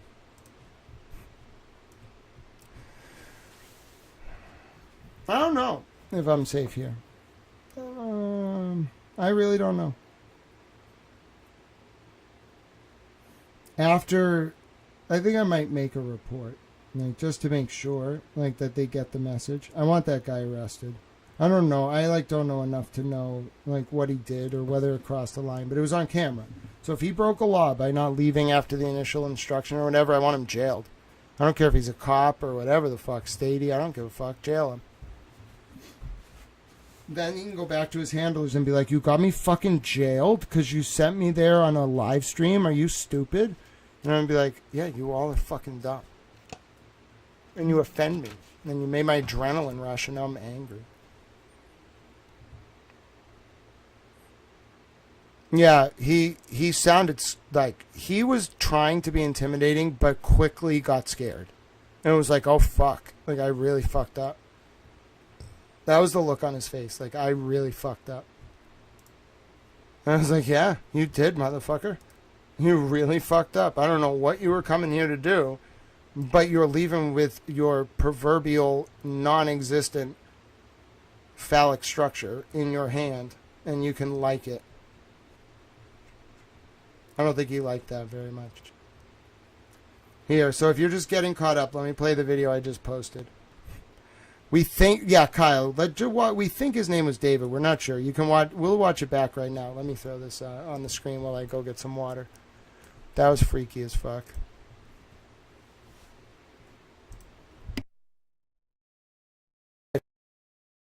Folks, hello. My name is Grant Smith Ellis. As you may know, I have been a local journalist in Massachusetts covering the Epstein files for about 5 days.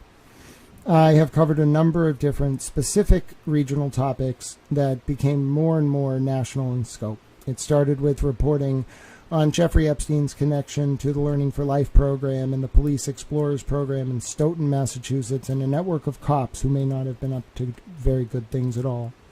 Brothel networks. It expanded to Connecticut in a private school called the Rumsey Hall School. This is all from just open source research of the publicly released DOJ files and my attempt to petition my government for redress of my grievances. As I'm doing this, I eventually find out that President Obama's general counsel, White House counsel, during the 2014 era, roughly, was a woman by the name of Kathy Rumler. I find an email from Kathy Rumler on January 28, 2015, to Jeffrey Epstein, where Rumler confirms to Epstein that she was CIA and won the CIA's highest award, the Agency Medal, from then-director John Brennan. I then find an email from Rumler, who's now the top lawyer at State Street, confirming that Rumler had, while speaking to Epstein in December of 2015 and early in 2016, invited Epstein to Washington because, in Epstein's words, he wanted to do CIA, NSA, and boy stuff with Rumler, to which she said, of course. Then I reported today, after reaching out to State Street for Goldman Sachs. I may have said State Street, correction. She is the top lawyer at Goldman Sachs. After reaching out to Goldman Sachs for comment today, I haven't heard back, okay? But I then found that Jeffrey Epstein and Kathy Rumler were working on behalf of the Rothschilds to help them avoid a tax bill and settle with the DOJ. This was while Epstein was a registered sex offender following his 2009 conviction. As I'm reporting all this, I let people know that I'm going to start doing a financial dive into Jeffrey Epstein's holding companies, okay?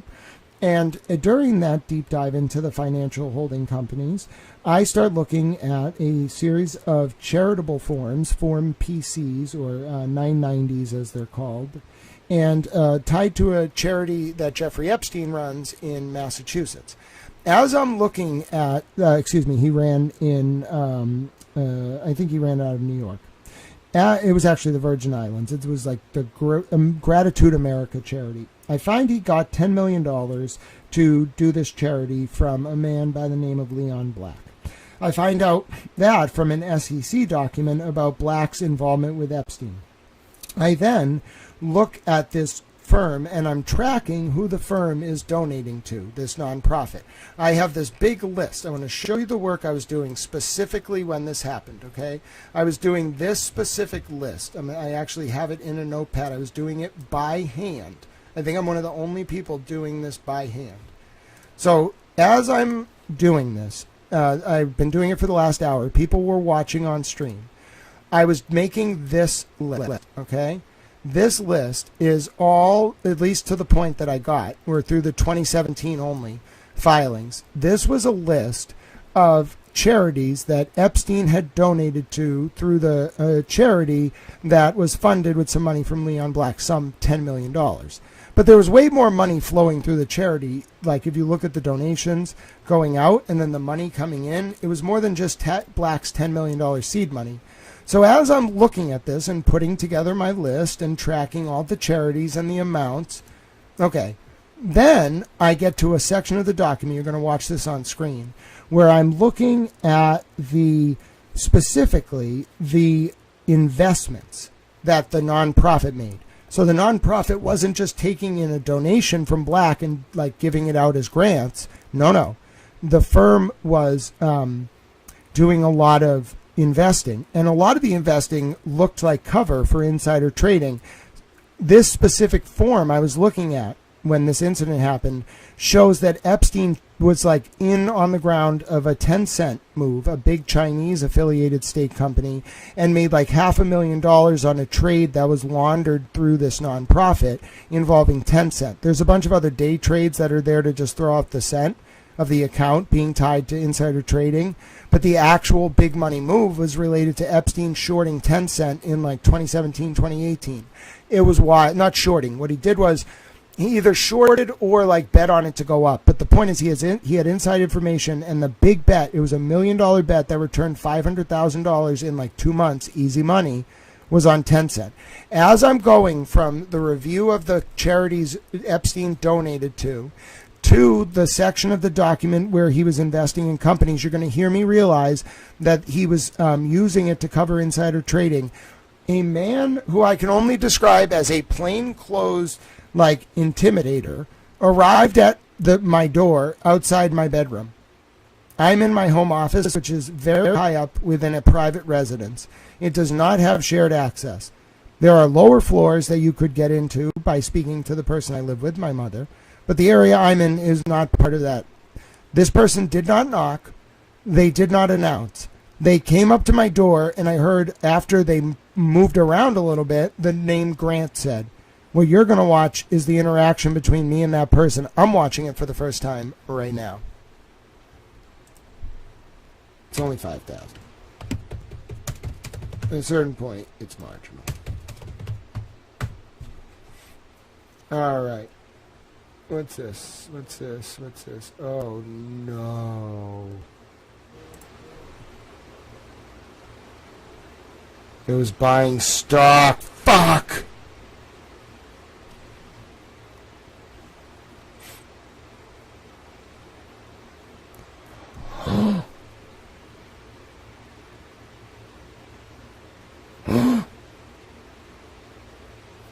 Oh, there's a fuck ton of money that moved through this. Alright, pause. I need to get water. We're going to keep doing this. I need to get water. And it would be great. So I'm going to play a video for you. We're going to pick up right here. I need to get water. Oh, no. Oh, this just made this like 40 times more complicated. Oh, my God.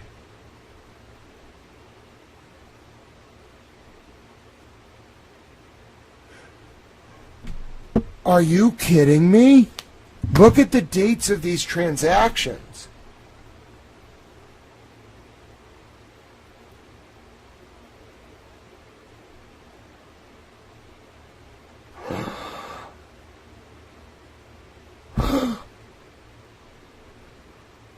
He wasn't okay. He was using this to trade stocks, bro, along with make donate. Look at this shit. They're all within like days of each other. He was like day trading. Wait for it. It was shit. Oh no. Oh, we need a lot of help. How to realize the 10-cent thing.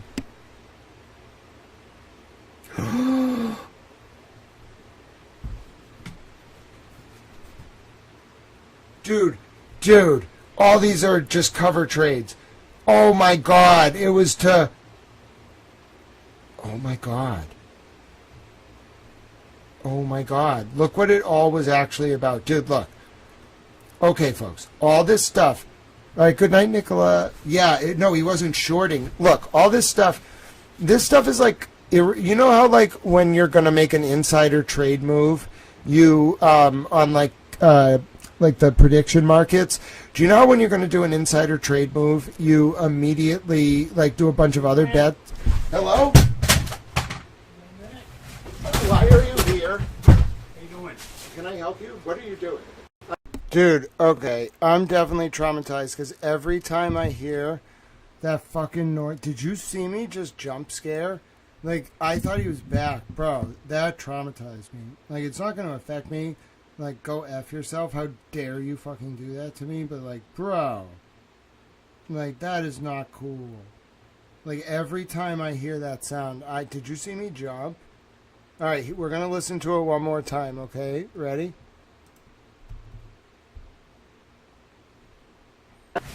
Why are you here? Other bets. Hello? Move, you immediately like do a bunch of other bets. Hello? Why are you here? How you doing? Can I help you? What are you doing? I'm live right now. You're being recorded. Can I help you? Why are you here? Who are you? My name's David Burley. How did you get in my house?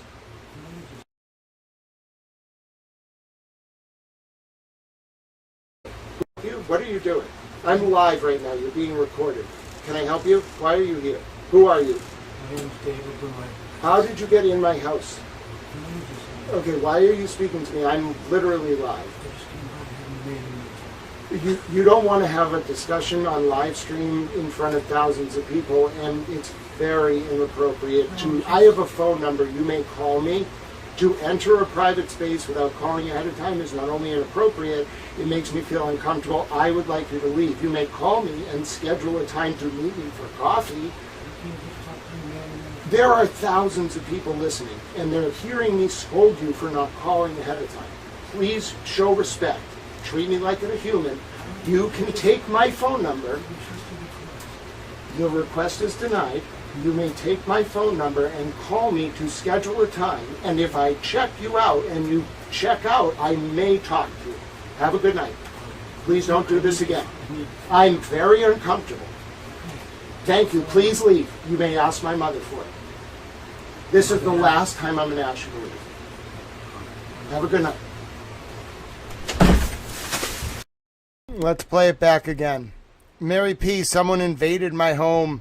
It was earlier at like 6:45. We're trying to get the guy's name. I asked my mother for it. Hold on. I may talk to you. Have a good night. Why are you? It's actually about, dude, look. Okay, folks. All this stuff. All right, good night, Nicola. Yeah, no, he wasn't shorting. Look, all this stuff is like, you know how like when you're going to make an insider trade move, you, on like the prediction markets, do you know how when you're going to do an insider trade move, you immediately like do a bunch of other bets? Hello? Why are you here? How you doing? Can I help you? What are you doing? I'm live right now. You're being recorded. Can I help you? Why are you here? Who are you? My name's David Burley. How did you get in my house? Okay, why are you speaking to me? I'm literally live. You don't want to have a discussion on live stream in front of thousands of people, and it's very inappropriate I have a phone number. You may call me. To enter a private space without calling ahead of time is not only inappropriate, it makes me feel uncomfortable. I would like you to leave. You may call me and schedule a time to meet me for coffee. There are thousands of people listening, and they're hearing me scold you for not calling ahead of time. Please show respect. Treat me like a human. You can take my phone number. Your request is denied. You may take my phone number and call me to schedule a time. And if I check you out and you check out, I may talk to you. Have a good night. Please don't do this again. I'm very uncomfortable. Thank you. Please leave. You may ask my mother for it. This is the last time I'm going to ask you to leave. Have a good night. Holy sh! Yeah, I can't tell what the name is. Like, we'll listen to it again. I want to know the name. I just don't remember it. And I was like, move. You immediately like do a bunch of other bets. Hello?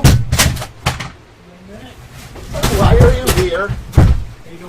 Can I help you? What are you doing? I'm live right now. You're being recorded. Can I help you? Why are you here? Who are you? My name's David Bruin. How did you get in my house? My name is David. We don't know Jason D'Angelo. It's like David something of it's. Doing? Can I help you? What are you doing? I'm live right now. You're being recorded. Can I help you? Why are you here? Who are you? My name's David Bruin. How did you get in my house? You here? Who are you? My name's David Bruin. How did you get in? Can I help you? Why are you here? Who are you? My name's David Bruin. How did you get in my? Can I help you? Why are you here? Who are you? My name's David Bruin. How did you get in? Can I help you? Why are you here? Who are you? My name's David Bruin. How did you get ordered? Can I help you? Why are you here? Who are you? My name's David Bruin. How did you get in my house? Why are you here? Who are you? My name's David Bruin. How did you get in my? Can I help you? Why are you here? Who are you? My name's David Bruin. How did you get in my house? Doing? Can I help you? What are you doing? I'm live right now. You're being recorded. Can I help you? Why are you here? Who are you? My name's David Bruin. How did you get in my house? Help you? Why are you here? Who are you? My name's David Bruin. How did you get in my house? My name is David Bervikovitz. It's like David Bervikovitz. David Bervikovitz? Vervikowitz? I don't know who dude is, but he's going to get himself in serious trouble. I hope he's got a PI license or a badge or something that I can deal with, because he's going to get addressed by his professional authority. I'll tell you what. Alright, let's go. Where am I going? Alright. Oh, I ordered a coffee, by the way. Extra towel, bonus towel. We're staying up late tonight after that shit. It's not David Berkowitz. Imagine if it was David Berkowitz. Oh, no.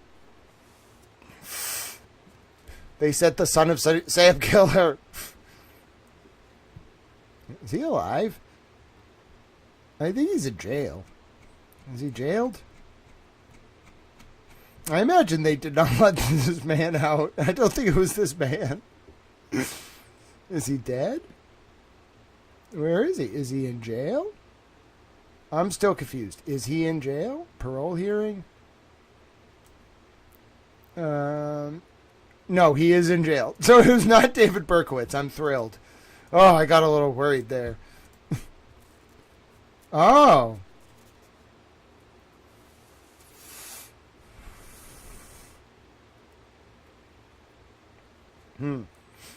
Right. It's not that I can't remember the last name. I just was yelling at him.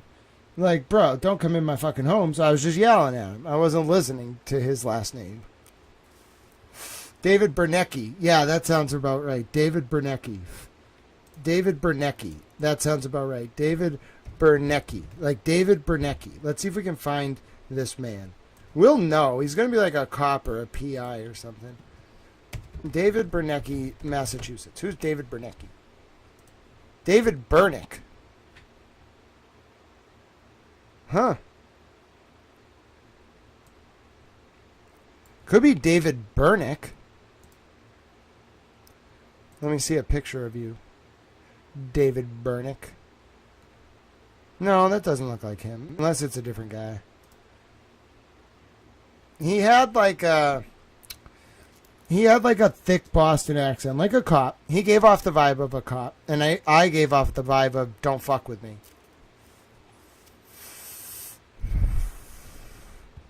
He looked a little scared. Like he was like kind of like trying to be intimidating like a hoodlum. And I was like, bro, I will eat your soul. And then he backed down. Like I think he wanted to give off the vibe he was something he was not. And I gave off the vibe like I am exactly what you think I am and worse. And you shouldn't test me. And then he left.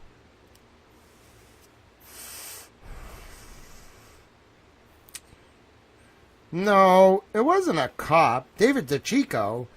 No, David DeChico is a young dude. If it was David DeChico, he's got balls like a motherfucker. To come into my home? No way.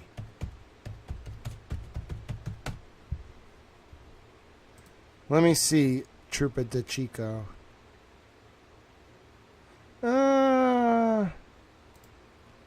Is that him?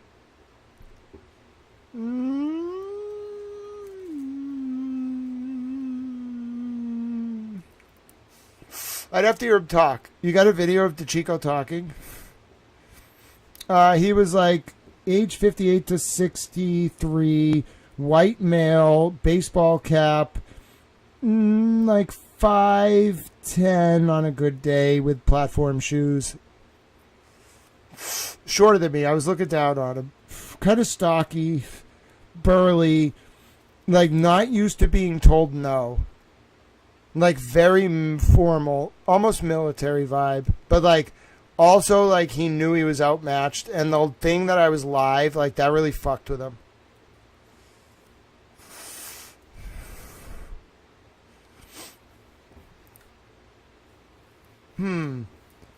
Like there's only one picture of DeChico. Like he did kind of come across like a little bit of like a punk. Like he expected me to just bow down to him, and I was like, you're a punk. Yeah, I'm not sure. Like I could have got the read wrong of his age, but he definitely seemed like closer to 50s. Like 60 might have been high, but like if he was, I mean, he could have been in his 40s. If he's in his 40s, he was like an old 40s, like very old. I'd have to hear him talk to like really tell you if it was him.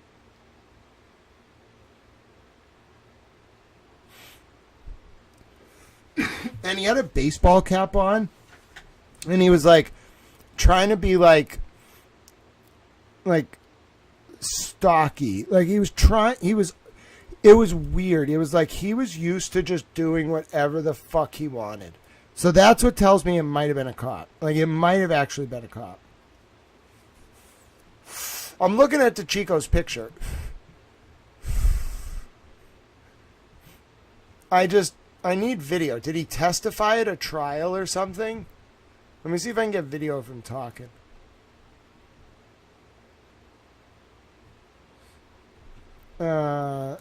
Testimony. I need trial channel for this. Let's see. Did he never testify? Let's see. What's this? I'm waiting for my coffee anyway before we go back to the financial stuff. Why do you think it's this guy? No. Not him. He didn't have glasses. No glasses. Stocky. Almost military. Like short. Like had something to prove because he was short. He said he wanted to have a man-to-man. And then he was baffled by the fact that I was just so, like in his face about it. Like, no.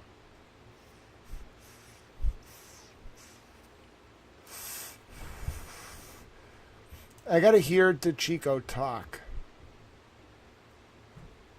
Anyone got a video of him talking? I'm sure we can find him doing an interview or something. I don't believe he's never talked. It is creepy. I just don't believe he's never talked. I want to hear his voice anyway. It's probably not him. That would be too ballsy. But his name is David. We definitely heard the David part. I don't know what he said, Bella's mom. It started with like something. You want to hear it again? We can listen to it again. Help you? How you doing? Can I help you? What are you doing? I'm live right now. You're being recorded. Can I help you? Why are you here? Who are you? My name's David Boy. How did you get it? It's B. It's David Baraikovitz. David Baraikovitz. I heard it. David Baraikovitz. David Berkovitz. David Berkovitz. It's not David Berkovitz. It's David Berkovitz. David Berkovitz. All right, so let's see if we can do this. Hi, Rachel. He didn't have hair color because I couldn't see it because he had a hat on. David Berkovitz. How do you spell Berkovitz? David Berkovitz. All right, but very good, Bella's mom. But yeah, we're looking for someone, I think, named David Berkovitz. Berkovitz. No, not David Berkowitz. It's like David Berkovitz. He didn't have hair color that I could see. He had a hat on. But I believe the name is David Berkovitz. All right, David. Hey, someone joined the Patreon. Mattel. David Berkovitz. Okay, that's the best I can do. I'm going to play it for you again when my coffee gets here. David Berkovitz. All right, let's see if we can figure this out together because he came in my home. So I think it's not Berkovitz. It's like David Berkovitz. David Berkovitz. Someone's going to find it. Listen, people really care about me. We're going to find this. But it's not Berkovitz. That would be too easy. It's Berkovich. I wonder if it's like Berkovich.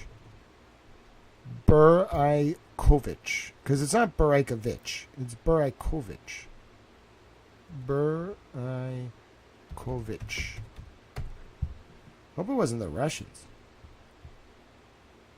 Could have been a fake name, too.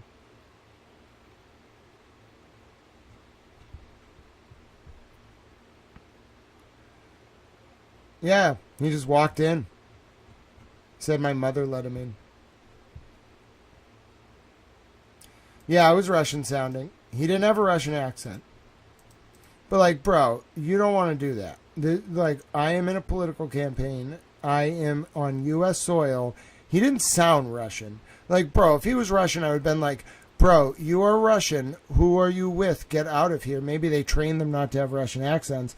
Bro, it would have been a very bad idea for him to talk to me with a Russian accent. It wasn't a Russian accent. It was like Massachusetts. It was kind of like old, like old Boston, like old world Boston, kind of like, but not refined. It was not Brahmin. It was like slang Boston. That's the best I can explain it. Yeah, it's not David Berkowitz. I just want to be clear. David Berkowitz is a serial killer who is in jail. I looked it up. And the guy didn't say Berkowitz. Like, I was listening. It was like Berkovich or like Berkovich. Like, but he said it with like a completely neutral accent. Not completely neutral. It had Boston intonations. It had like, I've been around this city for a long time accent. But he was very like blended in. Like he could have been any other man off the street. That's what made it so freaky.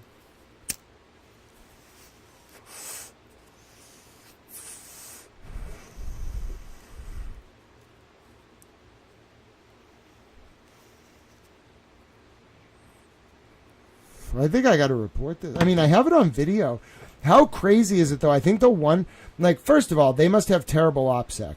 Bro, I have a YouTube channel. I have a Twitter feed. How hard is it to check if I'm live? Do you realize if you do that while I'm live, now that I'm really thinking about it, waiting for my coffee, if you do that while I'm live, do you understand the implications of that? Like, I hope they get, I mean, I don't think they really do. Like, the implications of them doing that are that, like, I don't have to tell people, like, believe me, this guy did this. He did it on camera. David Berkovich. Yeah, that sounds about right, Mary P. Like David Berkovich.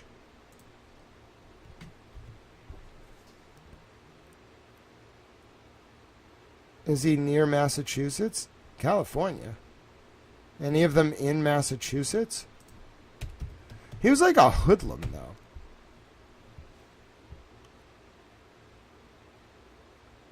Oh my God, David Berkovich, Massachusetts Institute of Technology.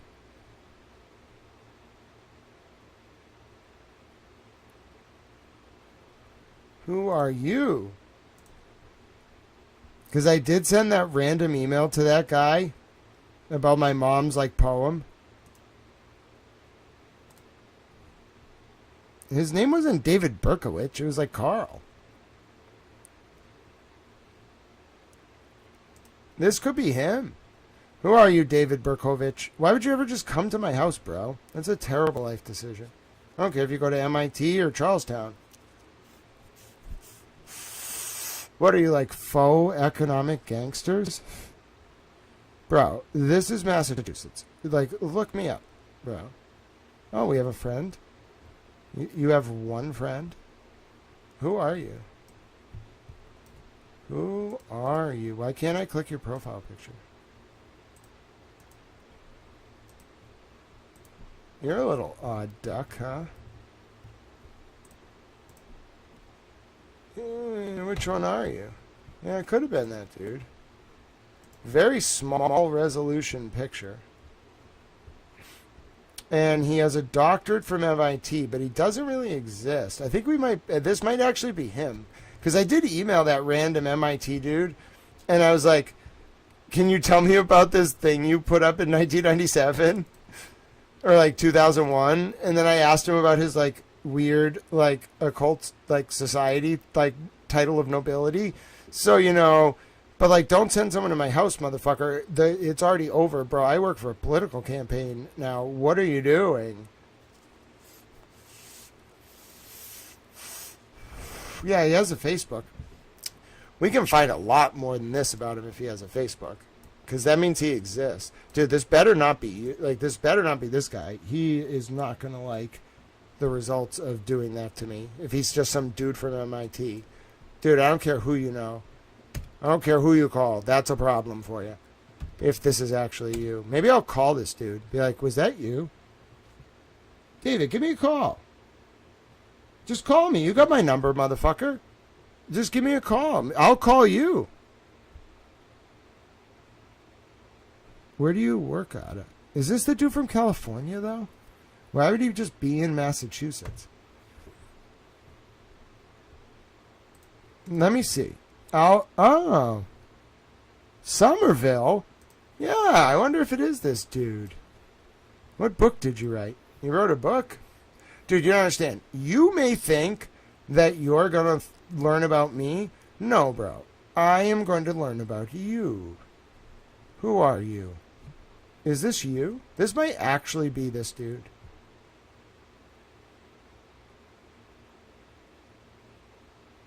Wait, is this dude dead? I don't think he's dead. He looks alive. Spelled a little bit differently on the MIT page, though.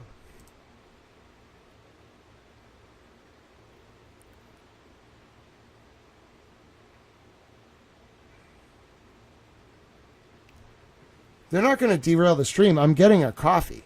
We're going right back to the finances to spite them. You don't understand. I'm very vengeful. We're actually going to go longer on the finances than I intended because my adrenaline is pumping now and I'm mad. As I said, Karen Reed will tell you, like, it's bad when Grant is interested. I've never talked to her, but I just know. Like, it's bad when Grant is interested. If he's mad, like, you have a problem. You just let him fucking talk. The worst thing to do is let him know, then he's going to get mad.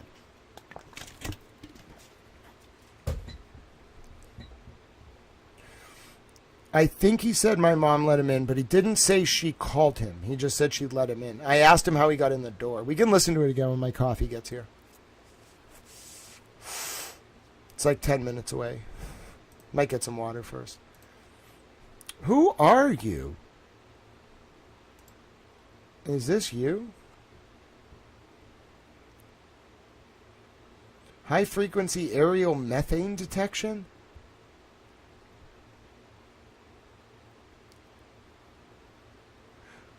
A founding leader of Google's enterprise division. This better not be you. I'm just going to call this dude and be like, did you come to my house?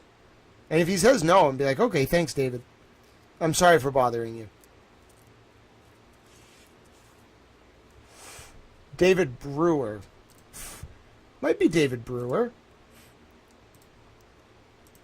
I mean, I'm just gonna call the dude. I'm just like, they came to my house. Like, he said his name on screen. I'm just gonna call that dude. We'll see if there's a David Brewer. But the MIT lead is strong. I'm not kidding you. Like, that is actually a very strong lead. Because I emailed that MIT guy. And, bro, if I was wrong, or, like, the guy could have just been like, no, Grant, I'm so interested that you emailed me. I left that site up because I thought people would want to look at it. He just didn't get back to me. And then some dude showed up at my house who potentially, like, could be connected. So we're going to figure this out. Yeah. We very well may be onto something. No, it was not David Bieniek. I know David Bieniek. First of all, David Bieniek is a sweetheart, and he would never do that. David Bieniek is a skinny dude who's like got like a beard and a like. I know David Bieniek personally, and I have talked to him like for years. I know David Bieniek in person. I've talked to him. It was not David Bieniek. It was. David Bieniek is a skinny dude who's like he's like very photogenic. Like, David, just go do things and I'll like you follow the cameras will follow you. That's David. This guy was like a stocky, like weird Russian dude. It was not Brewer. It was definitely Berkovich. I heard it. It was that dude. All right, let's listen to this.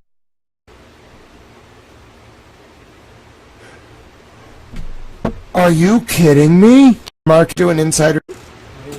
I would like to do a bunch of other bets. Hello, on like the prediction markets. Do you know when you're going to do an insider trade move, you immediately like do a bunch of other bets? Hello? Why are you here? How you doing? Can I help you? What are you doing? I'm live right now. You're being recorded.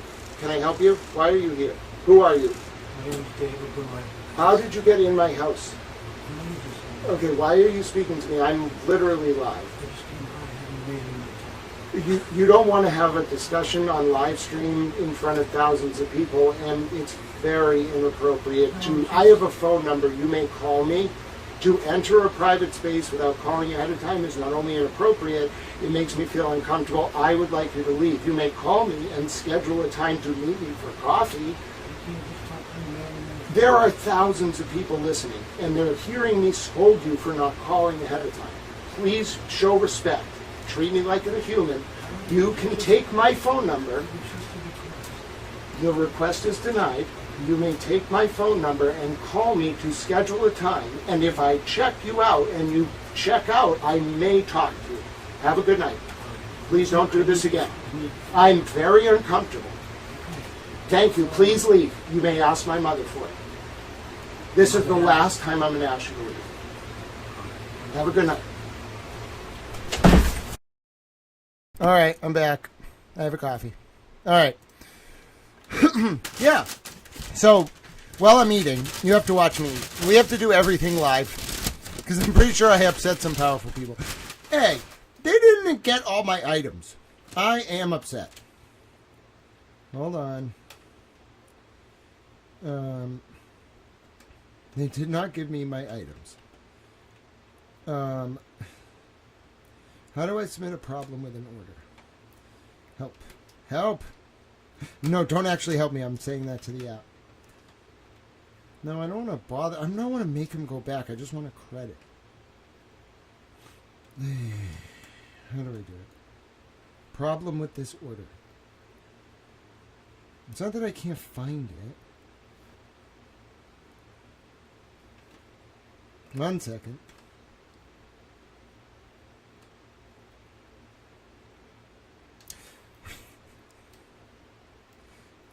Wrong or missing items. I have to report that I didn't get my donuts or my Gatorade. I'm upset.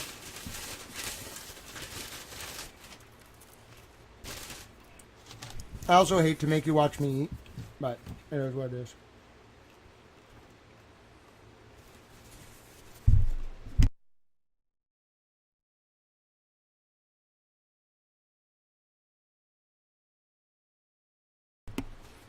We can watch the video again. Still trying to figure out this dude's name. I think we have it. 1 second.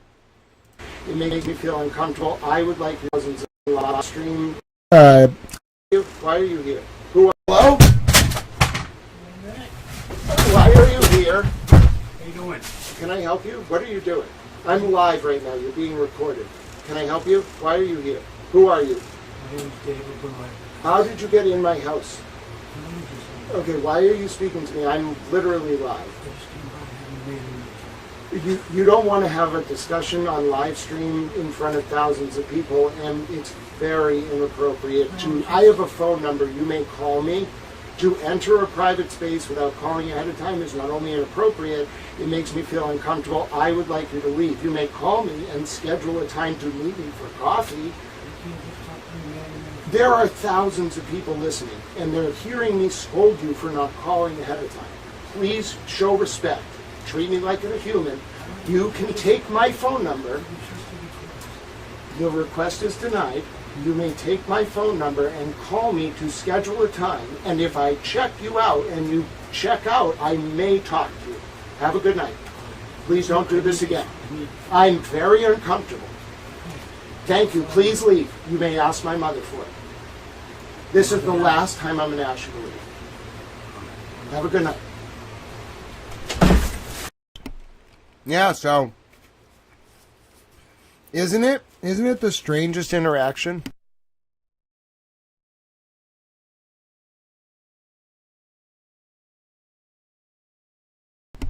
Would you believe that had occurred if you didn't actually see it and hear it with your own eyes?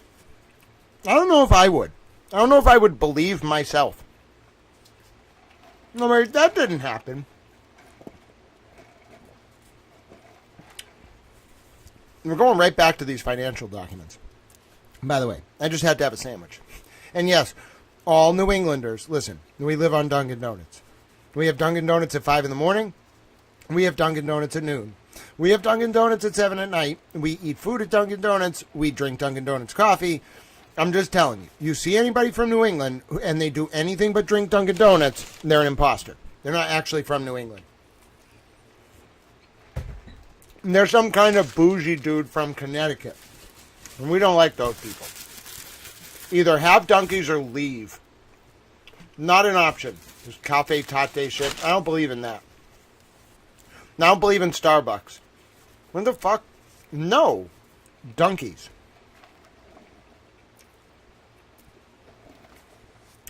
Wawa is acceptable. I have been to a Wawa once. It was very good. It was in Pennsylvania. Easton, Pennsylvania. I remember the exact layout of the store. It was a nice Wawa.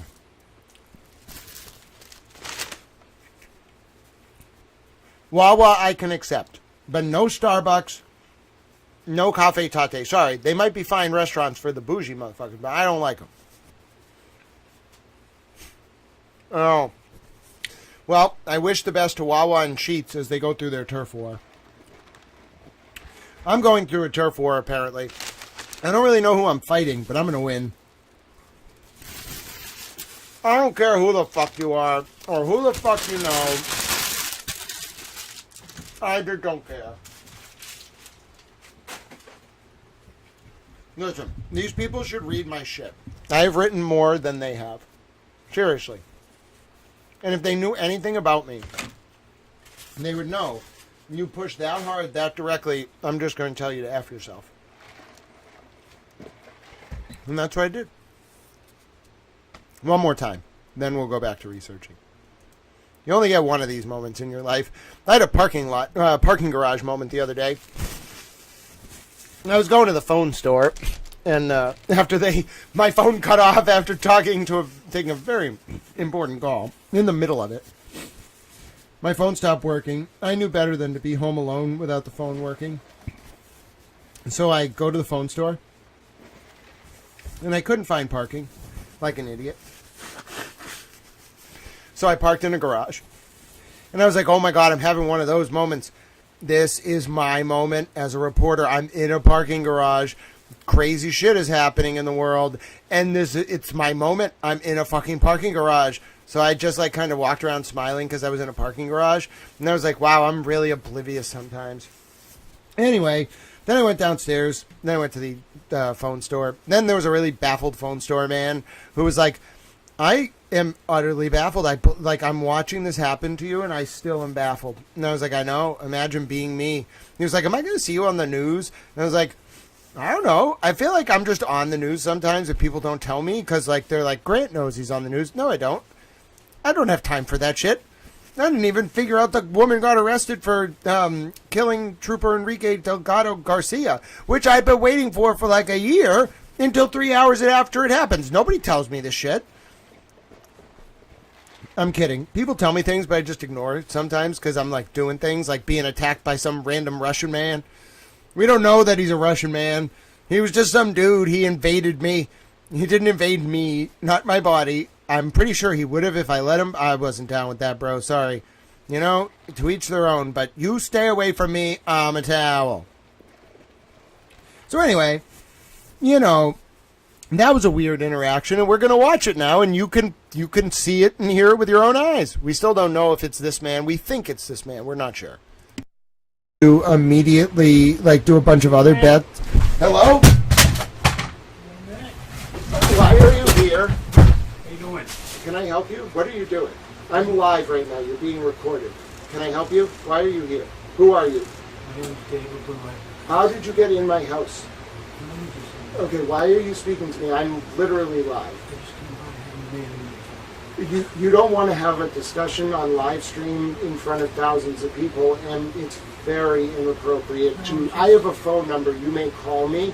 To enter a private space without calling ahead of time is not only inappropriate, it makes me feel uncomfortable. I would like you to leave. You may call me and schedule a time to meet me for coffee. There are thousands of people listening, and they're hearing me scold you for not calling ahead of time. Please show respect. Treat me like a human. You can take my phone number. The request is denied. You may take my phone number and call me to schedule a time. And if I check you out and you check out, I may talk to you. Have a good night. Please don't do this again. I'm very uncomfortable. Thank you. Please leave. You may ask my mother for it. This is the last time I'm going to ask you to leave. Have a good night.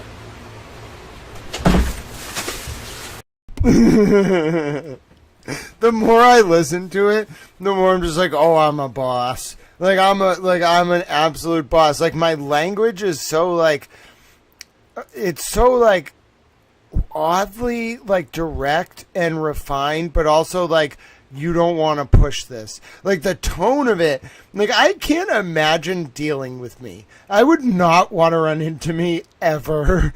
And like, if I was like being questioned by myself, I'd be like, oh no, I don't want to fuck with this guy. I respect his authority.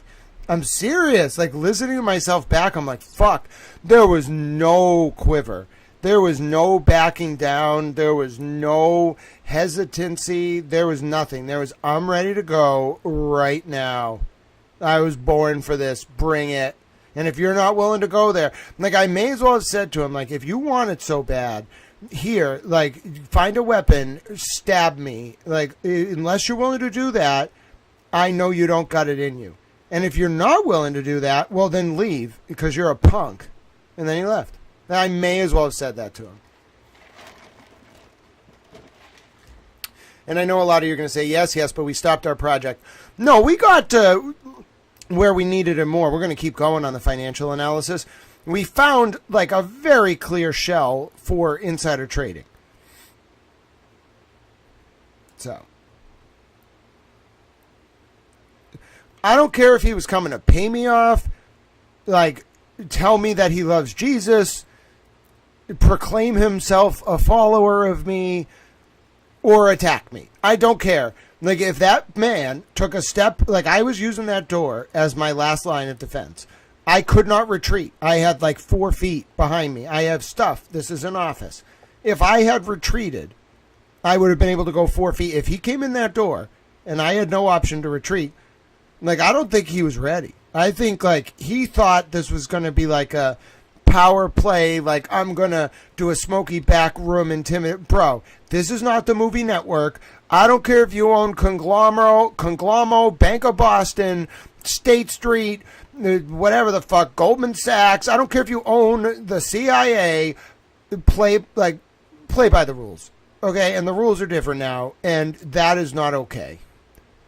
There's no back rooms. You got a problem, say it on Twitter, all right, or X, all right?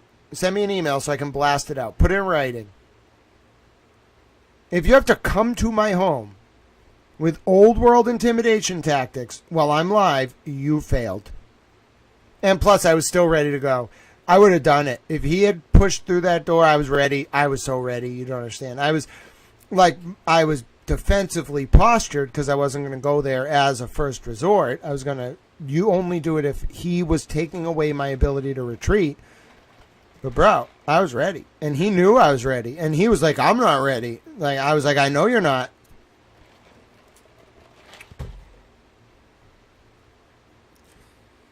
I agree. Like, these people. I have multiple cameras. I'm going to get more cameras now. I have cameras outside. I have cameras inside. I have cameras, like, they don't record audio. Well, I guess I could allow it to. But, like, I can turn recording on. I can turn recording off. I have movement. I have backdated recordings. This house is covered, like, from, like, 17 angles outside. And, like, there's inside coverage, especially in my work area. Anyway, like, he walked into, like, a bunch of cameras he didn't know about. I want to keep it that way, and I'm going to move them around now, and then I'm going to get more. He's dumb, and he should never do that again.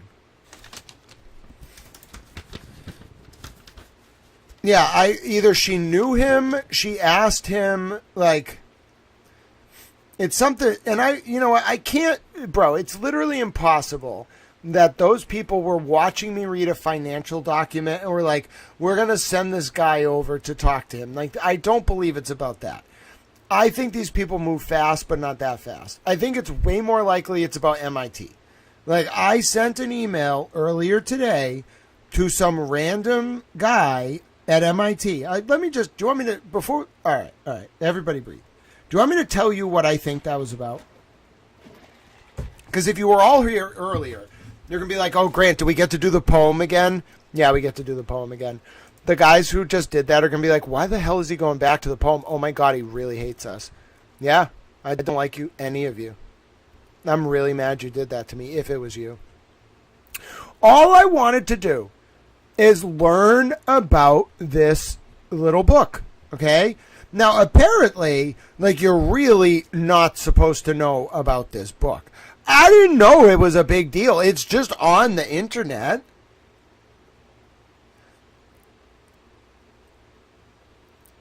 Yeah. Yeah, we're going right back to the poem because I'm pretty sure me sending an email to this dude is what got that dude to show up at my house. I can't prove it, but like, bro, you didn't even send me an email back. Some dude showed up at my house. That's creepy as fuck, man, and I'm not dumb.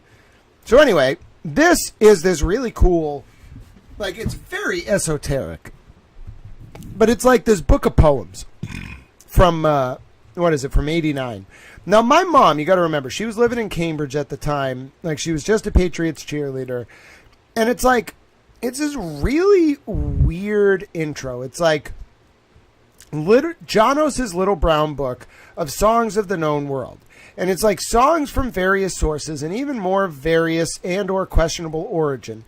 There is no warranty implied or even suggested as to the legality of even being caught with this book in your hands. I have attempted where possible to give credit where credit is due, and even where it is not, names have not been changed to protect the guilty. Like, yeah, like, okay. Like, I get the idea of a goon being near my house, but like rich people, like that might have been one of the actual rich dudes. Like, I've been pretty direct. I had a call with a Democratic donor earlier where I basically told him to F himself in so many words. Like, it was a pretty major Democratic donor, and like, he was part of this shit, I'm pretty sure. I told him to F himself, like, very directly. Like, and it was in a professional way, but like I sent him, like he was a power player, and I told him to his face, I'm not comfortable with what was going on. And he didn't have an answer. He was like, oh, I guess we should have hearings about Rumler. Yeah, you think? Hearings about Rumler? Like, that's the least of the Democratic Party's worries right now. I mean, what? Bro, goodbye to the Eastern liberal establishment as a force in politics. That's what I told him. I was like, bro, you funded half these motherfuckers. He was like, I did not. I was like, yes, you did. He was like, no, I didn't. I was like, yes, you did. I've seen the campaign records. And he was like, no, I didn't. I was like, yes, you did. And he was like, Grant. I was like, excuse me. We had a very weird talk. It was very frank. I was like, don't bullshit me. Damn Democratic donors. I think you're all so smart. Owning radio stations and all that shit. I'm a towel. I don't give a shit what you own. I really don't care. I do not care. Like, it doesn't matter. Like, it does not matter to me at all. I don't care. Good for you. I'm smarter than you, probably. Maybe not in your field, but I'm still smarter than you. And I have new techniques. Someone gave me a new technique that's really helping me. I can't tell you because it's a secret. And you don't even have to do anything. That person's probably listening right now like, I love this child. They think of me as a kid. I know, it's weird. Anyway, I got this fucking amazing tip. And I always had an idea about this, right? But they gave me this tip that has just changed my life. It makes me so much more effective. I can't reveal it. I'm sorry. I feel like it's sacred knowledge. I know, it was like my gift for like figuring a lot of this out, so I can't tell you. I want to liberate it eventually, but I feel like if I liberate it too early, it could cause problems, so I have to figure out what it does first, and then I'll tell you. No, you don't understand. I was like, just going about my business, being a little towel, and then I got bestowed a gift. Like this, like sacred knowledge. It's not even like a complicated thing. It's really very obvious. I'm not going to tell you. I have to figure out if it's the kind of thing that can make people so powerful that it becomes a problem.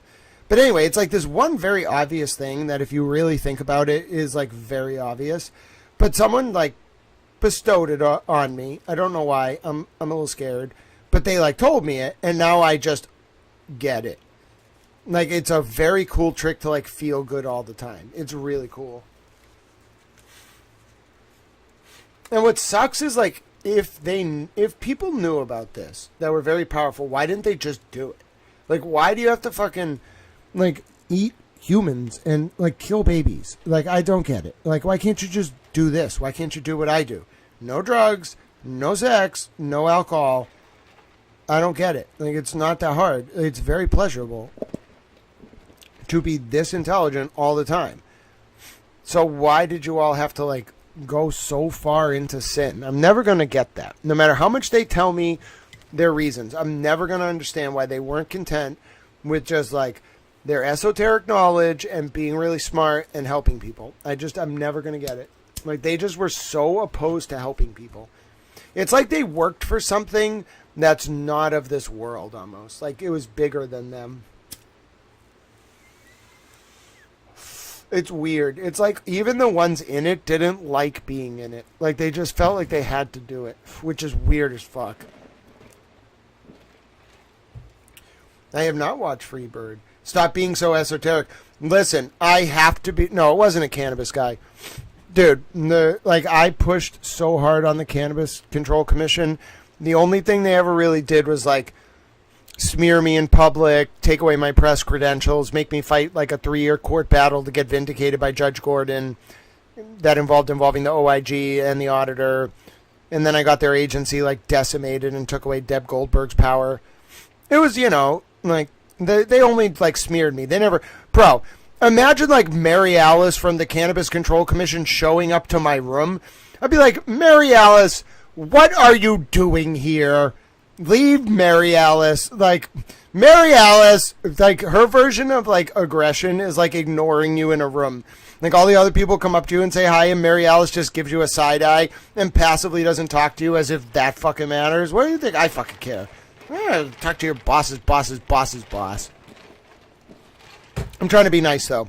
I don't even really go to this CCC stuff anymore. I did what I needed to do over there. Left Mary Alice to deal with the fallout. And then talk positively about the people she tried to be mean to. I'm a towel. People are like, who the fuck is Mary Alice? She's the press secretary for the Cannabis Commission. I've made a few enemies in my day. She really doesn't like me. If she showed up to my bedroom or my office, I'd be like, Mary Alice, you have to leave now. Oh, I know who I'd call. I'd be like, listen, she came to my bedroom. What are we doing as a government? No, this was not government. Bro, the government does not come to your bedroom. Are you kidding me? This is not V for Vendetta. It is not 1984. The government does not come to your bedroom. That they play politics a different way. That was not the government. That was like this shit. I'm telling you. All right, so before we get back to our financials, was the Dem donor cannabis? No. The Dem donor is someone who's known my mom since the 90s. He's just a rich, like really rich dude.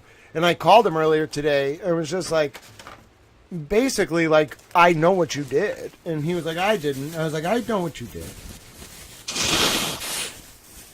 Sorry. All right, let's continue.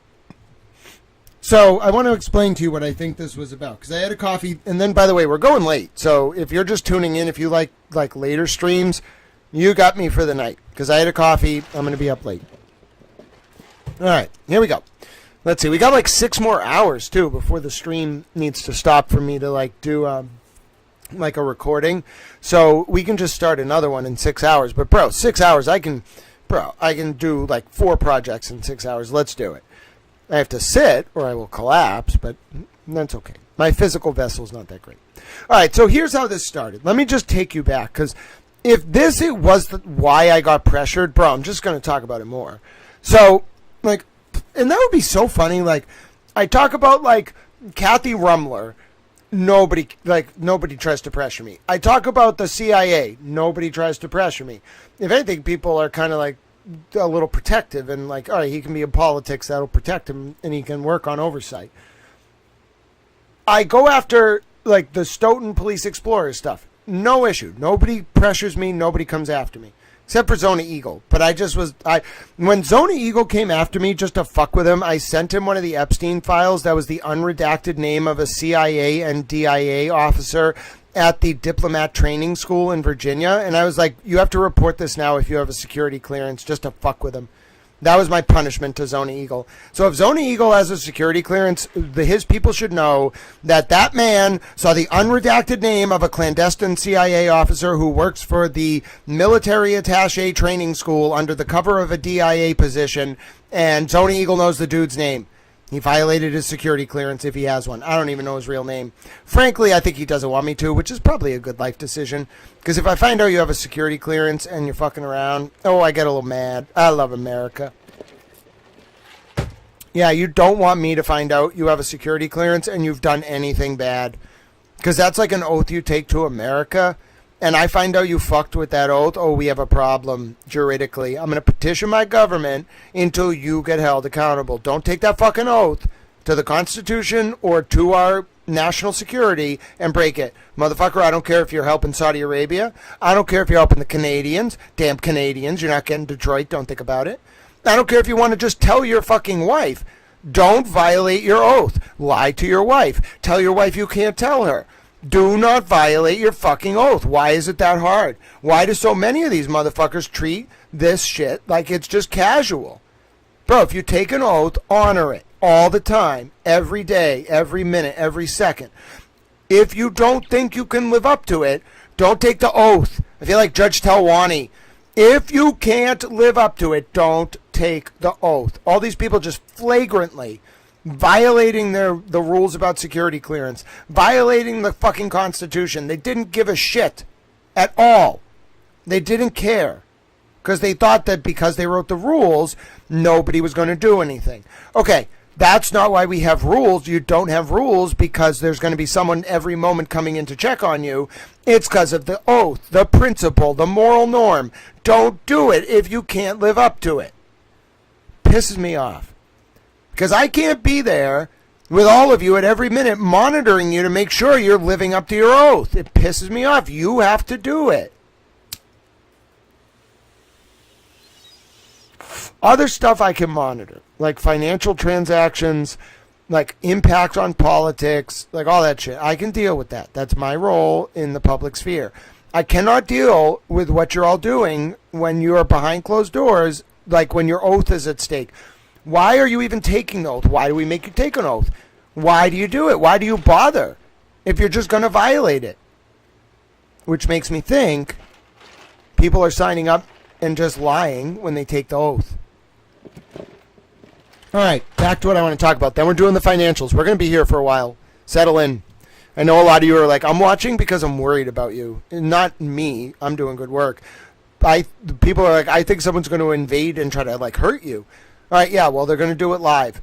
If they want to do this, they're going to do it live in this chair on this stream. That's how I want to go out. If they're going to do it, they can do it live. I don't want to go out. I want to live. I'm happy. But if they're going to do it, they're going to do it live. And then they can answer for it. I'll be gone, but they can answer for it. We're not having any of this question, none of this bullshit. They want to do it. They can be responsible on camera and do it live. And that'll be their legacy. That's the only way it's going to happen. Anyway, so going back to this. Now, by the way, I feel like this is actually an understated reaction to someone invading your home. Basically, he can claim he was invited in the communal space. I still have questions about why, but that doesn't entitle you to come into a private space of a shared dwelling. Read the fucking case law. I'm not a lawyer. That's going to be one of those moments that goes down. Like 10 years from now, people are going to be like, remember that time Grant was reporting on the Epstein files and some dude showed up at his door and asked him for a man-to-man and he told him to go F himself? It was baller. And I'm like, yeah, I'm a towel.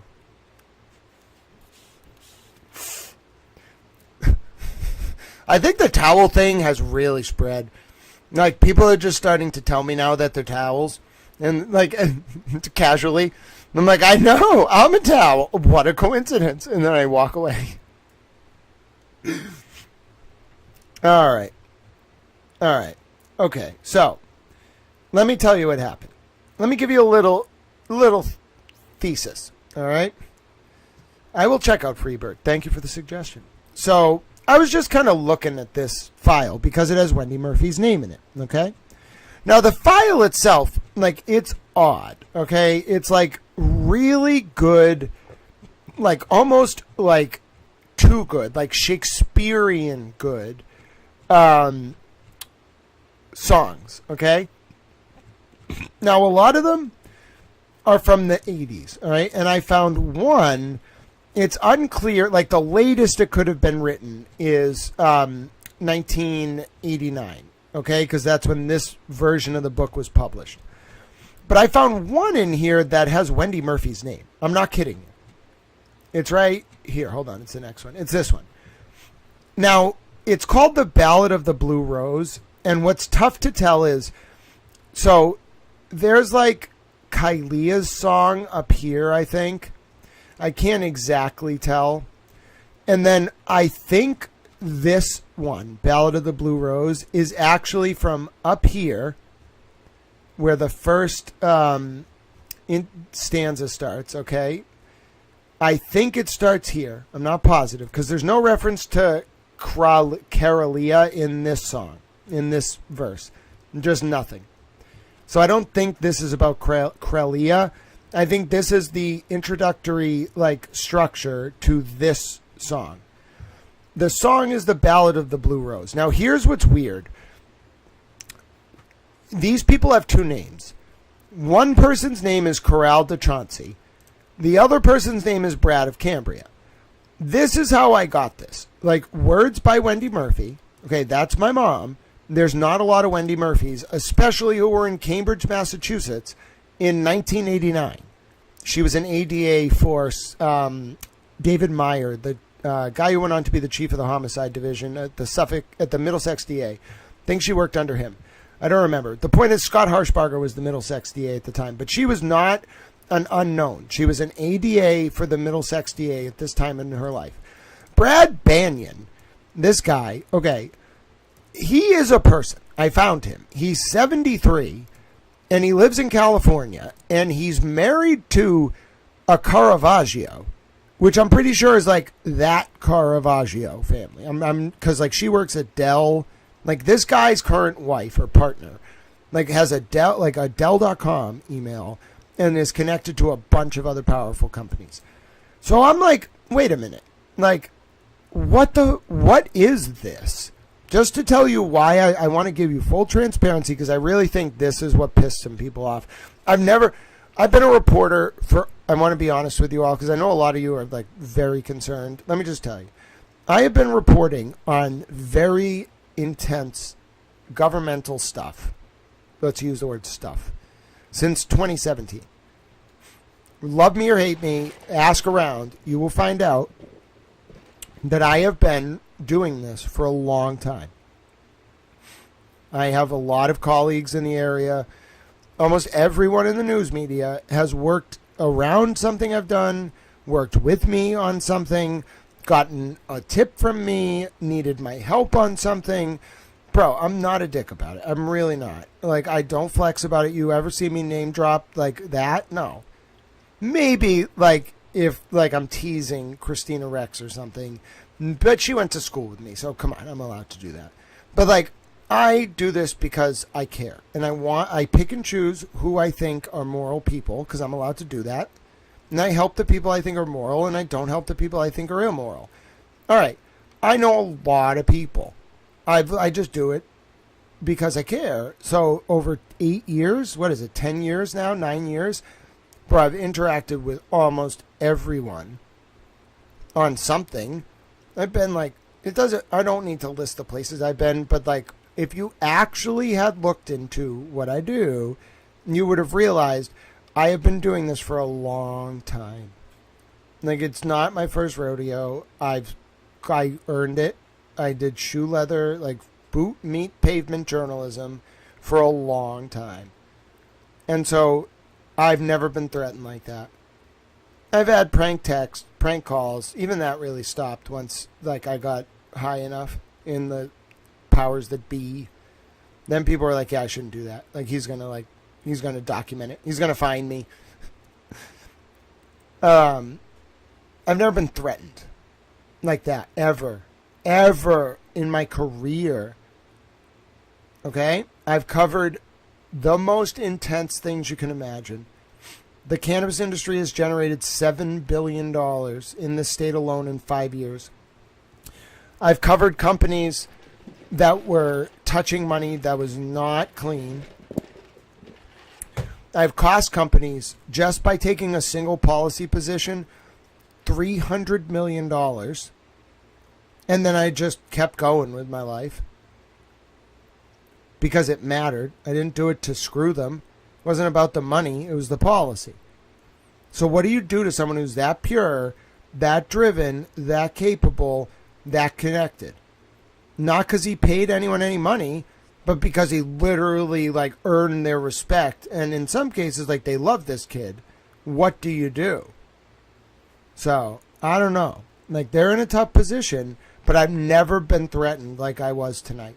So we're going to get back to the financials. By the way, we have probably like 2 hours left of that. So that's not going to take that long. We're going to get to it. I'm going to talk about what I think actually caused there to be an almost invasion of my private space. You saw it. You can watch it on stream. I'm not reporting something that happened downstairs. It was in my private office and bedroom. They're two different areas. But the point is, I'm in my space behind 3 doors. You got to really make an effort to get to this space. Really. And then you have to get like past multiple closed doors, which indicate it is a private space in a shared residence. That's literally the rule. A closed door means that it is not part of the communal space. 2 closed doors means get the hell out of there. So anyway, I was placing experimental research. Wow. I don't doubt it, Spacey118. I think a lot of us were. They even talked about in the Epstein files wanting to do research on some of the people at MIT, some of the smart people that they were funding. All right, so let me show you what happened. I was looking at this, and I said to myself, I need to figure out what this is, because it's not like cosplay. Like, bro, I know what cosplay is, where like you go to a Renaissance fair or like a cartoon convention and you pretend like through what's called LARPing, live action role playing, to be something you're not. That is not this. I've spent a lot of time studying like nerds. Like, I'm kind of a nerd, but not really. I'm more like, I'm your favorite nerd's favorite nerd. Let's put it that way. Okay? Like, those people think I'm interesting. I don't know why. Anyway, this is like, this is not cosplay. It's not LARPing. It's too professional. Okay, whatever it is, it's too professional. Let me just play this sound once so my headphones will stay on. Hold on. Oh, that was way too loud. I didn't mean to jump scare you. Hold on. I have to play the sound every once in a while or it bothers my headphones. All right, here we go. So I'm looking at this thing and I'm realizing the hint is, it's not just that the hint is this Temerian thing. And like, this dude uses his fake name, Lord Janos Throngcleaver, and they like, he gives it away. Okay. His actual name is Jonathan Hawes. I tried to find this guy, but what makes it hard is this does not exist. It might have existed, but like, I checked the Florida business records. This is not a real company. This might have been something he styled as a company as like a DBA or like a fictitious entity, they call it in Florida. But like, I might have to actually call I found the Cocoa Florida government website. I was almost going to call them just to be like, can you like just tell me about this? But then I was like, bro, like, it's from 1989. I don't want to bother some like nice old lady down in like Cocoa, Florida. So I didn't call. I might call tomorrow. The point is, there's something off. Sorry for blowing my nose. I have a lot of... Anyway. All right. So I'm taking a look at it. And I'm just kind of, monitoring this sort of connection. Like, what is Temerian Bard's Lorette? What is the Bard of the House of Four Phenons? What is Trimeris? Well, it wasn't that hard to find, except for the fact, like, it would have been harder to find except for the fact that this guy, Lord Alexander Listkeeper, kind of exposed himself a little bit. So let me show you what I mean by that. So, being the little towel that I am, I just go, like, into the files, right? Like, I just want to find out who this dude is. I'm not trying to be a dick. And as I said, I'm just being an inquisitive towel. And I find this. It's the same guy, okay? Now notice that he styles himself as Lord Alexander Listkeeper. And this is sometime around 12/26/2000, okay? And what he's doing is he's sending it to the listserv. And he says, the burden of the crown in particular, which is apparently a song he was looking for, that he hasn't been able to find in years. Okay, well, first of all, if you look at what this dude is, like, what have you been doing searching for this for years? Here's who he actually is. His name is not Lord Alexander the Listkeeper. His name is Carl. Now, I found Carl. Okay, I found Carl Alexander. Like, this is just public on the internet. Okay, I wasn't even, like, looking at Carl Alexander. I just found this on his, like, MIT-hosted website. And I'm like, okay, I just want to, like, figure out what this is. So in 2001, Carl Alexander was in course 6. He was a special student. He was SIPB. So if any of you went to MIT, maybe you can help us with this. He was SIPB Prospective, MITSFS, and then his email, Then he's MITGAD, MITGAARD, which is the honorary mold. And he's an LSC systems admin night worker. Okay?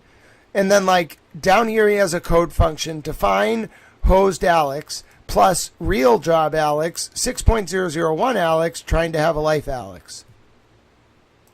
So, like, hosted Alex plus real job Alex times 6.001 times trying to have a life Alex.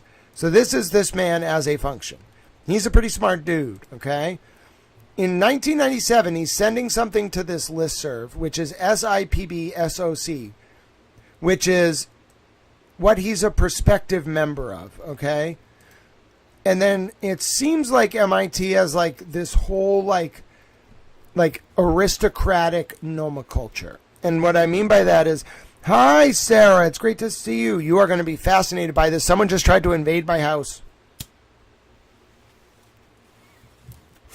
Literally got all the way to my office while I was doing my research. So earlier today, I'm trying to figure out, like, what this is. Like, who is Lord Alexander the List Keeper? And why is he part of Midgard, and what is this shit? Okay? Like, I know a little bit about MIT.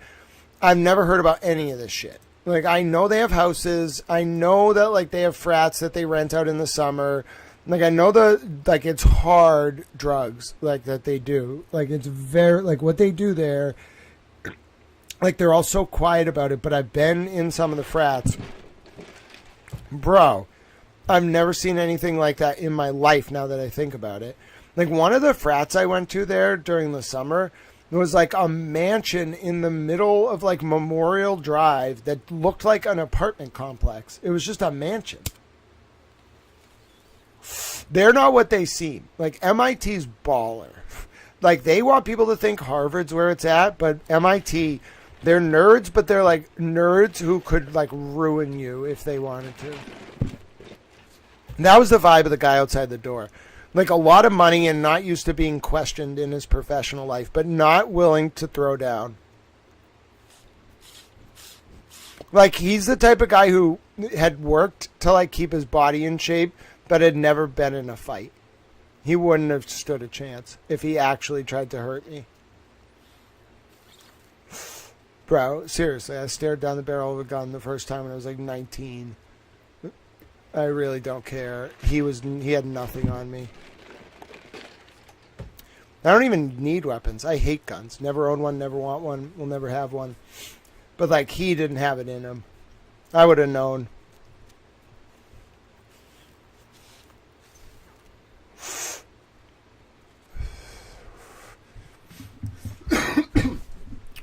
Yeah, but they don't do, like, they don't crack whippets at MIT because it impacts the neurological function. They do, like, 2CI and, like, experimental research chems.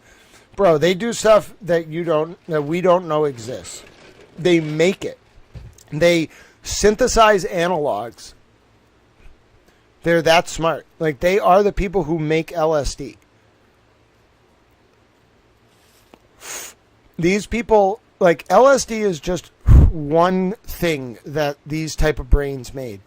Bro, like, everything that you know today about the modern biomolecular environment comes from these people at MIT. Like, the way the body interfaces with the earth, the way drugs interface with the brain, they are them. So you go there and they'll just be like, yeah, like, what precursor do you want to get? Like, get me, like, fucking 50 pounds of, like, fucking whatever it's called. Like, whatever they need. They can just get it. Like, you don't need to be on some control export list if you're at MIT. They can just get it. It's there already. They're allowed to make whatever they want, and they do. I'm pretty sure that's where 2CI came from. 2CIB and all those research chems. Bro, MIT is just a really, really smart people doing drugs and then trying to do crazy shit. It's like a playground, like a secret playground for the smartest people in the world to just do whatever they want. That's the best way to describe it.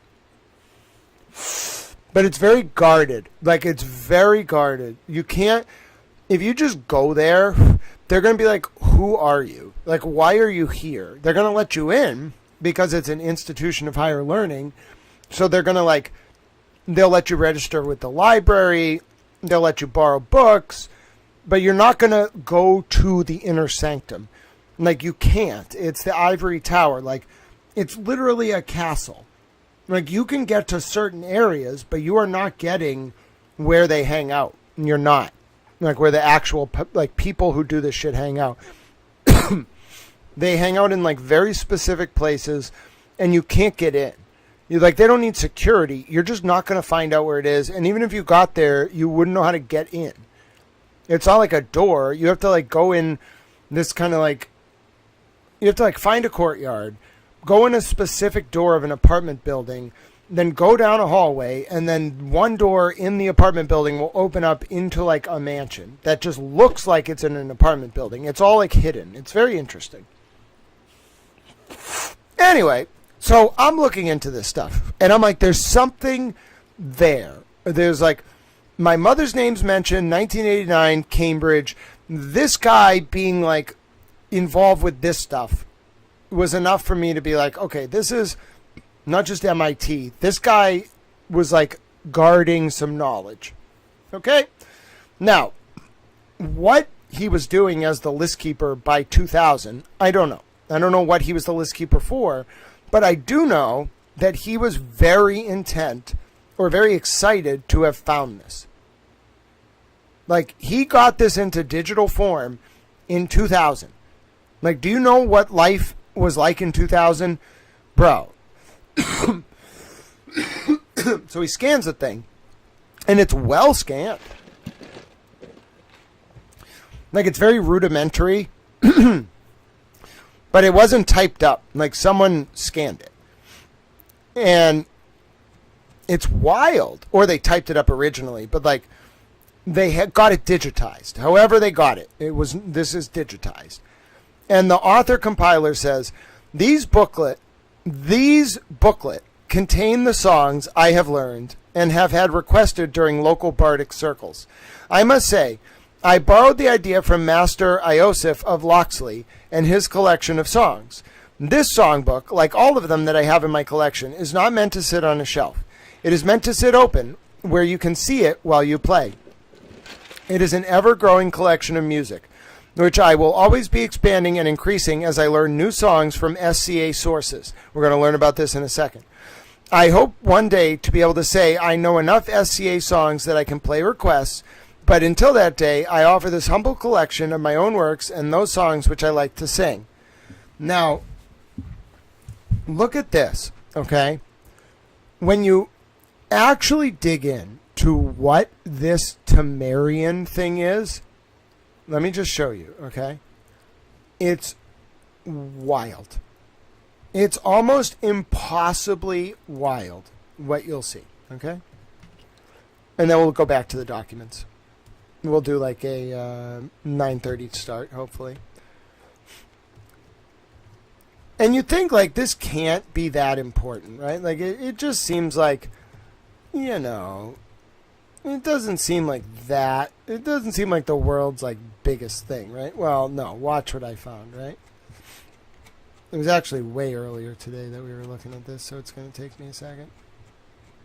We started at what, like 1:30? Yeah. So I'm just kind of looking this stuff up, and I find this. Oh, and I'll show you what led me down this rabbit hole. So this is Tamaris, okay? Now, did you notice how it said SCA? SCA is the Society for Creative Anachronism. That sounds a little odd, doesn't it? Yeah, it does. Well, the reason I was able to put this together is this. Tell me what, like, Renaissance revival organization you know of that looks like this.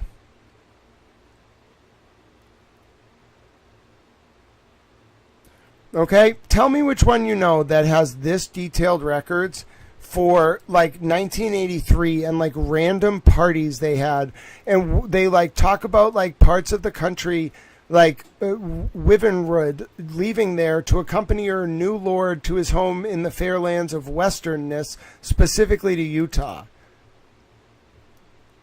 Okay?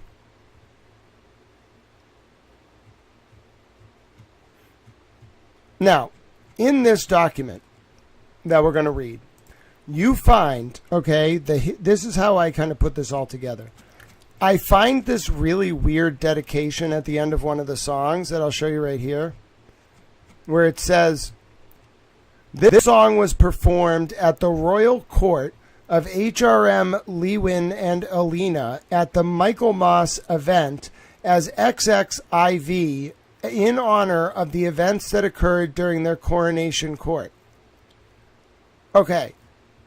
You go to this and you find like people with those names, like in 1983, they're married and they're like lord and lady under like assumed names. Okay? It's like, it's cosplaying on a level, like look at how many different people are in this. This was 83.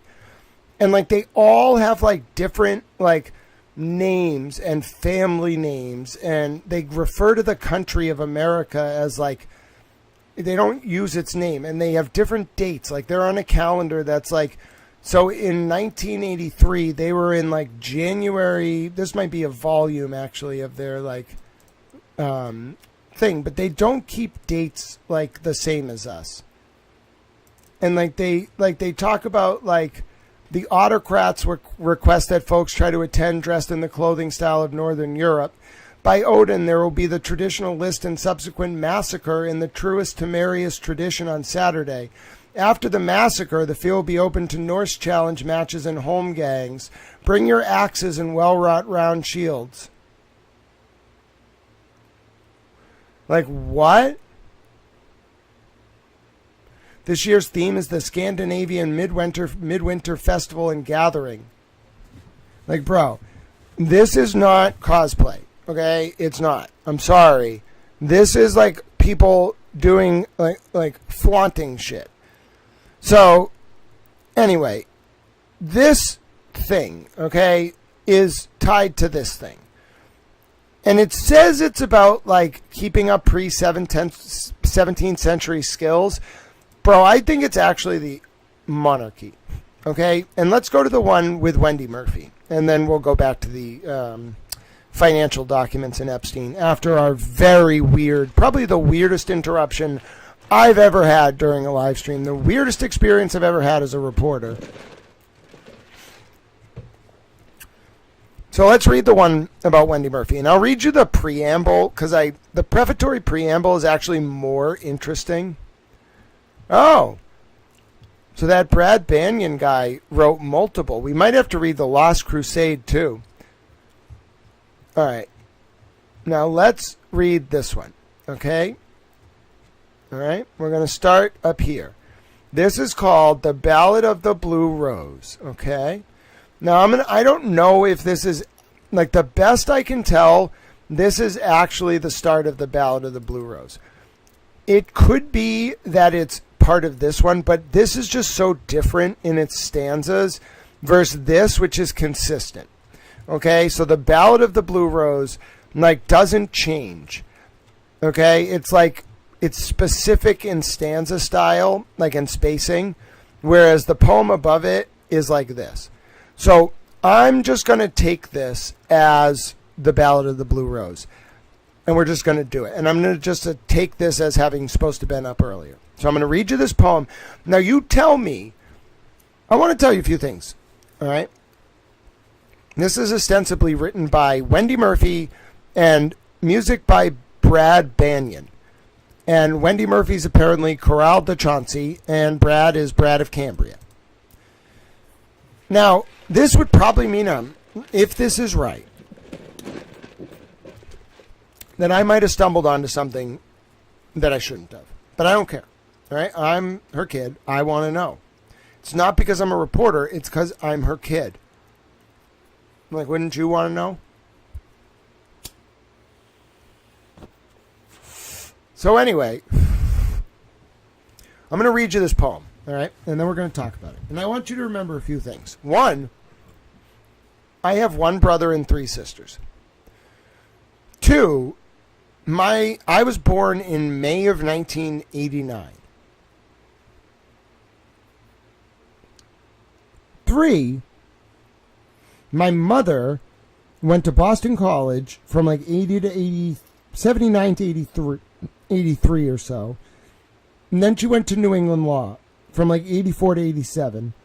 And then she went to the Middlesex DA's office where she met my dad. She might have met my dad before that. I don't know. They claim to have met at the Middlesex DA's office sometime in like 87, 88. And then they got married in 89 when I was born. Okay? They might have gotten married after I was conceived, but before I was born. I don't remember. All right. That might have been the case. And they got married at the Endicott Estate in Dedham. All right. So all of that's my background. Then I'm going to read this story to you. All right, this poem. This is unlike any poem you have ever read in your life. It is on a level that is almost bardic, almost mythic. Like, we don't have poetry like this anymore. We don't. Listen to this. The Baron of Eastmarch's fair sorceress daughter was enamored unseemly with the fool of her lord. Though her duke was deemed quite handsome, he was also vain and petty, and a dark mind as empty as last summer's gourd. But the fool he was clever, and sang for the lady, like a nightingale piping in a deep forest grove. But his station was lowly, and his body was aging, and their love was as hopeless as if he were stone. So the lady has led them, the fool and her husband, to a cool secret garden by the midsummer's moon. And she danced them a spell there of shifting and changing, and left them dumbfounded by sorcery's boon. She left the fool crying to the gods of his fathers. She led her duke laughing to her high chamber door. And she kept him there softly through 2 days' bright dawnings, while the servants all gossip in wonder and awe. Now the fool died in madness, saying he was ensorcelled, and the duke only smiled then, a sad secret smile. Now the duke rules his people with wit and good humor, and sings to his lady like a nightingale song. She has borne him 5 children, 2 sons and 3 daughters. They've grown straight and handsome, and sorcerous all. And they dance in the moonlight and sing in the garden like nightingales piping in green forest halls. Now, that's incredible. We're going to read the rest of it.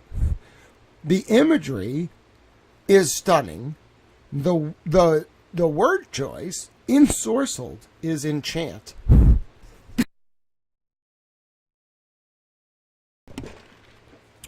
There's something so weird about this. Like, so weird. It's like the woman saying she didn't like the lord that she was with, and there was a court jester that she wanted to be with because he sang to her.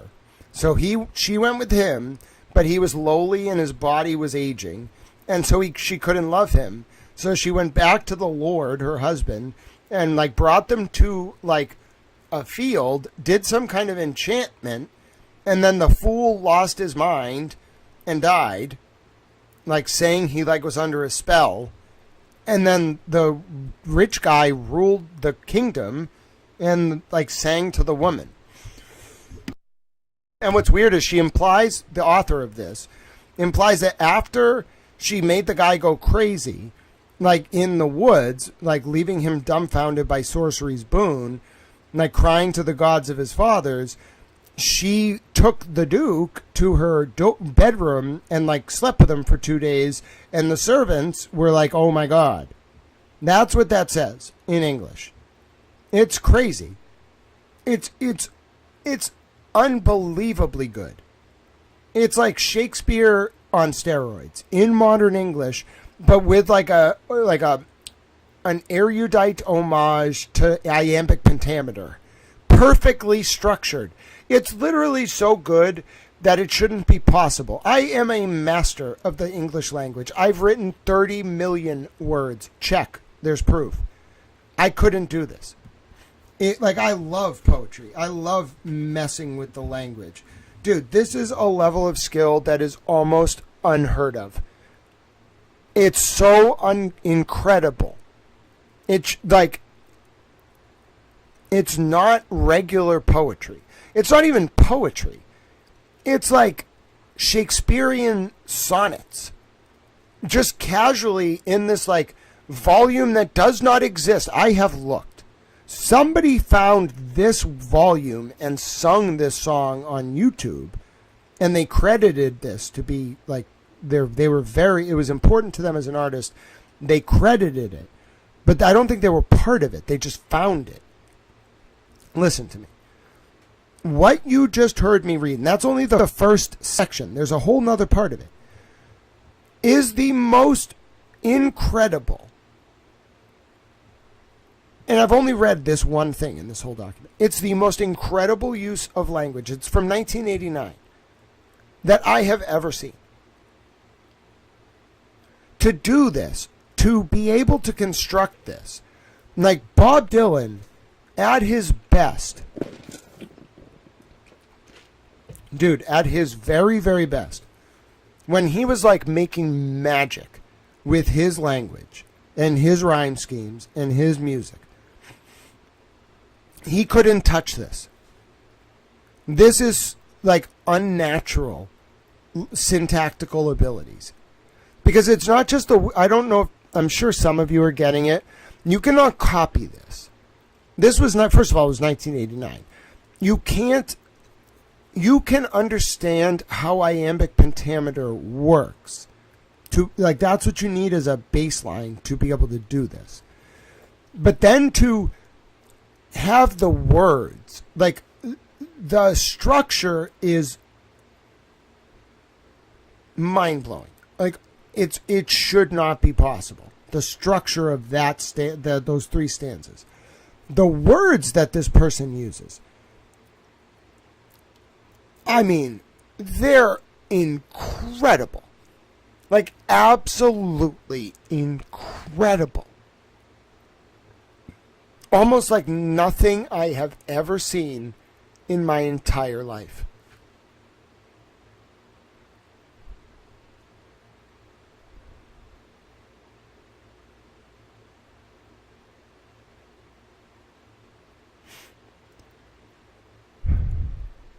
All right, so getting over that, and the insight there is what you're seeing on paper right there. Hands down, just those three stanzas, puts me as a writer in awe. I didn't appreciate it fully earlier, now I do. If any of you are actually students of literature, it's almost impossible to be this good at literature, at writing. It's a level that professional poets, what we know as our poet laureates, bro, child's play. Okay, child's play. This, it's someone took everything Shakespeare accomplished and then was yeah, it's kind of pointless to speak in that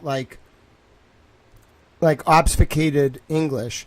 Let's bring that insight and wordplay to modern English and then be erudite about it. It's not meant for the masses.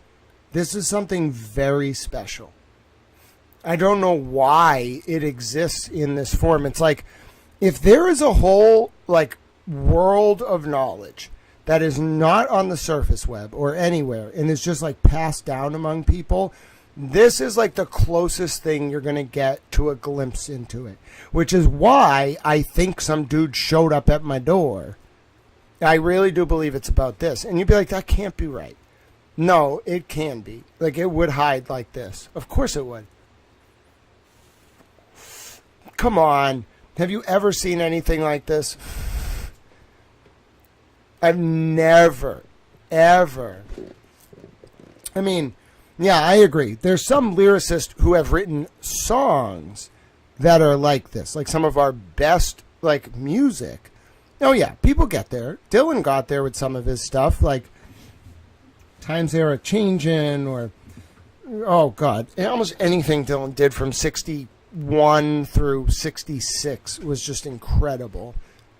Anything up until, like, the motorcycle accident. Even afterwards, he was good. But, like, the motorcycle accident, which was probably not a motorcycle accident. I think he just wanted to, like, go up to northern New York and hang out without anyone bothering him. All right, let me do this. Next stanzas. By the way, think about what this is saying when I'm reading it. Like, I know it's really, really, really hard because of how beautiful it is. It's like the most beautiful porcelain plate. It's like a European cathedral. It's like a Stanley Kubrick film. It's like the master of a craft channeling something that is so beautiful. But it also feels like to produce this, you have to sell part of yourself. Like, this requires something that I don't have, and I don't think I'm ever going to get there, because you have to tap into something that's like very powerful. Clearly, they talk about it, they hint at it in this. Yeah, there's just something about the style and like how it just hides. And obviously, Wendy Murphy's a new name, bro. Like, it is a newer name, you know? It's not like a medieval name. So it wouldn't just be like pulled from like a 15th century text. Like, this was written around 1989. Probably. It's undated. But I would say 86 to 89 at the earliest, like 83. I would guess closer to 89. It's a level of intelligence that is more than an undergrad, more than a graduate student. It's like someone who's right out of law school and is powerful, but also trained as an like not a lawyer, trained as like a student of language. It's too good. All right, here's the next stanza. An April witch came to Dirkshire 10 years ago this Bethane Eve. Spake she, your township's dearest prize will be my own before I leave. The merchants went to hide their gold, the jewelers locked their gems away, but she shot out our shire's best bard, and in her golden voice did say, come dance with me the rites of spring, the gray is slipping from the skies. To bring the busting buds to bloom, I need the fire from your eyes. Bro, before I go on, listen to that line. But she sought out our shire's best bard. Do you know how hard that is to say? But she sought out our shire's best bard. I've never heard those words together. It works so well, but you have to enunciate incredibly well. But she sought out our shire's best bard. Like, saying that phrase is hard. She sought out our shire's best bard. But when you nail it, it feels really good. But as a student of the spoken word, it's an incredibly cool phrase. But she sought out our shire's best bard. It feels like pacing. There's no like rough stops in the like syllabic expression. It comes off the tongue very iteratively. But she sought out our shire's best bard. It's very impressive. All right, I'll say it again so I won't break the flow. An April witch came to Dirkshire 10 years ago this Bethane Eve. Spake she, your township's dearest prize will be my own before I leave. The merchants went to hide their gold, the jewelers locked their gems away, but she sought out our shire's best bard, and in her golden voice did say, Come dance with me the rites of spring, the gray is slipping from the skies. To bring the busting bloods to bloom, I need the fire from your eyes. Sounds like sex. His blue eyes danced as he played a run upon the lute he loved so well. And what is it that you will give me in return, I pray thee tell.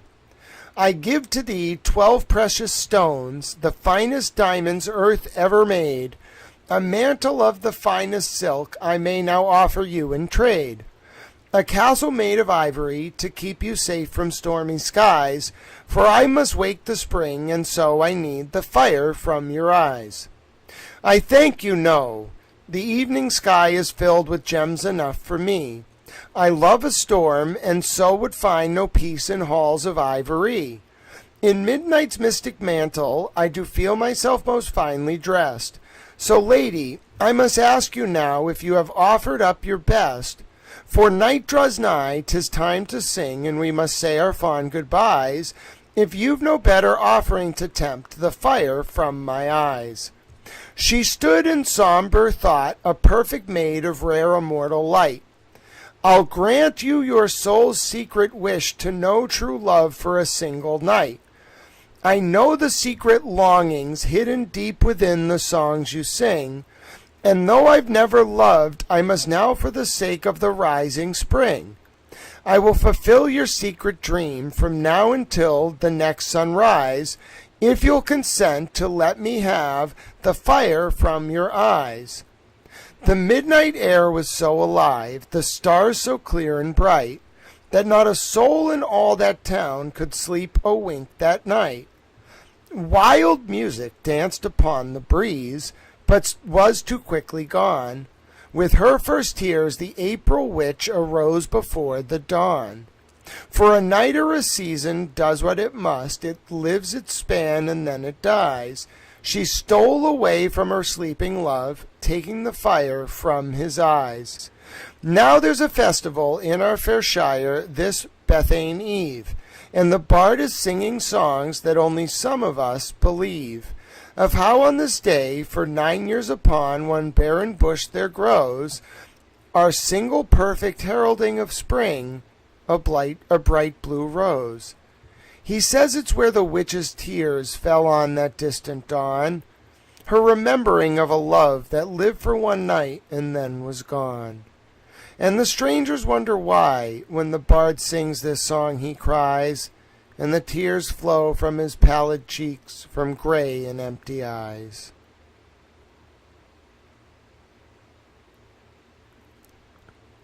Bro. Now there's a festival in our fair shire this Bethane Eve, and the bard is singing songs that only some of us believe, of how on this day, for 9 years upon one barren bush there grows, our single perfect heralding of spring, a bright blue rose.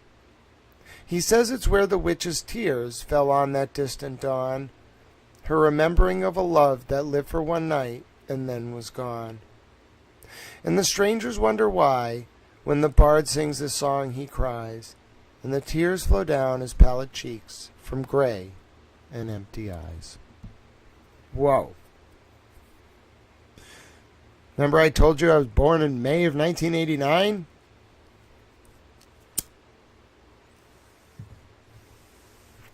Bro, how did she know she was going to have 5 kids?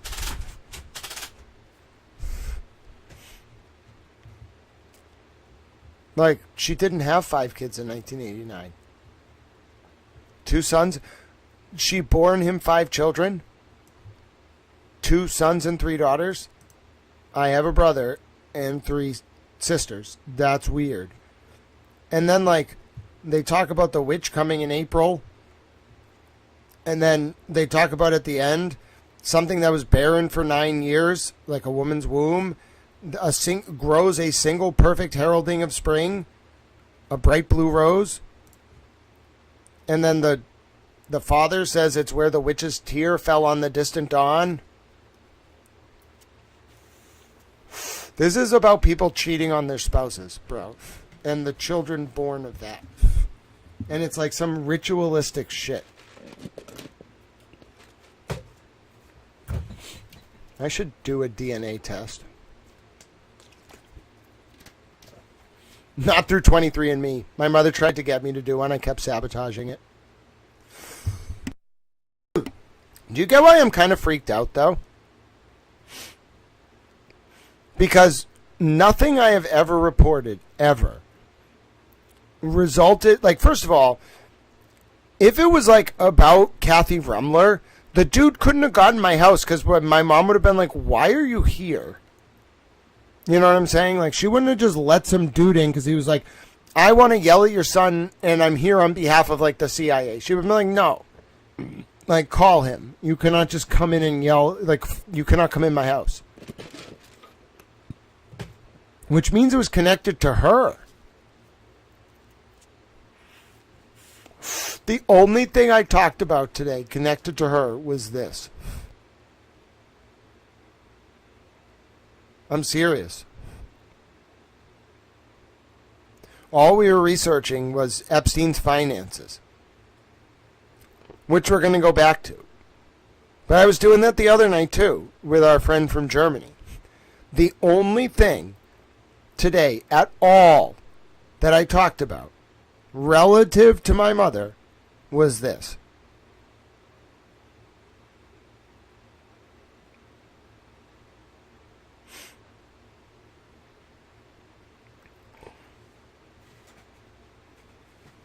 Hello? Dude. My mother's been connected to MIT dudes for a while, too. Like, she wanted me to, like, meet very powerful people there. Like, I'm telling you, I'm worried that this is her.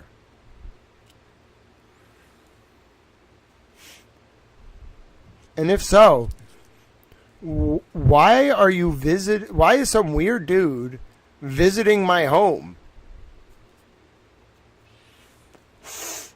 instead of just calling me? Or like you could just, do you understand? Some of you, whoever is involved in all this, the best way to have dealt with this would have just been like, oh, Grant, I'm an archivist, and at MIT, like, sometimes we find these, like, obscure books, and, you know, I don't know if that's your mom or not. Maybe there was a different Wendy Murphy, but yeah, like, I'm fascinated in this material. Thank you for your interest.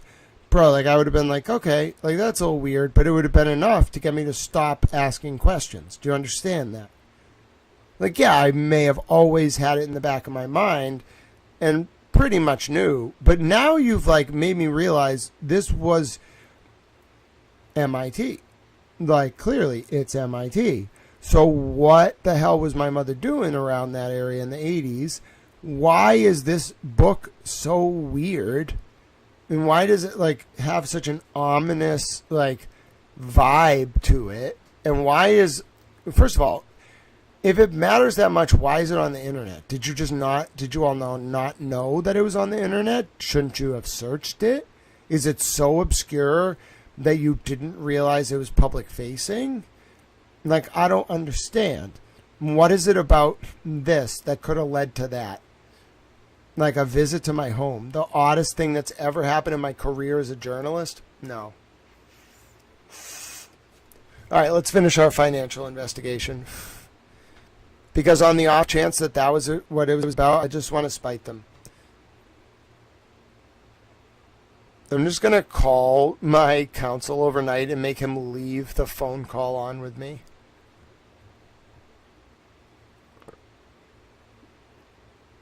Like, that was like actually one of the creepiest things that's ever happened to me.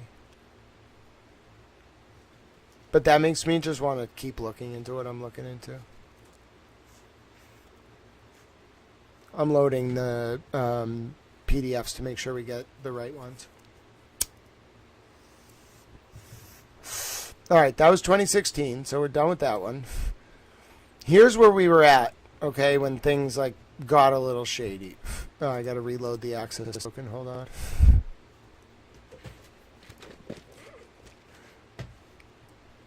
Now, I already included this in my prior coverage. One sec. All right. Let me see. Total assets. How much did you lose?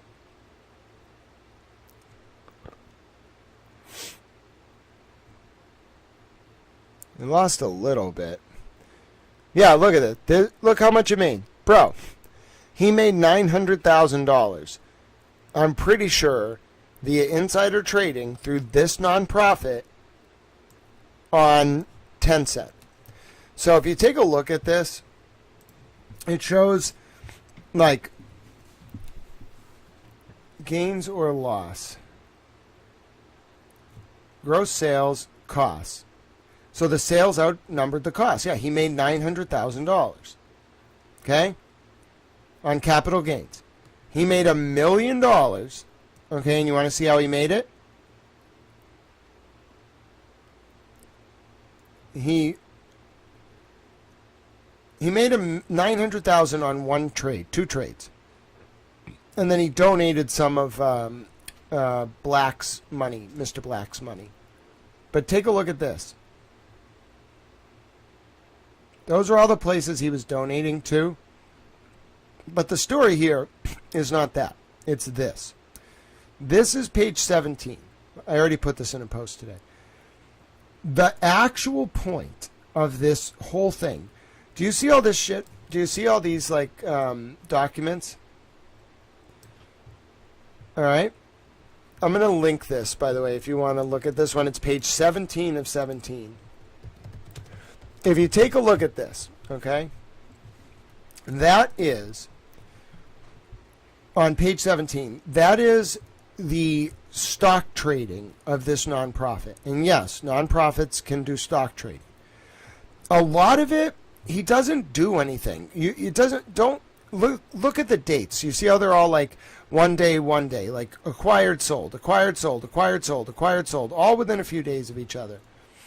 11/16, 11/16 for the first one, 11/3, 11/3, all of 2017.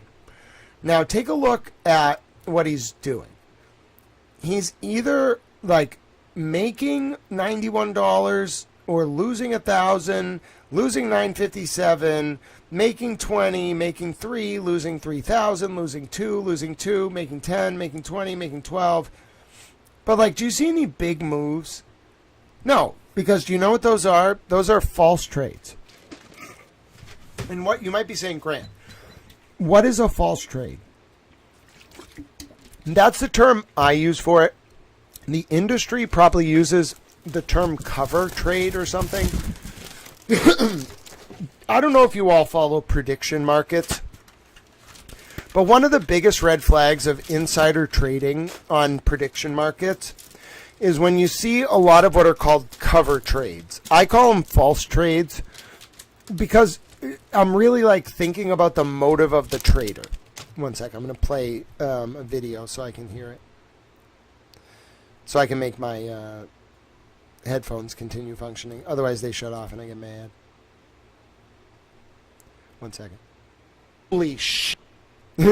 Just me saying holy shit. So if you've never seen like a prediction market, what do you got for me, Spacey?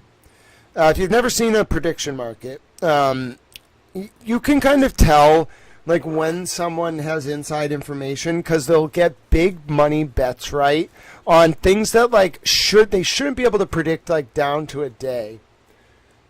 Oh, thank you, Fat Cat. I appreciate you. Thank you for being with me.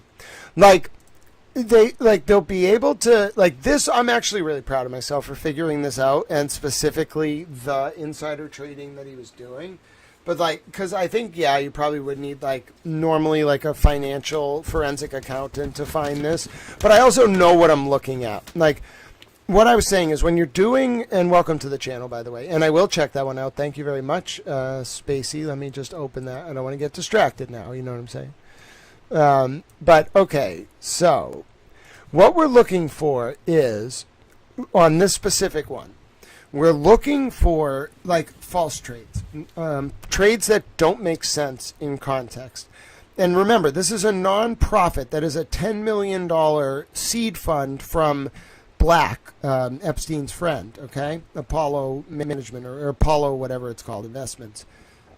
Now, all of these trades don't really make a lot of sense for a person like Epstein. Like, there are a lot of shares, okay, but that's really not what we care about. We're looking at the gain or loss. These are meant to distract from the actual big trade. This is exactly what someone on a prediction market would do if, like, they knew, like, something was going to happen on a certain day and they want to insider trade. They will put a bunch of false bets on things. Like, they'll be right about things, wrong about things. They just want to look like they are wrong and right, like, a little bit. It's big money moves. Like, you can see, like, they're moving like hundreds of thousands of dollars, but, like, it's only going from like 287 to 264, or like whatever, like going from 264 to 287, 101 to 99. Like, it's not that big of a deal. But you know what's a big deal? This trade. Okay, the Tencent Holdings trade. That's a Chinese affiliated company. Wait a minute. Wait a minute. Wait a minute. Wait a minute. Wait a minute. Wait a minute. Wait a minute. Wait a minute. Wait a minute. Wait a minute. Wait a minute. When did Tencent invest in Reddit?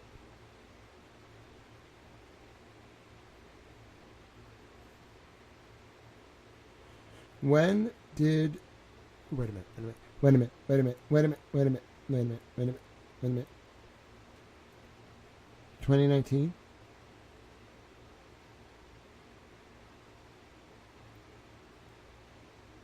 TechCrunch. Wait.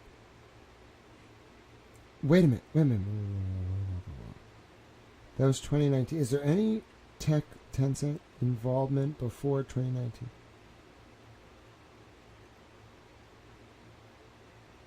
Did they invest any money before that in Reddit?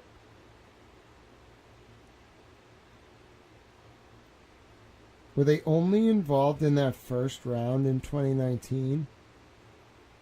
What the fuck? Does he buy back into this? Okay, so Tencent was one of the major stakeholders in Reddit before the IPO.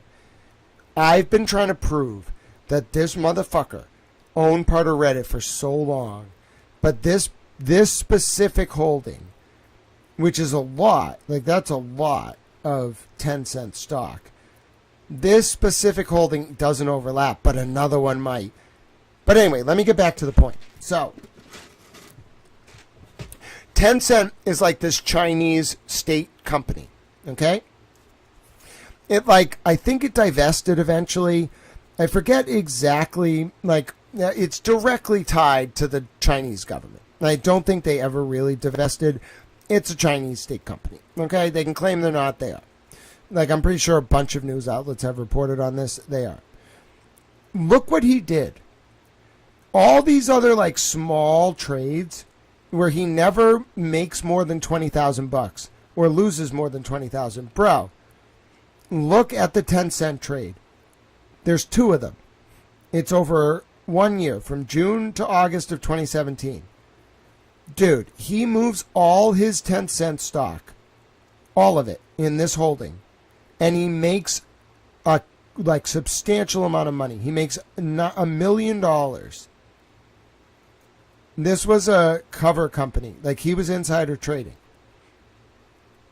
I'm going to record it. I think I might have just discovered one of the biggest insider trading scandals involving the fucking Chinese Communist Party of all things, and maybe Reddit. I want to prove this motherfucker owned part of Reddit. Maxwell. They're probably like, oh no. Grant, you have escaped the system. I wonder if that was like an Agent Smith coming to my door. Like, Mr. Ellis, you have escaped the system. No, I haven't. You're in my system now. Maybe I was writing the program the whole time. It's actually written in Python. That was the answer. You know what I'm saying? The underlying code of the universe is actually Python. I'm sorry people didn't tell you. Oh, it was not C++, it was not Java, it was not Lisp, it was Python. Aaron really was onto something. All right, so let me do a video about this. My voice is exhausted. Maybe I'll just type it up. Nah, I should do a video. All right, let me see here. All right, let me see.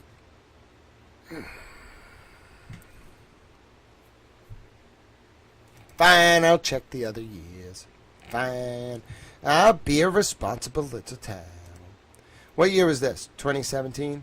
Yeah, I think we only got to 2017. Let's check the year they read it by. How about that? And then, oh, I see. And then, bro, there's so, was that 2017? Which one was this one? Hold on a second. That was 2017. And then he has to cover his losses the next year? Let's take a look at that one. Oh, they were tricky with these finances, huh? So what happened the next year? I got to do a little bit more towel investigations. I got to see why did he just not do... Did he try to balance it out the next year with a bunch of like losses? I got to see what happened here. Because this year, they don't even have summarized. 2017, that was the year that the insider trading happened. But what's this? I want to see the 2018. Here it is. What did you lose money on? You gave out 891. Did you do any capital gains? Gross sales price, $31 million? What did you sell for $31 million, bro? Bro, no, you did not. What did you sell for $31 million? You didn't even have $31 million worth of holdings. Where did you get $31 million? I got to go through all these. I'm going to do that in a second. Where did you get $31 million fucking dollars?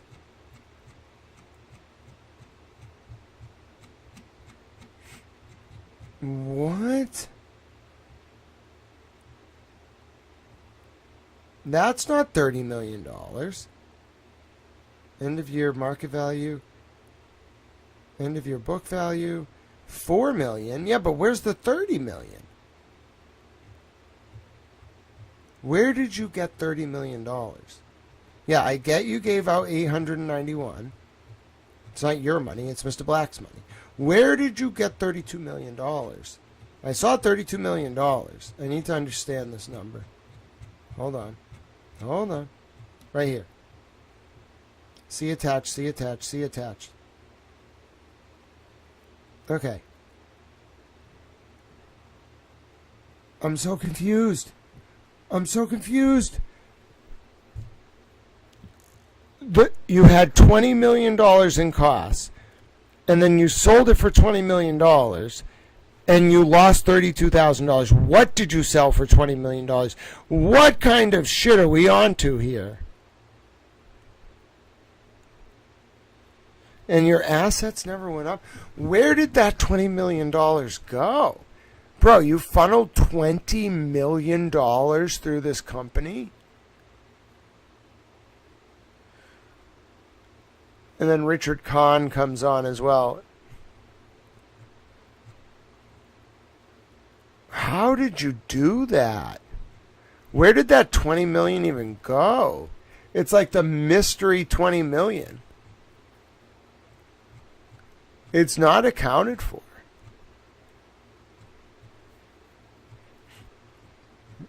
Whoa. That's not right. That is weird. Yeah, listen, something's off. It's not just something's off. There's $20 million that went through this nonprofit. I can show you it right here. There's $20 million. No, we need to go to the government website. There's something not right here. There's no stock attachments to this. It must be too long for ProPublica. Hold on. Charity lookup. Well, we're going to be here for a bit. Oh, what are we on to? What's the EIN again? It's like Charitable America or something. Hold on. No, I don't want to go to... I just want to grab the thing. There's more to this 2018 return than meets the eye. I'm going to show you the federal government site now. I mostly use ProPublica, but we have to actually go to the federal site now. All right, watch this. I don't love having to do this. Like, I really don't. Because this is the kind of... It can get really dark. $20 million? I don't understand. What am I about to find? This is the 2019, right? 2018. All right, so watch this. This is the federal site, okay? It's a little different, okay, than ProPublica, but it's the same concept, okay?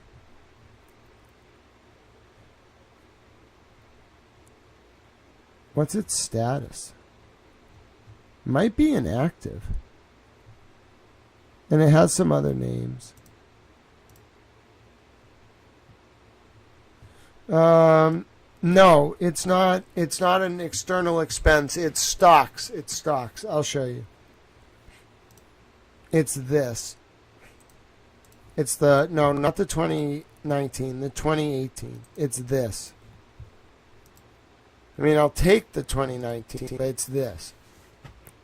So this is the 2018 filing. Now, in here on the ProPublica site is this odd line item for 20 million, okay?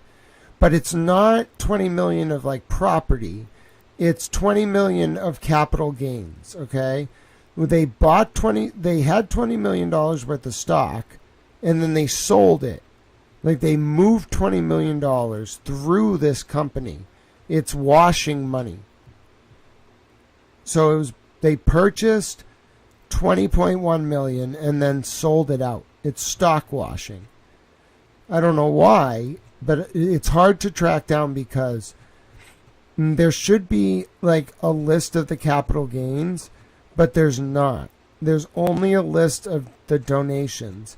I should also get a list here at the end, like on the 2018. I'll show you. On the 2017, this is how I found the insider trading. There's something way bigger on the 2019 that I can't find. But look at the 2018, right? When you go to the end, this is what I should see. By rule, by law. I don't have that here.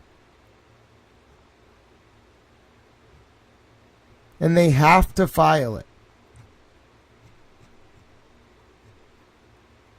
There's $20 million of capital gains transactions in 2019. Excuse me. This is the 2017. 2018.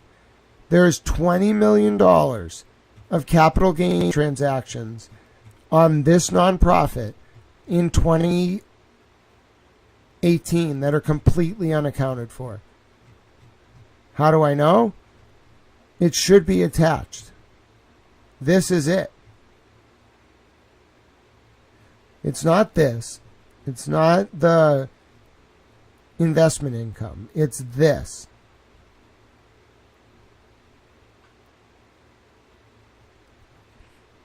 For the year 2018, he purchased $20 million. It's actually $30 million. All of this is unaccounted for. Now, look at the year before. Okay, look at this. Same concept, right? We go to capital gains. Look, ready? Not on investment, on capital gains. This. Capital gains, losses, or investment. See attached. Okay, look. Sales price, costs or other basis, gains or losses. Okay, then you go to the end. So we're on page 3. Then you are able to go to the end. When you go to the end, you're able to see the capital gains, and it totals up to exactly what they report, $8.99 profit. Now, I figured out in this complex document there was definitely some weird movement around 10 cent. But I want to go. I have not just a right, like it has to be there. It's not laundering money for the reason you think. It's not for a project. And what they're doing is they're using this nonprofit to buy $30 million worth of stock. It looks like it's $20 million of one company, 1.7 million of another, and 9.6 of another. And it has nothing to do with any individual project. They're just buying $30 million worth of stock. Then they are selling that stock. Think of it as like a Bitcoin tumbler. They're selling that stock through the nonprofit to someone else. So what the nonprofit has done is serve as cover to move $30 million worth of assets. This has nothing to do with Tencent per se. It might. We don't know. I can't figure it out. There's no documents. It's a scandal among scandals. It's ridiculous. We really were onto something with the money. Way more intense than I think anyone realized. This is just missing. $30 million. It's not that the $30 million is in this account. It went in between January 1st, 2018 and January 31st, and it went out during that same period. It just went in like $30 million worth of stock. Now, they lost like 69,000. Of course, he fucking picked a 69,000 loss. He had a fucking compulsion with that number. Listen to me. This is money laundering. Straight up. It's money laundering. It is straight up money laundering. Because what they're doing is they're taking $30 million of money, buying stock through this nonprofit, and then just selling it on. Like the stock, it doesn't really like make or lose them money. Like on their books, they just lost 69,000. It's that the 30 million is now hard to track because it just went through the shell company. I got it. Yeah, it's money laundering. Dude, I should be high. Oh, that's why I'm in politics now. I'm like a really good forensic investigator of like financial documents, like incredibly good. Like there are people who probably do forensic investigations professionally who are like, wow, that's actually impressive. Because it is. It is to find that and know what it means. And then know that the accounting isn't right. Bada bing, bada boom. I know, right? You were here for it, Spacey. A lot of people watch this and they're just in awe.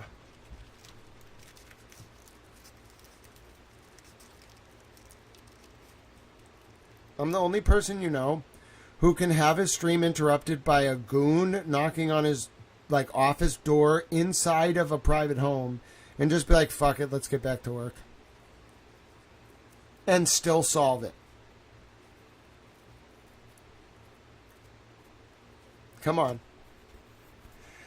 All right, come on, America. I'm a bitter towel.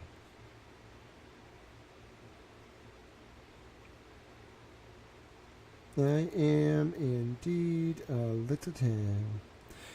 You know how to support this stream. Historian and writer Christopher Clark. Who's that, Spacey 118?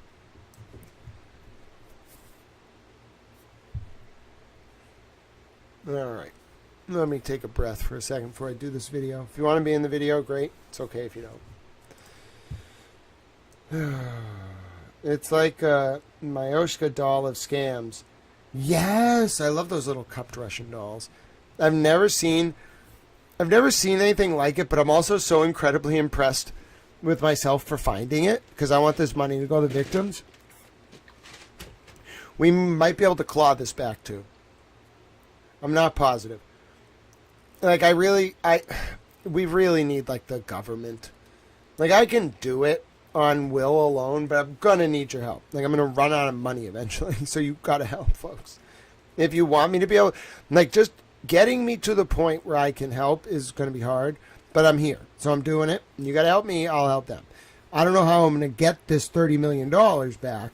I don't know where it went or where it came from, but I found $30 million that moved through this charity and is unaccounted for. Boom. By the way, we started this because I want to find all the money for the victims. I thought I found 8.175. It turns out I found 30 or more. I don't know where this 30 went. We're going to find it. Dude, these guys were pros. Pros on a level you don't even want to think about. But this is a crime. This is not a full tax return. They committed a crime, I'm pretty sure. They just didn't attach the... This is not right. This is just the excise tax and the expenses and the legal fees. And then all it has is like the stock accounting for the stock schedule for the end of year book market value. It does. They just didn't file their disclosure this year on their capital gains. Oh, this is a scandal. No one would have ever found this. Holy shit, huh? I guess those reporters were close in 2019, but they didn't see what the actual scandal was. Now, let me see. Did he try it again? When was this? That was 2018. That was right before he died. What did they do when he died? What were they doing the year he died? He was dead when they filed this disclosure. So they didn't file this till November 2020. He was dead. Does it look different this year? No capital gain movement. No, there's some. They made $150,000 this year. He was dead halfway through the year. Let's see if it's different this year.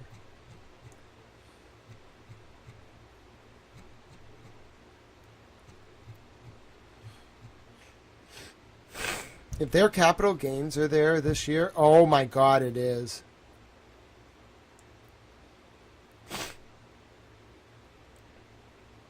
Dude, they committed fraud. I got it. I got him. Fuck him. I'm getting a stuffy nose, but fuck it, I'm a towel. It's worth it. Oh, God, I got him. Nailed him. Dude, I proved it. They committed fraud. They committed fraud. I got him. I got him. They didn't disclose. I know this is a big deal. Some of these guys are still alive. I got him. Dude, this was not filed during the year that they moved that $30 million. Boom. Bing, bang, boom. Bada bing, bada bang, bada boom. Dude, he was given to the UN in hasty pudding until the day he died. Bada bing, bada bang, bada boom. I'm thrilled. What the fuck did you do this year? What did you short? What was your biggest move? Where'd you make the money? How did you lose $280,000? You made $258. You made $90, $40. You made $154. What was this trade?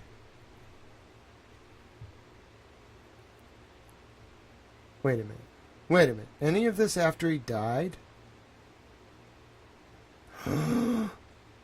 When was he jailed? When was he arrested?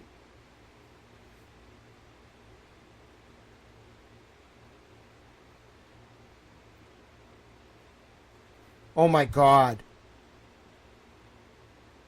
Oh no, they moved stock after he died, after he was arrested. Dude, he was arrested on July 9th of 2019. Dude, they moved the stock after he died. Oh! Oh my God. Oh my God, these are serious crimes.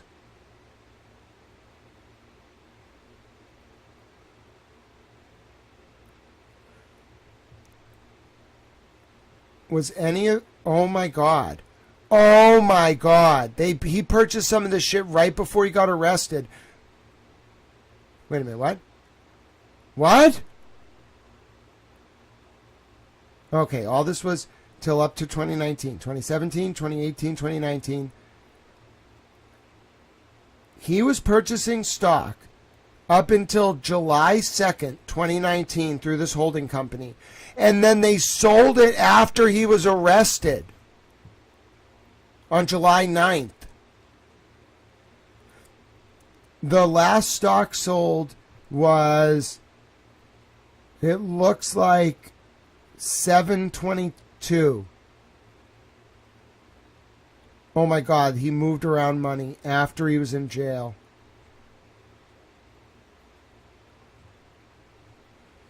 Fuck me. Oh, I'm onto a huge scandal.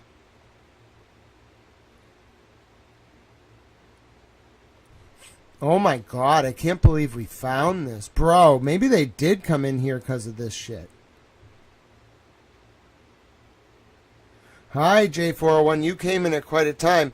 He died like August 10th, and 2 days before he signed a will. Yeah, this dude, he was moving money out of there. Dude, he moved money in while he was in jail. They were moving stocks around for him. Oh, no. Oh, fuck. Oh, these guys did bad things. Oh, no. Oh, this is a scandal. No, Leon Black's a real person. Leon Black's a real person who was just like Leon Black didn't actually run this charity. He gave the seed money. The actual people running this were Epstein's like accountant and lawyer. Fuck. I'm sure it was not allowed that they did this. You cannot do that after he's jailed. They moved resources. They hid them. I found it. I found it. I found a lot of shit. Oh my God. Dude, that thing about the 2017 returns, though, is a fucking scandal. There's just no, 2018, there's just no documentation of the capital gains, and there's $30 million in there. That was just not documented. 2017, 2018, 2019. Let's look at 2020. I'm almost afraid to look at this. There should be no movement. Wait, what? They 404'd the 2020? What? What? Dude, I've never seen an IRS 990 be 404'd. What? Yo, what? No. Are you telling me the only way to get it? It better be here. Holy shit, ProPublica's the only one that has it? You're telling me that this is not on the IRS website, but ProPublica has it? Oh, load for me. Come on. You know you want to load up. Come on. Give me this file. Oh, I love you, ProPublica. The IRS took this down? What is on here, bro? Oh my God, what are we on to right now?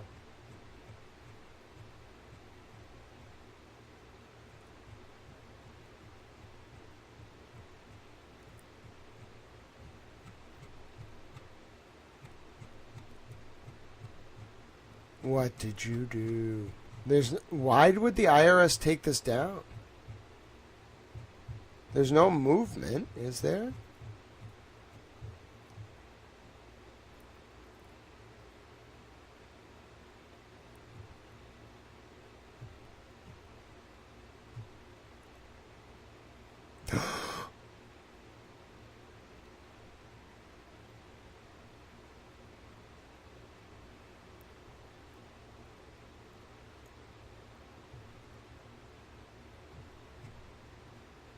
He made investment income?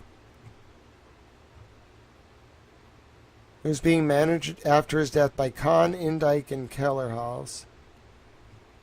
What was so important about this you had to take it down? Erica Kellerhaus was in charge of it.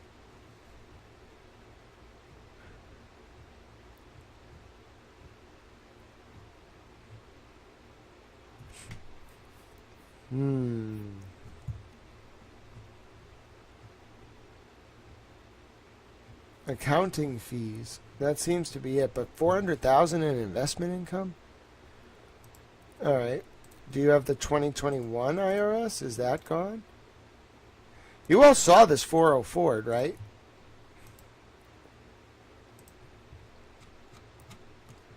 Then what was going on in 2021?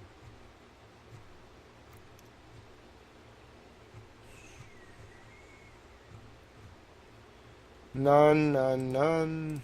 Who was off? Everybody's still there. 400,000 on the investment income.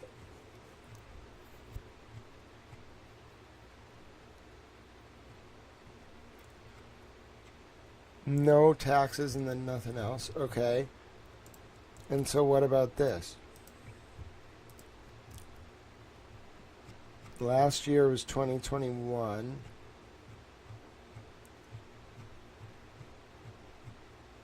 $400,000. I don't know if it's actually making income or if that's what it's saying. It seems to have a huge stock portfolio, but it just wasn't selling anything. All right, so we got to look at this. 2017, 2018's gone, and then 2019's back. Okay, and then we got to look at the missing 20 million. I found $30 million in money laundering. It's actual fraud. I think this is a federal crime.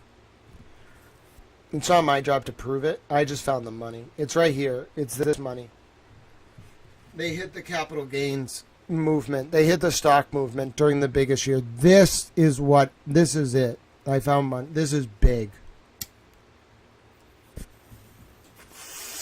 All right, here we go. I'm going to explain this to people. I can do this. Let me go to Gratitude America. And then there's the weird, like, missing 2020 tax form. But let me go to Gratitude America. Let me go to the actual page. All right.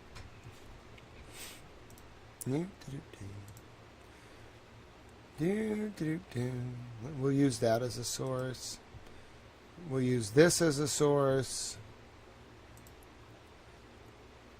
And we'll use this as a source. Okay. Everybody ready? We're about to go on a whirlwind. All right? I hope you're ready for this. Might be a little hard to record with so many tabs open. I got a plane. I got a towel plane. I am a towel with a plane.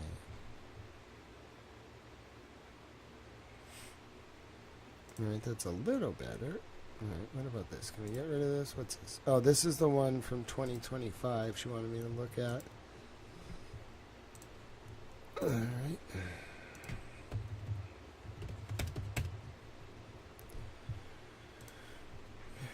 All right.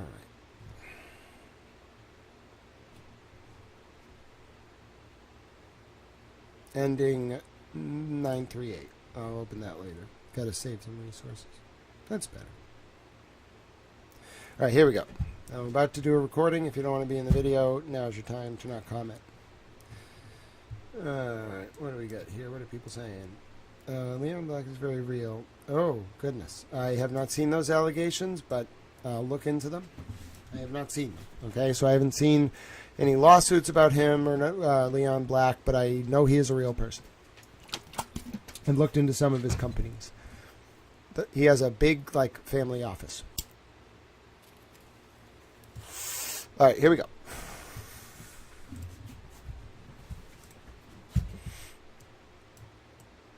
I gotta, like, prep a lead for this. This is a big story. This is one of the bigger stories. And that's saying something when we've been doing this, like, a lot. And now I'm, like, saying I think I found something big. That's saying something. That means I found something big. Because I'm a tale. I am indeed a tale. I'm going to set this up so it looks all nice.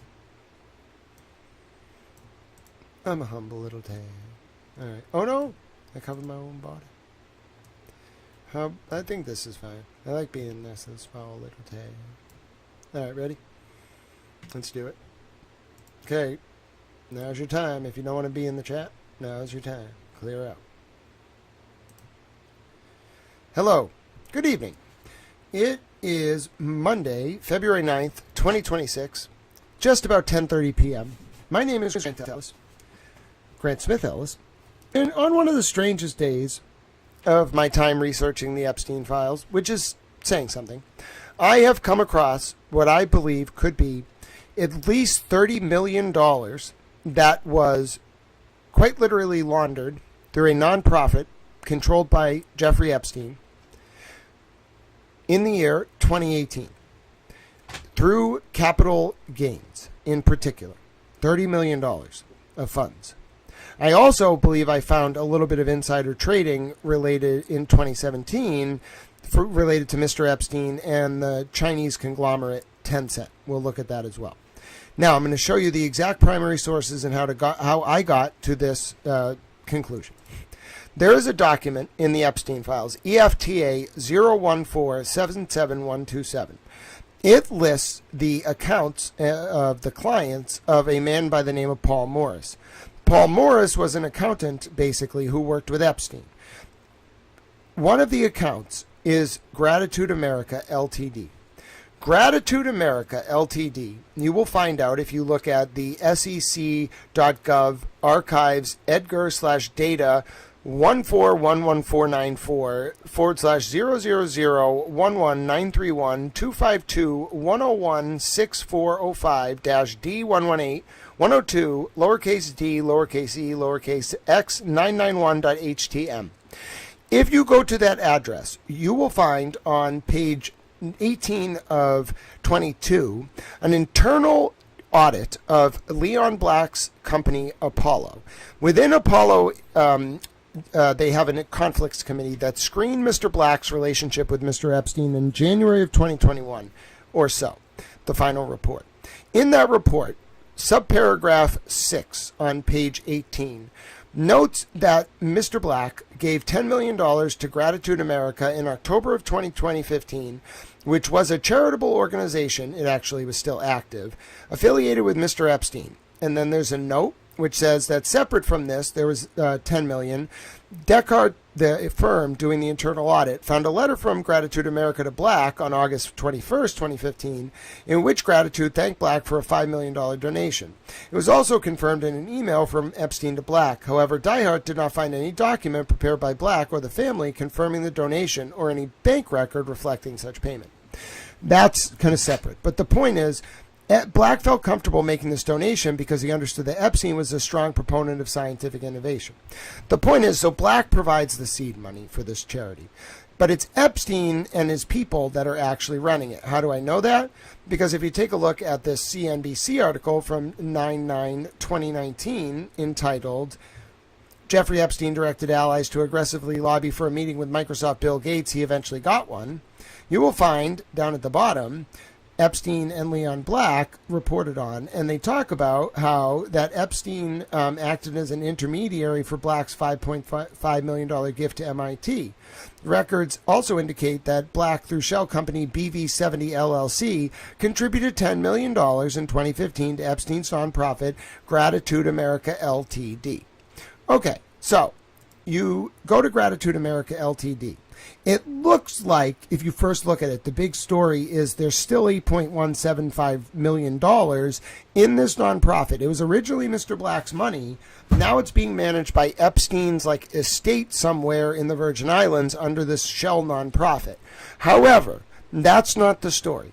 If you go back and look at the tax filings of this entity, you will see that it is true. It was actually established in 2012. And it did not get off the ground until Black gave it $10 million in 2015. That reporting from CNBC can be confirmed regarding the shell company giving the $10 million in 2015. Here's where it gets weird. 2016, we start to see expenses going out of the entity for donations to a bunch of charities. I can show you them. 2017, it doesn't look like there's a summary, but there is a Form 990. If we go to 2017 and check out the Form 990 for that year, we will find it right here. Now, this is the first year that something is a little off.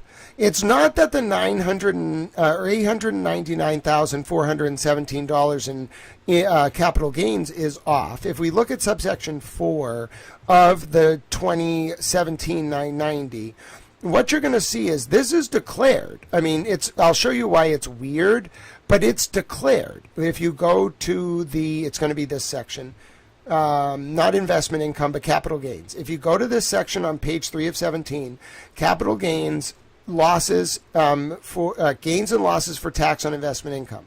The nonprofit run by Epstein had $899,417, basically $1 million, but $900,000 in profits on its stock trading.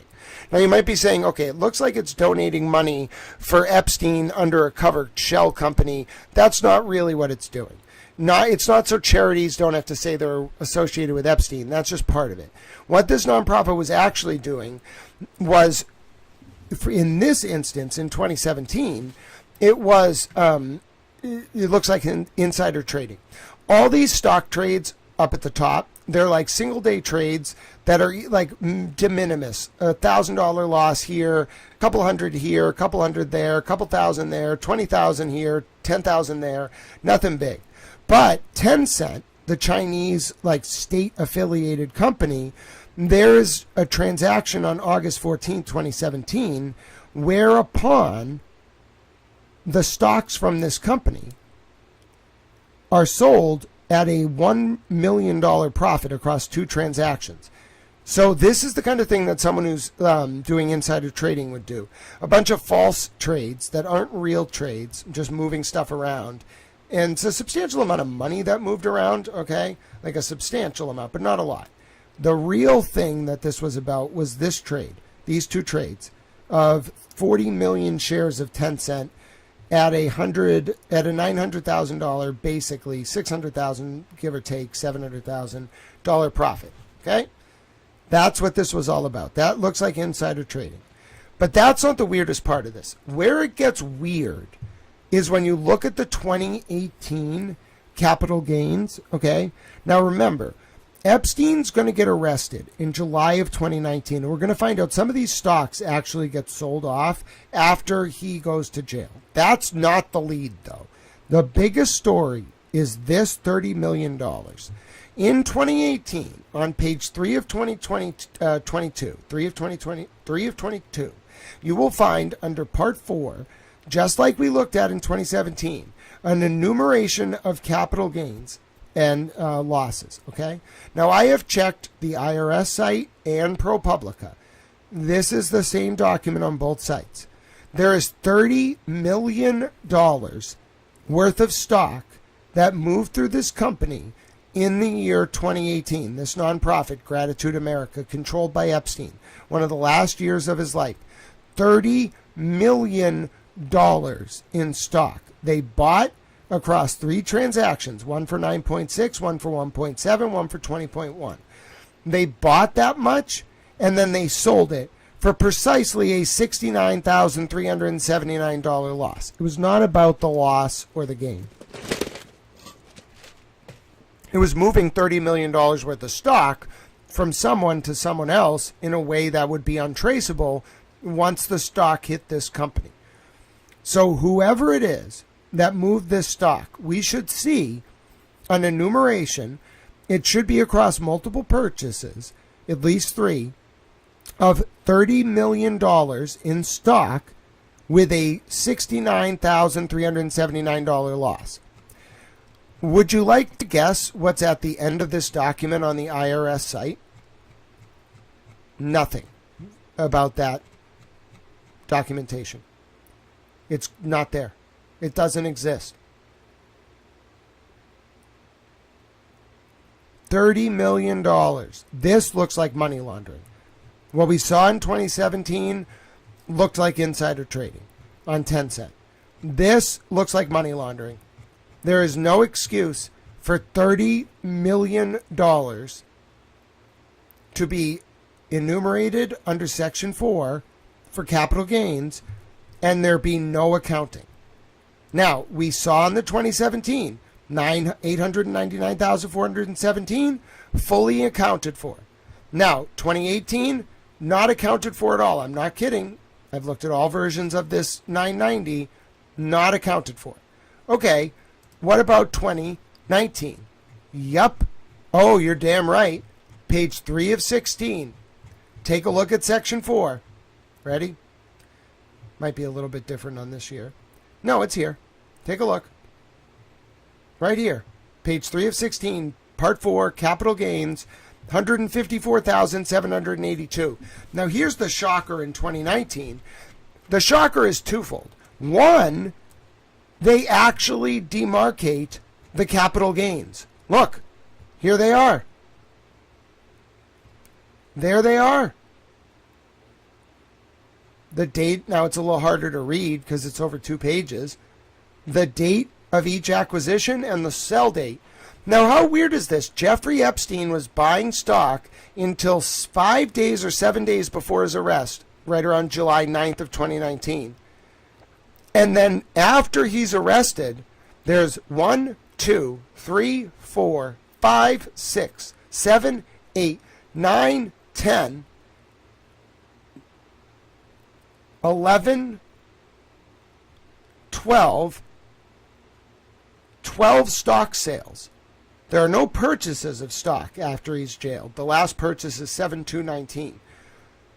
There are 12 sales of stock while he's in jail before he dies and before he signs his will, including one as late as 7/22/2019. Now, what does this mean? It means people were moving assets around before he died.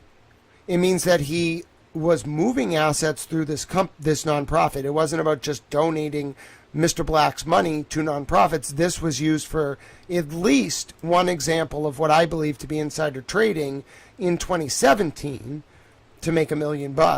And then in 2018, I believe this was the big move. $30 million washed, laundered in stock. I found it. It says it, 30 million. Someone had to put it on paper somewhere. There it is. Page 3 of 2022 on the 2018 filings for Gratitude America, Epstein's charity. $30 million is missing in terms of being unaccounted for. It's not a profit or a loss. It is that $30 million worth of stock, which is called capital gains, losses, etc. Or gains, capital gains or losses. $30 million, 9.7, 1.6, 20.1. They bought it, they sold it. Completely unaccounted for. It should absolutely be at the end of this document. It is not. It is like every other thing that's there should be there. Who they donated money to. Like whether they paid state tax, like how much stock they had at the beginning of the year, end of the year. What is not there? The most important document. Literally the most important document, which is this. Which is there for every other year in this form. Even the ones that show stock sales after he died were reported. Or this form. This was the 2017. It should all be there. All the stock transactions. 2018 does not have them. Somebody moved $30 million worth of stock through Jeffrey Epstein's nonprofit in 2018 and did not account for it. This tax return is incomplete at best, fraudulent at worst, evidence of money laundering potentially, along with the insider trading on the 10-cent trade, plus the fact that there were stocks moved out of this account after Epstein was imprisoned is a huge deal. My name is Grant Smith Ellis. I'll provide these links. I'll write this up, but the proof is in the pudding, and I am an independent journalist. I had someone literally knock on my door and basically threaten me tonight. They wanted a man-to-man. It happened on the stream, this stream, 6:49 p.m. exactly. You can watch it on my YouTube, at Grant Smith Ellis, or my Twitter, at that timestamp. I'm literally putting myself on the line. I had no idea what I was diving into. I've exposed Kathy Rumler, the former White House counsel and current top lawyer at Goldman Sachs, as being CIA and getting the agency's top award on January 8, 2015. I've exposed a ring of police close to Epstein and a potential cop brothel in Stoughton, where Epstein himself was visiting, and Maxwell, that has been operating for years. I exposed a potential ring in Connecticut surrounding a private school called Rumsey Hall School that literally had been hiding in plain sight, including lawsuits on the federal docket, yet no one was reporting on for years. And then, ladies and gentlemen, these financial disclosures. And then while I'm reporting tonight live, some random man shows up at my door and tries to intimidate me in my home office, literally 3 doors in. You got to go through multiple doors, and he shows up and tries to intimidate me on stream. Money sign at Grant Smith Ellis on Cash App. Venmo at Grant-E1. PayPal.me/Grant Ellis. If you're people keep asking how they can help, tell your friends, share it on social media. The best thing you can do to help right now is to give me resources to move in ways they won't be able to keep up with. Different rental cars, keeping myself fed, not being a risk or a liability to people, being independent. Folks, I need your help. You folks keep asking. They keep saying this work is super important. What do you need? I'm telling you. That's what I need. If you can't donate, that's fine. Send it to friends and family. Share on the internet. 5 million of you have read my X feed in 3 days. Just let people know that if you want to help, that is the best way to do it. There are, of course, going to be a bunch of people who have money that don't want to help me. Right? So we got to find the few with resources who it won't burden to help. And then I can keep doing this work. I'm going to do it anyway. That's the only way to be safe. My name is Grant Smith Ellis. I'm going to end this recording now. Find more from me. YouTube.com/@Grant Smith Ellis. X.com/Grant Smith Ellis. And support independent journalism. I was able to do this because of your support. And because I refuse to let those vulnerable people who were harmed for so long be forsaken.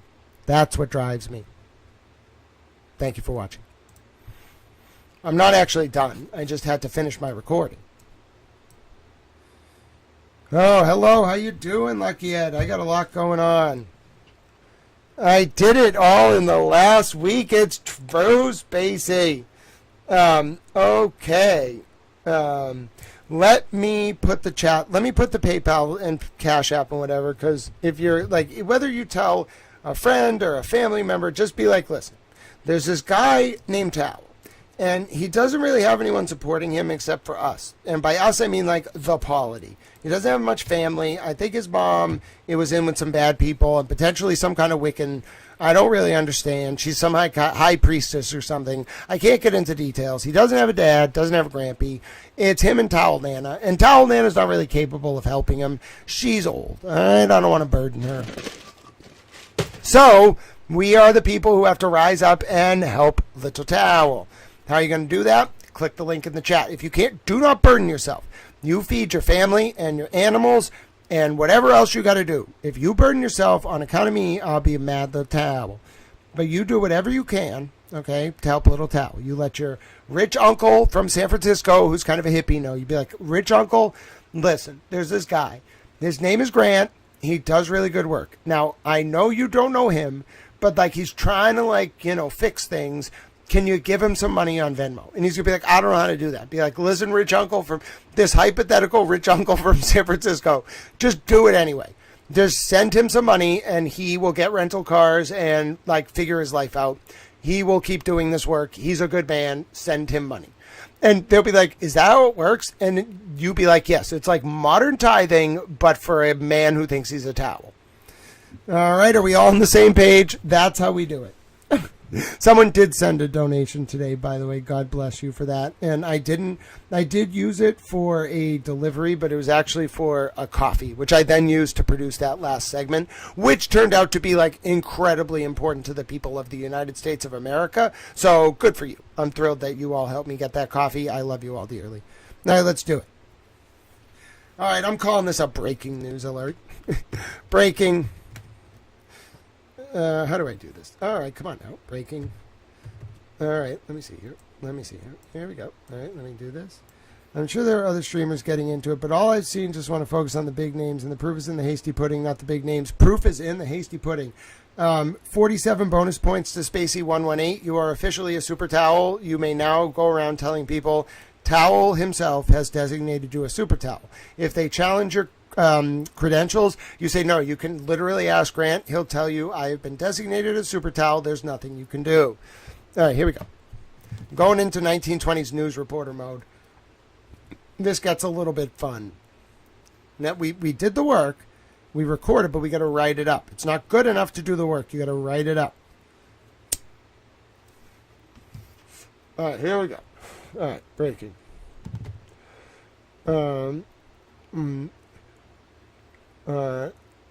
A shell non-profit operated by Jeffrey Epstein sold stocks after he was in jail and somehow moved $30 million worth of stock in 2018 without reporting any of the required transactions on their federal 990 tax form, despite doing so in other years. And you might be saying, are you typing so fast that the computer cannot keep up? Yeah.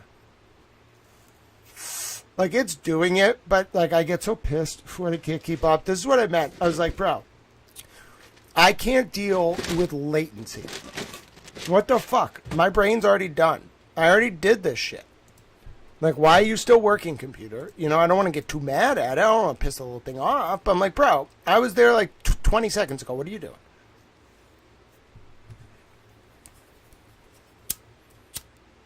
After he was in jail in 2019,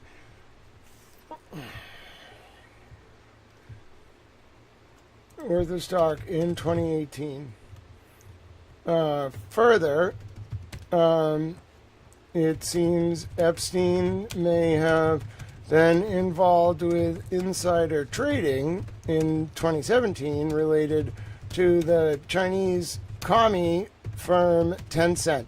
Yeah, Tencent, I called you Chinese commies.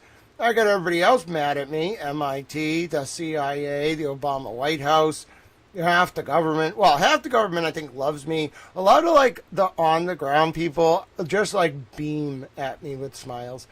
I think they're thrilled. I think some of the political establishments are like, oh, no. Like, this kid has just...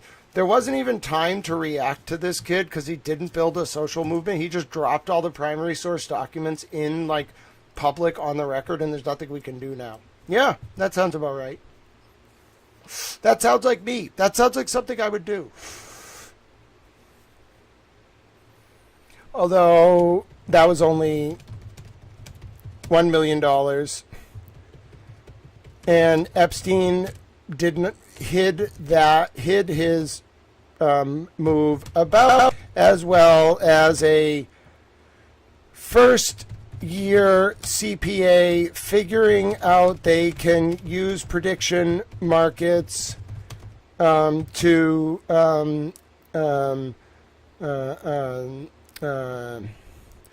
pump and dump as long as they submit a few fake cover trades before doing so. I want to mock him. Because if he's still alive, I want him to know I'm flexing on him. I feel like they're not even mad. I feel like if I had to, like, guess what... If Epstein's still alive, I bet he's probably just, like, astounded. If Maxwell somehow, like, figured all this out, I think she'd be...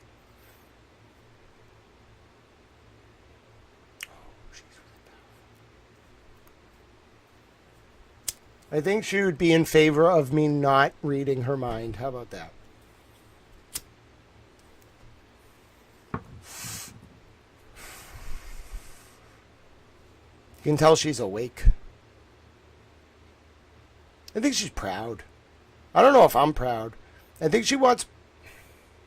Why, though? I would like to be able to tell. Fine.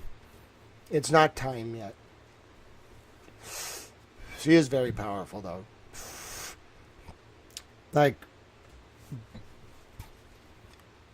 fine. So there is something. It's very frustrating to me. It's just not time.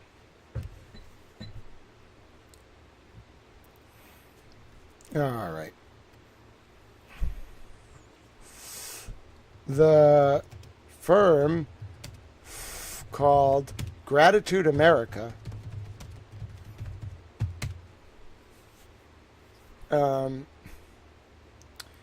still has 8.175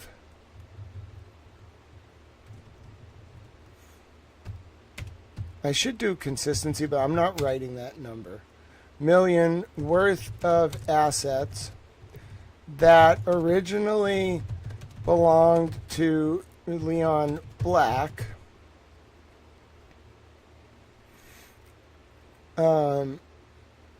And is operated by... I gotta go get these names. These people are gonna be so mad. I don't care. I really do not care. They could be like, you should care. Well, I don't. Like, I talked to your bosses for like 5 years. They didn't tell me it was them, but I don't care. If they thought I was something special, then like I can do this. Like, there is no one to answer to. If anything, like, you all probably answer to me now, which is a little freaky. Like, I'm very benevolent, so I don't think you'll want to, but like, it would be nicer. Like, I'm not a micromanager. I'm really not a dick. I'm just kind of like, do what you want, don't hurt anyone, and we gotta like not hurt kids. Like, that's the big thing. Like, I know some of you out there want to. You can't. It's non-negotiable. You're not going to get away with it. You're not going to bribe me. You're not going to threaten me. I'm never going to go along with it. I'm never going to let you do it. Like, they're like, what are you all doing? Yeah, see, he wasn't on it before. It was just Erica, Darren, and Richard.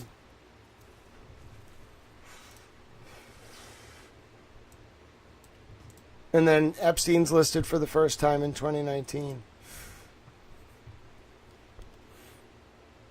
And is operated by Richard Kahn, Darren K. Indike, and Erica Kellerhaus. Interestingly, Epstein was not listed on the firm's tax documents until 2019, at which point he was listed as deceased. Yeah, maybe because you were letting him move money and didn't want his name attached to it. I mean, it's pretty obvious, Brad. You all were not sly. You were sly at the time, but you were just sly enough to get by only if the person investigating you worked for you. And that's what they're pissed about. They never thought anyone who knew how to look into this would do it who wasn't working for them. That was their big flaw.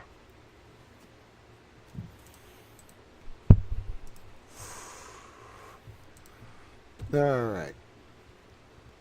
Involved with insider trading. All right, hold on.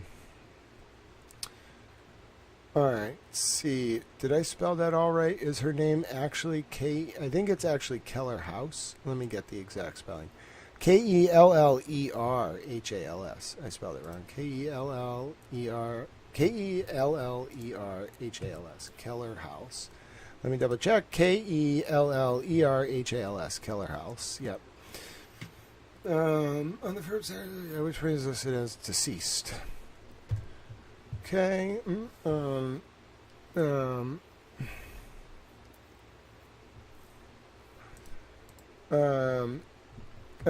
The required tax documents as to capital gains and losses were included for every year except the 2018 year, during which $30 million in stock moved through the nonprofit across 3 transactions without any documentation whatsoever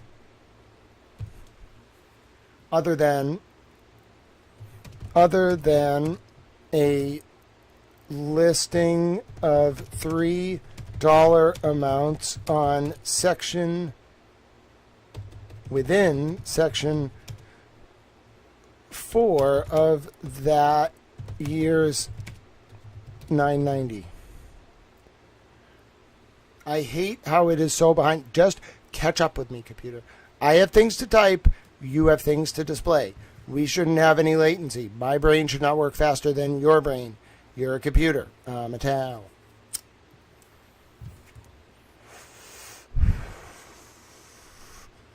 This is the only thing that frustrates me about my work. Like, there's nothing that actually mimics what my brain is doing. Like, I can't output as fast as it wants to. It can, but, like, computers don't really cut it. They do sometimes. I like my computer. I love it very dearly. I shouldn't be mad at it. Let's see. The cards as to capital gains and losses were included for every year except for the 2018 year, during which $30 million in stock moved through the nonprofit across 3 transactions without any document whatsoever, and a listing of the $3 amounts within section 4 of that year's 990. And then I'm going to go get those dollar amounts because this is important. It is what year? 2018, right? Not that one, not that one, not that one. This one. And it's on page 3. And it is, the exact dollar amounts are $9,741,132, $1,604,011, and then $20,103,887. And then those were the amount that it was sold for. And so they bought 961. That's an actual dollar value, by the way. That's not like a number of stocks. It's a dollar value. 9,651,059. And then they bought 1,730, 674, and then they bought 20,136, 676. Then they sold the following amounts. This is hard work. I feel like professionals would get paid to do this, but no one would get paid to do this because it would just cost people money. Well, you know what? The victims, the survivors, are getting that money. That's what I feel. The transactions are as follows. The unaccounted for stock transactions in 2018 are as follows.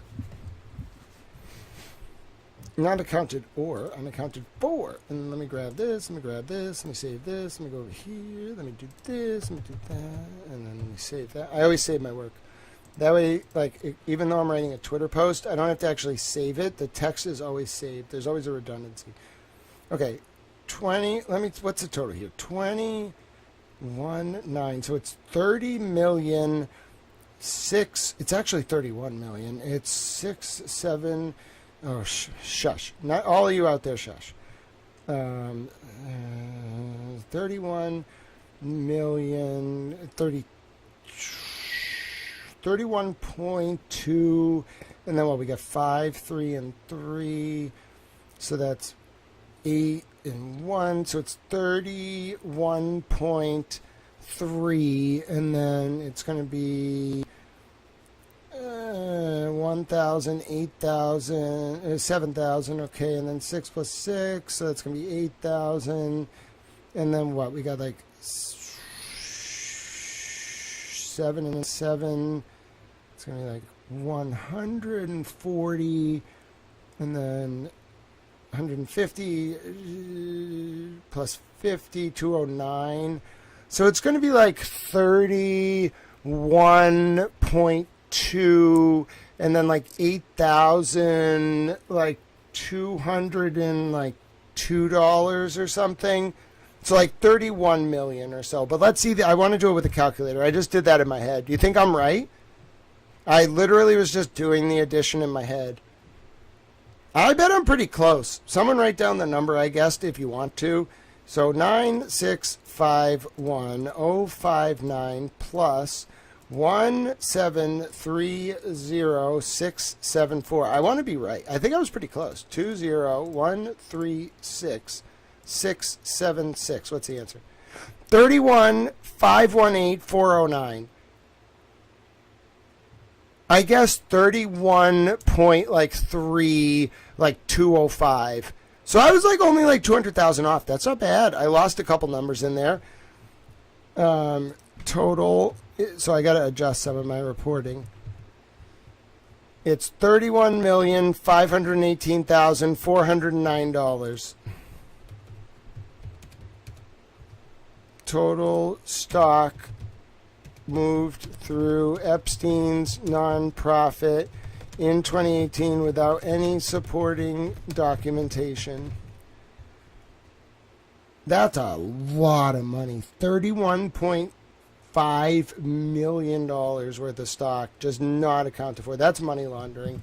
That's not like making a little money here and there. That's hiding $30 million from somebody somewhere. This dude was like a tax cheat, basically. He wasn't a tax cheat. He was a guy who helped other people steal taxes from countries, like taxes they owed. He didn't help them like avoid taxes that they didn't have to pay. He helped them cheat taxes.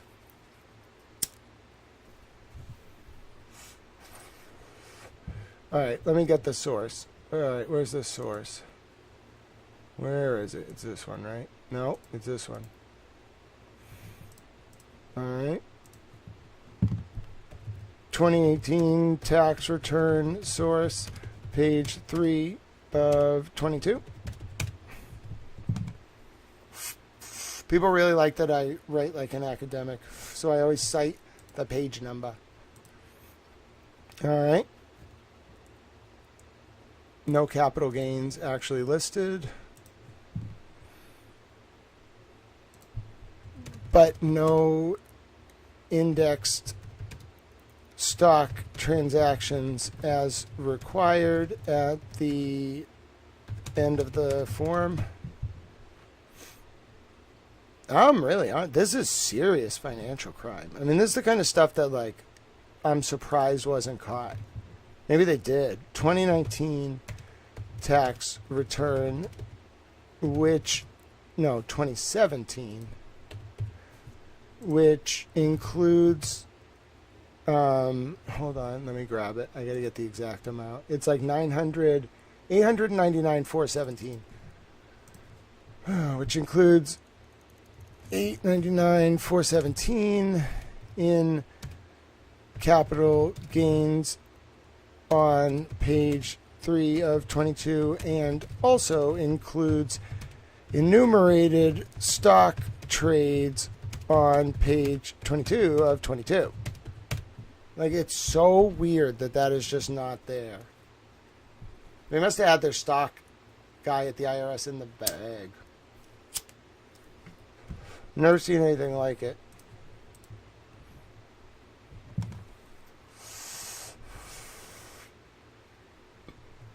And it's what? No, page 17 of 17. I got to be more precise. 3 of 17 and 17 of 17. All right. That may be insider trading. That also includes enumerated stock trades on page 17 of 17. There were some big money moves on that 2018 filing that are just not accounted for. There's a lot of weirder stuff with these forms, but that one is one of the weirder ones. And then if you look at this one, I mean, they actually did it like kind of normal. Like, they just showed their gross, like, sales and whatever. But on the one that's weird is this one, and they don't do that at all. Like, they should have 3 indexed, like, explanations of this, and they don't. They just say they do, and, like, it looks like there's attachments, but they don't attach the capital gains. And we know they're supposed to because they do it every other year. just mind-boggling. All right, so 2019 also includes this on page 3, right? Capital gains, yeah.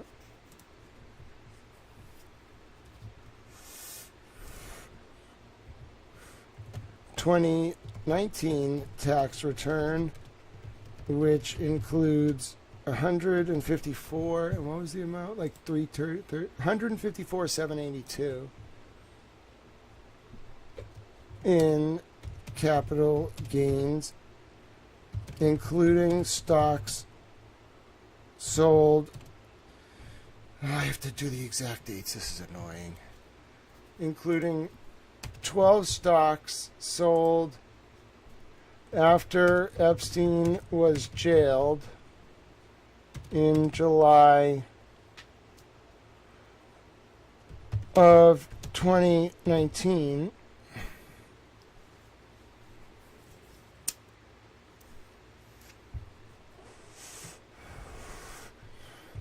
Including on the dates. I gotta go through this by hand.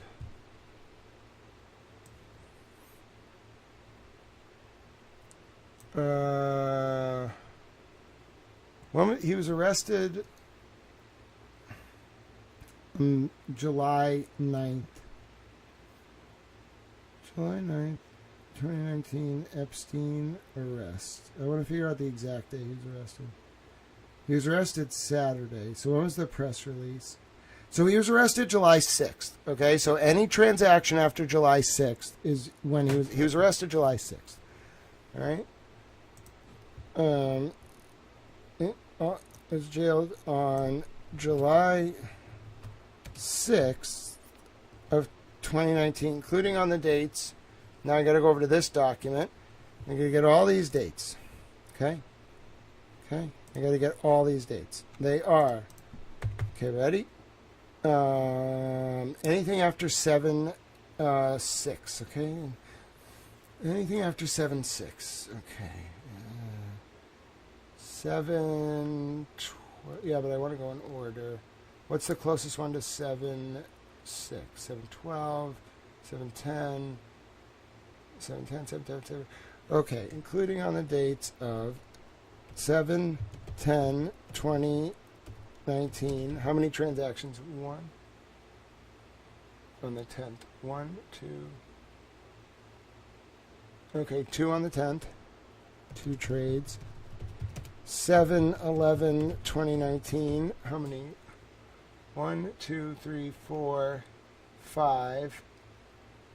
5 trades.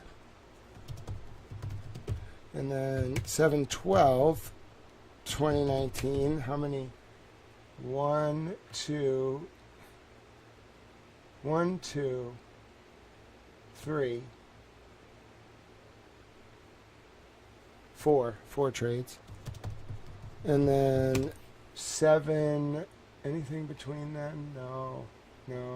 7-22, 2 trades. Okay, so how many should there be total? 2, 7, 11, 13. I got 1, 2, 3, 4, 5, 6, 7, 8, 9, 10, 11, 12, 13. And here I had 2, 7. Yeah, I did it! Perfect. All right, now anything in August? Nothing in August. 5, 6, 7, 7, 7, 7, 7, 7, 7, 7, 2, 6, 7, 7, 5, 2, 6, 5, 1, 6, 7, 5, 4, 4, 6, 6, 6, 7, 5, 5, 5, 3, 2, 2, 2, 2, 4, 3, 3. Okay. Anything purchased after 7 of 2019? 9, 9, 9, 9. When does it switch over? 5, 3, 6, 6, 6, 6, 6, 7, 7, 7, 6, 6, 6, 7, 7, 7. Okay. How many? 3 stocks were also purchased just 4 days before Epstein's arrest.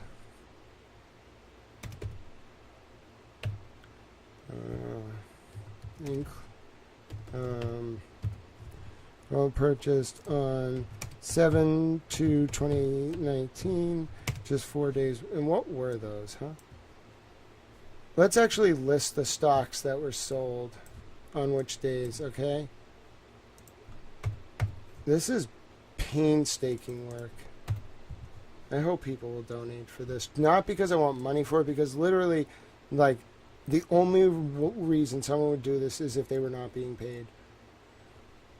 CARDLY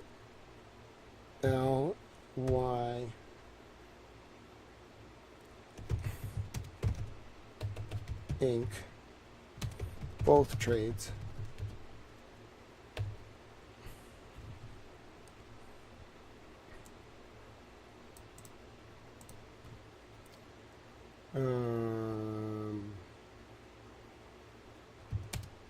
Both purchased 7/2/2019. Okay, what about the 7-Eleven trades? Which trades were made on 7/11/19? Let's see, 7-Eleven. We got. No, is that I just did that one. Oh, there's a lot of this stock. It was all one company. Okay, that's a little weird. 1, 2, 3, 4. Is there another 7-Eleven date? 1, 2, 3, 4. Is there another one hiding? I only have 4 trades on 7-Eleven.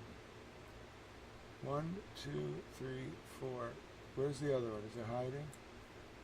7/10, 7/12. 1, 2, 3. There's only 4 on 7-Eleven. So I got to recheck my numbers, but there's 4, and they're all 1, 2, 3, 4, and they're all same company. Cardalytics Inc. One purchased 6/10/2019. One purchased 07/02/2019. One purchased 07/02/2019. And then is that 4? 1, 2, 3. Where's the fourth one? 1, 2, 3. And then so 6/10/7/02/7/02. And then 3 purchased 7/02/19. Okay, this is some crazy shit. I wonder what this company Cardalytics is. That's kind of creepy.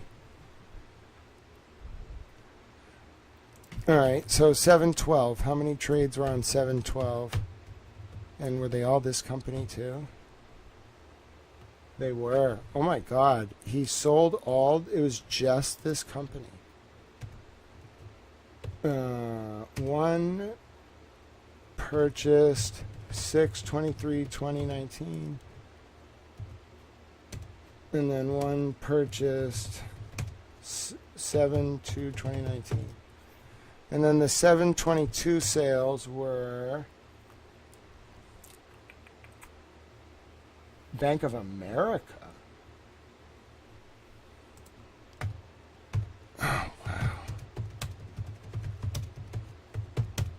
5.375 SKK.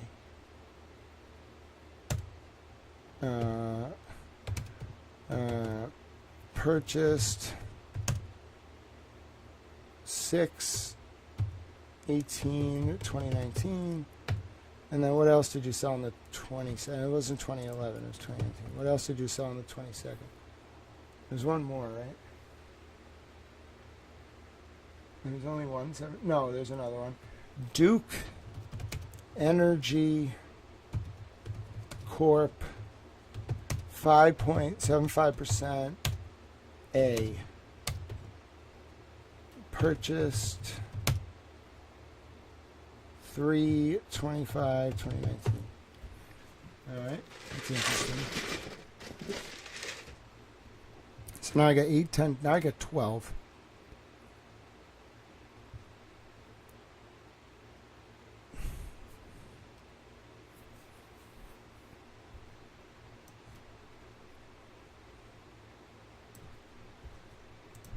All right, how many in July? 1, 2, 3,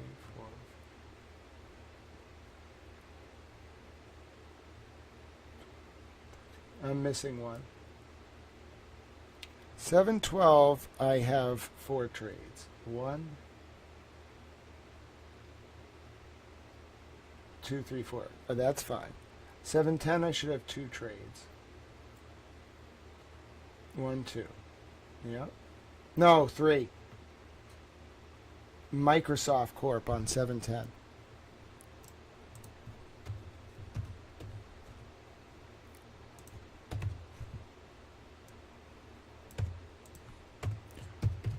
Microsoft Corp, 1 trade, purchased. That was a big one to miss, huh? 9/4/2018. Okay.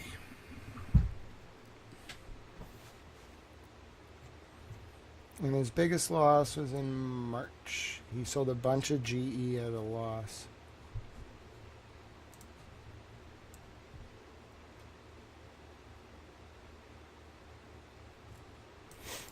This is huge. I can't believe I was able to index all this and prove it.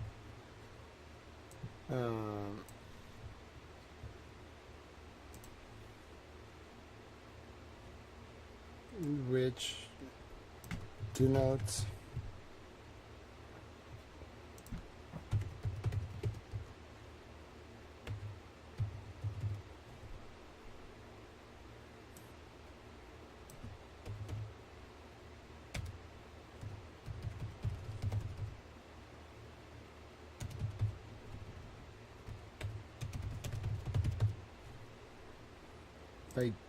by sale date, purchase date, and this is actually like incredibly impressive. Any newspaper would love to have me. They'd be like, "You're a towel."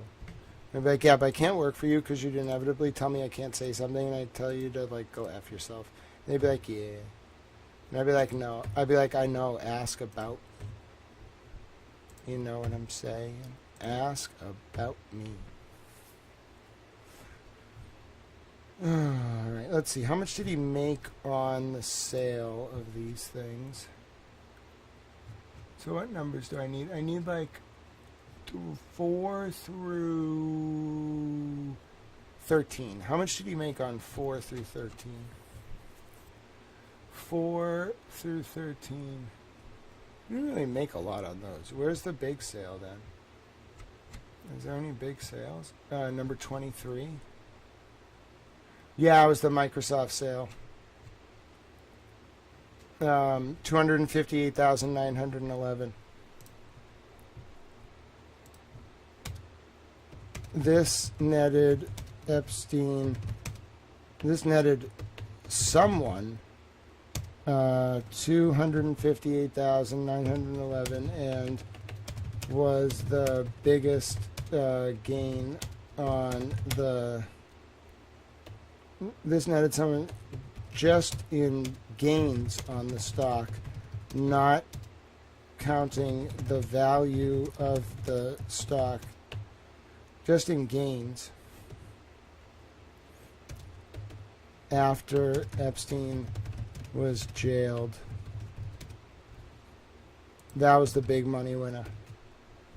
It was 258. Someone made $250,000 after he was jailed through this nonprofit. Holy shit. Holy shit.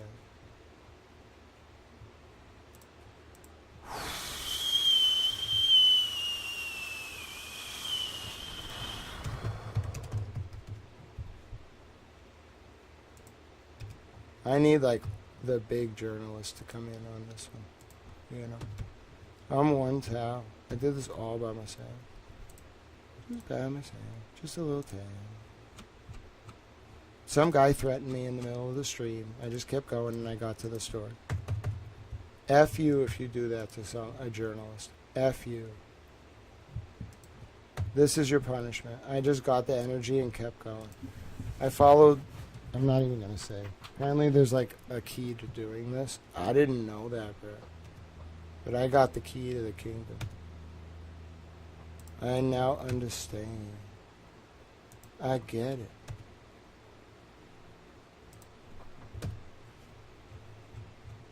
Alright, here we go. I need the source document that led us there. Yeah. Source document, page 5 of 8.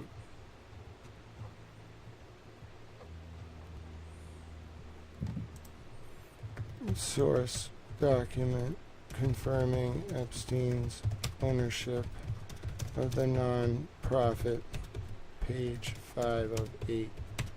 Can't believe how hard work this is. Hope you all are inspired now, you know. You see what journalists do. Journalism isn't about drama. It's just not. It's about this. Like this all the time. If you can't do this, don't get into the field.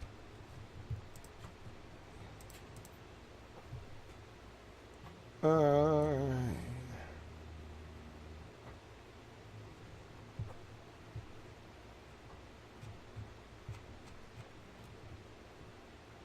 Oh yeah, I need the 2019 tax return link.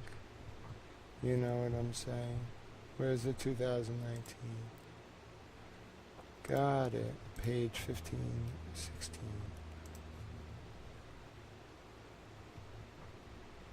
Right, so there.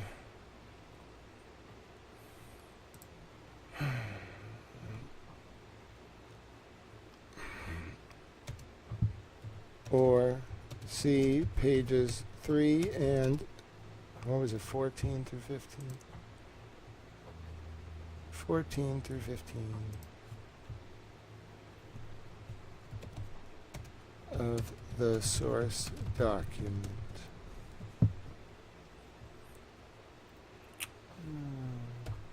I'm so sad. How can you be so good at something and be so sad?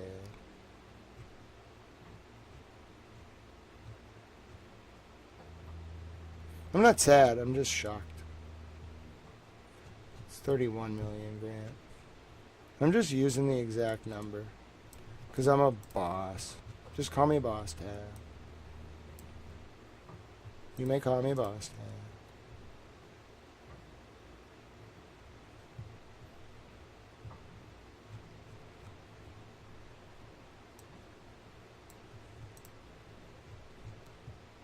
Yes, Boss Tab.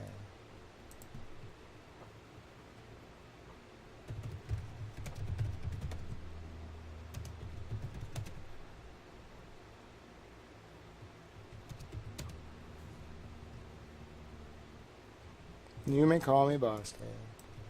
This is actually really hard work. You gotta be so precise.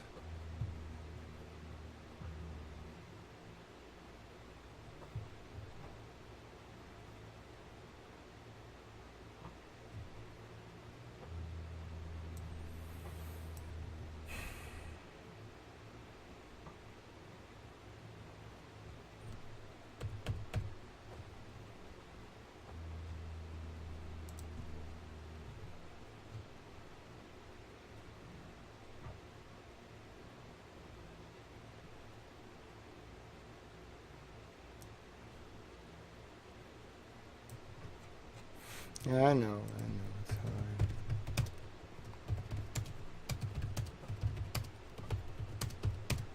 hard. It's actually a lot. Alright.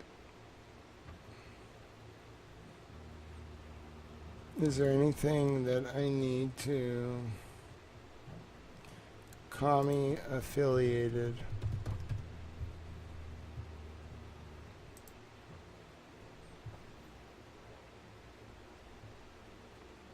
It's actually affiliated with the Chinese Communist Party. And I said it looks like it may have been involved in, because I don't know why he did that all those stock trades to move just like that one big chunk of 10 cent.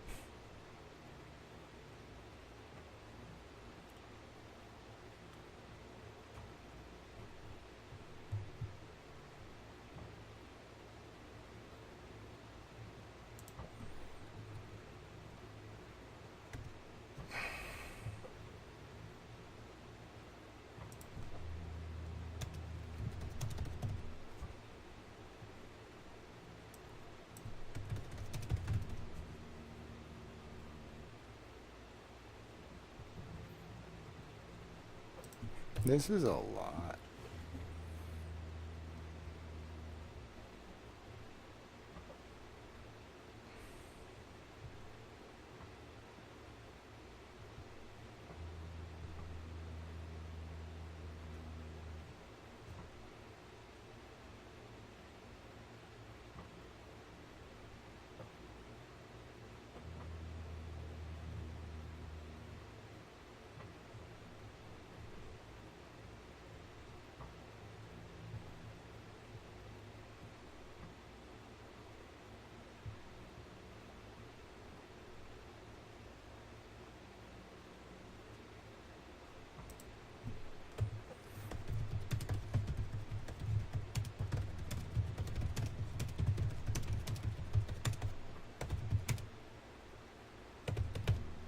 It was July 6th, right? It was 2 days before Monday. Yeah, so it was July 6th, 2019.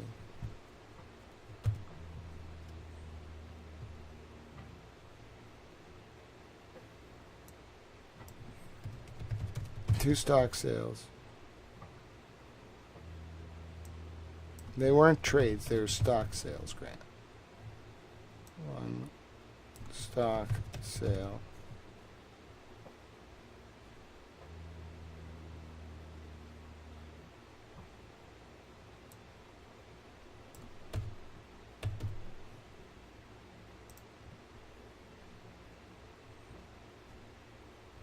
I'm going to shortcut this and just do this. Stock sales. 4 stock sales.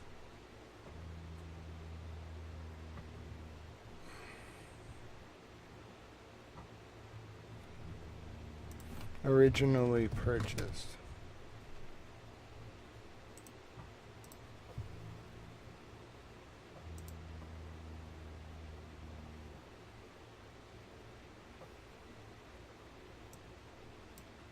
Stock sales.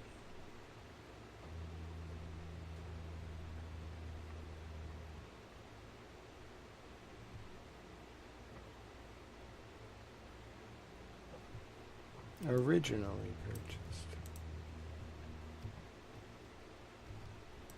It gets harder as you get more tagged.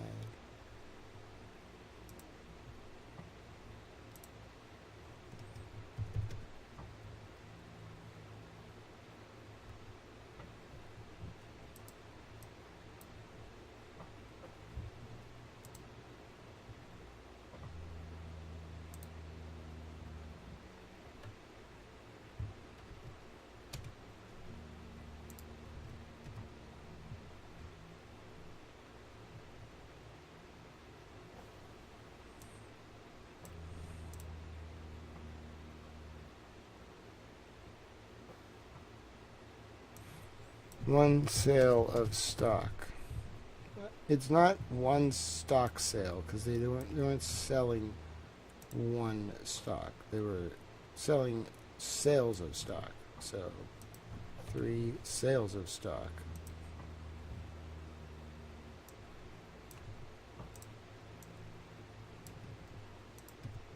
You have to be very specific with your terminology. Finance is a weird discipline. Sales of stock.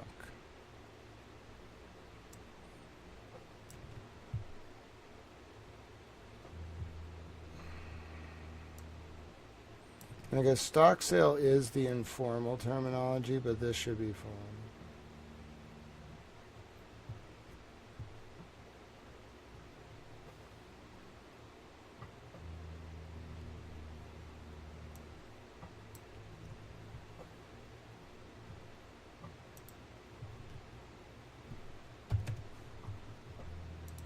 And it's also hard because you can only tell the net capital gain. You can't. I will watch it. What is it? Oh, it's Michael C. Rupert. Yeah, I'll definitely watch it. He's so smart.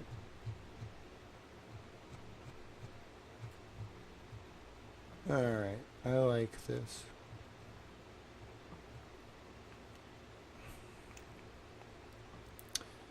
I like it a lot. This was really hard to put together. I've never worked so hard on something in my life. I think it's because, like, I'm not a financial reporter. Like, I can do it, but, like, it is hard for me. It doesn't come natural. It does, but, like, it's not the money. Like, I don't care about the money. I can do the math, obviously. It's more just, like, the way financial people think sucks. Karen Reed's going to be like, I'm offended, Grant. Well, you know what, Karen? You do this for 4 hours or whatever, 10 hours for free. You do forensic accounting for free. Okay? And then you tell me whether your discipline sucks balls or not. I mean sucks in general. Doesn't suck anything. And I'm going to get rid of the word somehow. It's extraneous. Reporting any required transactions.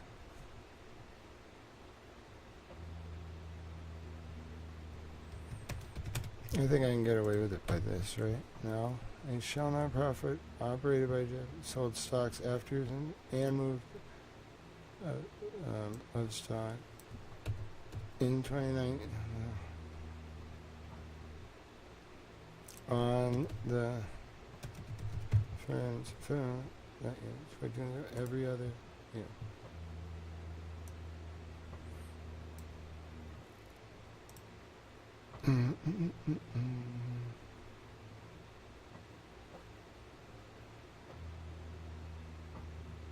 After he was jailed.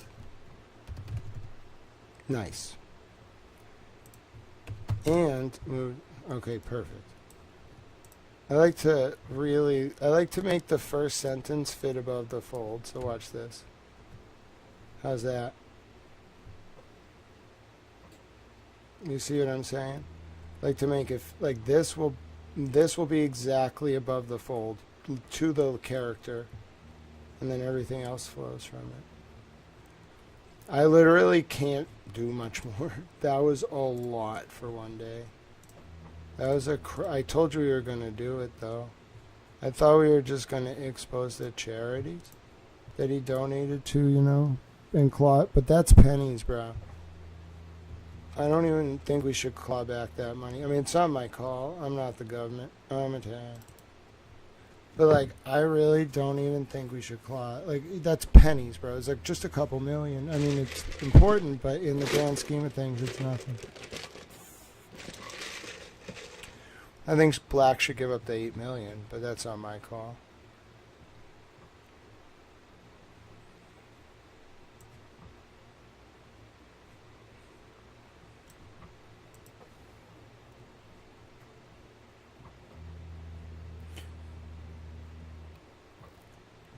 It is unclear if these assets can be clawed back for survivors of victimization. I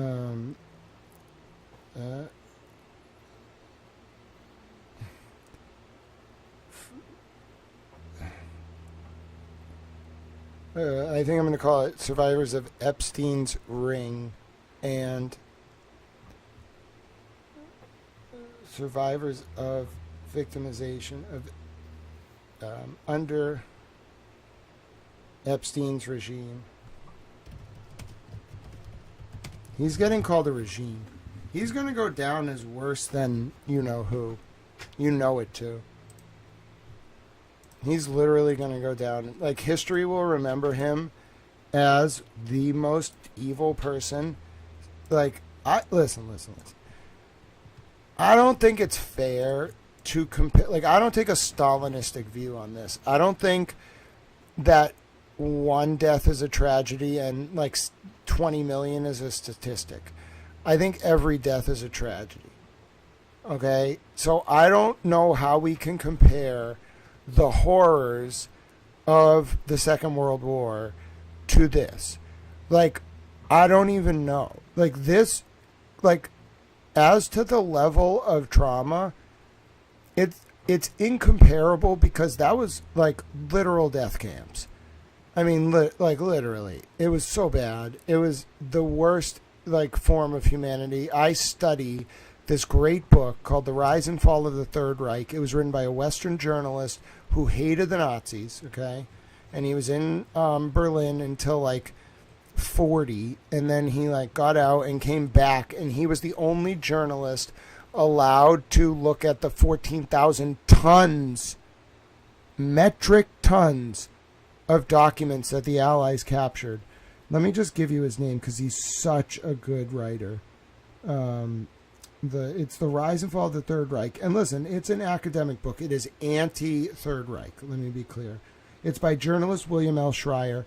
Bro, he hated those damn Nazis. He hated them. And he was embedded in Berlin. Bro, he was like there for the... what's it called? The von Ribbentrop Pact? What the hell is this thing called? Von Ribbentrop Pact. It was called the Molotov-Ribbentrop Pact. He was in Berlin. Like, he got the call, like, that morning to, like, go to the foreign ministry of the, like, the Germans and the Russians. The Russian foreign minister, the German... It was like the Russian minister going to the German foreign minister to sign like a non-aggression pact. He went, bro, he was in Berlin when Hitler launched Barbarossa. Like he was like, what the hell is going on? Like he got the story about like when the Russian ambassador went to the German ambassador and was like, bro, are you invading us? And the German ambassador was like, yeah, it's too late. I love that book. I don't love the material. I love that we had a journalist there who was like, screw this regime. I'm going to subvert him. And he lived. He had to get out. Bro, when it got bad, he got out. I think they got him out in like 41, but he stayed. Like until we declared war on Japan, he was in Berlin. And he was like mad at the like Third Reich too, and they couldn't get rid of him because he was an American journo. They couldn't do anything to him, and he was like broadcasting. He was like Edward R. Murrow on steroids. He's like the greatest war writer. I've listened to everything, like every audiobook you can imagine. I have never listened to a better writer on war than William Schreier. Incredible. Dude, I've listened to that book 75 times, and I'm not kidding you. I've listened to the whole thing. It's a chronicle that's probably... Let me tell you how many pages it is. Total pages. This book is 1,280 pages. I have listened to it. I'm not kidding you. This is like an underestimation. 75 times. I know everything about that book.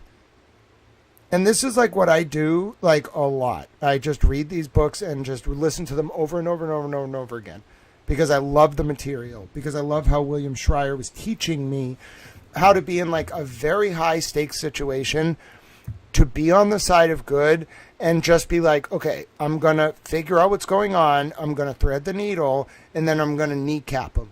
Like I'm going to just kneecap him. Like his kneecap of the Third Reich was going, he was the only Western journalist, the only one who got to access those files. Literally, I'm not kidding. You can look this up. His name is William Schreier. The only human being on the planet that got to access those files. Okay. All right. Now, you can see the file uploading. That's the story we just did. My name is Grant Smith Ellis. If you would like to support the stream, I worked really hard today. I whistled. Did you hear me whistle? I worked really hard today. Probably this is the most work, hands down, I've ever put in ever on anything, because I really am mad. I'm mad about how this country was treated. I'm mad about how those birdies were treated. I'm mad about how the kids were treated. They hurt the children. And so I can't be mad. So I'm taking it out by just channeling it into researching this until I expose it all. The money, the hidden money, the money laundering, the insider trading, the money we can claw back. I just want those birdies to be free with lots of money. I don't want any money. You know what I want? Just enough to survive. So I need your help. You need to help Little Towel if you can. please consider supporting independent journalism. This is only possible because of you. I'll make a post. I will. I'll go. You should see the analytics. It's outrageous. Outrageous, ladies and gentlemen. It's just outrageous. All right, I'm posting it. I'm so tired. I'm posting it, though. I've done my job. This all was thanks to our German friend. Where is she? My German friend. You are a hero to America. You have redeemed your country. Please tell your fellow Germans, it is okay. Towel has decided you have all redeemed yourself. I give you full absolution for, we'll call it the thing. All right? It was a thing. It was bad. We all know it was bad. I'm giving you, not the guy who did it, not any of the people that were part of it. I'm giving the modern Germans complete absolution. Okay? There you go. God bless all of you. No doing that again. I'm a little, my eye is up at AFD. Okay? It's up. I don't want to hear about any of that nonsense. You be nice. I didn't say you have to allow mass immigration. You just don't do that again. I'm not kidding. That was not okay. Damn Germans. You're wonderful and industrious, but my God. Like, we got a little bit of a problem with the Stanford to prison experiment thing, bro. Like, don't tell Germans, like, to do anything with, like, that. Like, don't do that to the Germans. They're so industrious. Like, you set them on a path, bro. They're going to be like, okay, regiment, implement, do. Like, bro, they should, like, make things. That's what Germans are good at. They are so good. I'm not stereotyping. Just, like, look at the Rhineland. Look at German industrial production. Dude, you give them things to do. They are just incredible. German engineering, German production quality, everything that the Germans do. Their food, their music, their social culture, their skiing. It's just, like, mechanistic to a fault. Like, their social interactions are fascinating. Have you ever been around German people in Germany? It's fascinating. I don't even speak German. I speak a little Czech. Don't ask for the Czech in the Czech Republic. They get really mad. I've been all around the world. You don't understand. My dad used to just take me places and be like, Dad, why are we here? He'd be like, I don't know. He was certainly my dad. I'm now starting to wonder, though, if, Germans are easily led. Yeah, I think that, I mean, they're very efficient, but they are very easily led. All right, so now that I'm sufficiently, like, baffled by all of this, first of all, I'm going to install more cameras. Second of all, we've been going for how long? 10 hours? I'm going to drop the donation links. I hope some of you will just tell your family. Be like, there's this guy. He is just not willing to stop. Some guy invaded his room during a live stream. He didn't care. He was just like, screw you, and he threw him out. So, yes, don't donate if it would be a burden, but a lot of them will see this on the Twitter and whatever.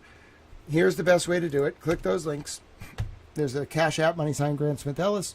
There's a Venmo at Granty1. There's a PayPal. Please, again, not if it would be a burden. You'll make me sad. You'll make Towel sad. Okay, don't make Towel sad. Don't make anybody sad. Only do it if you can afford it. And thank you to the person who became a Patreon member. That's a wonderful thing for you to do. All right. This is a public information service. It's designed to educate, inform, and entertain. We use entertainment as a hook to engender cogent public discourse and ward off the usurpation of representative democracies worldwide. You can like the video. You can subscribe. You can support this channel in a number of ways, or on the X feed. X is where a lot of the information goes up and is archived, but it's also archived in a litany of different places. Here, on different platforms, like, it's saved. I just do a very good job of archiving all of this. If you really want to pay it forward, though, I like to end this way every day. There's something you can do. Look for reasons to do small acts of service and kindness for the people around you. It could be something as simple as donating to a charity for homeless veterans. There should not be a single veteran in the United States of America that is homeless against their will. Now, maybe if they want to go live in the woods, we're not going to stop them. They got survival skills, but not against their will. Okay? If there's one homeless veteran in this country who wants housing and doesn't have it, we have failed as a country. They made the ultimate sacrifice by serving their country. We cannot just let them be homeless. Donate to homeless veterans today if you can do so. That is important. That is probably one of the most important priorities for us as a country. There cannot be one person who gave their life or was willing to do so on behalf of our country who is homeless because we cannot get them housing. Donate to homeless veterans today. Now, what if you like animals?